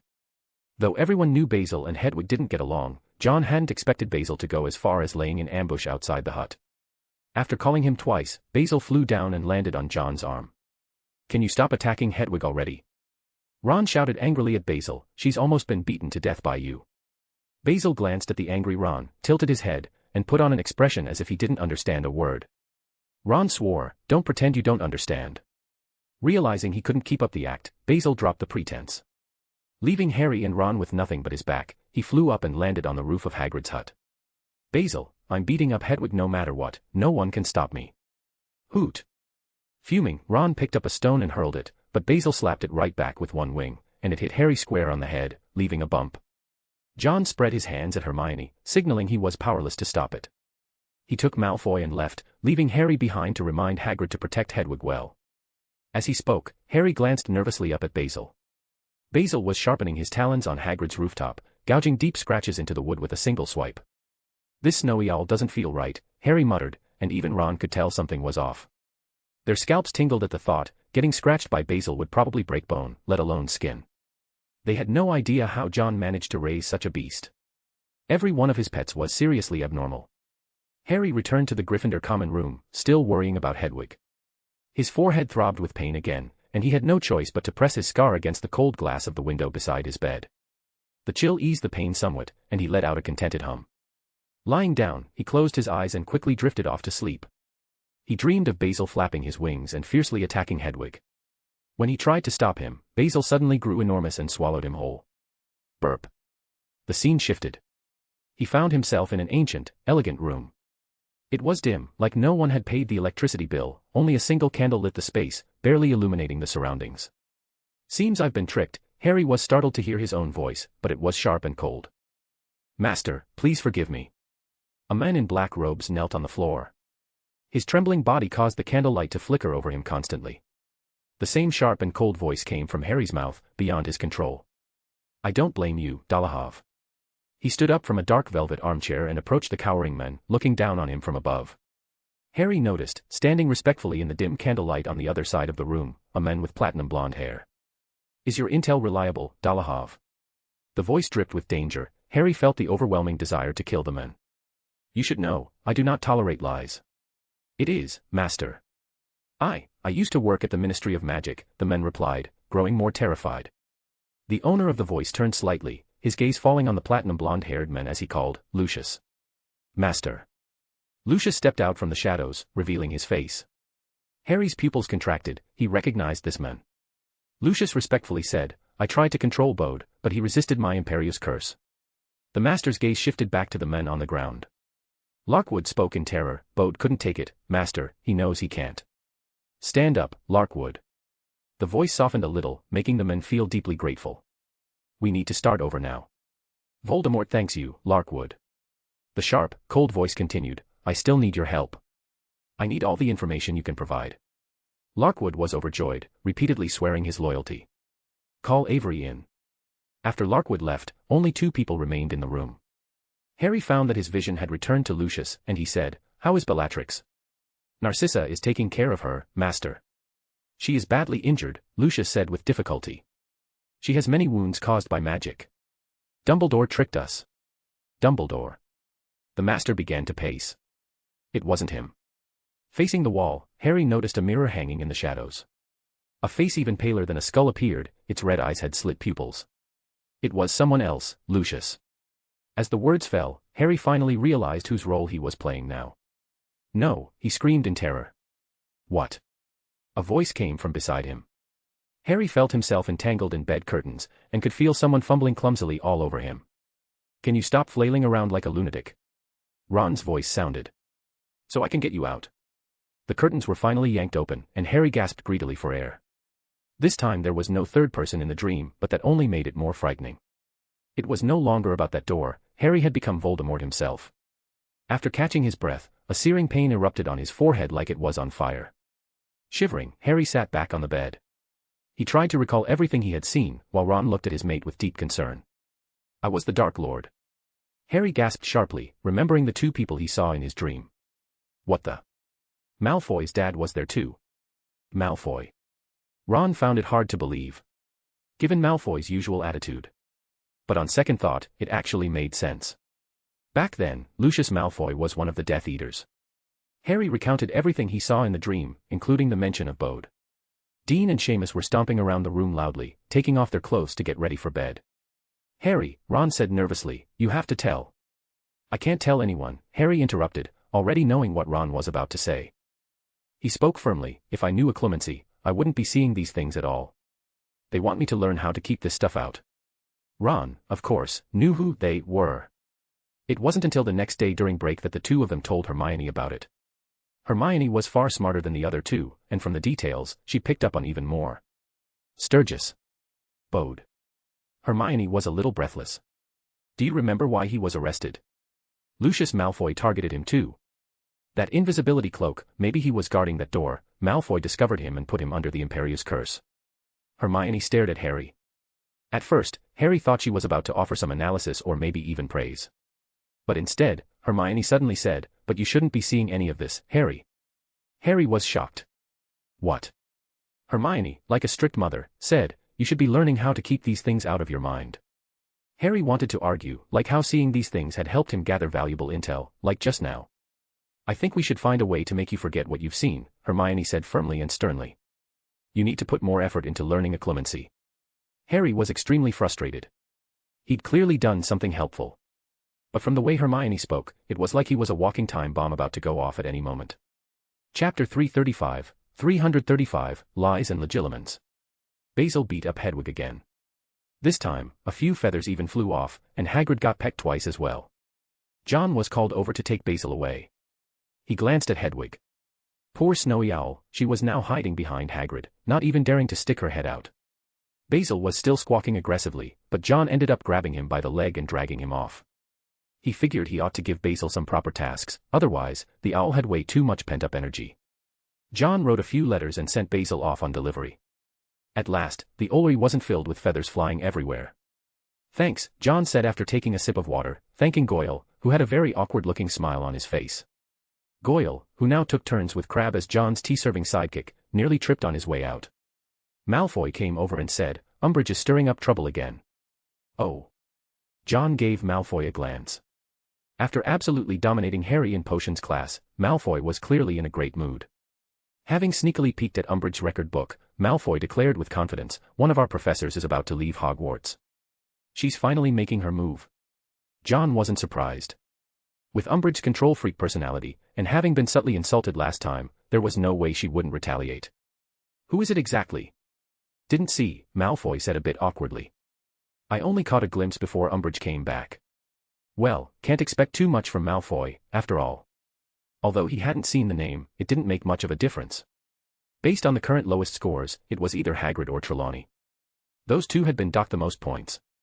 And during that subtle insult showdown last time, Trelawney had actually said something nice about Harry, blessing him with many descendants and a long life. Umbridge's face at the time had practically turned pitch black. So John was still inclined to believe Trelawney would be the one to get fired. The only question was when. If he was right, it wouldn't take long. Saturday. Slytherin had a Quidditch match. John went to watch. He had to admit, at Hogwarts, aside from Harry, there was basically no one who could keep up with Malfoy's firebolt. With that kind of foundation, beating anyone was just too easy. The trident tactic proved effective time and again, and Slytherin's cheers echoed throughout the stadium. On the other hand, the rest of the audience looked like they were attending a funeral. Slytherin's victory clearly didn't bring them any joy. Slytherin was used to it anyway. They'd won, and by a huge margin. Singing their song of glory at the top of their lungs, John saw Malfoy absolutely basking in his triumph. John helplessly gave a quiet reminder, "You knocked Cho Chang out of the sky." Cedric had his wand out at that point. Malfoy's smugness faltered. It had been a Slytherin versus Ravenclaw match, and he hadn't held back at all. When facing Cho Chang, he didn't even bother with the pretense of sportsmanship, just a straight-up boost and body slam, nearly sending Cho flying. A brutal blow to his own society member's girlfriend. Cho had landed in tears and walked off crying, probably sobbing in the arms of the head boy by now. Sure enough, Cedric showed up with his wand in hand, coming straight for Malfoy. Malfoy immediately ran for it, leaving Cedric fuming and chasing after him. The two of them raced from the Quidditch pitch all the way to Hogwarts Castle. As someone who trained regularly, Malfoy clearly had better stamina. He managed to escape successfully. Only to be ambushed shortly after by Daphne, who had him hanging upside down in no time. Malfoy was so full of grief and indignation, he nearly forgot Daphne hated him just as much. In the end, it was John who came by and let him down, otherwise, Malfoy might have been left dangling until nightfall. Harry had watched Malfoy's match and, even though he really wanted Cho Chang to win, deep down he knew it was hopeless. Whether it was gear or skill, Malfoy completely outclassed Cho. But more frustrating than that was the fact Harry had gotten 2 Ds in potions. He kept thinking about that dream and didn't dare tell Hermione or Ron. Because he didn't want to be scolded again. The only person who might understand him was Sirius. Unfortunately, Sirius couldn't talk to him either. Harry was now under special supervision by Umbridge, so much so that even the Gryffindor common room fireplace was under her watch. Hedwig had been injured by Basil and couldn't deliver any letters. Then came the time for occlumency lessons. He was kneeling in Snape's office. Despite his best efforts to clear his mind, he was still forced to relive a childhood memory. And it wasn't a pleasant one. Most of his early years had been spent under Dudley's bullying. But even so, against a master legilimens, his secrets were still exposed. What was the last memory? Snape asked. I don't know, Harry mumbled, his mind foggy and heavy. Exhausted, he stood and asked, was it the one where my cousin tried to make me stand in the toilet? No, Snape replied, his twisted sense of humor not quite that low. It was a man kneeling in the middle of a dark room. A flicker of panic passed through Harry's eyes, but he forced himself to speak calmly. That was nothing. Snape's eyes were like rulers, sharp, unforgiving, staring straight into Harry's soul. Eye contact was key in occlumency, and Harry pretended to blink to avoid his gaze. But he had underestimated a master legilimens. Snape spoke in his usual acidic tone, and how did that man and that room end up in your mind, Potter? That was just a dream I had. Harry continued avoiding eye contact, which made Snape scoff in disdain. After a moment of silence, Snape growled in a low, menacing voice, you should remember why you're here, Potter. Do you know why I gave up my evenings to do this loathsome task? I know. Harry's tone turned stiff. That attitude again. Snape took a deep breath, it was just like that detestable James Potter. Arrogant, conceited. And Sirius hadn't been wrong either. All those reprimands seemed to go in one ear and out the other with Harry. You're a fool. I thought after 2 months you'd have made some progress. How many more dreams have you had about the Dark Lord? He wanted Harry to tell him the truth, so that even if he was an idiot, at least he'd be an honest one. Just this one. Harry lied. Now he didn't even qualify as an honest idiot. Perhaps, Snape sneered, lips curling into a mocking smile, you enjoy these hallucinations and nightmares, Potter. You think they make you feel special, important. No, it was the same kind of talk again. Harry clenched his teeth and shouted in anger, I've never thought that way. You're not even close to John Wick, Snape said coldly. You're not special, not important, and certainly not clever. Harry gripped his wand tightly. Do your job, Potter, Snape said. You don't need to know what the Dark Lord says to his Death Eaters. Right, because that's your job, isn't it? Harry yelled, blinded by fury. Yes, that's my job, Snape replied, quite pleased to see Harry lose his composure. Now, ready. Again. Legilimens. Harry's mind was instantly yanked into memory. He saw 100 Dementors descending from the sky. In the midst of the crisis, he saw Snape's face come into focus, lips moving silently in incantation. Snape became clearer, and the Dementors began to fade. Rage surged up inside Harry. He raised his wand. Protego. Snape's wand flew from his hand. He staggered and grabbed onto the desk for support. And in that moment, something surfaced in Harry's mind, a memory that didn't belong to him. A young Snape sat alone in a bedroom. Enough. Harry was shoved hard in the chest, stumbling backward and crashing into a shelf. Snape's face was pale, and he said coldly, "You're even more reckless and ignorant than I imagined, Potter." With a flick of his wand, he cast a restorative spell to return the fallen items on the shelf to their places. That was an improvement. I don't recall telling you to use the shield charm, but it was undeniably effective. If you can cast a shield charm to protect yourself every second, Snape said icily, then do it. If not, we go again, without the shield charm. Harry felt like Snape was taking revenge on him, but he had no power to refuse. He was dragged back into the trance again. But this time, he returned to that same corridor, and to his shock, he saw the door was open. Even he was stunned. He had never opened that door before. Snape saw it too, and demanded Harry explain. But Harry had no explanation. He didn't know himself.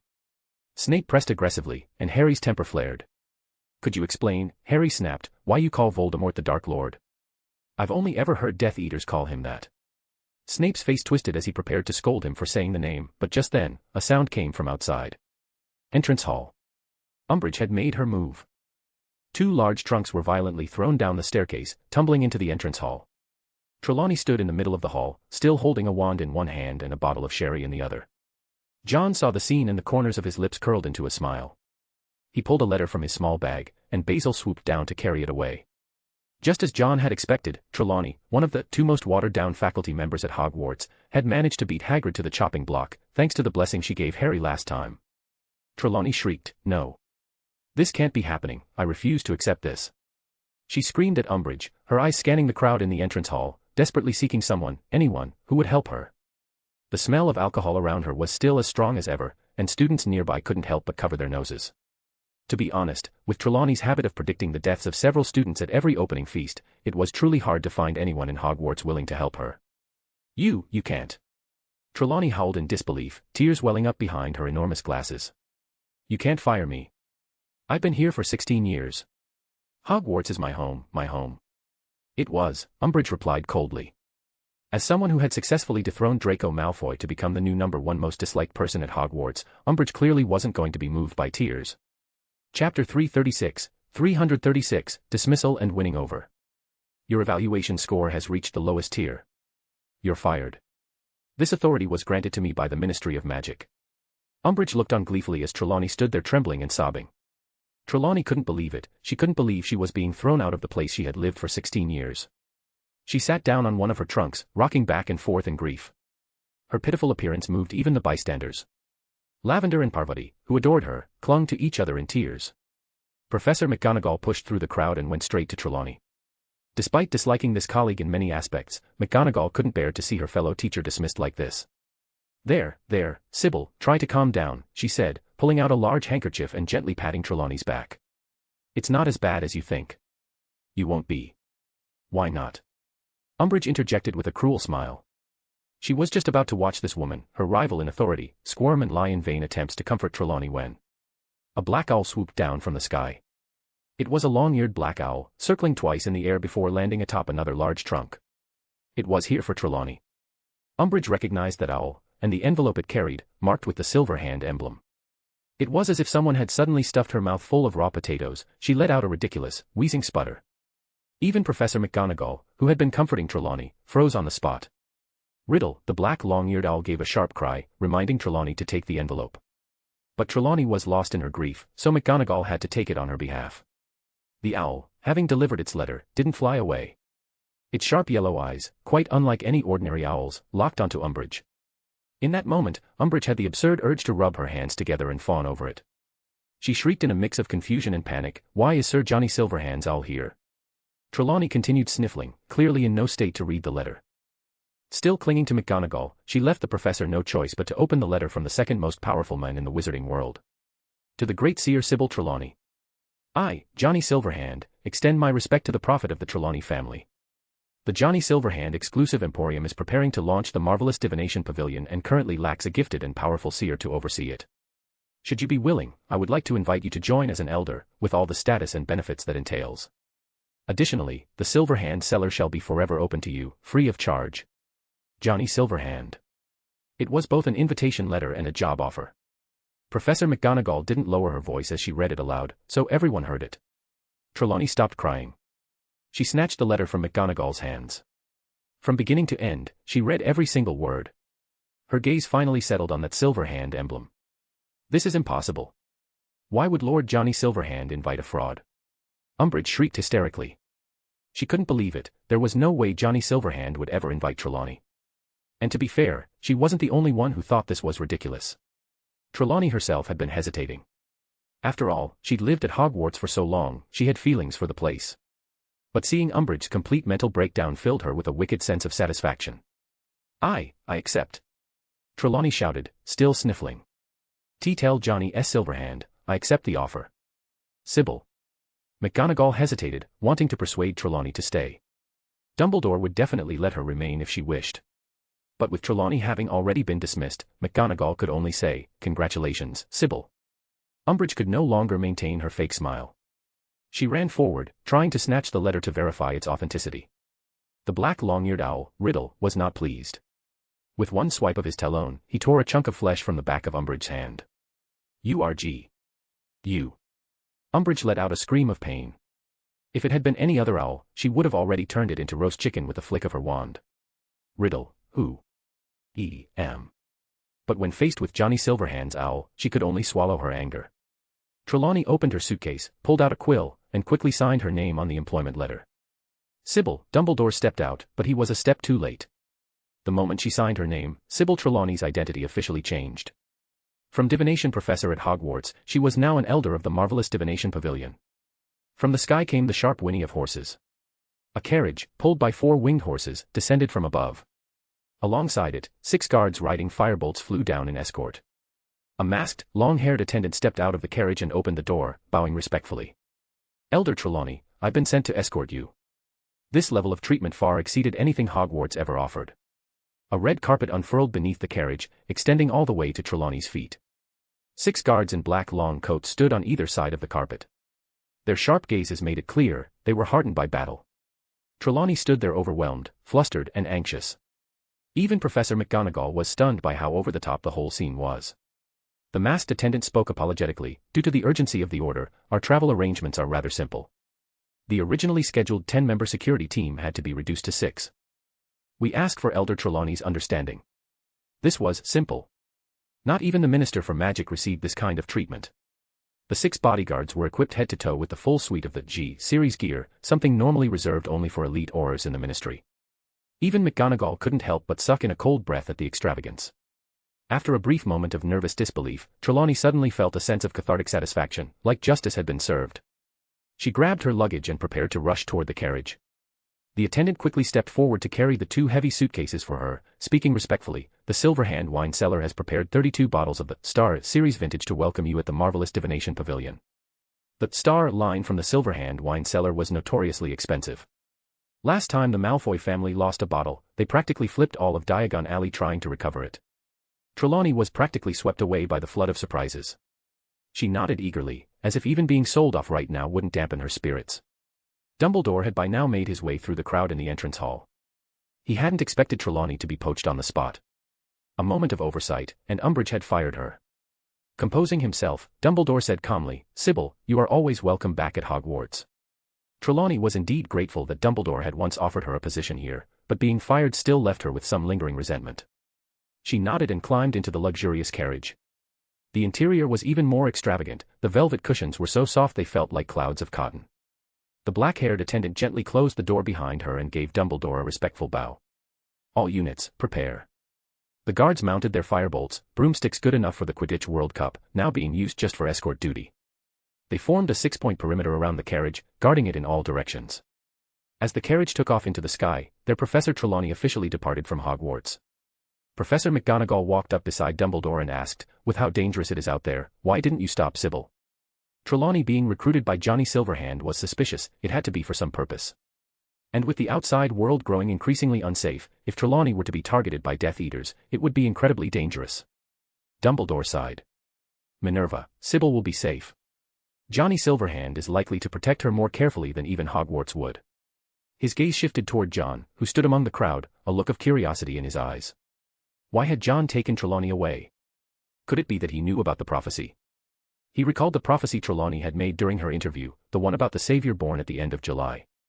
That prophecy was exactly why Dumbledore had kept someone like Trelawney, who otherwise seemed more like a muggle fortune-teller, on staff at Hogwarts in the first place. The prophecy had only been partially overheard, the first half was leaked. As for the second half, not even Trelawney herself knew it, only Dumbledore. Voldemort knew this fact, which meant he would come looking for Trelawney. Originally, Dumbledore had intended to intervene and keep Trelawney at Hogwarts. Even if she were fired, as headmaster, he still had the power to let her remain in the castle. But plans never keep up with change. The moment Johnny Silverhand's letter appeared, he knew he wouldn't be able to keep her. At the same time, he was certain John wouldn't let anything happen to Trelawney.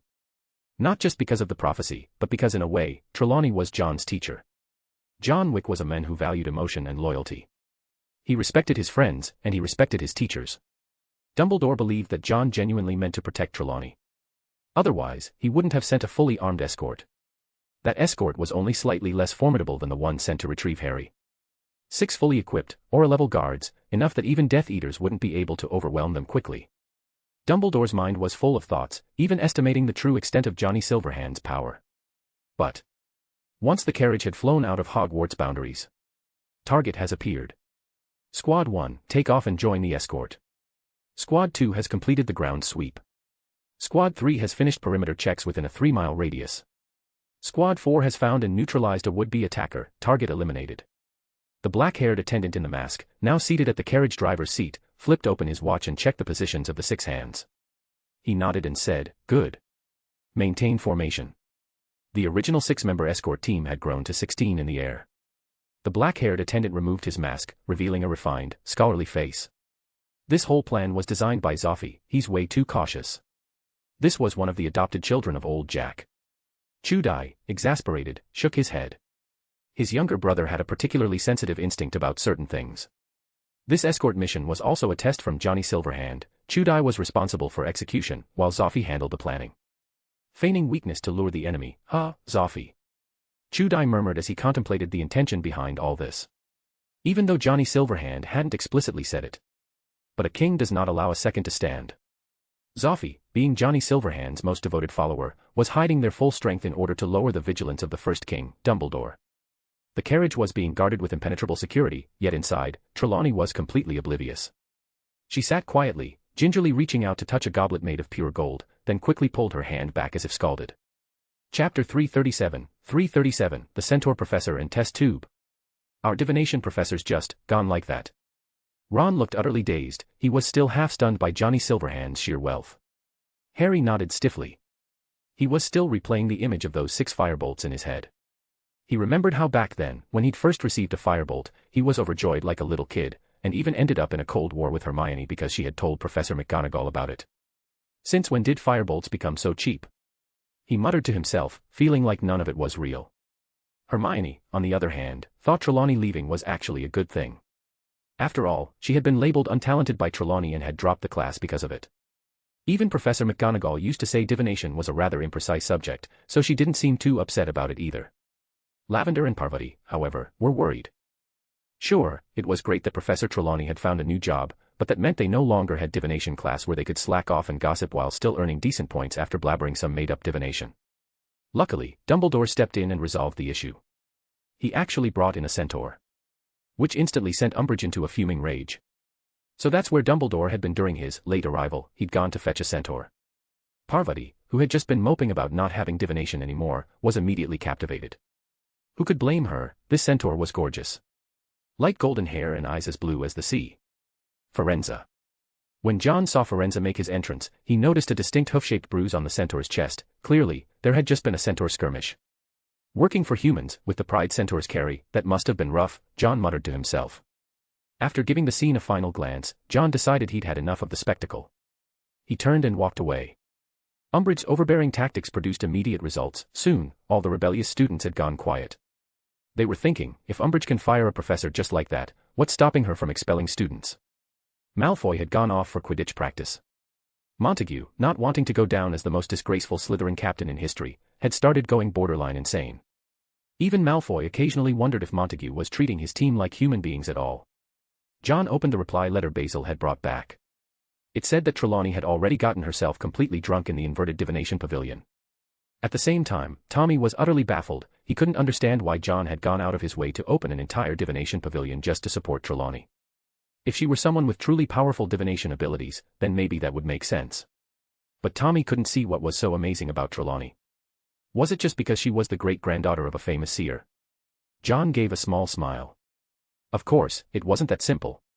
He poached Trelawney because he knew she genuinely had ability. The famous prophecy about the Chosen One had come from her, after all. Trelawney did have talent.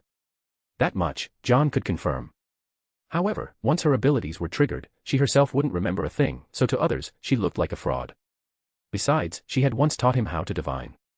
The inverted divination pavilion was simply a way for John to keep her around.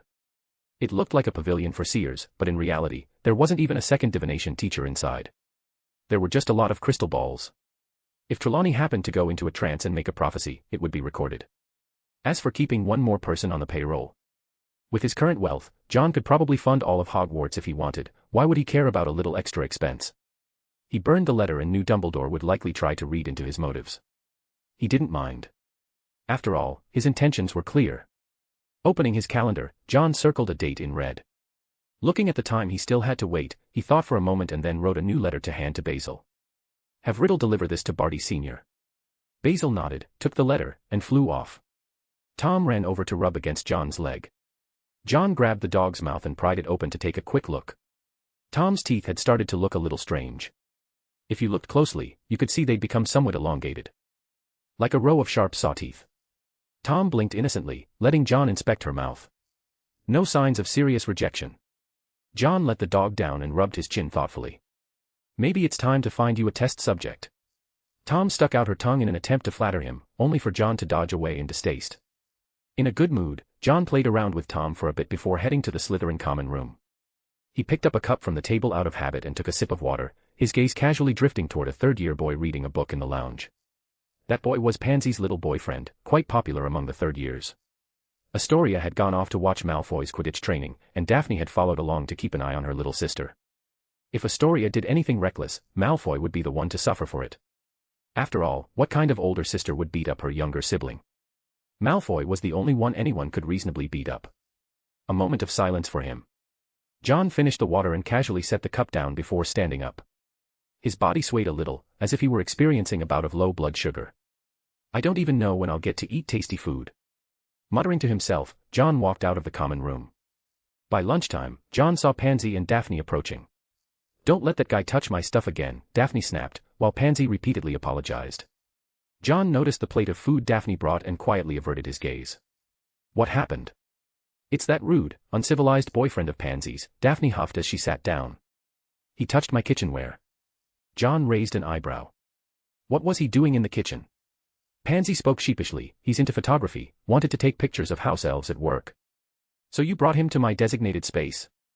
Daphne glared at her. Bound by numerous unequal treaties, Pansy didn't dare argue and could only apologize on her boyfriend's behalf. Daphne was fuming, the kind of mad that couldn't be pacified. No one is allowed to touch my kitchenware. That's specifically for making meals for John. Daphne raised her voice. Pansy poked Goyle, gesturing for him to help plead their case. Goyle poked Crabbe, and Crabbe poked Malfoy. Even though he and Pansy had been childhood friends, Malfoy still gave it a shot. He flipped his hair and said to Daphne, for my sake, yeah. Scram. Rightio. He forgot, he didn't have any sake to begin with. Astoria, still annoyed over that boyfriend's two-timing drama, had no intention of stepping in either. All right, Daphne, John said, just sit down and eat. Daphne obediently sat down, and Pansy quietly gave a thumbs up. So much for being impossible to appease. Turns out it just depended on who was doing the appeasing. This only made Astoria more determined. If her sister remained unattached, then wouldn't the Greengrass family never know peace? After finishing the meal Daphne had prepared, John gracefully dabbed his mouth with a napkin. Draco, come by the Constellation Society after lunch. He tossed that out to Malfoy before standing to leave. But as he got up, he accidentally knocked over his cup. Normally, John's reflexes would have caught it before it hit the table. But this time, the cup hit the floor, and John stared at his own hand. John. Malfoy looked up at him. It's nothing. John waved it off, picked up the cup, set it back on the table, and walked out of the Great Hall. Dumbledore's gaze followed John, eventually settling on that cup. Snape had also noticed something. With a probing look in his eyes, he too stared at the cup. Constellation Society. John held a test tube, giving it a gentle shake. The blood inside mixed with a clear liquid, swirling until it finally settled at the bottom. He set it down just as Malfoy walked in. I need you to do something for me, Draco. John turned toward him. Malfoy was fiddling with his hair. Hearing this, he started working in some hair gel and asked, what is it? Write a letter to your mother. Huh. Malfoy's expression turned oddly bewildered.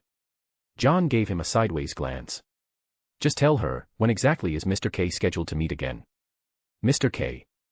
Malfoy looked completely confused. When did my mum start knowing someone like that? You're not your mother, it's not strange that you don't know him. John said to Malfoy, make sure you write it yourself. Once she replies, let me know. All right, Malfoy agreed reluctantly, then asked with a frown, Voldemort's at my house, he'll probably check my letters. Your mother will handle it, John reassured him. Malfoy wrote the letter and sent it out via owl. After Malfoy left, John turned to glance at the test tube again. The liquid inside had turned black. He looked at the test tube with a meaningful expression and said softly, sometimes, the simplest plans are the most effective. Then he hid the test tube, making sure no one could ever see it. Chapter 338, Forenza and the Classroom. Great Hall. Today was divination class. Forenza had been appointed by Dumbledore as the new divination professor. Thanks to his handsome face, he gained a group of appearance-based fans even before class started. Malfoy sneaked up to John mysteriously and whispered, John, do you think centaurs prefer horses or humans? There was a time when John had wondered the same thing, but now. He glanced at Malfoy. What exactly are you trying to say? Could you ask him for me? Malfoy was genuinely curious. John pointed in another direction. For something that rude and reckless, you can go ask a Gryffindor to do it for you. Malfoy chuckled awkwardly. I'm just curious. He had no intention of getting involved with any Gryffindors. Last time, John had punched him precisely because he was acting like a Gryffindor. During breakfast, Daphne returned to the kitchen ranks. John didn't even bother checking what she made. He popped it into his mouth, chewing through the stiff texture, then fell into deep thought. Isn't this Hagrid's rock-hard biscuit? He looked at Daphne, and Daphne said, Hagrid said you love eating this. John didn't recall ever admitting that, but Daphne's version of rock-hard biscuits did have one upside, they were good for grinding your teeth. After painfully swallowing the biscuit, John decided it was time to tell Hagrid to be a little less confident. It seemed Daphne had officially begun experimenting with Western dark cuisine. Wonderful. Picking up a magazine to flip through, he waited until it was time, then got up and headed for divination class. The location of divination had changed, from the astronomy tower to classroom 11 on the ground floor. Most likely because Forenza's horse legs couldn't handle the moving stairs. John reached the classroom door, pushed it open, and walked in, only to find himself standing in the middle of a forest. He was standing in a clearing in the woods. The floor had turned into soft moss, and thick leafy branches stretched in fan shapes across the ceiling and windows. Beams of soft, dappled green light filtered gently throughout the room. He found a spot leaning against a tree trunk and sat down. Looking up, he saw the centaur Forenza gazing at him. Forenza gave John a warm smile and extended his hand. John Wick. John grasped the offered hand and nodded. Professor Forenza. I heard others mention you, Forenza said to John. You made some centaurs very angry that time. Then let them be angry, John replied with a smile. If they want to come find me, I'd be more than happy to receive them. Forenza said, centaurs do not hunt the young. If that's their excuse, John said noncommittally, I suppose I can reluctantly accept it. Forenza was momentarily speechless. From John's tone, it was clear he didn't particularly like centaurs. Having been banished himself, Forenza looked helpless and said softly, Mars is flickering, I hope you won't hold on to those matters. Mars, also known as the Fire Star, is an omen of war. Centaurs possessed a complete and powerful tradition in stargazing, able to glean many things from the stars. John glanced curiously at the hoof-shaped bruise on Forenza's chest and said, a bit surprised, you still speak up for them even after being cast out. I bear them no grudge, Forenza replied. He simply didn't want his people doing anything foolish. John shrugged and sat back down. After a while, Harry and Ron arrived. If Parvati and the others hadn't led them over, they probably would have gone straight to the astronomy tower. Just like when he greeted John, Firenze nodded politely at Harry. Once the door closed, it signaled the beginning of class. Firenze didn't hide the fact that he had been banished, in fact, he brought it up himself. The students were very curious about centaurs. Harry's dorm mate Dean eagerly asked, "Does Hagrid feed you the same way he feeds Thestrals?" John really wanted to drag Malfoy over and show him. This kind of clueless and reckless question truly suited a Gryffindor. When he saw Firenze slowly turn his gaze toward him, he realized his mistake. "I didn't mean that, I'm sorry." Thankfully, Dean had some sense. "Centaurs are not servants or pets of humans," Firenze said calmly. He was probably the most even-tempered centaur among them. Parvati raised her hand with a question. She was more curious about why Firenze had been banished. Firenze explained that it was because he had agreed to work for Dumbledore. With that, Firenze made it clear he didn't wish to dwell on the subject, and moved on to begin the lesson. The classroom was enchanted. He raised one hand, and the surrounding light dimmed. Stars appeared on the ceiling, sparkling and breathtaking. John didn't even bother lifting his eyelids as he listened to the gasps and exclamations of awe around him. Ron let out an exaggerated shout, and Firenze instructed them to lie down. They were going to learn how to observe the stars, completely different from what Trelawney had taught. Firenze also mentioned the flickering of Mars, which signified that war would break out again soon. They even burned sage and observed the thick, choking smoke. The lesson was vivid and engaging, far better than Trelawney's classes. Even Lavender and Parvati, Trelawney's most devoted fans, started to waver. When class ended, John noticed that Firenze had asked Harry to stay behind. Ron was also pulled into staying along with him. John wasn't surprised. Compared to him, Firenze clearly had a closer relationship with those two. Harry was puzzled as to why he had been asked to stay. Firenze asked, "Harry Potter, you're a friend of Hagrid's, aren't you?" "Yeah," Harry nodded. "Then give him a warning for me." "His efforts are pointless," Firenze said with a shake of his head. "He'd best give up." Harry looked confused. What exactly was Hagrid working so hard on? "I wanted to warn him myself, but since I've been banished, getting close to the Forbidden Forest isn't wise right now." "But, what exactly is Hagrid working so hard on?" Harry asked doubtfully, suspecting that maybe Hagrid had adopted some new creature again. But Firenze, citing his respect for Hagrid, refused to elaborate. He simply repeated that Hagrid's efforts were futile. "John's also a friend of Hagrid's. Why didn't you tell him?" Harry hesitated for a moment before voicing his question. Firenze was silent for a while, then said, "He's too dangerous." Dangerous. Now it wasn't just Harry, even Ron looked baffled. Hearing such a word from a centaur, a race known for their temper and pride, was about as rare as winning the Galleon Prize. Their understanding of John was still stuck at the level of a schoolmate. In school, no matter how capable John might be, he was still just a student. Firenze didn't want to speak much more about John, but he added one last sentence: "He's more dangerous than any creature you've ever seen, Harry Potter. You do well to stay away from him." When Harry left, those words were still echoing in his head. More dangerous than any creature I've ever seen. He looked at Ron and asked, "What do you think he meant by that?" "Well, John is kind of intimidating," Ron said uncertainly, "but I don't think he's dangerous, right?" It was rare for Ron to say something that actually sounded thoughtful. Their relationship with John was in a delicate place now, and Harry also felt like Firenze's words were a bit much. Was it because John was just too outstanding? Every time he practiced occlumency with Snape and got compared unfavorably to John's brilliance, it left him feeling suffocated. But this incident was just a small blip. After 2 more classes, they'd probably forget all about it. By the time it was time for care of magical creatures, Hagrid was back in his usual anxious mode. Trelawney's dismissal had left him deeply worried that he might be next. Unlike her, he didn't have the bloodline of a seer. If he got kicked out, he'd truly be left homeless. John picked up on Hagrid's unease and quietly reassured him during class, "Don't worry, you'll be fine." "That's not for sure," Hagrid muttered gloomily, stealing nervous glances at Umbridge who was observing the lesson. While feeding worms to the Foopers, he mumbled, "Sybil Trelawney got dismissed, and now I've got the lowest evaluation score."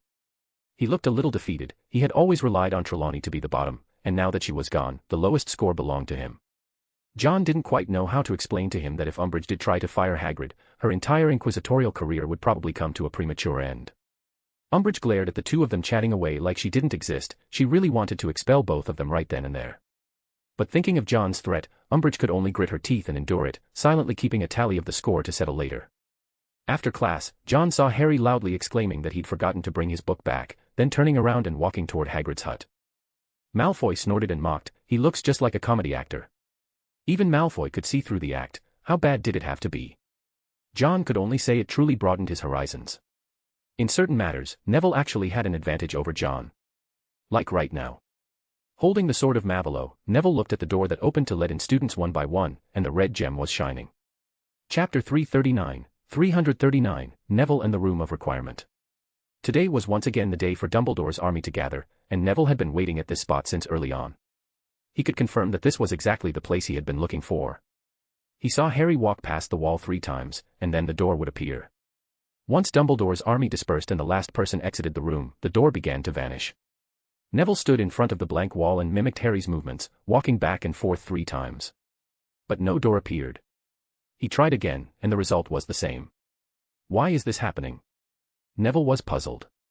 I want to enter that room from earlier. He walked again with that thought in mind. This time, after he stopped, the door appeared. He froze slightly, then realized he must have triggered some kind of condition. Not wanting to overthink it, he stepped forward and opened the door. The gem on Marvolo's sword glowed briefly, then dimmed again. Neville was full of confusion. He walked out of the room again, and just as he exited, the gem glowed once more. It lights up every time I go through. With questions in mind, he walked in and out again. He tried several times, it was still the same. He entered the room. It was a training room. He saw 10 humanoid dummies, all showing signs of repeated practice. He felt like a thief. Neville couldn't help but feel a little guilty. He searched the room thoroughly, even checking the bookshelves. But the sword of Marvolo did not light up again. Neville carefully recalled everything that had happened when he first entered the room. Could it be because I was thinking of something specific? He stepped out to test again. This time, he waited for the room to disappear. Then he walked past the hallway 3 times, silently thinking of the room he had just seen. After the 3rd pass, the door reappeared. He understood now, the door only appeared when you walked back and forth 3 times while thinking about the specific room. If that's the case. Neville furrowed his brows, wondering how he could find the place where something had been hidden. With that thought, he waited for the door to disappear, then walked back and forth again. I need a place where I can find things. This time, the door that appeared was different from the previous one. When he walked in, he found many secrecy sensors placed inside. The sword lit up briefly again before dimming. Neville knew he had found the wrong room. He quickly walked out and waited for the door to close. Just as he was preparing to try again, he heard the startled cries of some younger students. Oh no, Filch. He's found us, run. Keek, where do you think you can run to? 2 unlucky Gryffindors had been caught, judging by the sound, they were on the 6th floor. Neville couldn't afford to keep testing. He lowered his footsteps and hurried toward the Gryffindor tower. Just before the fat lady's portrait closed, Neville saw Filch, who had originally been on the 6th floor, now appear on the 7th floor. And get blocked in front of a door. Neville broke out in a cold sweat. John really shouldn't have given him those shoes. He muttered this to himself and returned to the dormitory to rest. When Harry saw Neville come back, he asked, Neville, where did you go? I just went for a walk, Neville replied. Ron said, hope you didn't run into Filch. I did. I nearly got caught, Neville said with a lingering look of fear. That line seemed to trigger something, and Dean chimed in, saying that last time he just peeked his head out and Filch still caught him. Seamus said he once saw the Weasley twins throw dung bombs into Filch's office, but they hadn't even made it halfway down the stairs before getting caught. Isn't Filch a squib? How can he be so fast? Harry joined in on the discussion about Filch. The answer was, no one knew. Ron speculated that maybe Filch had suddenly learned magic. Seamus refuted that, saying there's never been a squib who suddenly could use magic again. Neville occasionally threw in a word or two but never once mentioned that it was John who had given Filch those shoes. When it came to John's connections with people, Neville himself found them hard to believe. He seemed to be able to get along with anyone, even people like Filch and Madame Pants, who were notoriously difficult, could somehow get along well with him.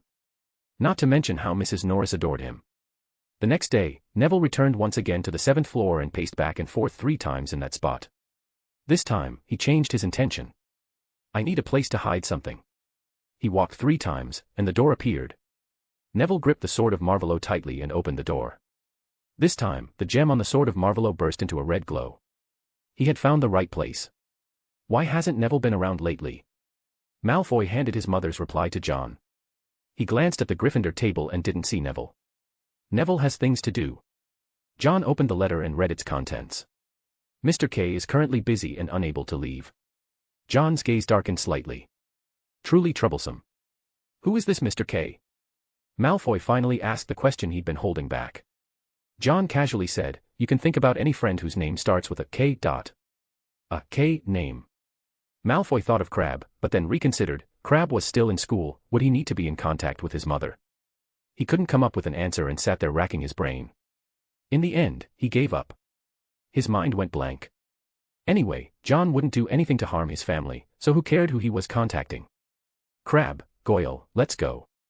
He called over the two big guys and headed toward the Gryffindor table to begin his usual routine of lovebent, taunting and provoking.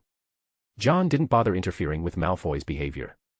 After all, Malfoy had his boundaries. He provoked but didn't cross the line, he insulted but never cursed someone's mother, he was nasty but didn't cast unforgivable curses. With standards like that, what grounds did John have to stop him from pursuing true love? He opened the Daily Prophet and saw follow-up coverage of the recent explosion. Ministry holds Gringotts accountable for secretly keeping dragons. The cover showed a Gringotts goblin looking thoroughly disgusted at having his picture taken. Hey, old Barty really pulled this one off. John couldn't help but chuckle. Originally, Gringotts had wanted to demand compensation from the Ministry of Magic, but in the end, they got completely played. Now, not only did the Ministry not have to pay anything, but Gringotts had to face penalties for breaking the law. Even Daphne was quite surprised. "My father mentioned Crouch before, I didn't expect him to be capable of something like this." The goblins did break the law. If they hadn't been so unreasonable, Crouch wouldn't have done it this way, John said as he flipped the newspaper over. On the back was the name of the latest Galleon Prize winner. The Galleon Prize was still ongoing. Probability games like this, whether in the Muggle world or the magical one, were dangerously addictive. There were always people dreaming of pie falling from the sky. Because of this, even wizards who normally never read the paper started subscribing to it. And since all the Galleon Prize proceeds went into the Young Wizards Fund, people could console themselves by saying it was for a good cause. Just like now, he could hear groans of frustration coming from the Gryffindor table. Lee Jordan's voice rang out regretfully, "I was just one number off." The Weasley twins burst out laughing. Their family had actually won the Galleon Prize once before. Unfortunately, the prize that time was only 700 galleons, whereas the current jackpot had rolled over repeatedly and now reached a whopping 3,000 galleons. Everyone wanted to get rich overnight. Some even tried to cheat by forging winning numbers, only to end up being shipped off to Azkaban. Daphne was in the middle of chatting with John when she suddenly heard Pansy's frustrated and disappointed voice from the side. "I didn't win." Daphne asked in surprise, "When did you start buying those too?" Pansy didn't dare meet Daphne's gaze and muttered softly, "Just these past few days." "What are you buying them for?" Daphne was even more confused. Pansy wasn't lacking in money. But Pansy became even more guilty at that question. Astoria seemed to have figured something out and exclaimed angrily, "She's been spending all her money on that boyfriend of hers." "What?" Daphne was shocked. "Just how much stuff have you bought him?" "You don't understand, he's a very serious student," Pansy defended him. Daphne snapped, "Don't let yourself be fooled by him." Pansy wasn't having it.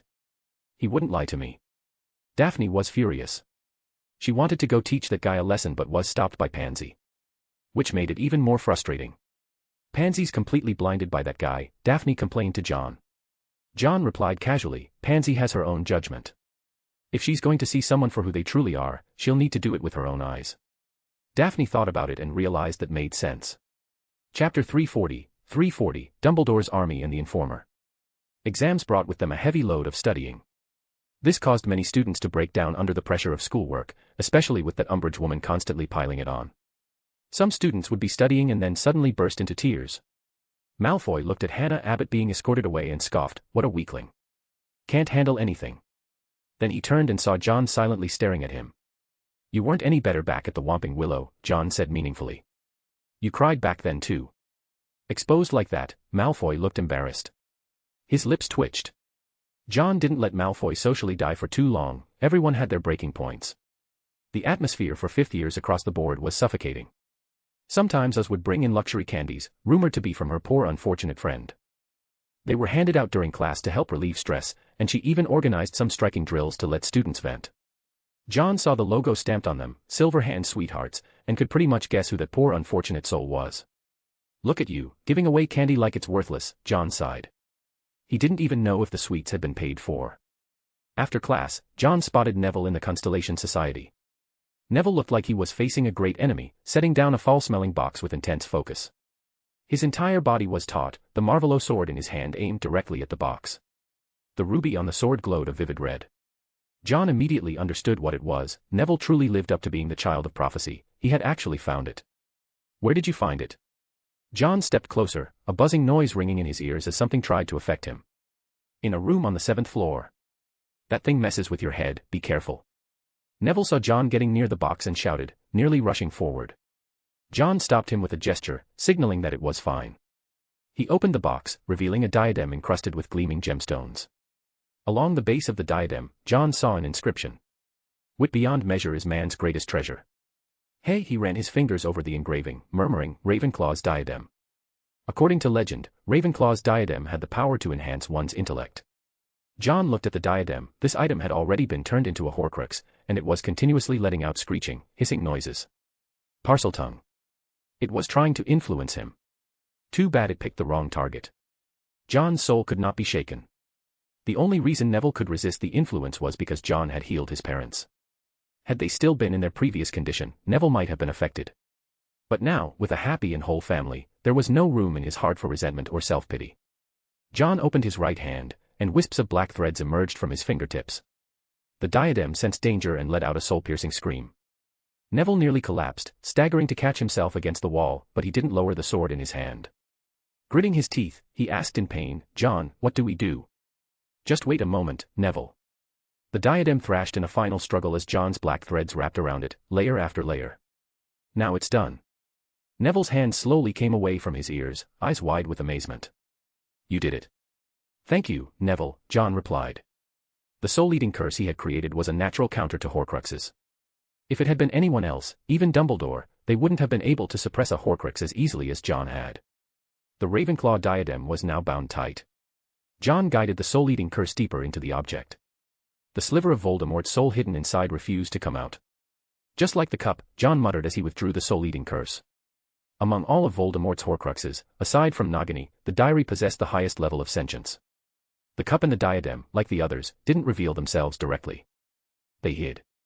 Interesting, if all the fragments have self-awareness, then what would happen if two soul fragments were to come into contact with each other? John stared at the diadem. He still couldn't extract the soul shard inside. Rather than destroy these treasures, he preferred to preserve them. Of the 4 Founders' relics, he now possessed all but Gryffindor's sword and Slytherin's locket. Harry felt that without the training sessions, he might have already lost his mind. Every day he had to study under Umbridge's hostile gaze, while also making sure not to let his brain explode from stress. At the same time, he had a new thought: if every member of the Dumbledore's army earned an outstanding in defense against the dark arts, then Umbridge's face would be quite a sight to behold. Today, they were going to start practicing the Patronus charm. Even Aurors didn't always master this spell, and Professor Oz hadn't planned to teach such an advanced charm to 5th years. It was the last lesson before the Easter break. Harry had already moved on from Cho Chang in his heart. He began instructing everyone on how to cast the spell. He reminded everyone that while the Patronus charm was an excellent form of protection, its true effectiveness would depend on how it was used in real situations. They were practicing in a brightly lit classroom, their minds filled with joyful and entertaining memories. But whether they'd be able to summon a Patronus when truly facing a Dementor was another question entirely. Cho Chang stared dreamily at the swan-shaped Patronus she had conjured. It really was beautiful. Lavender gazed at the swan enviously. Her own Patronus charm only produced a faint silver mist. Hermione's Patronus was an otter. The atmosphere was full of joy and harmony. But that mood instantly vanished the moment the doors swung open. It was Dobby. His eyes were wide with terror. He had come to warn Harry, but as a house elf, he couldn't say it outright. Harry had to piece things together through guesses and fragments, but eventually he figured it out. Someone has snitched. Umbridge is coming. The moment the words left his mouth, everyone froze. What are you all waiting for? Harry shouted. Run. The DA members scattered like birds and beasts, scrambling to flee through the doors. But as soon as that door opened, an old woman in a pink outfit was already sitting there calmly in a chair she had dragged over. Next to her stood a boy in Slytherin robes, snapping photo after photo with a camera. Every single person who came out was caught on film. That meant running was pointless now. Harry came running out as well, only to be caught in the flash of the camera. His face turned pale, while Umbridge smiled even more nastily and disgustingly than usual. No one had expected it, they'd all been caught in one net. All of them were detained. They were locked up in a classroom. Umbridge sat at the front, idly playing with her thin, long quill. Tell me, Harry Potter was the ringleader, right? Her voice rang out through the classroom. The atmosphere was thick with pressure. On each student's desk sat one of those quills. Harry recognized them. The scar on the back of his hand, still there, came from that very quill. Umbridge walked up to a girl, her sagging face looking terrifying. Hannah Abbott's tears were falling pitifully, but that didn't evoke any sympathy from Umbridge. She stroked Hannah's head and asked in a syrupy, sickly sweet voice. Was it Harry Potter who led the creation of that place? Hannah, crying, shook her head. Umbridge let out an affected laugh and moved on to the next person. This time it was Hermione. There was no organizer. We just happened to pass by that place, Hermione answered quickly. Umbridge looked at her and said softly, you shouldn't lie. She turned to look at everyone and raised her voice, none of you should lie. I need you all to write a few lines, until someone is willing to step up and name Harry Potter. Harry glared at her. Ron grabbed his hand and whispered, mate, don't give her an excuse to expel you. They could all see that Umbridge wanted someone to accuse Harry so she'd have a reason to expel him. As long as no one spoke, there was nothing Umbridge could do. They exchanged glances, everyone had made up their mind. Umbridge made them pick up the quills and start writing on the parchment. I only hope you can study hard and grow into people who are useful to the wizarding world. Umbridge said in a tone dripping with false sincerity. A failed education has made you unruly, dishonest students. I need you to write, I must not tell lies. After she finished speaking, she gave a pleasant smile. Fine, we'll write, Seamus muttered defiantly. He grabbed the quill and began writing forcefully on the parchment. But as he wrote, he started noticing something wrong. And he wasn't the only one, other students began gasping. Bright red letters appeared on the backs of their hands, as if etched into their skin. Umbridge looked as if she were enjoying a symphony, sitting in her chair with her eyes closed, listening peacefully. The students wrote through the pain, some breaking down in sobs, others contorted in agony. While Umbridge reveled in her little concert, the door to the classroom suddenly opened. It was Dumbledore. Yo, what just happened indeed? Apologies for the sudden disappearance, but my quick visit to Grandma's house turned into an unexpected mini-vacation. I rode my bike over with plans to be back that night or the next morning, and then the heavens opened up. The Northeast got hit with some of the heaviest rain I've seen in a while. Being a bit of a noob when it comes to riding in downpours, I decided it was safer to just hunker down and wait it out. Turns out, Grandma's roof took a bit of a beating, so I helped her get that fixed up. Between that and rediscovering my old, still working PS2, hello, nostalgia trip, the time flew by. Anyway, I'm finally back. Chapter 341, Punishment and Resignation. Dumbledore. Umbridge slowly opened her eyes. Professor McGonagall had called Dumbledore. Her stern face was tinged with visible concern as she walked over to check on the students. Dumbledore calmly stepped inside and asked, Investigator Umbridge, may I ask what my students have done to warrant such punishment? They violated the educational decrees by secretly forming an organization, the Dumbledore's Army, correct? Umbridge turned to the Slytherin student beside her for confirmation. If Pansy were here, she would have recognized that this was her studious and diligent boyfriend. She's lying. George protested loudly. Fred also shouted, we didn't do anything. She's making it all up. Oh really? Umbridge gave an infuriating smile and turned to Dumbledore. I've already informed Minister Crouch about this incident. He seems quite interested in this so-called Dumbledore's Army and is already on his way here. Then allow us to change locations to properly receive our esteemed Minister Crouch, Dumbledore replied in his ever-calm voice. Umbridge's real goal was to take Dumbledore down, everything else was secondary. So she brought Harry along and headed toward the headmaster's office. Harry was dragged all the way there. He tried several times to speak with Dumbledore, but each time Dumbledore averted his gaze. By the time they arrived, someone was already waiting outside the office. It was old Barty, and he had brought 2 Aurors with him. One of them was Kingsley, which showed how much Barty trusted him. Barty, Dumbledore greeted him. Old Barty's expression was rather unpleasant. The investigator told me you're forming an army at the school. If it had been any other matter, Barty would have just let Umbridge mess around on her own. But this time, she had told him that Dumbledore was organizing an army at Hogwarts, and even Barty couldn't sit idly by. As they entered the office, Barty's expression didn't improve. Dumbledore, I have to tell you, Barty said once inside, even though you've stepped down as chief warlock of the Wizengamot, you still have to abide by the law. What do you think the students' parents would say about this? Barty criticized Dumbledore. Afraid Dumbledore would try to argue his way out, Umbridge eagerly stepped forward and said sycophantically, Minister Crouch, I received a report and discovered this activity. Should I bring in the witness? Clearly, Umbridge had come fully prepared. Barty had no objections. Umbridge stepped out for a moment and returned with a girl covering her face. Harry recognized her, it was Marietta, Cho Chang's friend. But her face now looked terrible, covered in clusters of purple pustules that formed the word sneak across her cheeks. Harry immediately remembered that Hermione had done something to the sign-up sheet. Umbridge began to recount the process of how the student had come forward, which made Harry furious.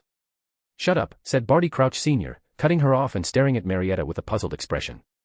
"Why isn't she saying anything?" "I haven't yet found a counter-curse to deal with, that," Umbridge admitted reluctantly.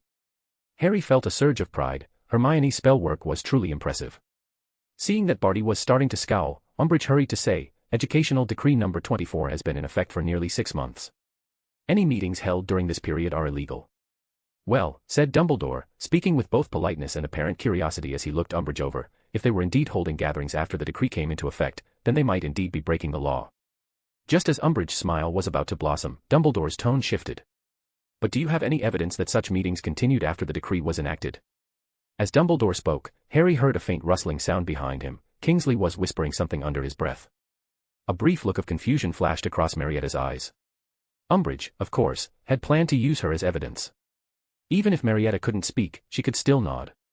But to everyone's surprise, the whistleblower, Marietta, actually denied everything. Professor McGonagall was also present and joined in the questioning. The result was obvious. Harry suspected that whatever Kingsley had whispered earlier had been some kind of spell. Marietta was compelled to give the opposite answer. In a fury, Umbridge roughly grabbed Marietta, yanking her around and shaking her violently. For the first time, a flash of anger crossed Dumbledore's face. He stepped forward, and Umbridge released Marietta, her arms flailing as if burned. "I will not allow you to treat my students so brutally," Dumbledore said, his voice seething. Barty Crouch Sr.'s frown deepened. Umbridge hurriedly produced a roster and handed it to him. Crouch examined the signatures and took a deep breath. "Dumbledore, you must tell me this has all been a farce."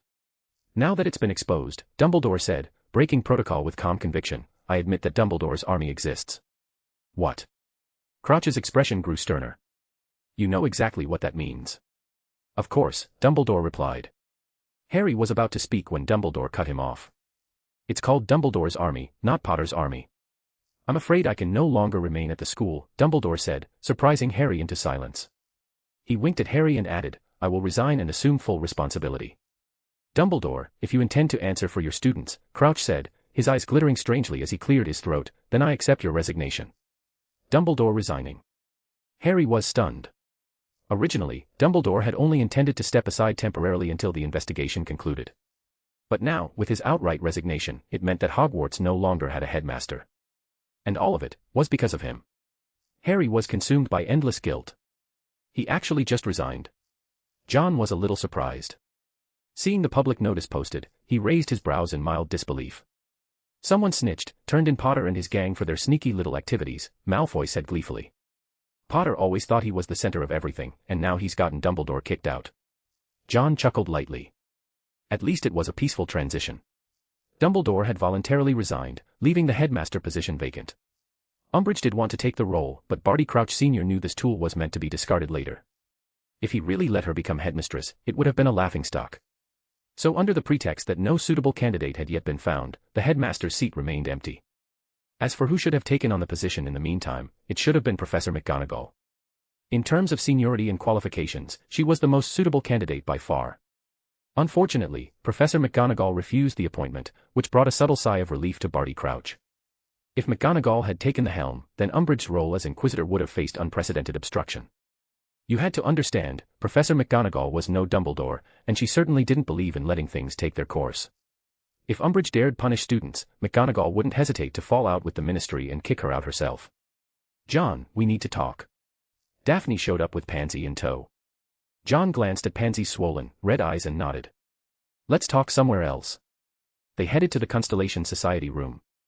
This was about Pansy. More accurately, it was about Pansy's boyfriend. They'd all thought Pansy, with her hopeless crush, was completely head over heels for the guy. But it turned out the guy had become one of Umbridge's lackeys. That was something Pansy couldn't handle.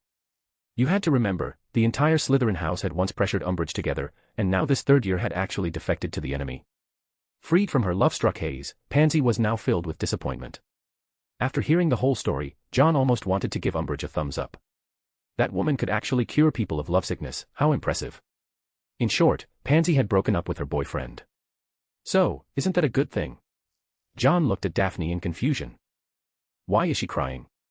Daphne blinked and said, "Oh, that's because I hit her with a wailing hex." John.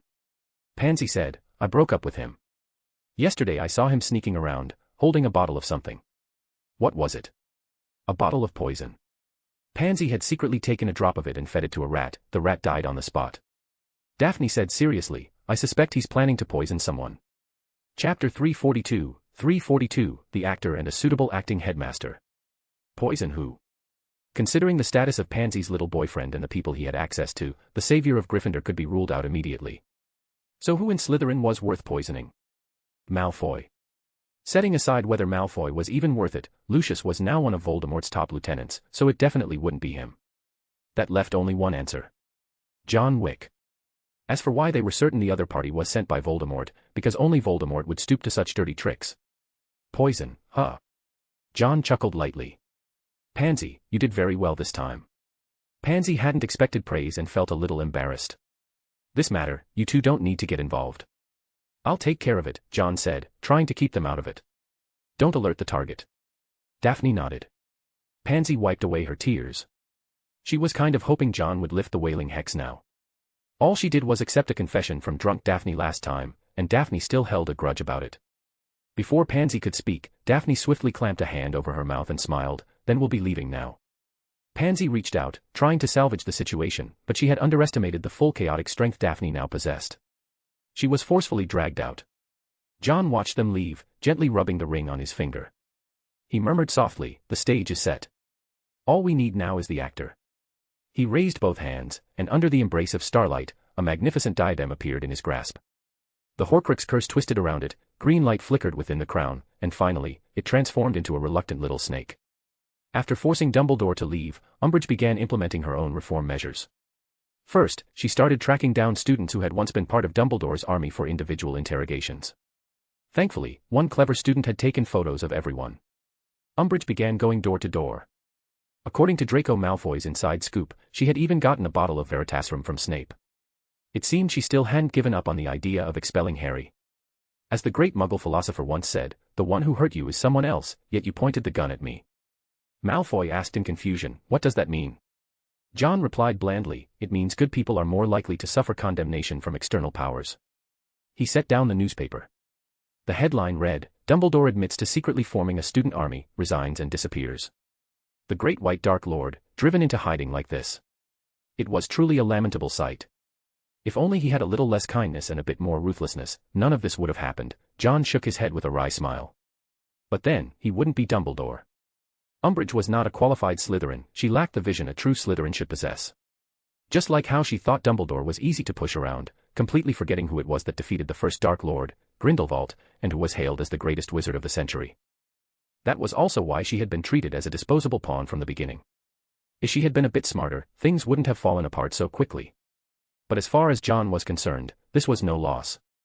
On the contrary, John had already begun scouting for a new headmaster.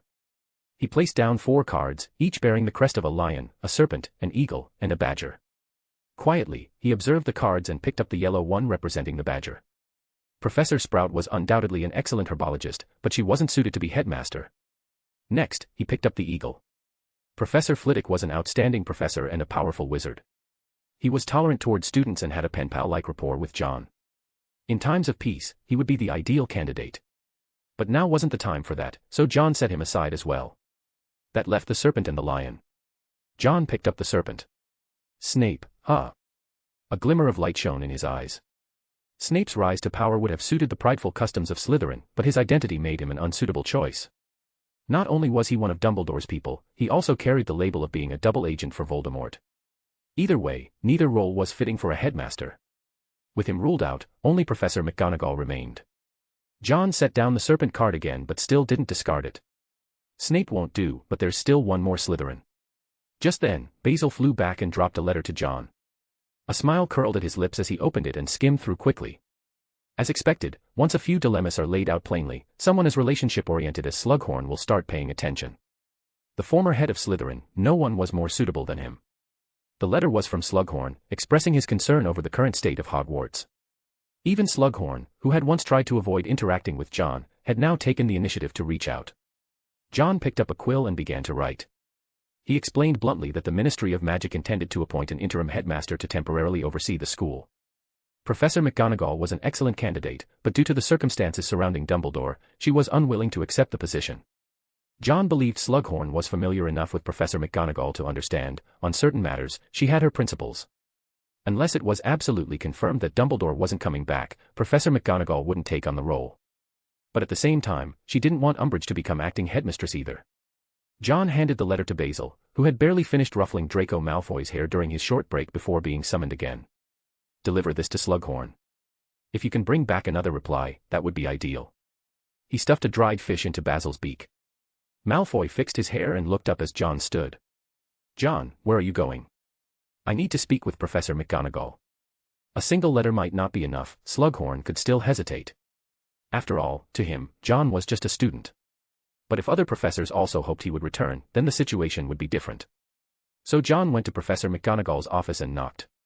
When she opened the door, she was visibly surprised. John had never sought her out before. Professor McGonagall, I think I need to help the school shoulder some of its burdens, John said with a polite smile. I know you don't want certain people to become acting headmaster, but someone has to take that role. Professor McGonagall's expression darkened. You want me to take that position, Mr. Wick? No, not at all. I understand your concerns, John replied with his usual smile. That's why I'd like to recommend someone. Professor McGonagall gave John a long, thoughtful look before inviting him inside. John got straight to the point. Professor McGonagall, do you remember Professor Slughorn? Slughorn. Of course McGonagall remembered him, she just hadn't expected a student like John to have any connection to someone like that. After all, Slughorn had already retired, and Snape had taken over his position. John handed her the letter from Slughorn. Professor Slughorn has expressed concern over the current state of Hogwarts. I believe he would make a suitable acting headmaster. McGonagall took the letter and read it, a flash of surprise in her eyes. Not only was John in contact with Slughorn, their relationship was clearly deep. From the letter, she could see Slughorn's appreciation for John's talent. And John's suggestion was indeed a solid one. If she didn't want to take on the role herself, then Slughorn truly was a fitting alternative. After a moment of contemplation, Professor McGonagall asked, What do you want me to do? I'd like you to co-sign a letter with the other heads of house, John replied, smiling just enough, his voice calm and steady, carrying the quiet logic of someone always thinking 10 steps ahead. Even the Ministry of Magic must respect the stance of all 4 Hogwarts heads. I understand, Professor McGonagall nodded. But I'm curious, why are you so invested in this matter? John chuckled lightly. I thought you already knew about the time Umbridge came looking for me. At first, McGonagall looked puzzled, but the moment he brought it up, she understood. She had already heard about Umbridge trying to suppress John, only to be directly threatened by him leading the entire Slytherin student body. But John wasn't someone who would ever sit back and be passive. I still can't help but wonder, if you had been in Gryffindor, what a sight that would be, Mr. Wick, Professor McGonagall said, unable to stop herself from voicing a thought she often had.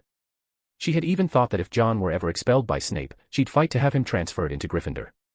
Even though something like that had never happened in Hogwarts history. Not because of his talent. But because in John, McGonagall saw the very same qualities that defined Gryffindor. John replied respectfully, I used to wonder about that too, but the answer's clear now. Yes, the King of Slytherin. Professor McGonagall agreed to write the letter alongside the other heads of house. As she watched John walk out the door, Malfoy naturally fell into step beside him. That child, he is like a born king. People can't help but gather around him. Chapter 343, Dragon Eye and Snape's Memory. John had more or less figured out where that bottle of Veritaserum had gone. Malfoy was always very invested in any information about Harry, so much so that he already knew Umbridge was secretly adding Veritaserum to the tea in order to interrogate Harry. Did you eavesdrop on them? John asked with deep suspicion. Malfoy awkwardly averted his gaze. But giving Veritaserum to Umbridge so casually to interrogate students, this didn't seem like Snape's style at all. If it were just used on students, maybe it would be forgivable. But the key issue was that Harry was among them. So John doubted the authenticity of that so-called Veritaserum. Just then, a flying disc trailing fire shot in front of John. He raised an eyebrow and reached out to catch it. The flames left no mark on John's skin. He looked up and saw more flying discs and fireworks soaring through the corridor. He even heard the cheers of the Weasley twins. Those two jokers always managed to bring laughter during Hogwarts' most depressing times. John had been about to act, but now he relaxed his hand and let the fireworks go free. Malfoy's mouth hung open in shock, he was clearly overwhelmed by the sheer number of fireworks. John walked over to where the Weasley twins were hiding and asked with a smile, "How much did you prepare?" "I don't even know, we just used all of it," George shrugged. Originally, we were planning to leave it to the younger students after graduation. Silverhand gave us enough funding, so there's no need to be stingy, said Fred. Fireworks exploded all over the castle. They looked incredibly dramatic, but not a single one harmed even the portrait paintings on the walls. Umbridge came rushing out in a panic. None of the professors stepped in to help her. John spotted Professor Flitwick in the crowd secretly making a fist pump. It was clear he was just as delighted. Umbridge was left to fight the chaos alone. Even Filch had dragged out a chair and was sitting there with Mrs. Norris in his arms, watching the fireworks like a show. He even took the time to list the names of each type of firework for her. After so many encounters with the Weasley twins, he practically had them all memorized. The students burst into laughter when one firework lodged itself into Umbridge's bun and exploded, turning her hair into a massive afro. John noticed Pansy's little boyfriend trying to help, but the people around him deliberately blocked his way, not letting him through. All day long, you could see Umbridge running all over Hogwarts, chasing down stray fireworks. Meanwhile, the professors simply closed their doors and turned a deaf ear to it all. That day, Umbridge was so busy she didn't finish cleaning up until late in the evening. For the Weasley twins, the good news didn't end there. A letter arrived from Silverhand Angel Investments. Impressed by their inventions, they decided to increase their investment. George and Fred high-fived in celebration and linked arms, tap dancing in the common room with joy. The Gryffindor common room celebrated late into the night, until Professor McGonagall showed up with a dark expression and sent them all off to bed. Ron told Harry that when Professor McGonagall turned around just now, she definitely smiled. Yawning, Harry climbed into bed. Soon, his vision began to blur, until everything fell into complete darkness. From within the darkness, a faint light gradually emerged. Harry noticed that the glow was coming from the wand in his hand. He was walking. The corridor he was in felt very familiar. It was the same corridor in the Department of Mysteries. He had been here many times before, but never once had he managed to open the door. But this time, the door opened. He was the one who opened it. He entered the circular room, crossed through it, and stepped into a long rectangular chamber. A ticking sound came from beside his ears, mechanical and rhythmic, like the ticking of a second hand. He didn't stop. He kept walking. At the far end of the room was a door. He opened it. Inside was a dimly lit space, as vast as a cathedral. Row upon row of tall shelves stretched out before him, each one lined with dusty glass orbs. Harry's heart was pounding. He knew exactly where he needed to go. There was something in that room he desperately wanted. But just then, a loud bang startled him, sending a jolt through his body. He woke up with a start. The dark dormitory was filled with laughter. Seamus and the others were still chatting about the fireworks. Another one had just exploded outside. Harry wanted to get up and look too, but his body was growing weaker by the second. The fireworks before his eyes seemed to morph into a giant serpent's head, which opened its jaws and swallowed him whole. Darkness fell around him. The sounds vanished completely. He tried to call out to Ron, but realized he couldn't make a sound. "Let me go." The sharp scream was terrifying. Harry felt his hands and feet were bound. His body seemed to be stuck against a massive stone, being relentlessly pulled apart by some force. He could feel tiny, thread-like things crawling up along his skin. "Stop running away, Tom." A cold, emotionless voice echoed in the darkness. Harry's eyes widened as he looked around, but he couldn't see anything at all. "You should know, I have the power to destroy you." The voice continued, and Harry saw what looked like a flame igniting in the darkness. The flame was a dazzling gold, and even his soul trembled before it. "No, impossible. How can this be?" The shrill scream rang out again. Harry felt as if all four of his limbs were on fire. He struggled to see clearly, and the dazzling golden flame transformed into a pair of eyes, cold, merciless, and full of judgment. Harry's scar throbbed even harder, and the pain was so intense that it woke him up. It felt like someone had shoved a fireball into his skull, and it was about to explode. He buried his head into his pillow, and only after an unknown amount of time did the pain start to subside. He groggily looked up. All that remained outside were a few faint explosions from lingering fireworks. Ron and the others had long fallen asleep. From the sound of Ron's snoring, it was clear he was exhausted. Harry figured he really needed to work harder on a clemency, otherwise, one day, his head might actually explode. Monday. Harry was preoccupied and hesitant during dinner. Cedric had walked over to the Ravenclaw table, comforting Cho Chang. Her friend had betrayed the DA, and it was hard for her to accept. Harry glanced over at the Slytherin table. Malfoy instantly noticed his gaze and gave him a nasty grin. Harry's stomach churned. It had been a while since he last saw Snape. The last time they met, he had used a shield charm to rebound Snape's legilimency attack. Snape had probably wanted to kill him right then and there. Finally, after enduring dinner, Harry dragged his heavy steps towards Snape's office. He had barely entered when he heard Snape's cold voice. "You're late, Potter." Harry saw Snape raise his wand to his own temple, extract some thoughts, and carefully place them into the pensieve. After doing all that, Snape gave Harry a frosty look. "You've practiced." "Yes," Harry lied, shifting away, unable to meet Snape's gaze. But he had forgotten, besides legitimacy, Snape was also someone who had lived 20 years longer than him. Such a poor lie, Snape was simply choosing not to call him out on it. Just as they were about to begin, a knock came at the office door. Snape frowned. He had already told the students not to bother him at this time. When he opened the door, he saw Professor McGonagall. "Severus, I think we need to discuss this matter first." "Phileas and Pomona are in my office," McGonagall said. She gave Harry a brief glance. "I hope I'm not interrupting anything." "Potter, we'll continue this lesson tomorrow night," Snape said with a sideways glance at Harry, not even bothering to ask his opinion.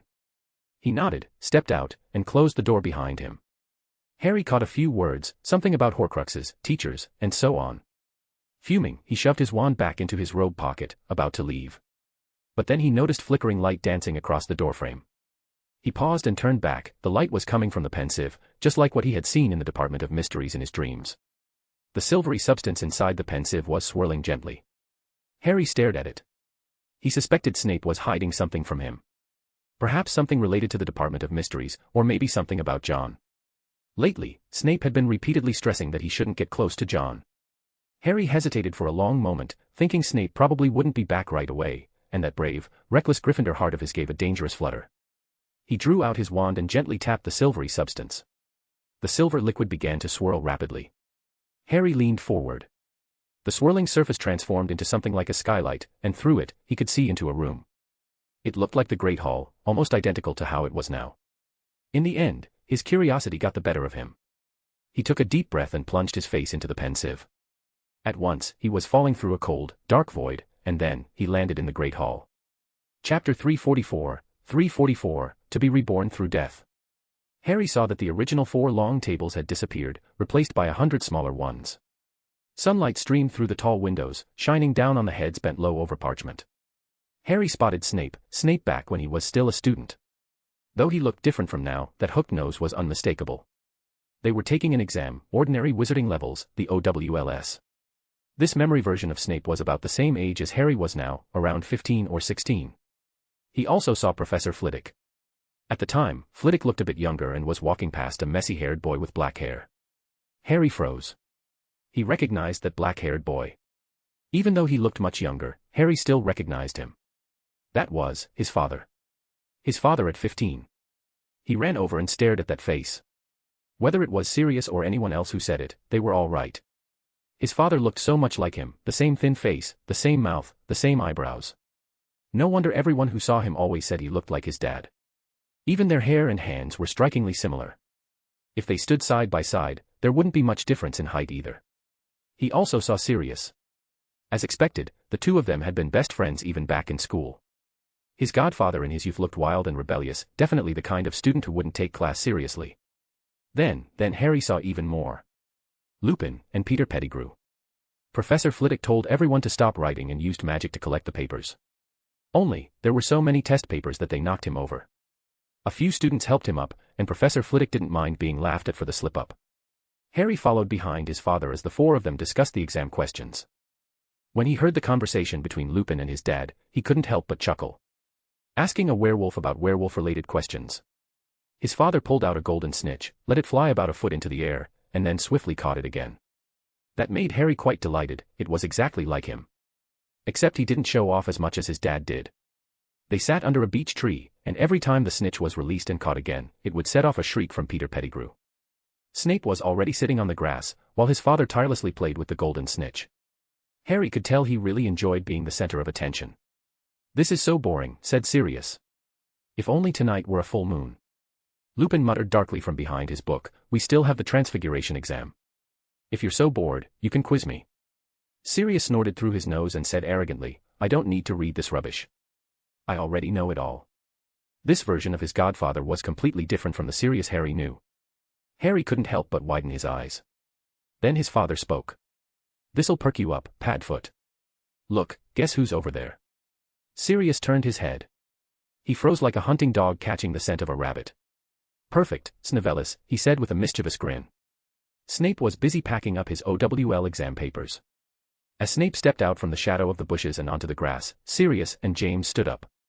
Lupin and Peter Pettigrew stayed where they were, but Lupin frowned slightly. James called out loudly, "All right there, Snivellis." Snape reacted quickly, as if he had practiced this 100 times. He threw off his bag and reached into his robes for his wand. But before he could even raise it halfway, James had already disarmed him. Harry froze, not understanding why it had escalated so suddenly. Next came Sirius. He smirked mockingly and, just as Snape bent down to pick up his wand, hit him with a jinx that made Snape stumble and fall in a ridiculous heap. Harry felt like this couldn't be real, like it was some sort of nightmare that shattered the image of his father he had held in his heart. They kept calling Snape by that awful nickname, Snivellis, and Sirius sneered that the oil stains on Snape's parchment must have come straight from his nose. Snape clearly wasn't popular, some nearby students even laughed at the scene. "You just wait," Snape snarled, glaring viciously at the two of them, cursing them out under his breath. Harry tried to comfort himself with the thought that maybe Snape really was an awful person. But when James hit Snape with a scouring charm that left his lips foaming with soap bubbles, all Harry felt was a cold chill. "Leave him alone." A girl with deep red hair walked over from the lakeside, her strikingly green almond-shaped eyes wide with anger. At this moment, James didn't seem so vicious. "Hello, Evans," he said. "Let him go." Lily Evans, Harry's mother. The look of disgust she gave James pierced Harry deeply. "What did he ever do to you?" "Well," James said, striking a pose as if pondering something of great importance, "he shouldn't even exist, if you know what I mean." Harry was in despair. His father had actually been that kind of person. He even felt that Malfoy was kinder in comparison.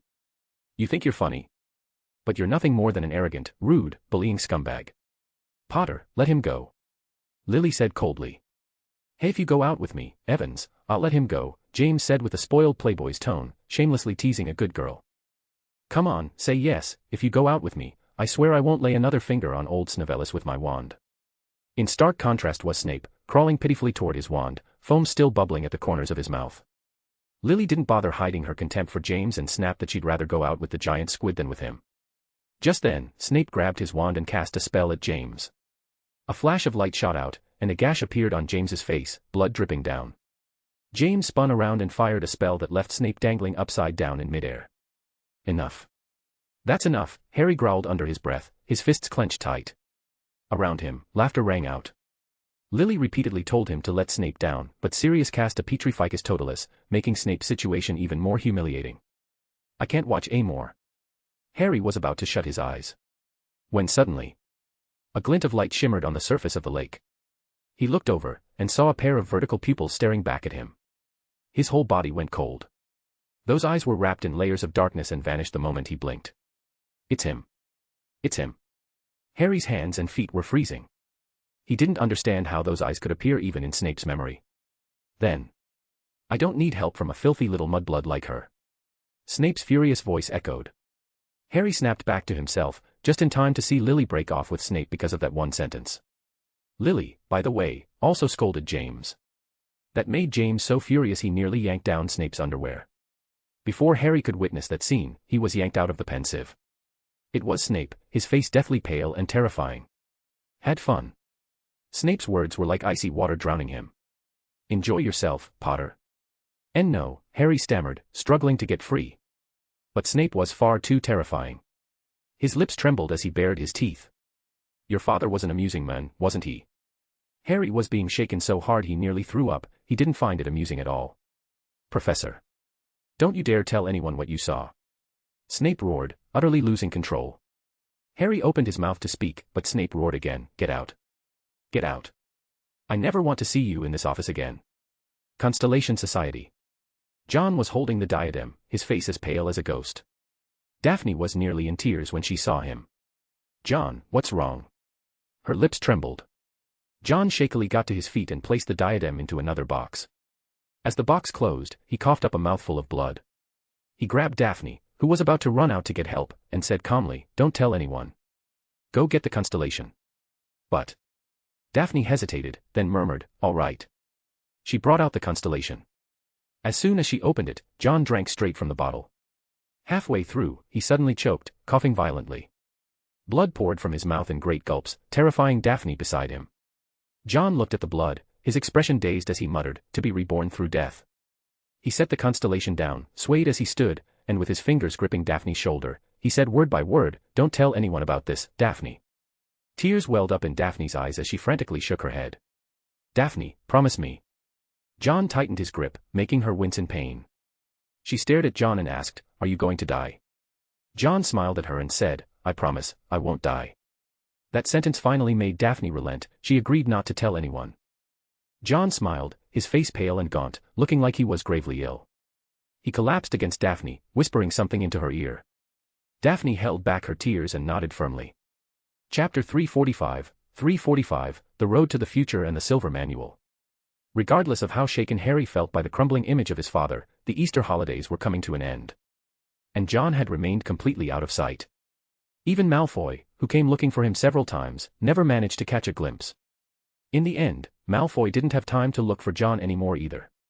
5th and 7th years were the busiest, 5th years were buried in OWL preparations, and 7th years had to pass their NEWTs. Granted, the NEWT exams weren't mandatory, but the certificates were an important credential, essential stepping stones for most jobs.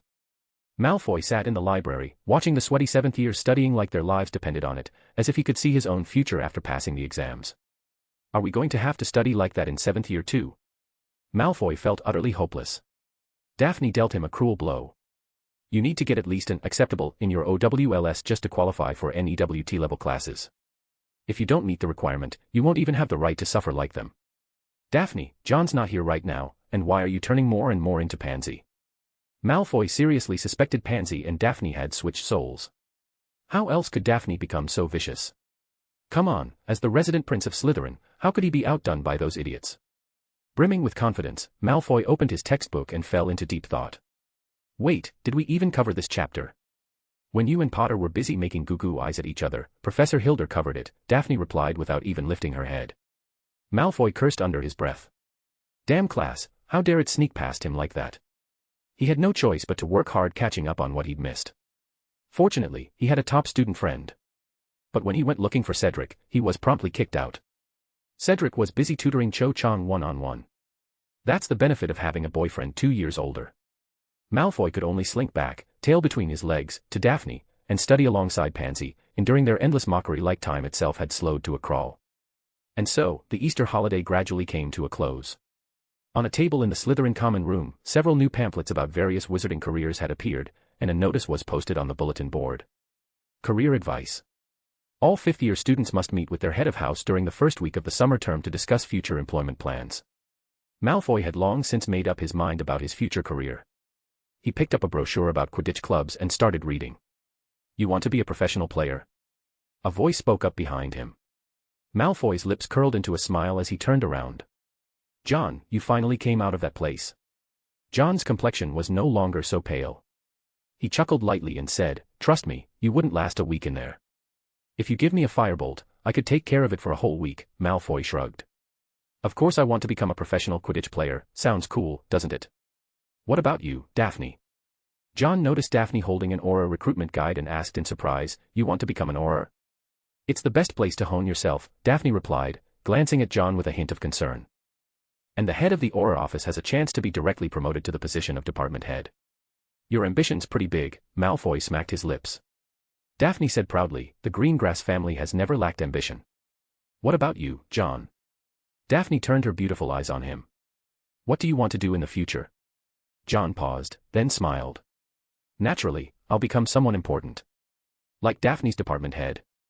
Malfoy interjected. John smiled. Maybe even more important. P.S. My men can employ all of them RN and he still wants to become someone more important LOL. Malfoy and Daphne's eyes lit up. That kind of ambition, that was the mark of a true Slytherin king. In fact, for most Slytherins, career planning wasn't something left until 5th year. Many already had goals well before then. This had a lot to do with their families, those sacred 28 pure-blood families all had businesses or legacies to inherit. They would either succeed the family enterprise, or had already found personal interests within it. That's what made purebloods different from other families, they were older, and far more deliberate in their planning. Just like the Greengrass family, they had contact with many ministry officials, which was why Daphne knew more insider information. It wasn't strange that Malfoy wanted to become a professional Quidditch player. If needed, the Malfoy family could even form a team of their own. That's the difference that comes from connections and wealth, creating a broader perspective. Unlike the Slytherins who all had clear goals, things were much messier in the Gryffindor common room. I don't want to be a healer. Ron was buried in a flyer that bore a symbol of a bone and wand, clearly from St. Mungo's Hospital. To qualify, you need at least an E in OWL potions, herbology, transfiguration, charms, and defense against the dark arts. Reading the requirements, Ron looked absolutely crushed. That's a job with a lot of responsibility, isn't it? Hermione said casually, tossing over a booklet with a silver cross on the cover. You can look at this one, also for healers, but not quite as demanding. Silver Cross Hospital, recruiting healers, caregivers, attendants, and nutritionists. Oh no, caregivers need O grades in herbology and potions. Attendants don't require that much, but the pay isn't very good. Harry leaned in to look and said, Silver Cross Hospital, that's Johnny Silverhand's place, right? Yeah, it's in Nocturne Alley, Hermione replied, still frowning as she flipped through pamphlets from Silverhand Angel Investors and the Silverhand Winery. Even so, the pay is really high. There are way too many flyers about Silverhand. Johnny Silverhand's money could probably bury my whole family, Ron muttered. Harry spotted a flyer among the pile advertising a position for a Gringotts Cursebreaker. He thought Hermione might be interested. Hermione glanced at it and rejected it immediately. She didn't like the idea of working at a bank, and she liked dealing with goblins even less. Harry, here's something about Auror training, want to take a look?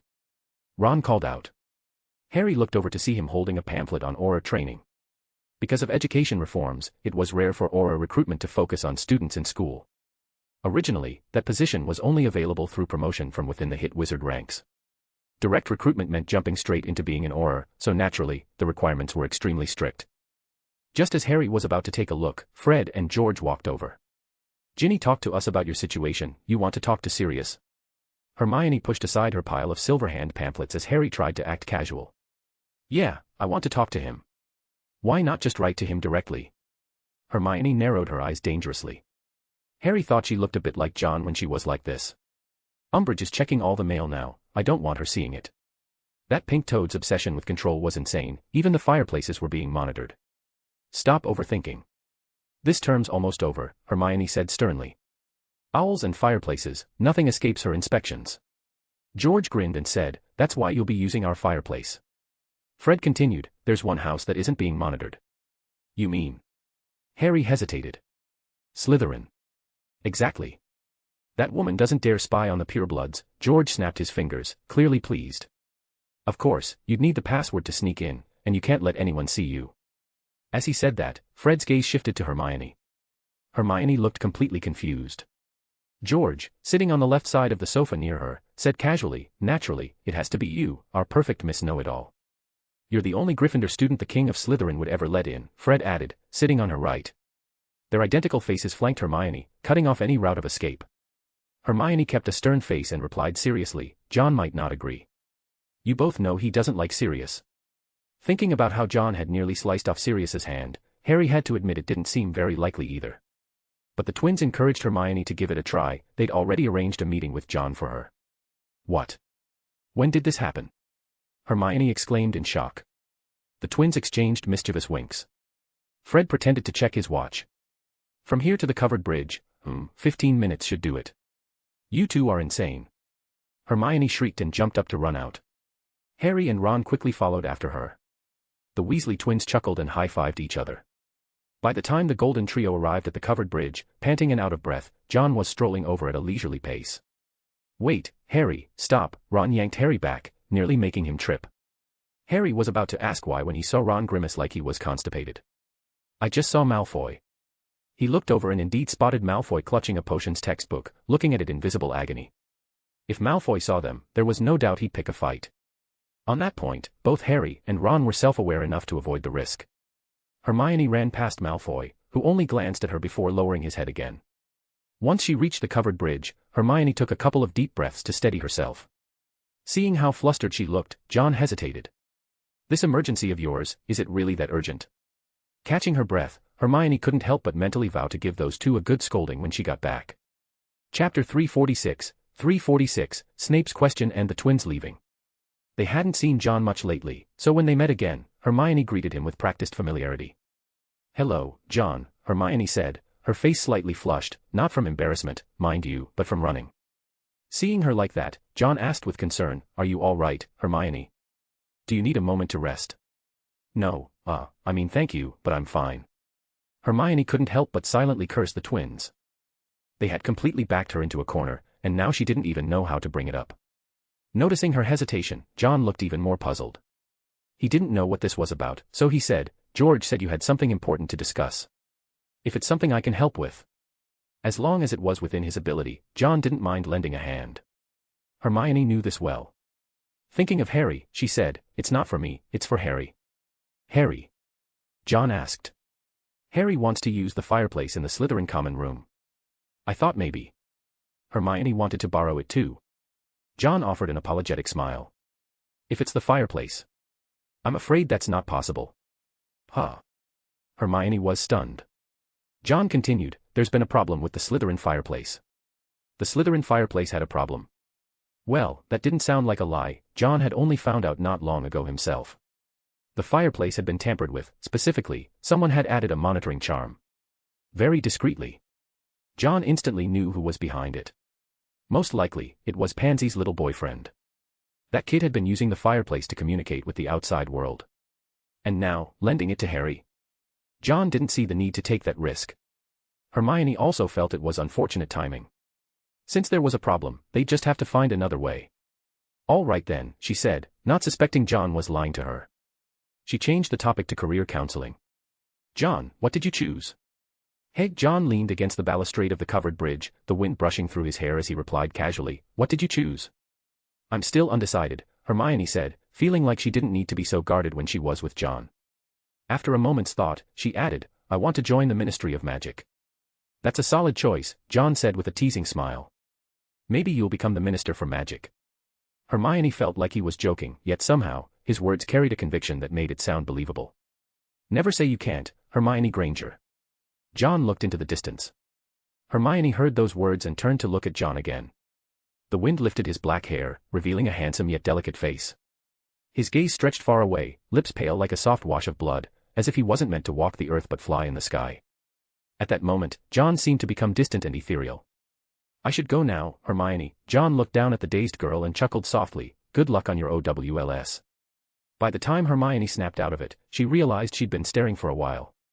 A little embarrassed, but when it came to grades, she perked up with determination. This time, I'm going to beat you. Haha, then go for it, Hermione. John walked toward the castle, waving behind him without turning around. Hermione stood there watching his retreating back. Almost without thinking, she called out, John, we'll always be good friends, right?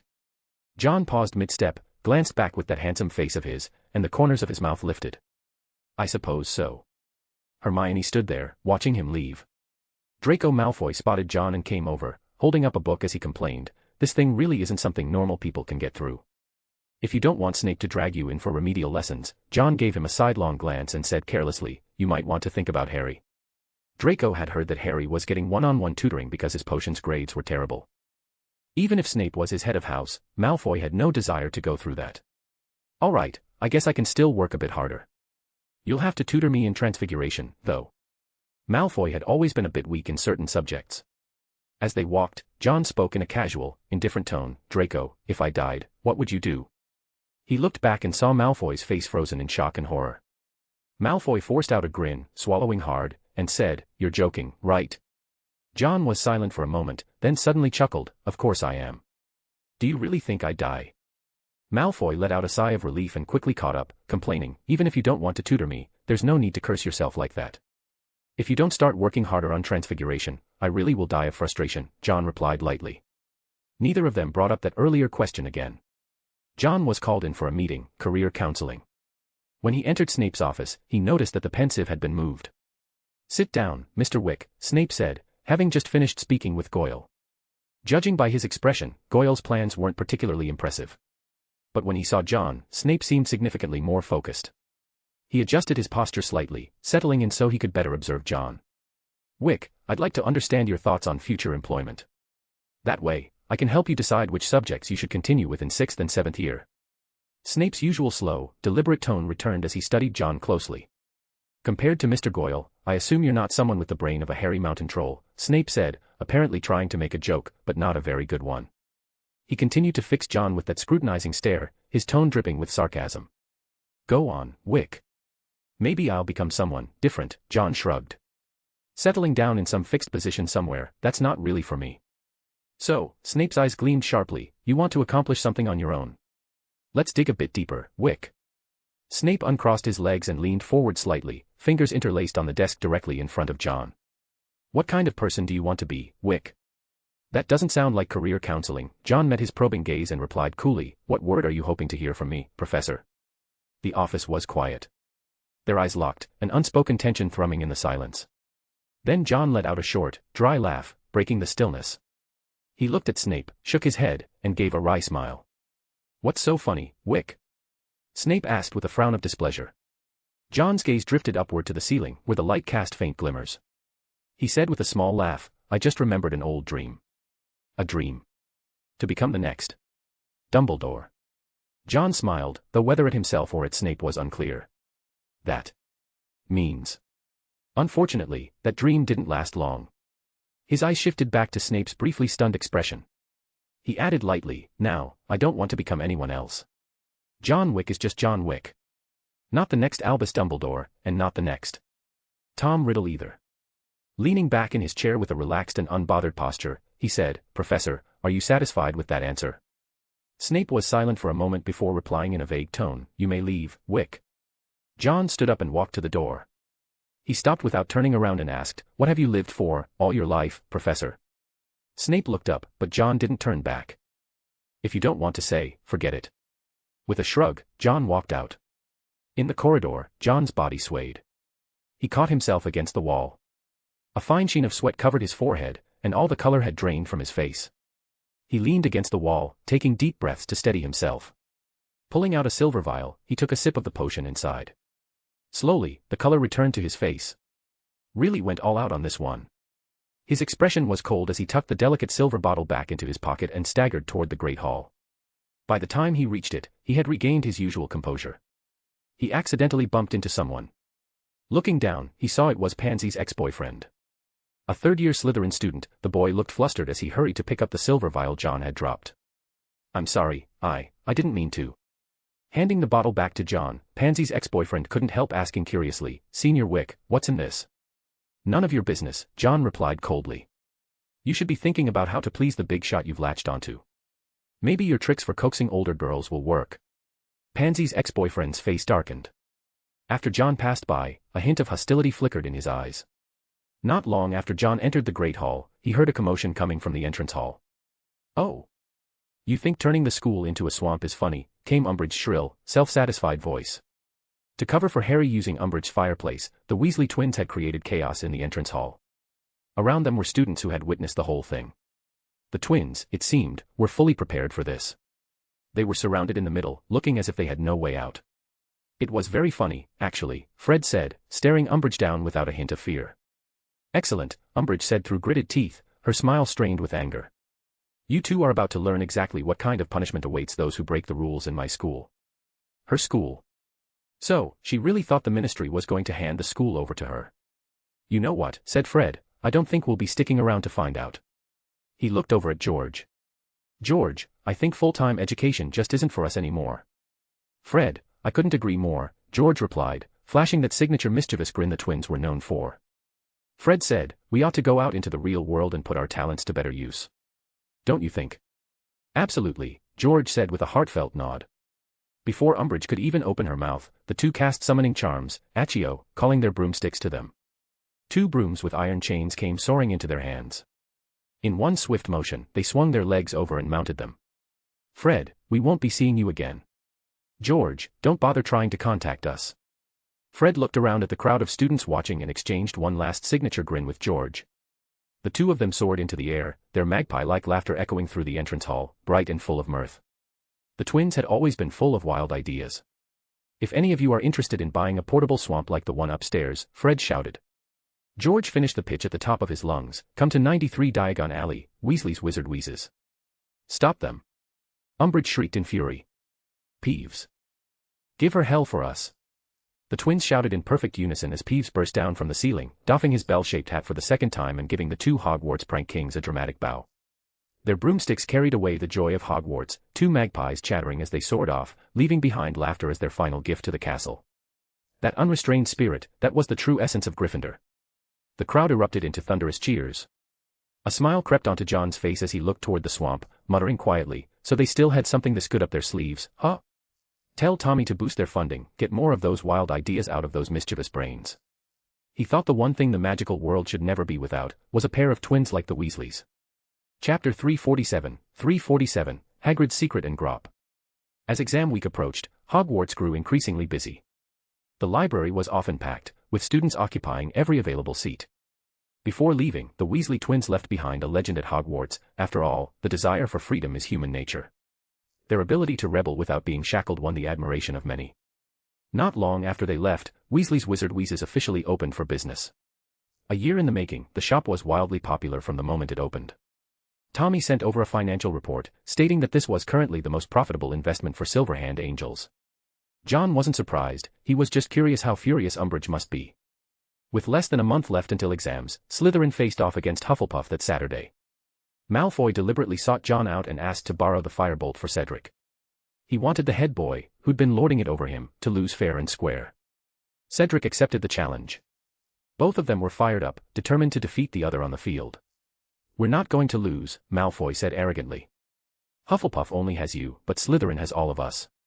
When he said that, Cedric really wanted to smack him in the face with his broom. He still hadn't settled the score with Malfoy for sending Cho Chang flying last time. Now that the opportunity presented itself, the two of them went all out during Saturday's match. Despite being good friends, on the pitch they were constantly committing fouls against each other. Even the usually rule-abiding Cedric couldn't help but resort to illegal moves when facing Malfoy. The firebolt was incredibly fast, and Cedric struggled to control it. During one clash, Cedric's speed dropped too sharply, and he crashed straight to the ground. He clutched his arm in pain, it was probably broken. Malfoy, insufferable as ever, pulled off a graceful stop right in front of Cedric, tossing the golden snitch in his hand. Well, has headboy Diggory gone rusty? Cedric's face darkened. Malfoy really was asking for a beating. In the end, Slytherin won by a 40-point lead. The Trident formation was simply too shameless. If Malfoy hadn't insisted on settling the score with Cedric, they could have widened the gap even further and ended the match early. And then Gryffindor wouldn't have had even a sliver of hope left. Not that Gryffindor had much hope now anyway. Given Ron's usual performance, many people doubted whether he could hold the goal under Ravenclaw's offense. It was the last weekend of May, today's match was Gryffindor versus Ravenclaw. I bet that Weasley's going to piss his pants, Malfoy sneered nastily. John wasn't particularly interested. He glanced at Malfoy rallying a group to go mock Gryffindor. I'm not going, John declined calmly. I need to go somewhere. You guys go ahead. Soon after, even from outside the pitch, Lee Jordan's exasperated voice could be heard. Ron had let the quaffle slip past and into the goal right at the start. John headed away from the stadium toward the Forbidden Forest. The cheers from the Quidditch match were loud enough to reach even the forest's edge. A Thestral spotted John and came over, nuzzling his hand with its head.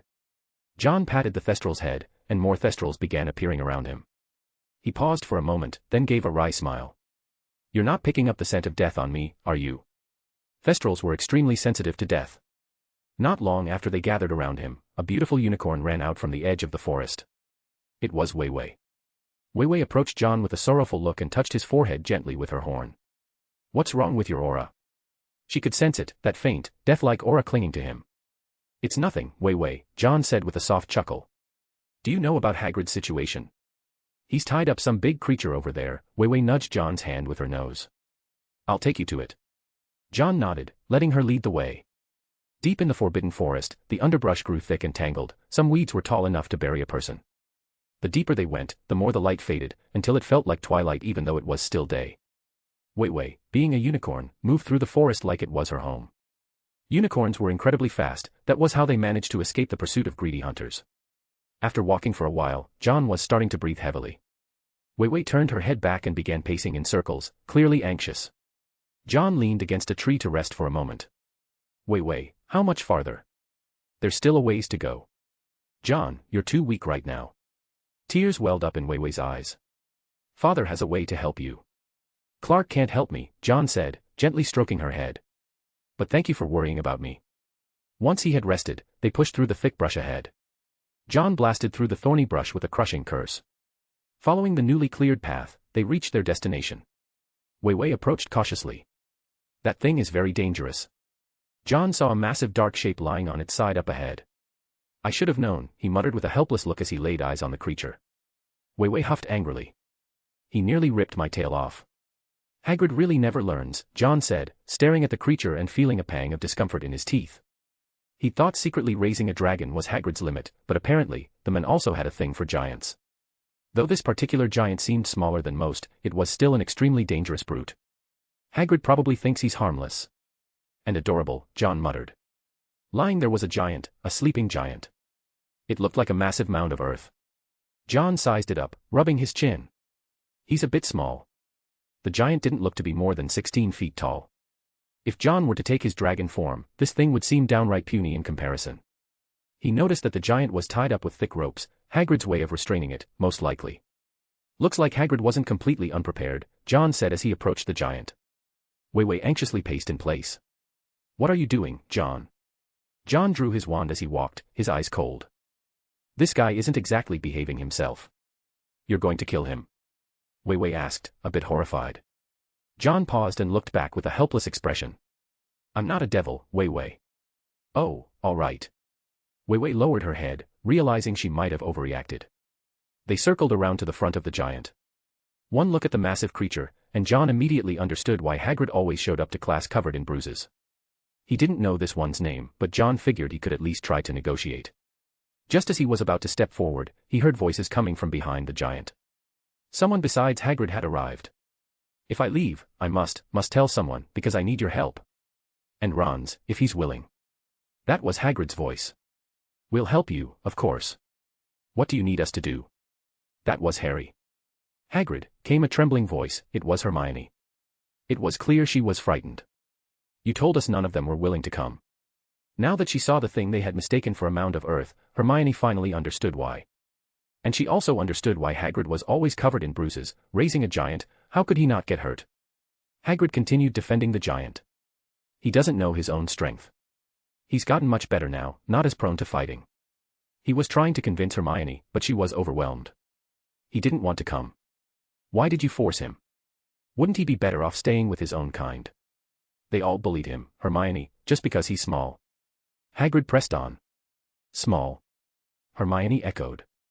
When you said we should take care of him, does that include John?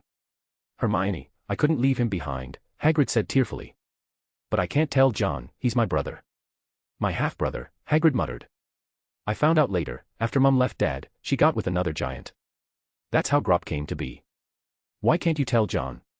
Harry asked, confused. Because John would scare him, Hagrid said. That strange choice of words only made the two more puzzled. Actually, I'm curious too, what were you thinking, Hagrid? A voice spoke up suddenly, and Hagrid nearly jumped out of his skin. Chapter 348, Centaurs and the Sense of Oppression. Hagrid, who had just been teaching Harry and Hermione how to take care of Grop, suddenly froze.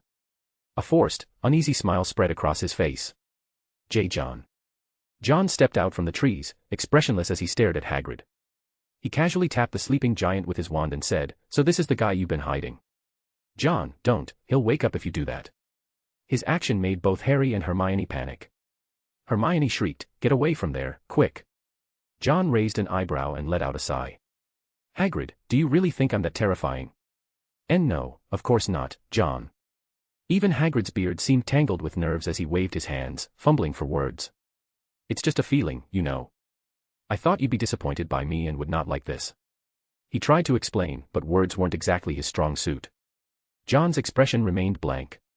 "So this big guy is the reason you're always covered in bruises?" "That's my brother, Grop," Hagrid muttered, tugging nervously at his moleskin coat. "It's not really fighting, he just doesn't know his own strength." Hagrid was still trying to convince John that Grop was just a harmless gentle giant, when Grop woke up.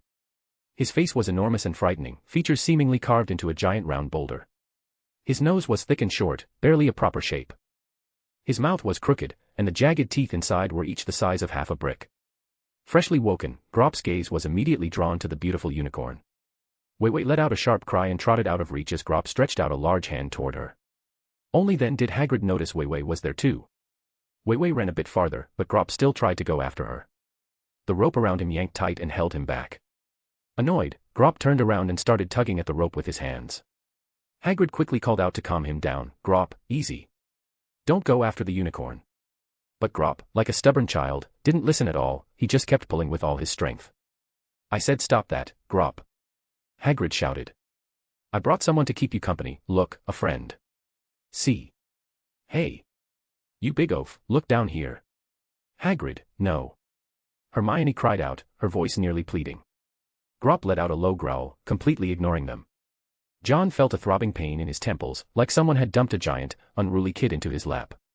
Apparently realizing there was someone else present, Grop dropped the rope and reached out a massive hand toward John. "John!" Hermione screamed. John finally had enough. He turned, revealing his dragon-like eyes, and let out a low growl. "Stop what you're doing, unless you want to lose that hand, kid." A wave of draconic pressure burst forth, forcing Grop to roar and stumble backward. In Grop's eyes, that small figure suddenly transformed into a massive dragon capable of swallowing him whole. Terrified, he let out a frightened wail. Shaken, Grop curled up in a ball where he stood, looking utterly pitiful. "Ah. John, you scared him," Hagrid said, wearing a look that clearly said I knew this would happen, though he hesitated and added, but at least he finally calmed down. John shot Hagrid a glance, then walked toward Grop. With each step John took, Grop backed away in fear. Even Hermione, who'd been scared stiff just moments ago, suddenly thought Grop looked pitiful now. Harry felt the same, like John was the real giant here, and Grop was just a poor helpless creature. Grop, still bound, quickly ran out of room to retreat. He cowered in place, letting out garbled cries. "Ha, G.R." Harry frowned. "Hag.R. He can't make complex sounds," Hagrid said worriedly. "He's calling me." He hurried over and tried to soothe him. "Grop, I'm here, don't be scared. He's your friend too, you can call him, Jan." Noticing John looking at him, Hagrid rubbed his hands awkwardly. "It's just, your name's a bit tough for him." "Fair enough." Seeing that Grop was still frightened, John extended a hand, releasing a wave of calming energy. Grop, who had been cowering in fear, slowly began to relax. Hagrid's eyes lit up. "Maybe I should have brought you here sooner, John. And yet you treated me like some dangerous creature," John said with a cold laugh. Hagrid looked utterly embarrassed and ashamed. Harry and Hermione, watching from a distance, gathered their courage and came closer. With John around, Grop didn't dare act out. Hagrid beamed. "Hermione, can he call you Hermy? Your name's a bit tricky for him." "Sure, whatever works." Hermione still looked a little nervous. Harry, on the other hand, was feeling much bolder. He tried moving closer to Grop, thinking that this guy wasn't much smaller than the dragon from the Triwizard Tournament. "This is Jan, and Hermy, and Ari. They're your friends now, Grop," Hagrid said cheerfully, seeing how well-behaved Grop was being. Once again, he regretted not bringing John along sooner. He'd only worried that John might scare Grop, he hadn't considered that it might actually make Grop more obedient. "Yo. Yo, Grop repeated timidly. Hagrid clapped his hands in delight. Though, perhaps because of fear, the first name Grop managed to remember was John's. Weiwei came trotting over. Despite how pretty the glowing horse looked, Grop didn't dare move, he could only watch as Weiwei walked to John's side. "A unicorn," Hermione breathed in amazement. "This is Weiwei," John said. Weiwei dipped her head and gently touched Hermione's forehead with her horn. "Hello." Hearing the voice, Hermione was stunned, she could hardly believe it. Harry found the unicorn oddly familiar, as if he'd seen it back in first year. "That's enough for today," Hagrid said. Having successfully entrusted Grop to them, he was happy, though there was a hint of melancholy in his tone. "Let's head back now, all right?" He looked at John, who gave a slight nod and turned to Weiwei. "Thanks for today, Weiwei." Weiwei gently touched John once more, then turned and vanished into the forest. Hagrid was in high spirits as they walked. After a while, Hermione whispered, "If someone finds out Grop's in the Forbidden Forest." John said casually, "There are already all kinds of creatures in the Forbidden Forest, just say he wandered in on his own." It was actually a pretty solid excuse. The forest was vast, hiding a giant, and there wasn't exactly unbelievable. Harry suddenly felt enlightened. If it were up to him, he'd have no idea how to explain this situation away. As they walked, Hagrid suddenly stopped. John's ears twitched, he'd picked up the sound of hoofbeats. "Hold up," Hagrid said, pulling an arrow from the quiver slung across his back and knocking it to his bow. Harry and Hermione raised their wands, tense. "We did tell you," came a low, rough voice, "you're no longer welcome here." From the other side, a man's bare torso emerged through dappled green light, drifting closer. It was a centaur, half-horse from the waist down. The chestnut horse body bore a man's upper half, with long black hair falling over a proud, high-cheekboned face. After he appeared, there was more rustling, and 4 or 5 other centaurs stepped out. Hagrid kept his eyes fixed on the first one. "How are you, Megorian?" he asked warily. A black-bodied, black-bearded centaur, Bane, strode out irritably and said to Megorian, "We've already decided how to deal with this man if he shows his face in the forest again, haven't we?" "I've become that man, have I?" Hagrid snapped. "Just because I stopped you from killing someone." Megorian sighed. "You shouldn't have interfered, Hagrid. We're not the same as you, our laws are different." "There's no such difference." The voice cut him off, and the centaur's hooves pawed anxiously at the ground. "In this world, there is only the law of the jungle. Nature's law. Power is the only truth." Under the wary gazes of the centaurs, John stepped out from behind Hagrid, expression cold. "It seems you didn't take my warning seriously." Even the hot-headed Bane hesitated now. In an instant, the centaurs had their bows drawn, arrows aimed at John. "Don't move." Hagrid roared, his own bow trained on the centaurs. Bane said tensely, "We warned him, but he still set foot in our forest." "This was never yours," John said as he slowly walked past Hagrid, face calm. "If not for Hogwarts, do you really think you'd still be allowed to stay in this forest?" Bane's expression turned ugly, and the tension of drawn bows filled the air with a metallic hum. Hermione said nervously, "John, don't." John glanced at her, then sneered. "Go on, try me. So you want pressure? Fine, I'll give it to you." John's eyes half opened, pupils narrowing, an overwhelming, soul-piercing pressure crashed down on the centaurs. "Let's see if I can't just kill you all." The moment those last 2 words left his mouth, John raised his wand. A bolt of white light shot out like lightning, striking Bane and binding him in an instant. The other centaurs released their arrows at the same time, but before they could reach John, an invisible force stopped them midair. Chapter 349, Unchallenged Authority. John flicked his hand casually, and the arrow shattered, flying back in reverse. Boom. With a sudden yank, the bound Bane was flung like a bowling ball, slamming into the other centaurs and scattering them with cries of pain. Another pull brought Bane crashing down at John's feet. Looking down at him from above, John said coldly, "Weakness isn't what threatens your survival. Arrogance is. Don't think you can challenge a dragon with your fragile little lives." With a flick of his hand, he sent Bane flying again. Then he lowered his wand and stood there, face calm and indifferent. The 3 behind him were stunned into silence. The once proud centaurs were now all collapsed on the ground, not one able to get back up. The pressure still hung over them like a mountain, pinning them in place. Megorian hadn't been attacked. He could only stand there and watch helplessly as John crushed the centaurs like dry twigs. Lifting his gaze to Megorian, John gave a faint smile. "You're smarter than they are. Go back and tell the centaurs in the forest, you know what to say." Megorian was drenched in cold sweat. For a moment, it felt like he had seen a black dragon tear through everything they had. Life, in front of it, felt unbearably fragile. He nodded stiffly. John withdrew the pressure. As John walked forward, the terrified centaurs instinctively curled their hooves inward. When he stopped in front of the badly injured Bane, the look in his eyes, like he was staring at something already dead, made Bane slowly lower his head. "If a Hogwarts student is attacked in the Forbidden Forest, I'll hold the centaurs accountable, every last one of you, without exception. You should know enough to understand I have the power to do that." John bared a chilling set of white teeth. Like a dragon gently stroking a lamb's head, he hauled Bane upright. The centaur staggered to his feet and stood there silently. Without even glancing back, John said, "Let's go. I bet the Quidditch Cup belongs to Slytherin again this year."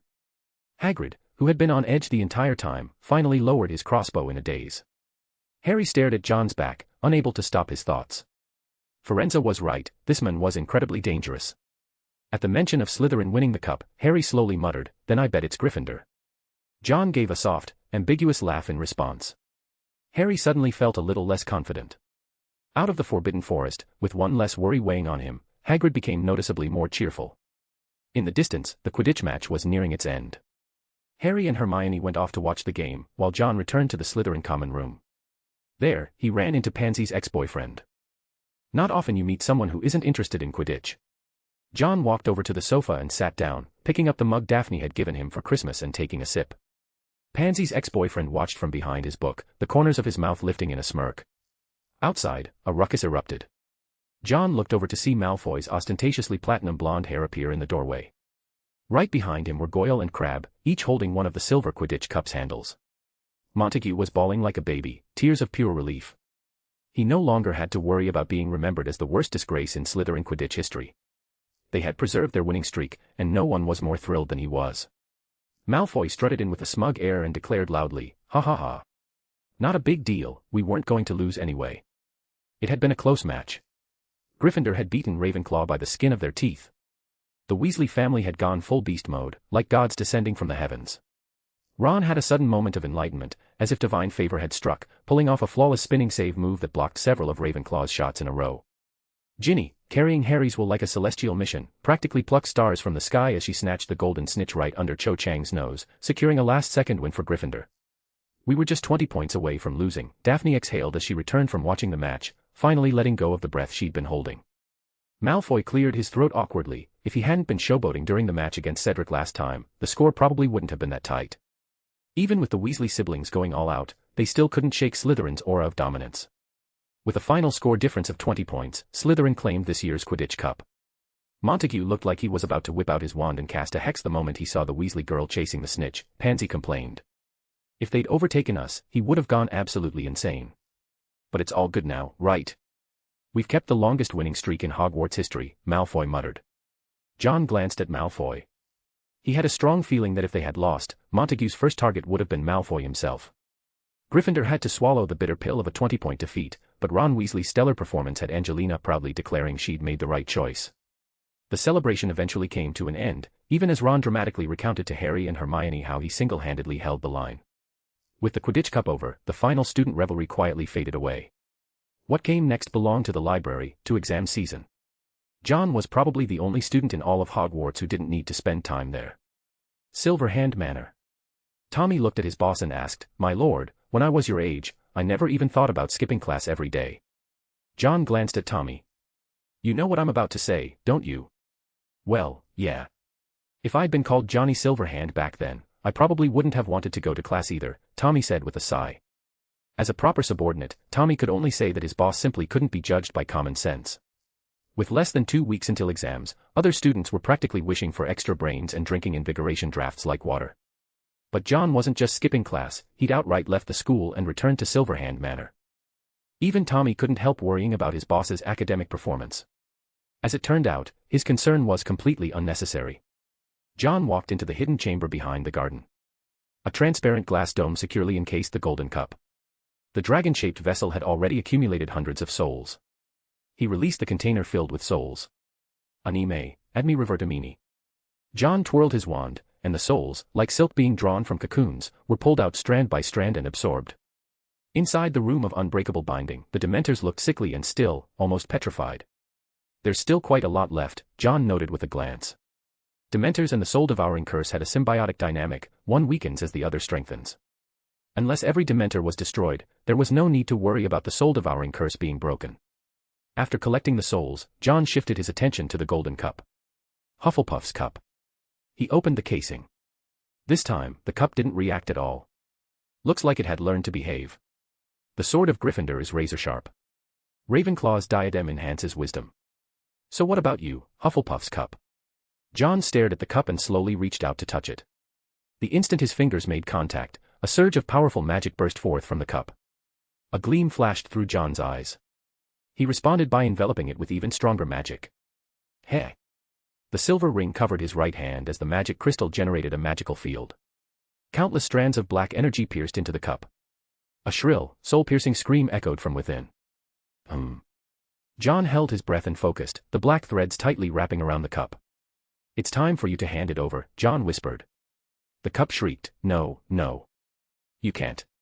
John waved his wand, summoning a Dementor's soul toward it. Silver streaks laced with soul fragments intertwined within the black threads. Each silver strand became a razor-sharp scalpel, slicing through the inside of the cup.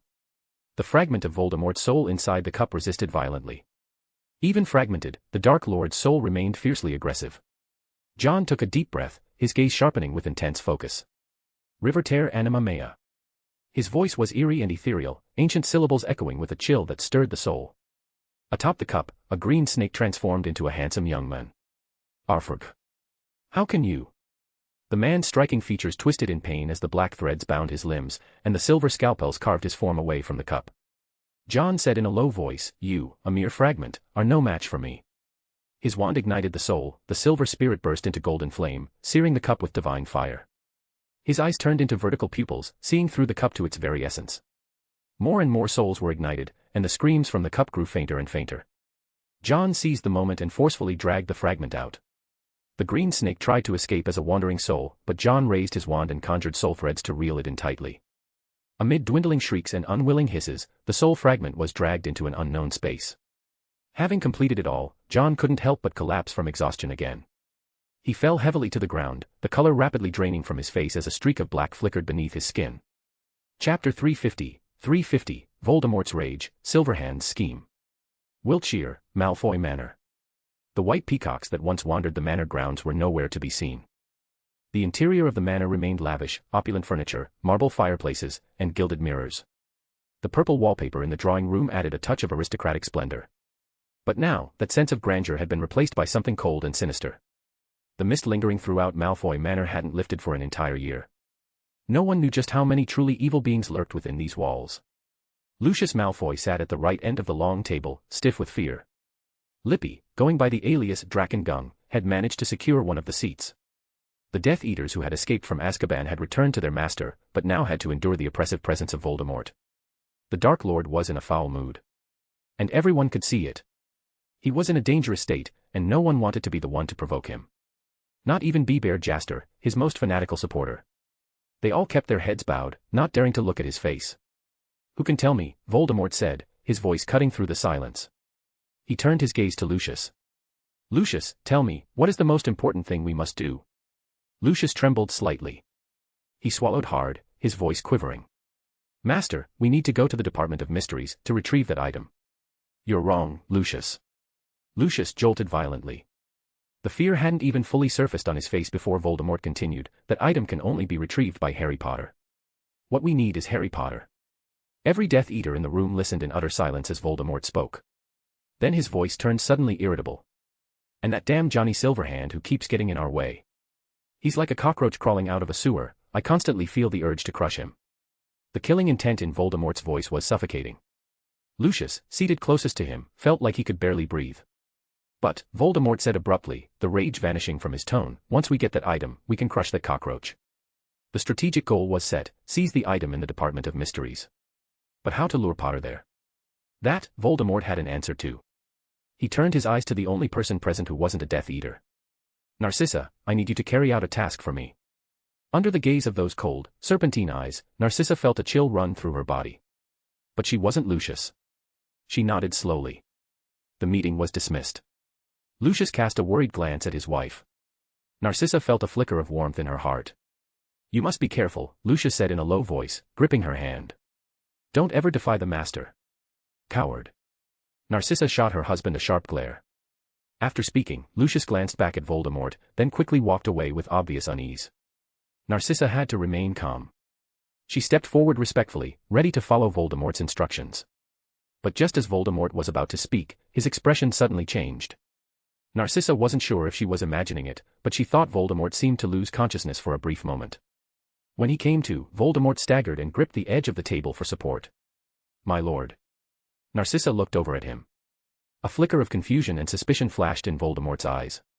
He could feel something leaving him. "This is the second time." His expression darkened, shifting unpredictably, even he didn't know what was happening. It was unprecedented. Too sudden. His first thought was of the Horcruxes, but no, this wasn't right. Even if something had happened to a Horcrux, it shouldn't feel like this. What exactly had happened? "The cup, who is it?" A rare trace of unease crept into Voldemort's voice. He still didn't know who had taken the cup from Gringotts. To think that he, the great Dark Lord, would feel this way. People were supposed to fear Voldemort, he wasn't supposed to feel fear himself. The feeling had lasted only an instant. But when he came back to himself, a glint of murderous intent flashed in his eyes as he looked at Narcissa. Someone had seen him in that moment. His first instinct was to kill them. But Narcissa wasn't just Lucius's wife, she was also Bellatrix's sister, and more importantly, a crucial piece in the plan. For deep breath. Voldemort buried the killing intent, his expression calm as he beckoned Narcissa forward. He whispered a secret plan into her ear. Narcissa's expression remained unchanged throughout. But as she left the sitting room, a strange look flickered across her face. What a coincidence. In that moment, Narcissa felt a sense of absurdity. Johnny Silverhand and Voldemort were using the exact same plan, it was almost too much of a coincidence. John slowly regained consciousness, sitting up while rubbing his forehead. Tommy hadn't shown up, he never let anyone enter this place. The first thing he did after waking was take out his pocket watch to check the time. 1 night's passed, huh? His throat itched, and he broke into a fit of violent coughing until he finally hacked up a mouthful of black blood. He stared at the dark stain, calculating something in his mind. Very cautious, this way, by the time it's discovered, it'll already be too late to save me. John remarked with interest, this one's got more brains than Crabbe and Goyle combined. Maybe it was because Voldemort had split his soul too many times, he no longer quite lived up to the brilliance a Dark Lord was supposed to have. Still, he had once pushed the Ministry of Magic to the brink. In some areas, Voldemort wasn't so clueless. On the surface, it had been Crabbe and Goyle who, as Death Eaters, tried to poison John. But in truth, there was a third party involved. A double-layered strategy. When it comes to underhanded schemes like this, you're pretty decent, Tom Riddle. Wiping the blood from the corner of his mouth with a sleeve, John cleaned away the blackened stain. The cup lay on the ground. When he picked it up again, that chilling, evil presence was gone. Hufflepuff's cup, John murmured, fingers running along its surface. Something left behind by Helga Hufflepuff shouldn't be ordinary. He extended a silver finger and lightly tapped the cup, closing his eyes to feel it out carefully. A moment later, he opened them again, a flicker of surprise in his gaze. This craftsmanship is on par with Godric Gryffindor's sword. Just like Ravenclaw's diadem, it contains a unique magic of its own. Stashing the cup away, John had now collected 2 of the 4 Founders' relics. The remaining one, Slytherin's locket, should be at number 12 Grimmauld Place. With the Horcrux situation becoming clearer, a faint smile tugged at John's lips. Tom Riddle, I think we'll be meeting very soon. By the time John emerged from the chamber, it was already midday the next day. In the lavender garden, the black long-eared owl Riddle was lounging with its eyes closed, clearly enjoying the peace. Beside it was Basil. The moment Basil saw John, it flapped its wings and flew over. John took the envelope from its beak and opened it. A flicker of pleasant surprise appeared in his eyes. After reading the letter, he burned it to ash. Tommy walked into the garden. Seeing John, he finally let out a breath of relief. Sir, Tommy said respectfully, Barty Crouch Sr. is here to see you. Huh, well, what a coincidence, John said with a smile as he adjusted his clothes.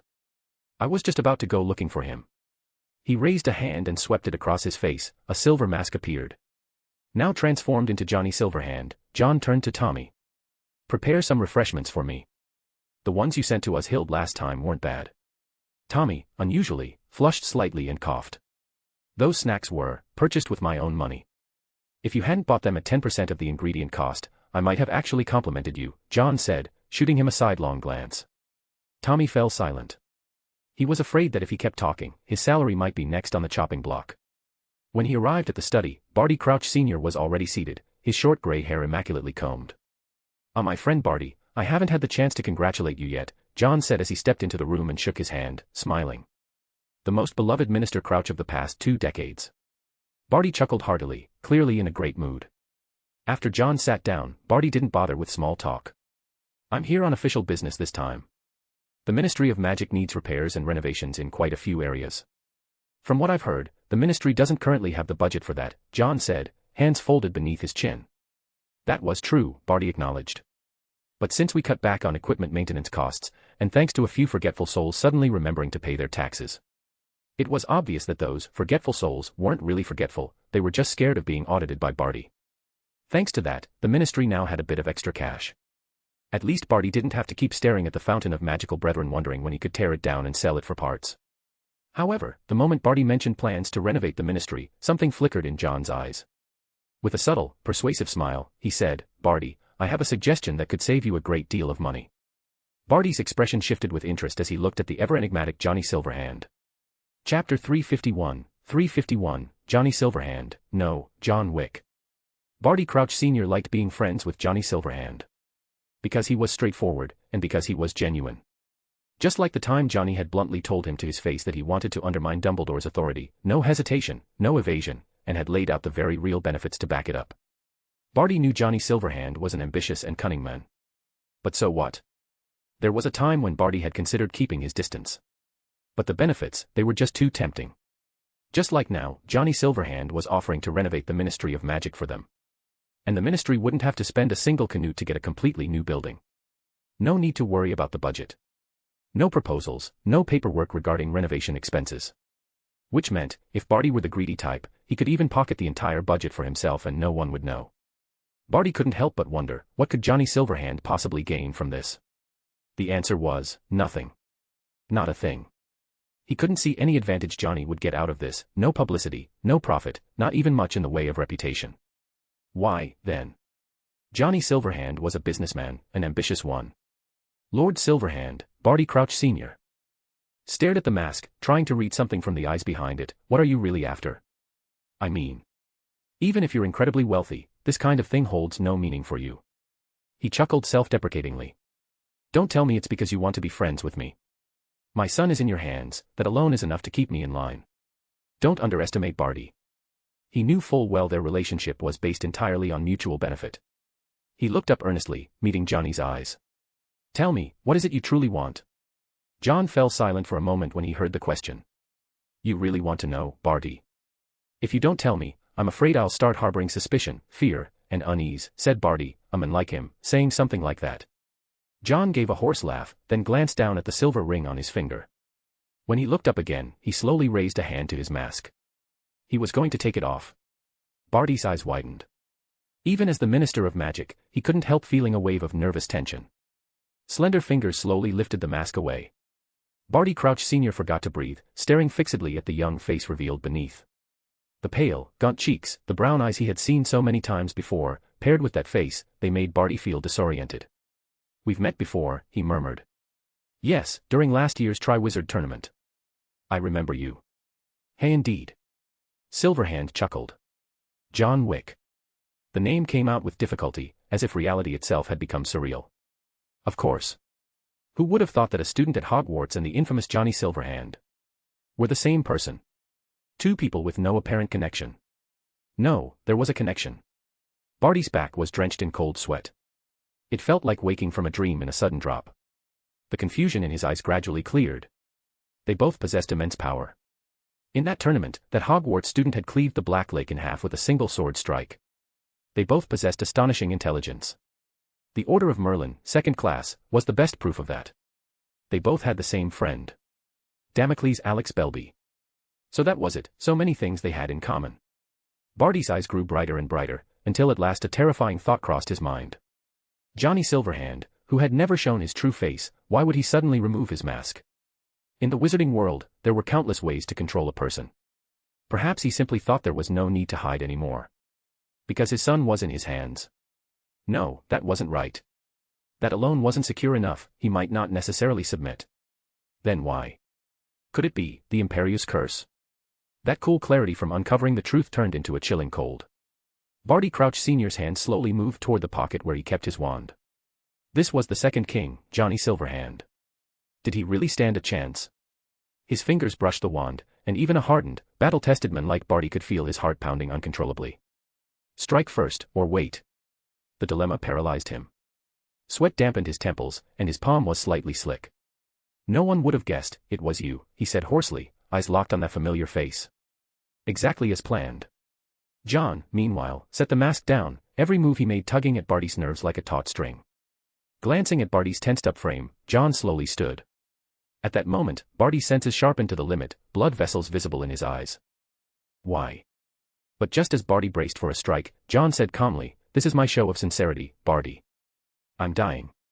For a moment, Barty thought he must have misheard. He looked up in disbelief at that pale, youthful face. What did you say?" "I'm dying, Barty," John said, spreading his hands with a helpless expression. "It shouldn't be that hard to tell." As he spoke, he unfastened the buttons at his collar. On one side of his neck, black veins stretched across his skin, overtaking that body. Barty couldn't tell if he felt relieved or shaken. His usually stern face showed a rare, unguarded shock. "You're dying." Barty rubbed his eyes hard, until the rims turned red like a panda's. "Yes," John grinned, "that's why I took off the mask." Thinking it over, Barty realized it did make sense. He had considered so many possibilities, just not this one. He let go of his wand, and with a tone of deep emotion, said, You're still so young. Isn't that why people are afraid of me?" John leaned back in the chair, seemingly unafraid of death. "So you want to do something for the ministry in your final days?" Barty was unexpectedly moved, surprised by such generosity. "How much time do you have left? If you're willing, I can have a statue erected for you in the ministry." "I think you misunderstood." John buttoned his collar back up, shaking his head as he watched Barty moved by his own thoughts. I'm not doing this out of some sudden burst of kindness. Then what are you doing it for? Facing a dying man, Barty showed more than enough patience. John said in a low voice, an eye for an eye. A tooth for a tooth. Against Tom Riddle. Voldemort. Barty clenched his fists, his nails digging into his palms without him even noticing. He stared hard at John, who met his gaze calmly. So I want you to lend me the ministry for a while. In return, the renovation is free. Do you even hear what you're saying? Barty frowned deeply. You want revenge on the Dark Lord and you're asking to borrow the ministry?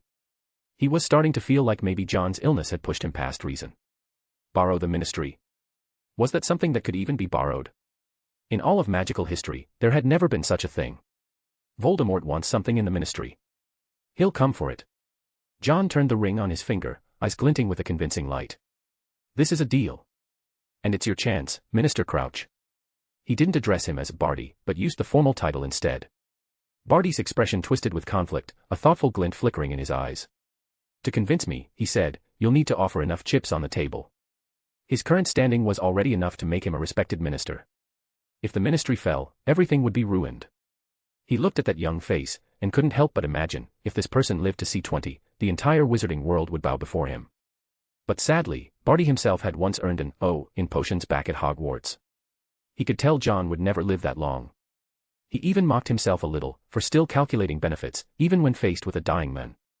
Maybe he really was just a cold, selfish man. Just like the way he treated his son, he was hardly fit to be a father. John, hearing him, spoke with calm certainty, you know the Star Disciples are mine, and the security squad is equipped with the G series. They're powerful, yes. But we're talking about the Dark Lord. Barty stared at John. That's not enough. John chuckled lightly. What if I add the Savior and Dumbledore? Barty fell into deep thought. One had defeated Voldemort before, and the other was the man Voldemort feared the most. John went on, the Order of the Phoenix, it's an organization no less formidable than the Death Eaters. You know that. Barty's expression shifted several times before he finally let out a heavy breath. I choose to trust you, Johnny Silverhand, no, John Wick. John rose to his feet and shook hands with Barty. You won't regret this, Minister Crouch. Chapter 352, Exams and Showing Off. John returned on the day of the exams, and for the most part, no one asked where he'd been during that time. To the students, if John Wick stayed in one place for too long and wasn't acting mysterious, then he wouldn't be John Wick. Officials from the Ministry of Magic had arrived to proctor the exams, including Griselda Marchbanks, the elderly witch who had once supervised Dumbledore's own tests. The exams would last 2 weeks, written theory in the mornings and practicals in the afternoons. Some special subjects, like astronomy, would be held at night. A tense atmosphere spread throughout the halls of Hogwarts. Some students were still cramming at the last minute, clutching their textbooks and trying to memorize whatever they could. You don't look so good, John, Daphne said, placing a glass of milk in front of him. John picked it up, took a sip, and gave a light laugh. You know why, Daphne? He lowered his voice so only the two of them could hear. Remember what I said, Daphne? The worry in her eyes didn't fade. Nearby, Malfoy was muttering to himself, covering his ears in an effort to block out the world. He was trying to cram as much of the tedious history of magic as possible before the theory portion began. The morning theory exam was held in the Great Hall. The long tables that usually filled the hall had vanished, replaced with individual desks and chairs. The proctor sat at the staff table, from where they had a clear view to catch any attempts at cheating. Both 5th and 7th years had to take the exams, with the 5th years entering first. John sat at his desk, with Goyle in front of him and Malfoy on the far right. Goyle, just do your best, he said to the nervous boy. Only then did Goyle realize John was sitting behind him. But my brain doesn't work so well, Goyle said, shifting in his seat. Everyone says I'm like a troll with dwarfism. John patted him on the back in reassurance. Don't worry about what others say. What matters is the knowledge you've put in your head. If there's a question you don't know, skip it first. You might remember it later. Goyle gradually began to calm down at his words. When Professor McGonagall flipped the hourglass on the table, the exam began. John glanced over the test paper and dipped his quill in ink. The first question was about the incantation and wand movement for the levitation charm. From the moment he received the paper to when he began writing, John didn't pause at all. Like a printing press, he filled in the answers in neat handwriting. Goyle, sitting in front of him, seemed to be struggling at first, but then brightened up with a look of surprise. Looks like he'd followed John's advice and skipped the questions he didn't know. The exam lasted 2 hours, but John finished in just 30 minutes. He set down his quill and let his gaze drift blankly. A familiar interface appeared before his eyes. He shifted his focus to the line showing his magic power. Originally, based on his training progress, it would have taken him over a year to reach level 6 magic power. But the Oak Mage title had doubled his absorption rate, so while it would still take some time, the goal was now closer. Professor McGonagall had been patrolling the hall. Amid the sea of frantic scribbling and panicked expressions, John's relaxed demeanor stood out glaringly. She couldn't help herself and began walking toward him. Stopping at his side, Professor McGonagall glanced down at his parchment, and couldn't hide her astonishment. Then she looked at John again, her expression shifting. Out of the corner of her eye, she saw Hermione still writing, and gave a faintly regretful shake of her head. All of Hogwarts knew that Hermione Granger's greatest wish was to surpass John. But in this moment, Professor McGonagall felt a trace of despair for her favorite student. Faced with such a monster of talent, it took immense courage just to keep looking up at him. Hermione's nose suddenly felt itchy as she was still writing on her exam. She resisted the urge to rub it, feeling as though someone might be thinking about her. Looking at her densely filled exam paper, Hermione regained her confidence. 2 hours flew by quickly. When Malfoy walked out of the Great Hall, he looked like he was floating, muttering to himself, trying to remember when exactly they'd learned the belching charm. Daphne was rubbing her sore wrist. I think I missed a letter in that cheerful charm one. After lunch came the practical exam in the afternoon. Students were called one by one into a small room beside the Great Hall, according to alphabetical order. John was called almost at the very end. He saw Malfoy coming out brimming with confidence. For someone like Malfoy, practicals were much easier than the long-winded theory section. When John entered the room, Griselda Marchbanks had just become available. So he walked up to the elderly witch's desk. Marchbanks looked at this student who had so thoroughly impressed her and said with emotion, "The last time we met was at the ministry." "Hello, John Wick." "Professor Marchbanks," John replied with a polite smile. There were several cups, flowers, and mice laid out on the old woman's desk. In her raspy voice, she said, "Take this egg cup and show me a few barrel rolls." John glanced at it, and the egg cup automatically flew to him. He casually drew his wand, and under Marchbanks's astonished gaze, the egg cup performed perfect barrel rolls. "Absolutely perfect," Marchbanks exclaimed in her aged voice. "Now, please make the cup float in this way. If you can make a flower bloom inside it, even better." No sooner had she finished speaking than John swished his wand. 3 egg cups floated into the air, and 3 flowers bloomed inside them. This time, Marchbanks couldn't help but applaud. Suddenly inspired, she said, "As an extra credit challenge, can you make them undergo more transformations?" John raised an eyebrow. All the mice on the table lifted into the air. They turned green, blue, red, and yellow. Flowers dropped into the cups, their leaves stretching like little arms waking from a nap, and their blossoms bloomed into a variety of colors. Perfect levitation charm, color change charm, and growth charm. This time, it wasn't just Marchbanks, everyone watching applauded. John gave a slight bow, the calm, effortless smile never leaving his face. He snapped his fingers, and the mice returned to their original colors and scurried back into the cage with a squeak. The next day's exam focused mainly on transfiguration. John finished the morning's theory exam in just half an hour once again. During the practical exam, he amazed the examiners once more.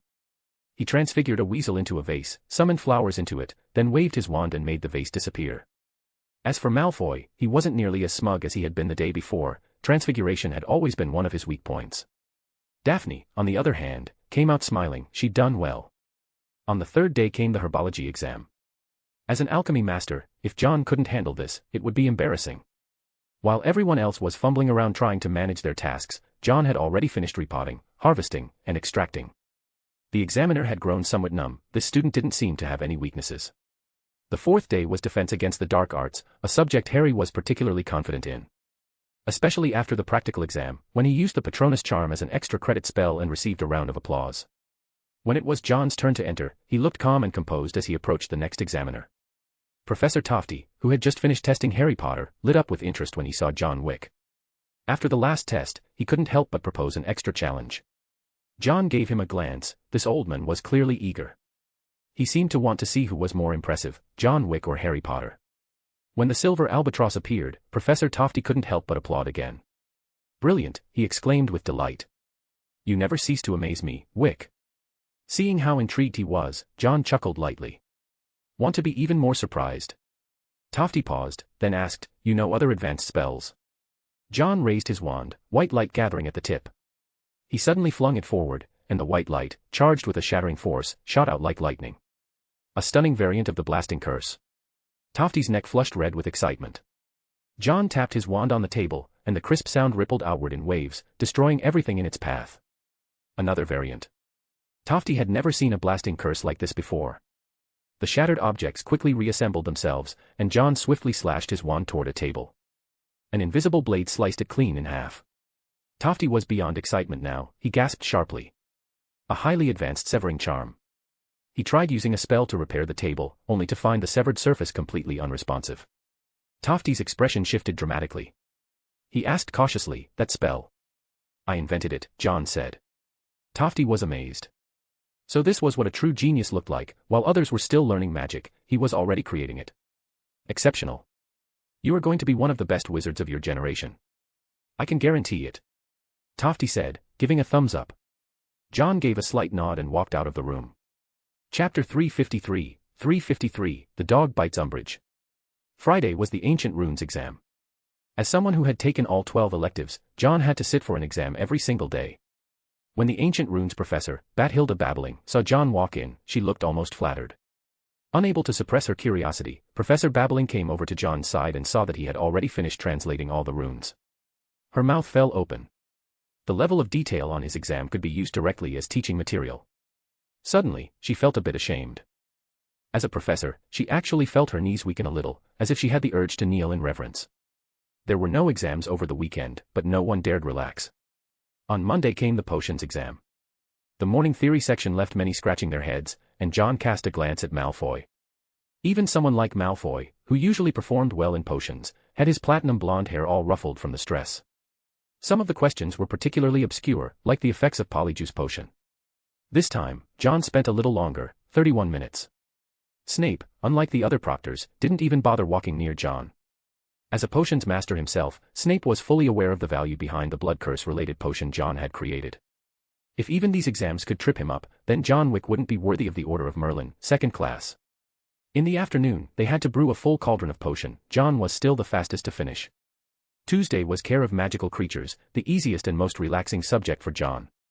The practical exam was just as simple, identifying a porlock, handling a bowtruckle, feeding fire crabs, and cleaning up after them. Wednesday was astronomy, theory in the daytime, practical at night. That afternoon, there was also the divination exam. When John entered the exam room, he noticed everyone staring at him.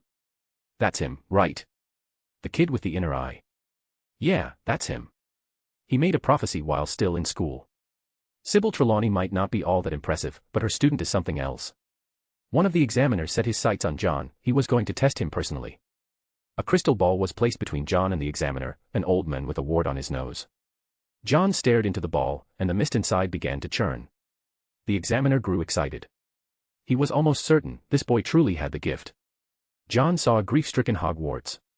He was silent for a moment before saying, "There will be a funeral." The examiner wanted to know more, but John looked at him deeply. "Some things. It's better not to know too much." In that moment, the examiner felt like he was the student instead. At 11 o'clock that night, the astronomy exam took place atop the astronomy tower. The weather was ideal, no clouds covering the sky, no wind stirring the air. The area was bathed in moonlight, and the air carried a slight chill. With their telescopes set up, they had to record the precise positions between stars and planets. Malfoy rubbed his hands together, full of confidence. And it wasn't just him, Neville, too, was self-assured. As members of the Constellation Society, their canopy was the stars themselves. John could feel the starlight nourishing his body. If he could, he wouldn't even need a telescope. Picking up his quill, he quickly wrote down the answers. While others were still observing, he had already filled an entire sheet of parchment. The astronomy tower was the tallest structure at Hogwarts. John finished the last of his star charts and looked out over the grounds surrounding Hogwarts. He saw lights still glowing in Hagrid's hut, and a few figures murmuring beneath the castle's main gates. Shifting his gaze in another direction, he spotted the Whomping Willow, completely still. Suddenly, the tree gave a small shudder, then fell motionless once more. Someone seemed to be entering or exiting the passage below it, though no figure could be seen. Tom ran toward Hagrid's hut, with Fong bounding alongside her. They played for a bit, until Tom suddenly stopped. She lowered his nose to the grass, sniffing, then began barking in a specific direction. John locked his eyes on that same spot.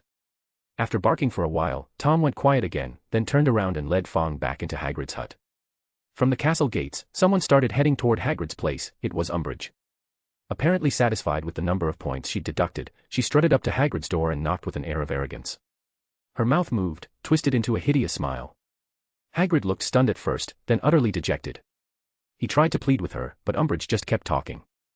Hagrid began to lose his patience. Right then, Tom came running over and sank her teeth into Umbridge's calf. Umbridge, who had still been standing, instantly toppled over, the back of her head striking a rock. Blood gushed from the wound. Her scream tore through the night, leaving the students in the middle of their exams frozen in shock. They looked over, stunned by the pig-slaughtering shriek. Professor McGonagall rushed over and was just as dumbfounded by the scene. Tom darted into Hagrid's hut to hide, while Umbridge tried to speak, but soon started foaming at the mouth, scaring McGonagall so badly she rushed her straight to the hospital wing. Hagrid felt like he'd caused a huge mess. No, Tom had caused a mess. He ran back into the hut, then came out carrying a box, dashing toward the main gate. There were still 20 minutes left in the exam. John felt eyes on him. He turned to look, and Malfoy seemed like he wanted to say something, but ended up keeping quiet. First, the exam. Who would have thought? Umbridge got bitten by a dog. And with just one bite, she was completely taken out of commission. As soon as the exam ended, a crowd eagerly swarmed around John. "Is Tom okay?" Malfoy asked. John thought for a moment and said, "She should be fine." Malfoy found the answer incredibly perfunctory and asked, "What about Umbridge? She probably isn't seriously hurt either." That response left Malfoy speechless. Only the Golden Trio suddenly remembered the last person who got bitten.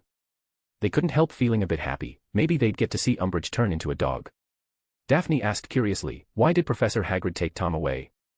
"He probably thinks Tom's going to be punished," John shrugged. After what happened with Buckbeak, Hagrid was likely afraid Tom would be punished the same way. What he didn't realize was, punishment depends on the person involved. And with the entirety of Slytherin standing behind John, no one was going to make trouble over a cute little dog. After the astronomy exam, only one core subject remained, the history of magic. John still had 2 elective exams to go, Muggle Studies and Arithmancy. Once the Arithmancy exam was over, tomorrow would be the final day, with the history of magic exam. Night.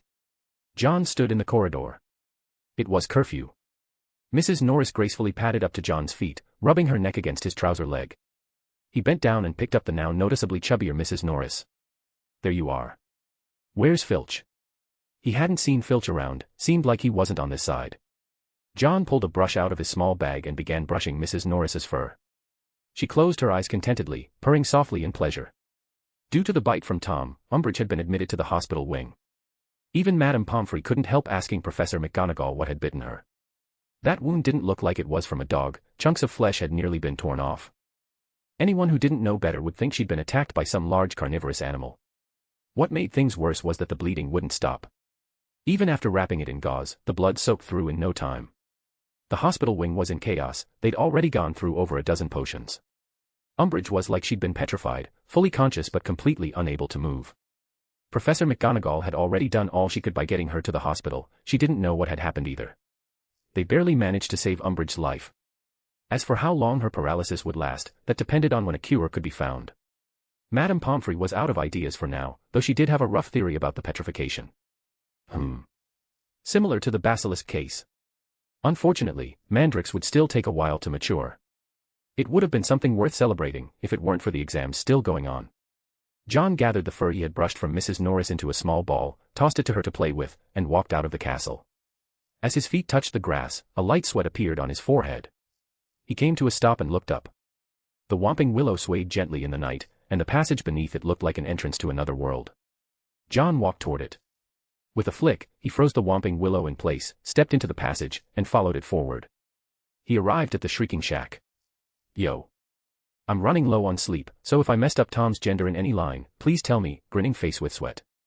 Chapter 354, The Shrieking Shack and the Mysterious Shadow. The Shrieking Shack was dim and gloomy. The grotesque, twisted wallpaper told tales of a werewolf that had once lived there.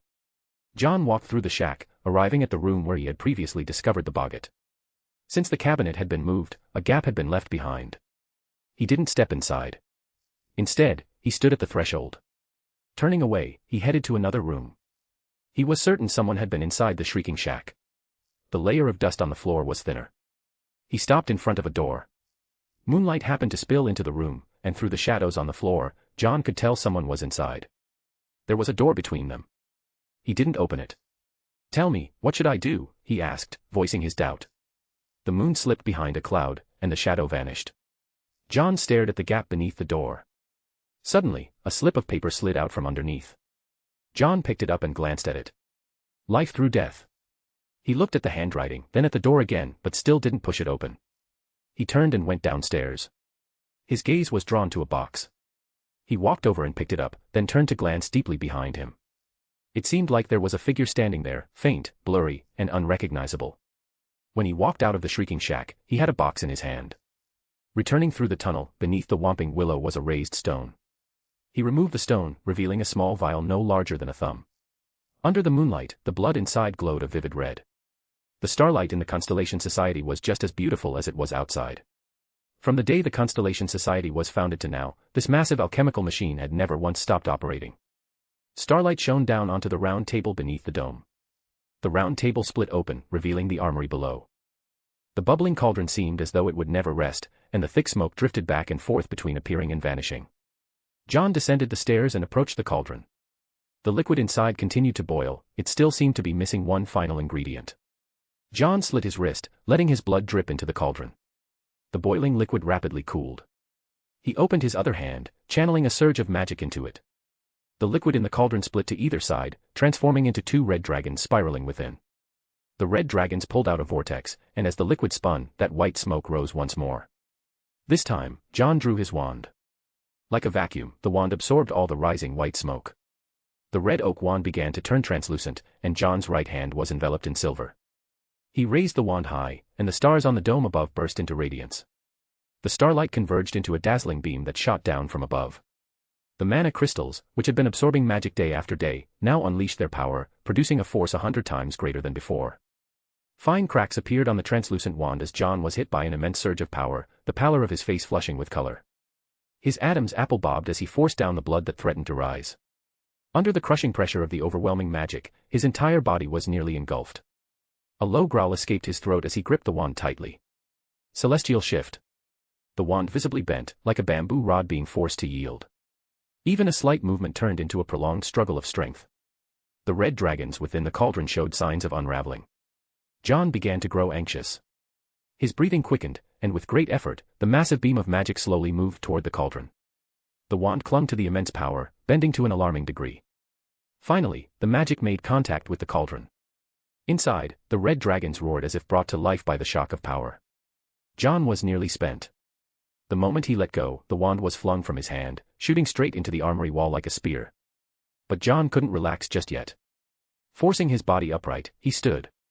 With both hands cupped as if holding a crown, a magnificent coronet began to take shape in his palms beneath the radiant, rainbow-like starlight. He gazed at the coronet and placed it upon his head. It seemed like nothing had changed. Yet in the depths of his mind, he felt something new take root. Wisdom. Those who chase it may never find it. Those who let go have long possessed it. In that moment, John looked at the cauldron, and his movement was perfectly timed. His silver-covered fingers jabbed into the red dragon's body. Like popping a balloon, the red dragon burst apart. He reached into his pocket and opened a vial containing powder. Fiery red powder fell in, calming the restless liquid. And finally, just a trace of the wizard's mysterious essence. John began to chant, his voice like a hymn. That mysterious substance was emotion. The tiniest trace of it gathered between his fingers, smaller than a speck of dust. As it fell into the cauldron, the magic brewed liquid evaporated in an instant. The brilliant pillar of magic abruptly ceased.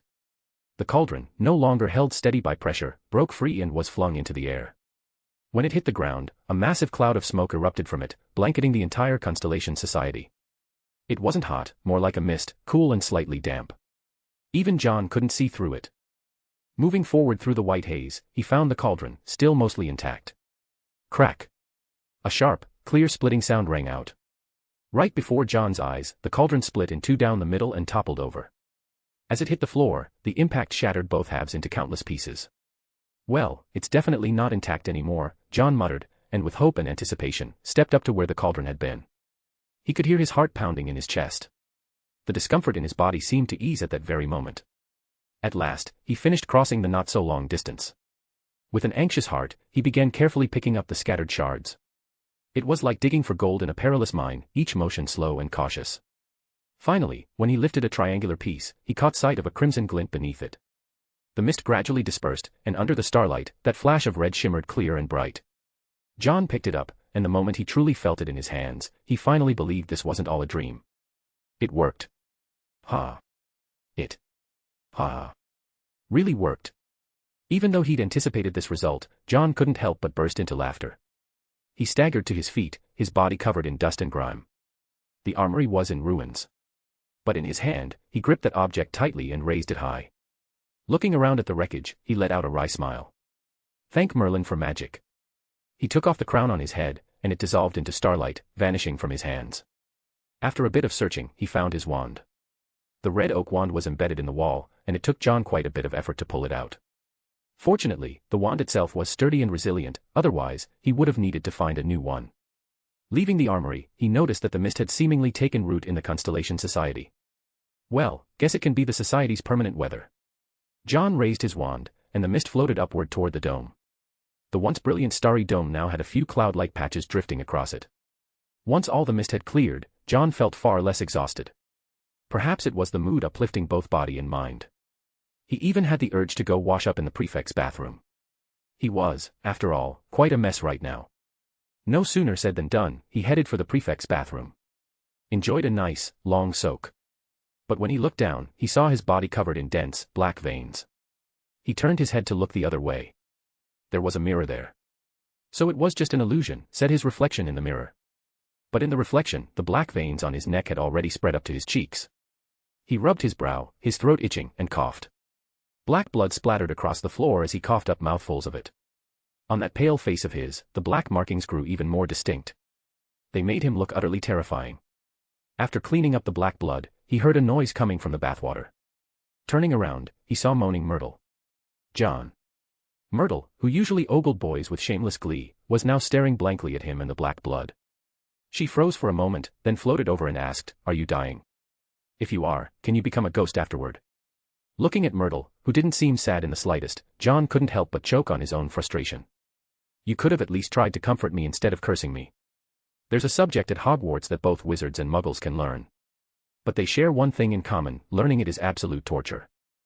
No one understood this better than Malfoy. To this day, he still didn't get why he had to memorize the details of the Goblin rebellions of the 18th century. But when exams came, all were equal. Under Marchbank's supervision, they returned to the Great Hall. John didn't sleep well last night. Malfoy couldn't help teasing when he saw John's complexion. Worried you'll forget everything. I totally get that. Oh, and aren't you hot? Wearing a collar that high.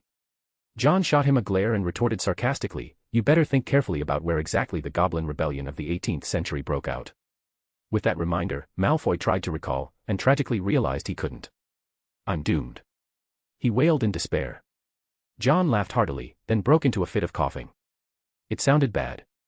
Malfoy frowned and was about to ask something when the call came, examinees, enter. Chapter 355, Unexpected Situation.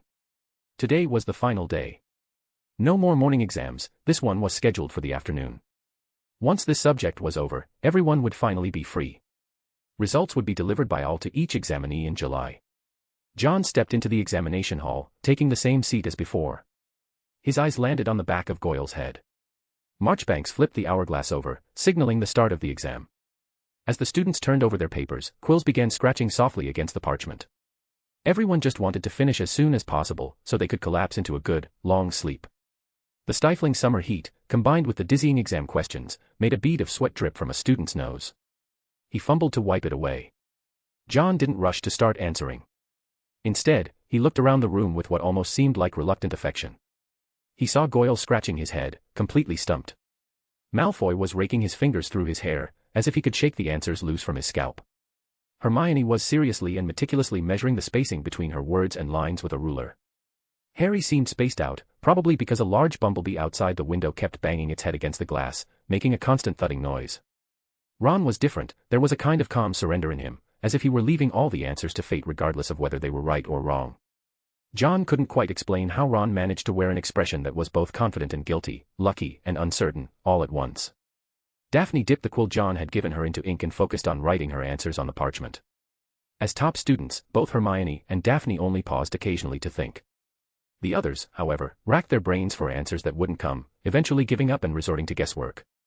John took it all in, every different face, every reaction. Then he began to write. His pace was slower than usual. After every few lines, a cough escaped his lips.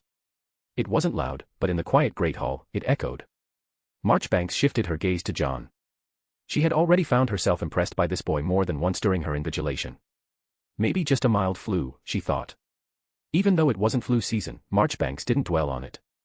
John's coughing wasn't disturbing anyone else, so she let it be. Minute by minute, time passed. An hour later, John put down his quill. His eyes scanned over the questions and answers one by one. Did wand legislation help facilitate or merely allow for better control over the Goblin Rebellion of the 18th century? In what ways was the statute of secrecy violated in 1749, and what measures were taken afterward to prevent similar incidents? Please elaborate. He looked at the answers below each question as if admiring a work of art. Neatly written in flowing round script on the parchment, the dried ink gave the page a unique elegance, like a poet's verse rather than an exam sheet. Placing his quill beside the parchment, he let his thoughts go blank. The soft scratching of quills across parchment actually had a lulling effect. For those with weaker willpower, it could be incredibly draining.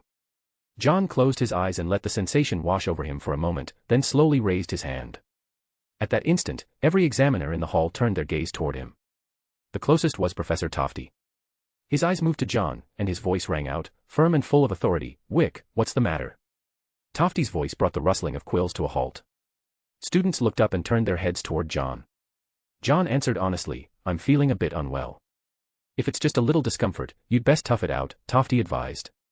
"The exam's nearly over." He thought John would obediently sit back down, but John had no such intention. "I think I need to head to the hospital wing, Professor." John's response left Tofty somewhat disappointed. He felt the student didn't even have that much patience. Even though John had demonstrated a level of talent during the exam that had astonished him, at this moment, Tofty's expression darkened. "Fine, fine. I hope it's really because you're unwell, and not because you're trying to sneak off to the hospital wing to find a hidden copy of A History of Magic."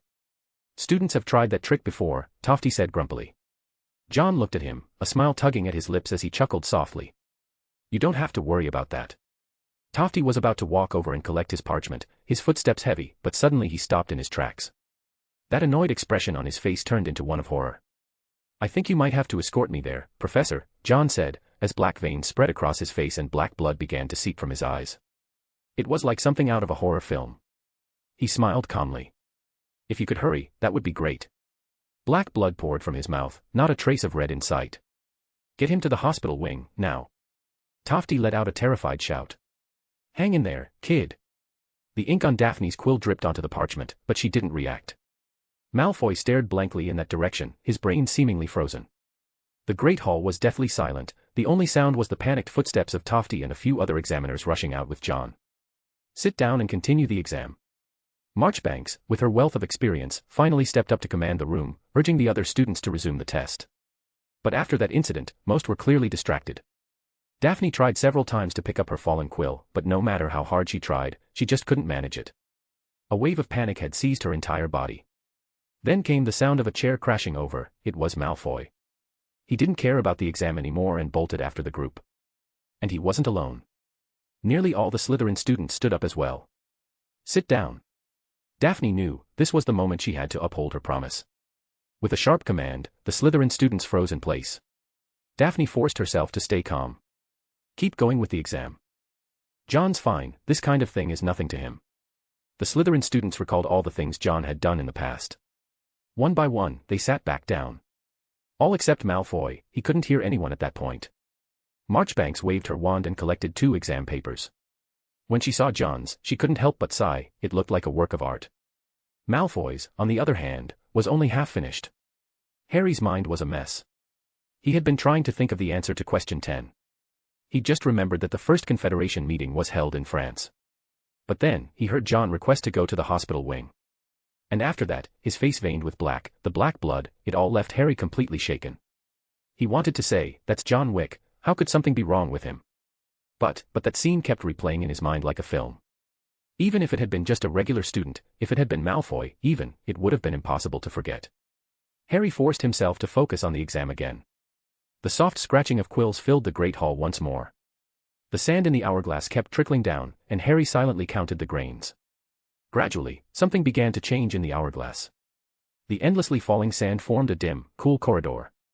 The Department of Mysteries. Harry found himself walking through it, his steps firm and resolute. He seemed to be in a rather good mood, even breaking into a light jog now and then. The black door opened just like it had the last few times, and he stood once again in that circular room filled with many doorways. Without hesitation, he strode across the stone floor. He passed through the second door. Patches of light flickered, just like the ones reflected from the pensive onto Snape's office walls. Strange ticking and beeping sounds echoed in the room, but he didn't stop to investigate. There wasn't time. He passed through the third door. A room full of shelves and glass spheres appeared, just like the last time he'd entered.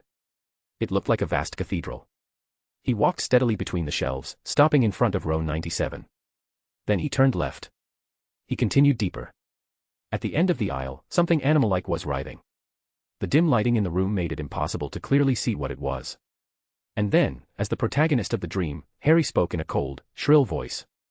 He couldn't believe that voice had come from him, there wasn't a trace of human kindness in it. Go fetch it for me. Now. Take it down. I can't touch it, but you can. He ordered the dark figure on the floor, and when it didn't move, he cruelly pulled out a wand.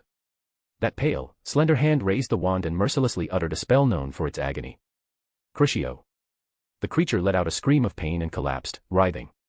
The Dark Lord is waiting. The man on the floor trembled violently, clearly in agony. And when he lifted his head, he revealed a face Harry knew all too well. Sirius Black. Chapter 356, 356, all this because of a dream. Why was Sirius there? The question had barely formed in Harry's mind before Sirius let out another scream of agony. That sight swept away his confusion, leaving only worry. Sirius's face was streaked with blood, twisted and contorted from pain, yet in his eyes burned an unyielding defiance. Not unless you kill me, he said, refusing to back down, meeting Harry's gaze head-on. Oh, I will, eventually, the cold, emotionless voice replied. But first, you're going to take it down, Black. Did you think this was the limit? We have all the time in the world. No one's coming. No, Sirius. Harry's scream tore from his throat as he fell to the cold stone floor. He woke with a start. But the image still made him cry out, the lightning scar on his forehead burning like fire. All around the Great Hall, heads turned toward him. He saw the worry and shock on Hermione and Ron's faces just before Madame Marchbanks gasped, "Good heavens," and hurried over, pulling the struggling Harry to his feet. What's going on today? One after another, something's wrong with all of you. Madame Marchbanks was elderly, and Harry didn't dare resist too much. She helped him out of the hall into the entranceway, but his mind was still replaying the scene of Sirius being tortured. I'm fine, Professor, I just fell asleep and had a nightmare, Harry muttered hastily. With a look of genuine concern, Madame Marchbanks said, everyone feels the pressure of exams, and with what happened to John Wick, perhaps you should take a moment to calm yourself outside before going back in. No need, Professor, I've answered everything I could. Right now, Harry only wanted to find someone, anyone, who could help save Sirius. He was more mature now, after all, he knew to seek help from others. That's good, very good, Madame Marchbanks said gently. I'll collect your exam paper, but I suggest you lie down and rest for a while. I will, Harry said, nodding vigorously, his eyes darting toward the staircase. Thank you very much, Professor. As Madame Marchbanks slowly walked back into the Great Hall, Harry bolted up the marble staircase. He ran as fast as he could, heading straight for Professor McGonagall's office. When he reached the door, he knocked hard, but there was no reply. He had no idea where Professor McGonagall could be at a time like this. He felt like an ant on a hot pan, searching frantically. Dumbledore was away from the school, Hagrid had vanished, and Harry had thought McGonagall might be the one to turn to. But now she was nowhere to be found either, so who could he go to? Harry. Ron's voice rang out. He came running, breathless. Harry looked up, but Hermione was nowhere in sight. What happened? Are you sick? Are you all right? Ron gasped between rapid-fire questions. Harry hurriedly said, Come with me, I have something to tell you. Where's Hermione? He led Ron toward another empty classroom. She went to the hospital wing right after the exam, Ron said. John's there. You saw it, John's condition, Ron added, still shaken.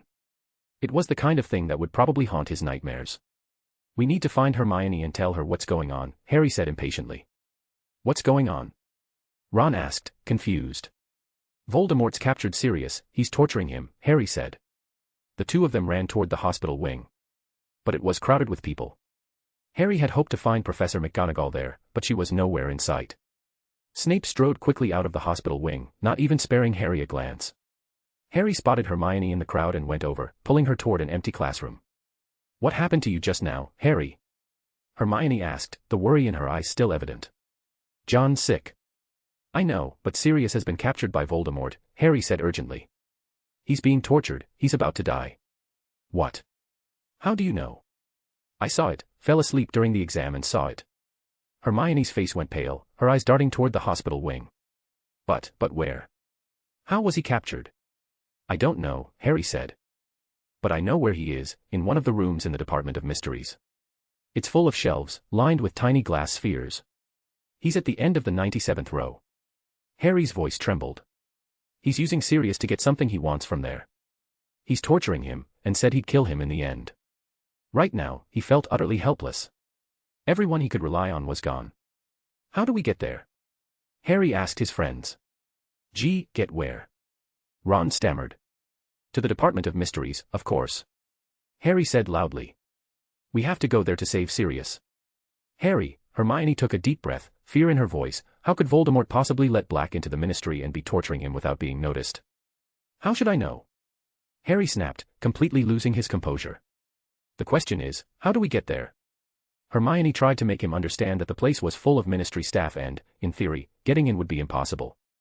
"I don't know, maybe the invisibility cloak, or something else," Harry said loudly. "Anyway, the Department of Mysteries is always deserted." "You've never been there, Harry," Hermione corrected him. To her, it was nothing more than a dream. But Harry didn't see it that way. He'd once saved Mr. Weasley because of a dream. How could this possibly be just a dream? Even Ron thought that made sense. Hermione's eyes were still fixed on the hospital wing until Harry stepped in to block her view. "Sirius is about to die, Hermione." He was clearly displeased with her distracted attitude, and Hermione knew it. But the person over there was her friend too. "I'm not criticizing you, Harry. But you really are a bit, well, don't you think you're overreacting?" she said irritably. This wasn't the first time Harry had been like this, always thinking he alone could save someone. In third year, when he thought Sirius was the one who murdered his parents, he'd gone charging off to seek revenge. "You're not listening," Harry shouted at her. "I didn't have a nightmare, I wasn't even dreaming. Why do you think I've been learning occlumency? Why do you think Dumbledore doesn't want me seeing these things anymore? It's because they're real, Hermione. Sirius has walked right into a trap, I saw it. No one else knows, which means we're the only ones who can save him. If you don't want to go, then stay here with John." "But I'm going, because he's my godfather." "Got it. If I remember correctly, when I pulled you out by the lake, you had no problem with me being reckless then," Harry shouted. Hermione caught sight of a stir at the entrance to the hospital wing. It was John. He was coughing up black blood again. Her heart clenched. Hearing Harry's words, she snapped, "And what about John? How many times has he saved you? Dumbledore wanted you to learn occlumency so things like this wouldn't get in. If you'd mastered it, you wouldn't be seeing any of this at all. When will you ever be like John, and not act on impulse?" Hermione's tone was so sharp that even Ron felt a jolt of alarm. "Hermione, please, not John right now. John is lying there right now," Hermione screamed. "He's not someone you dreamed about being hurt, he's right in front of us, spitting blood." Ron, having been shouted at, was instantly struck dumb. Compared to Harry's dream, John was actually lying there. The air grew tense. Harry turned his head away, saying nothing, angry that Hermione still thought it was only a dream. And Hermione, her close friend, was in critical condition in the hospital bed. She wasn't about to leave just because of Harry's dream. Besides, Dumbledore had told Harry to master occlumency, yet he'd made no progress at all. At that moment, the door to the empty classroom swung open. It was Ginny and Luna who walked in. They had gone to visit John after hearing he was ill. Hearing voices, they had come over to check. "Hi," Ginny said hesitantly. "We heard Harry's voice, what are you all shouting about?" "None of your business," Harry snapped, already in a foul mood. Ginny's expression instantly cooled. "No need to talk to me like that. I was only wondering if I could help." "You can't," Harry shot back at once. "That's a rather rude attitude," Luna said evenly. Harry didn't bother answering, she was just a mad girl in his eyes. "Luna, how's John?" Hermione still hadn't stopped worrying about him. Luna had just come from there. With a dreamy look, she said, "Everything's fine. He said he's okay, and even winked at me." "See? John's just sick," Harry said irritably. Hermione finally let out a breath of relief, though Ginny looked like she had more to say. She wanted to add that maybe John had only been putting on a brave face for Luna. She noticed Madame Pomfrey's reddened eyes, and Snape, looking irritable, had driven all the students out. Hermione also realized that, out of worry, she had been a bit sharp with her son. After softening her tone, she said, "Harry, we need to verify whether the dream is real. What if it's a trick from Voldemort?" Harry was about to snap back again, but one sharp glare from Hermione made him calm down a little. "How do we verify it?" "By using the flow. Umbridge is also in the hospital wing now, no one will be around to check on us." Luna's airy, sing-song voice chimed in, "We could use Umbridge's. Her office is the closest." They acted at once, heading straight for Umbridge's office. The door wasn't even locked, so they went right in. They tossed flow powder into the fireplace and connected to number 12 Grimmauld Place. Harry, full of anticipation, called out loudly for Sirius. Instead, Creature, the house elf, appeared. Creature told him Sirius was not at home. The color drained from Harry's face. It felt as though everything was sliding back toward the path fate had laid out. Just then, Umbridge appeared. Her eyes blazed with fury as she glared at the five of them in her office, her expression twisted and cruel. "Where's Rubeus Hagrid?" she demanded. None of them had expected that Madame Pomfrey had found a leftover vial of the potion used to cure petrification from last time. Once Umbridge was freed, the very first thing she wanted was to settle scores with that dog, and that oaf of a giant.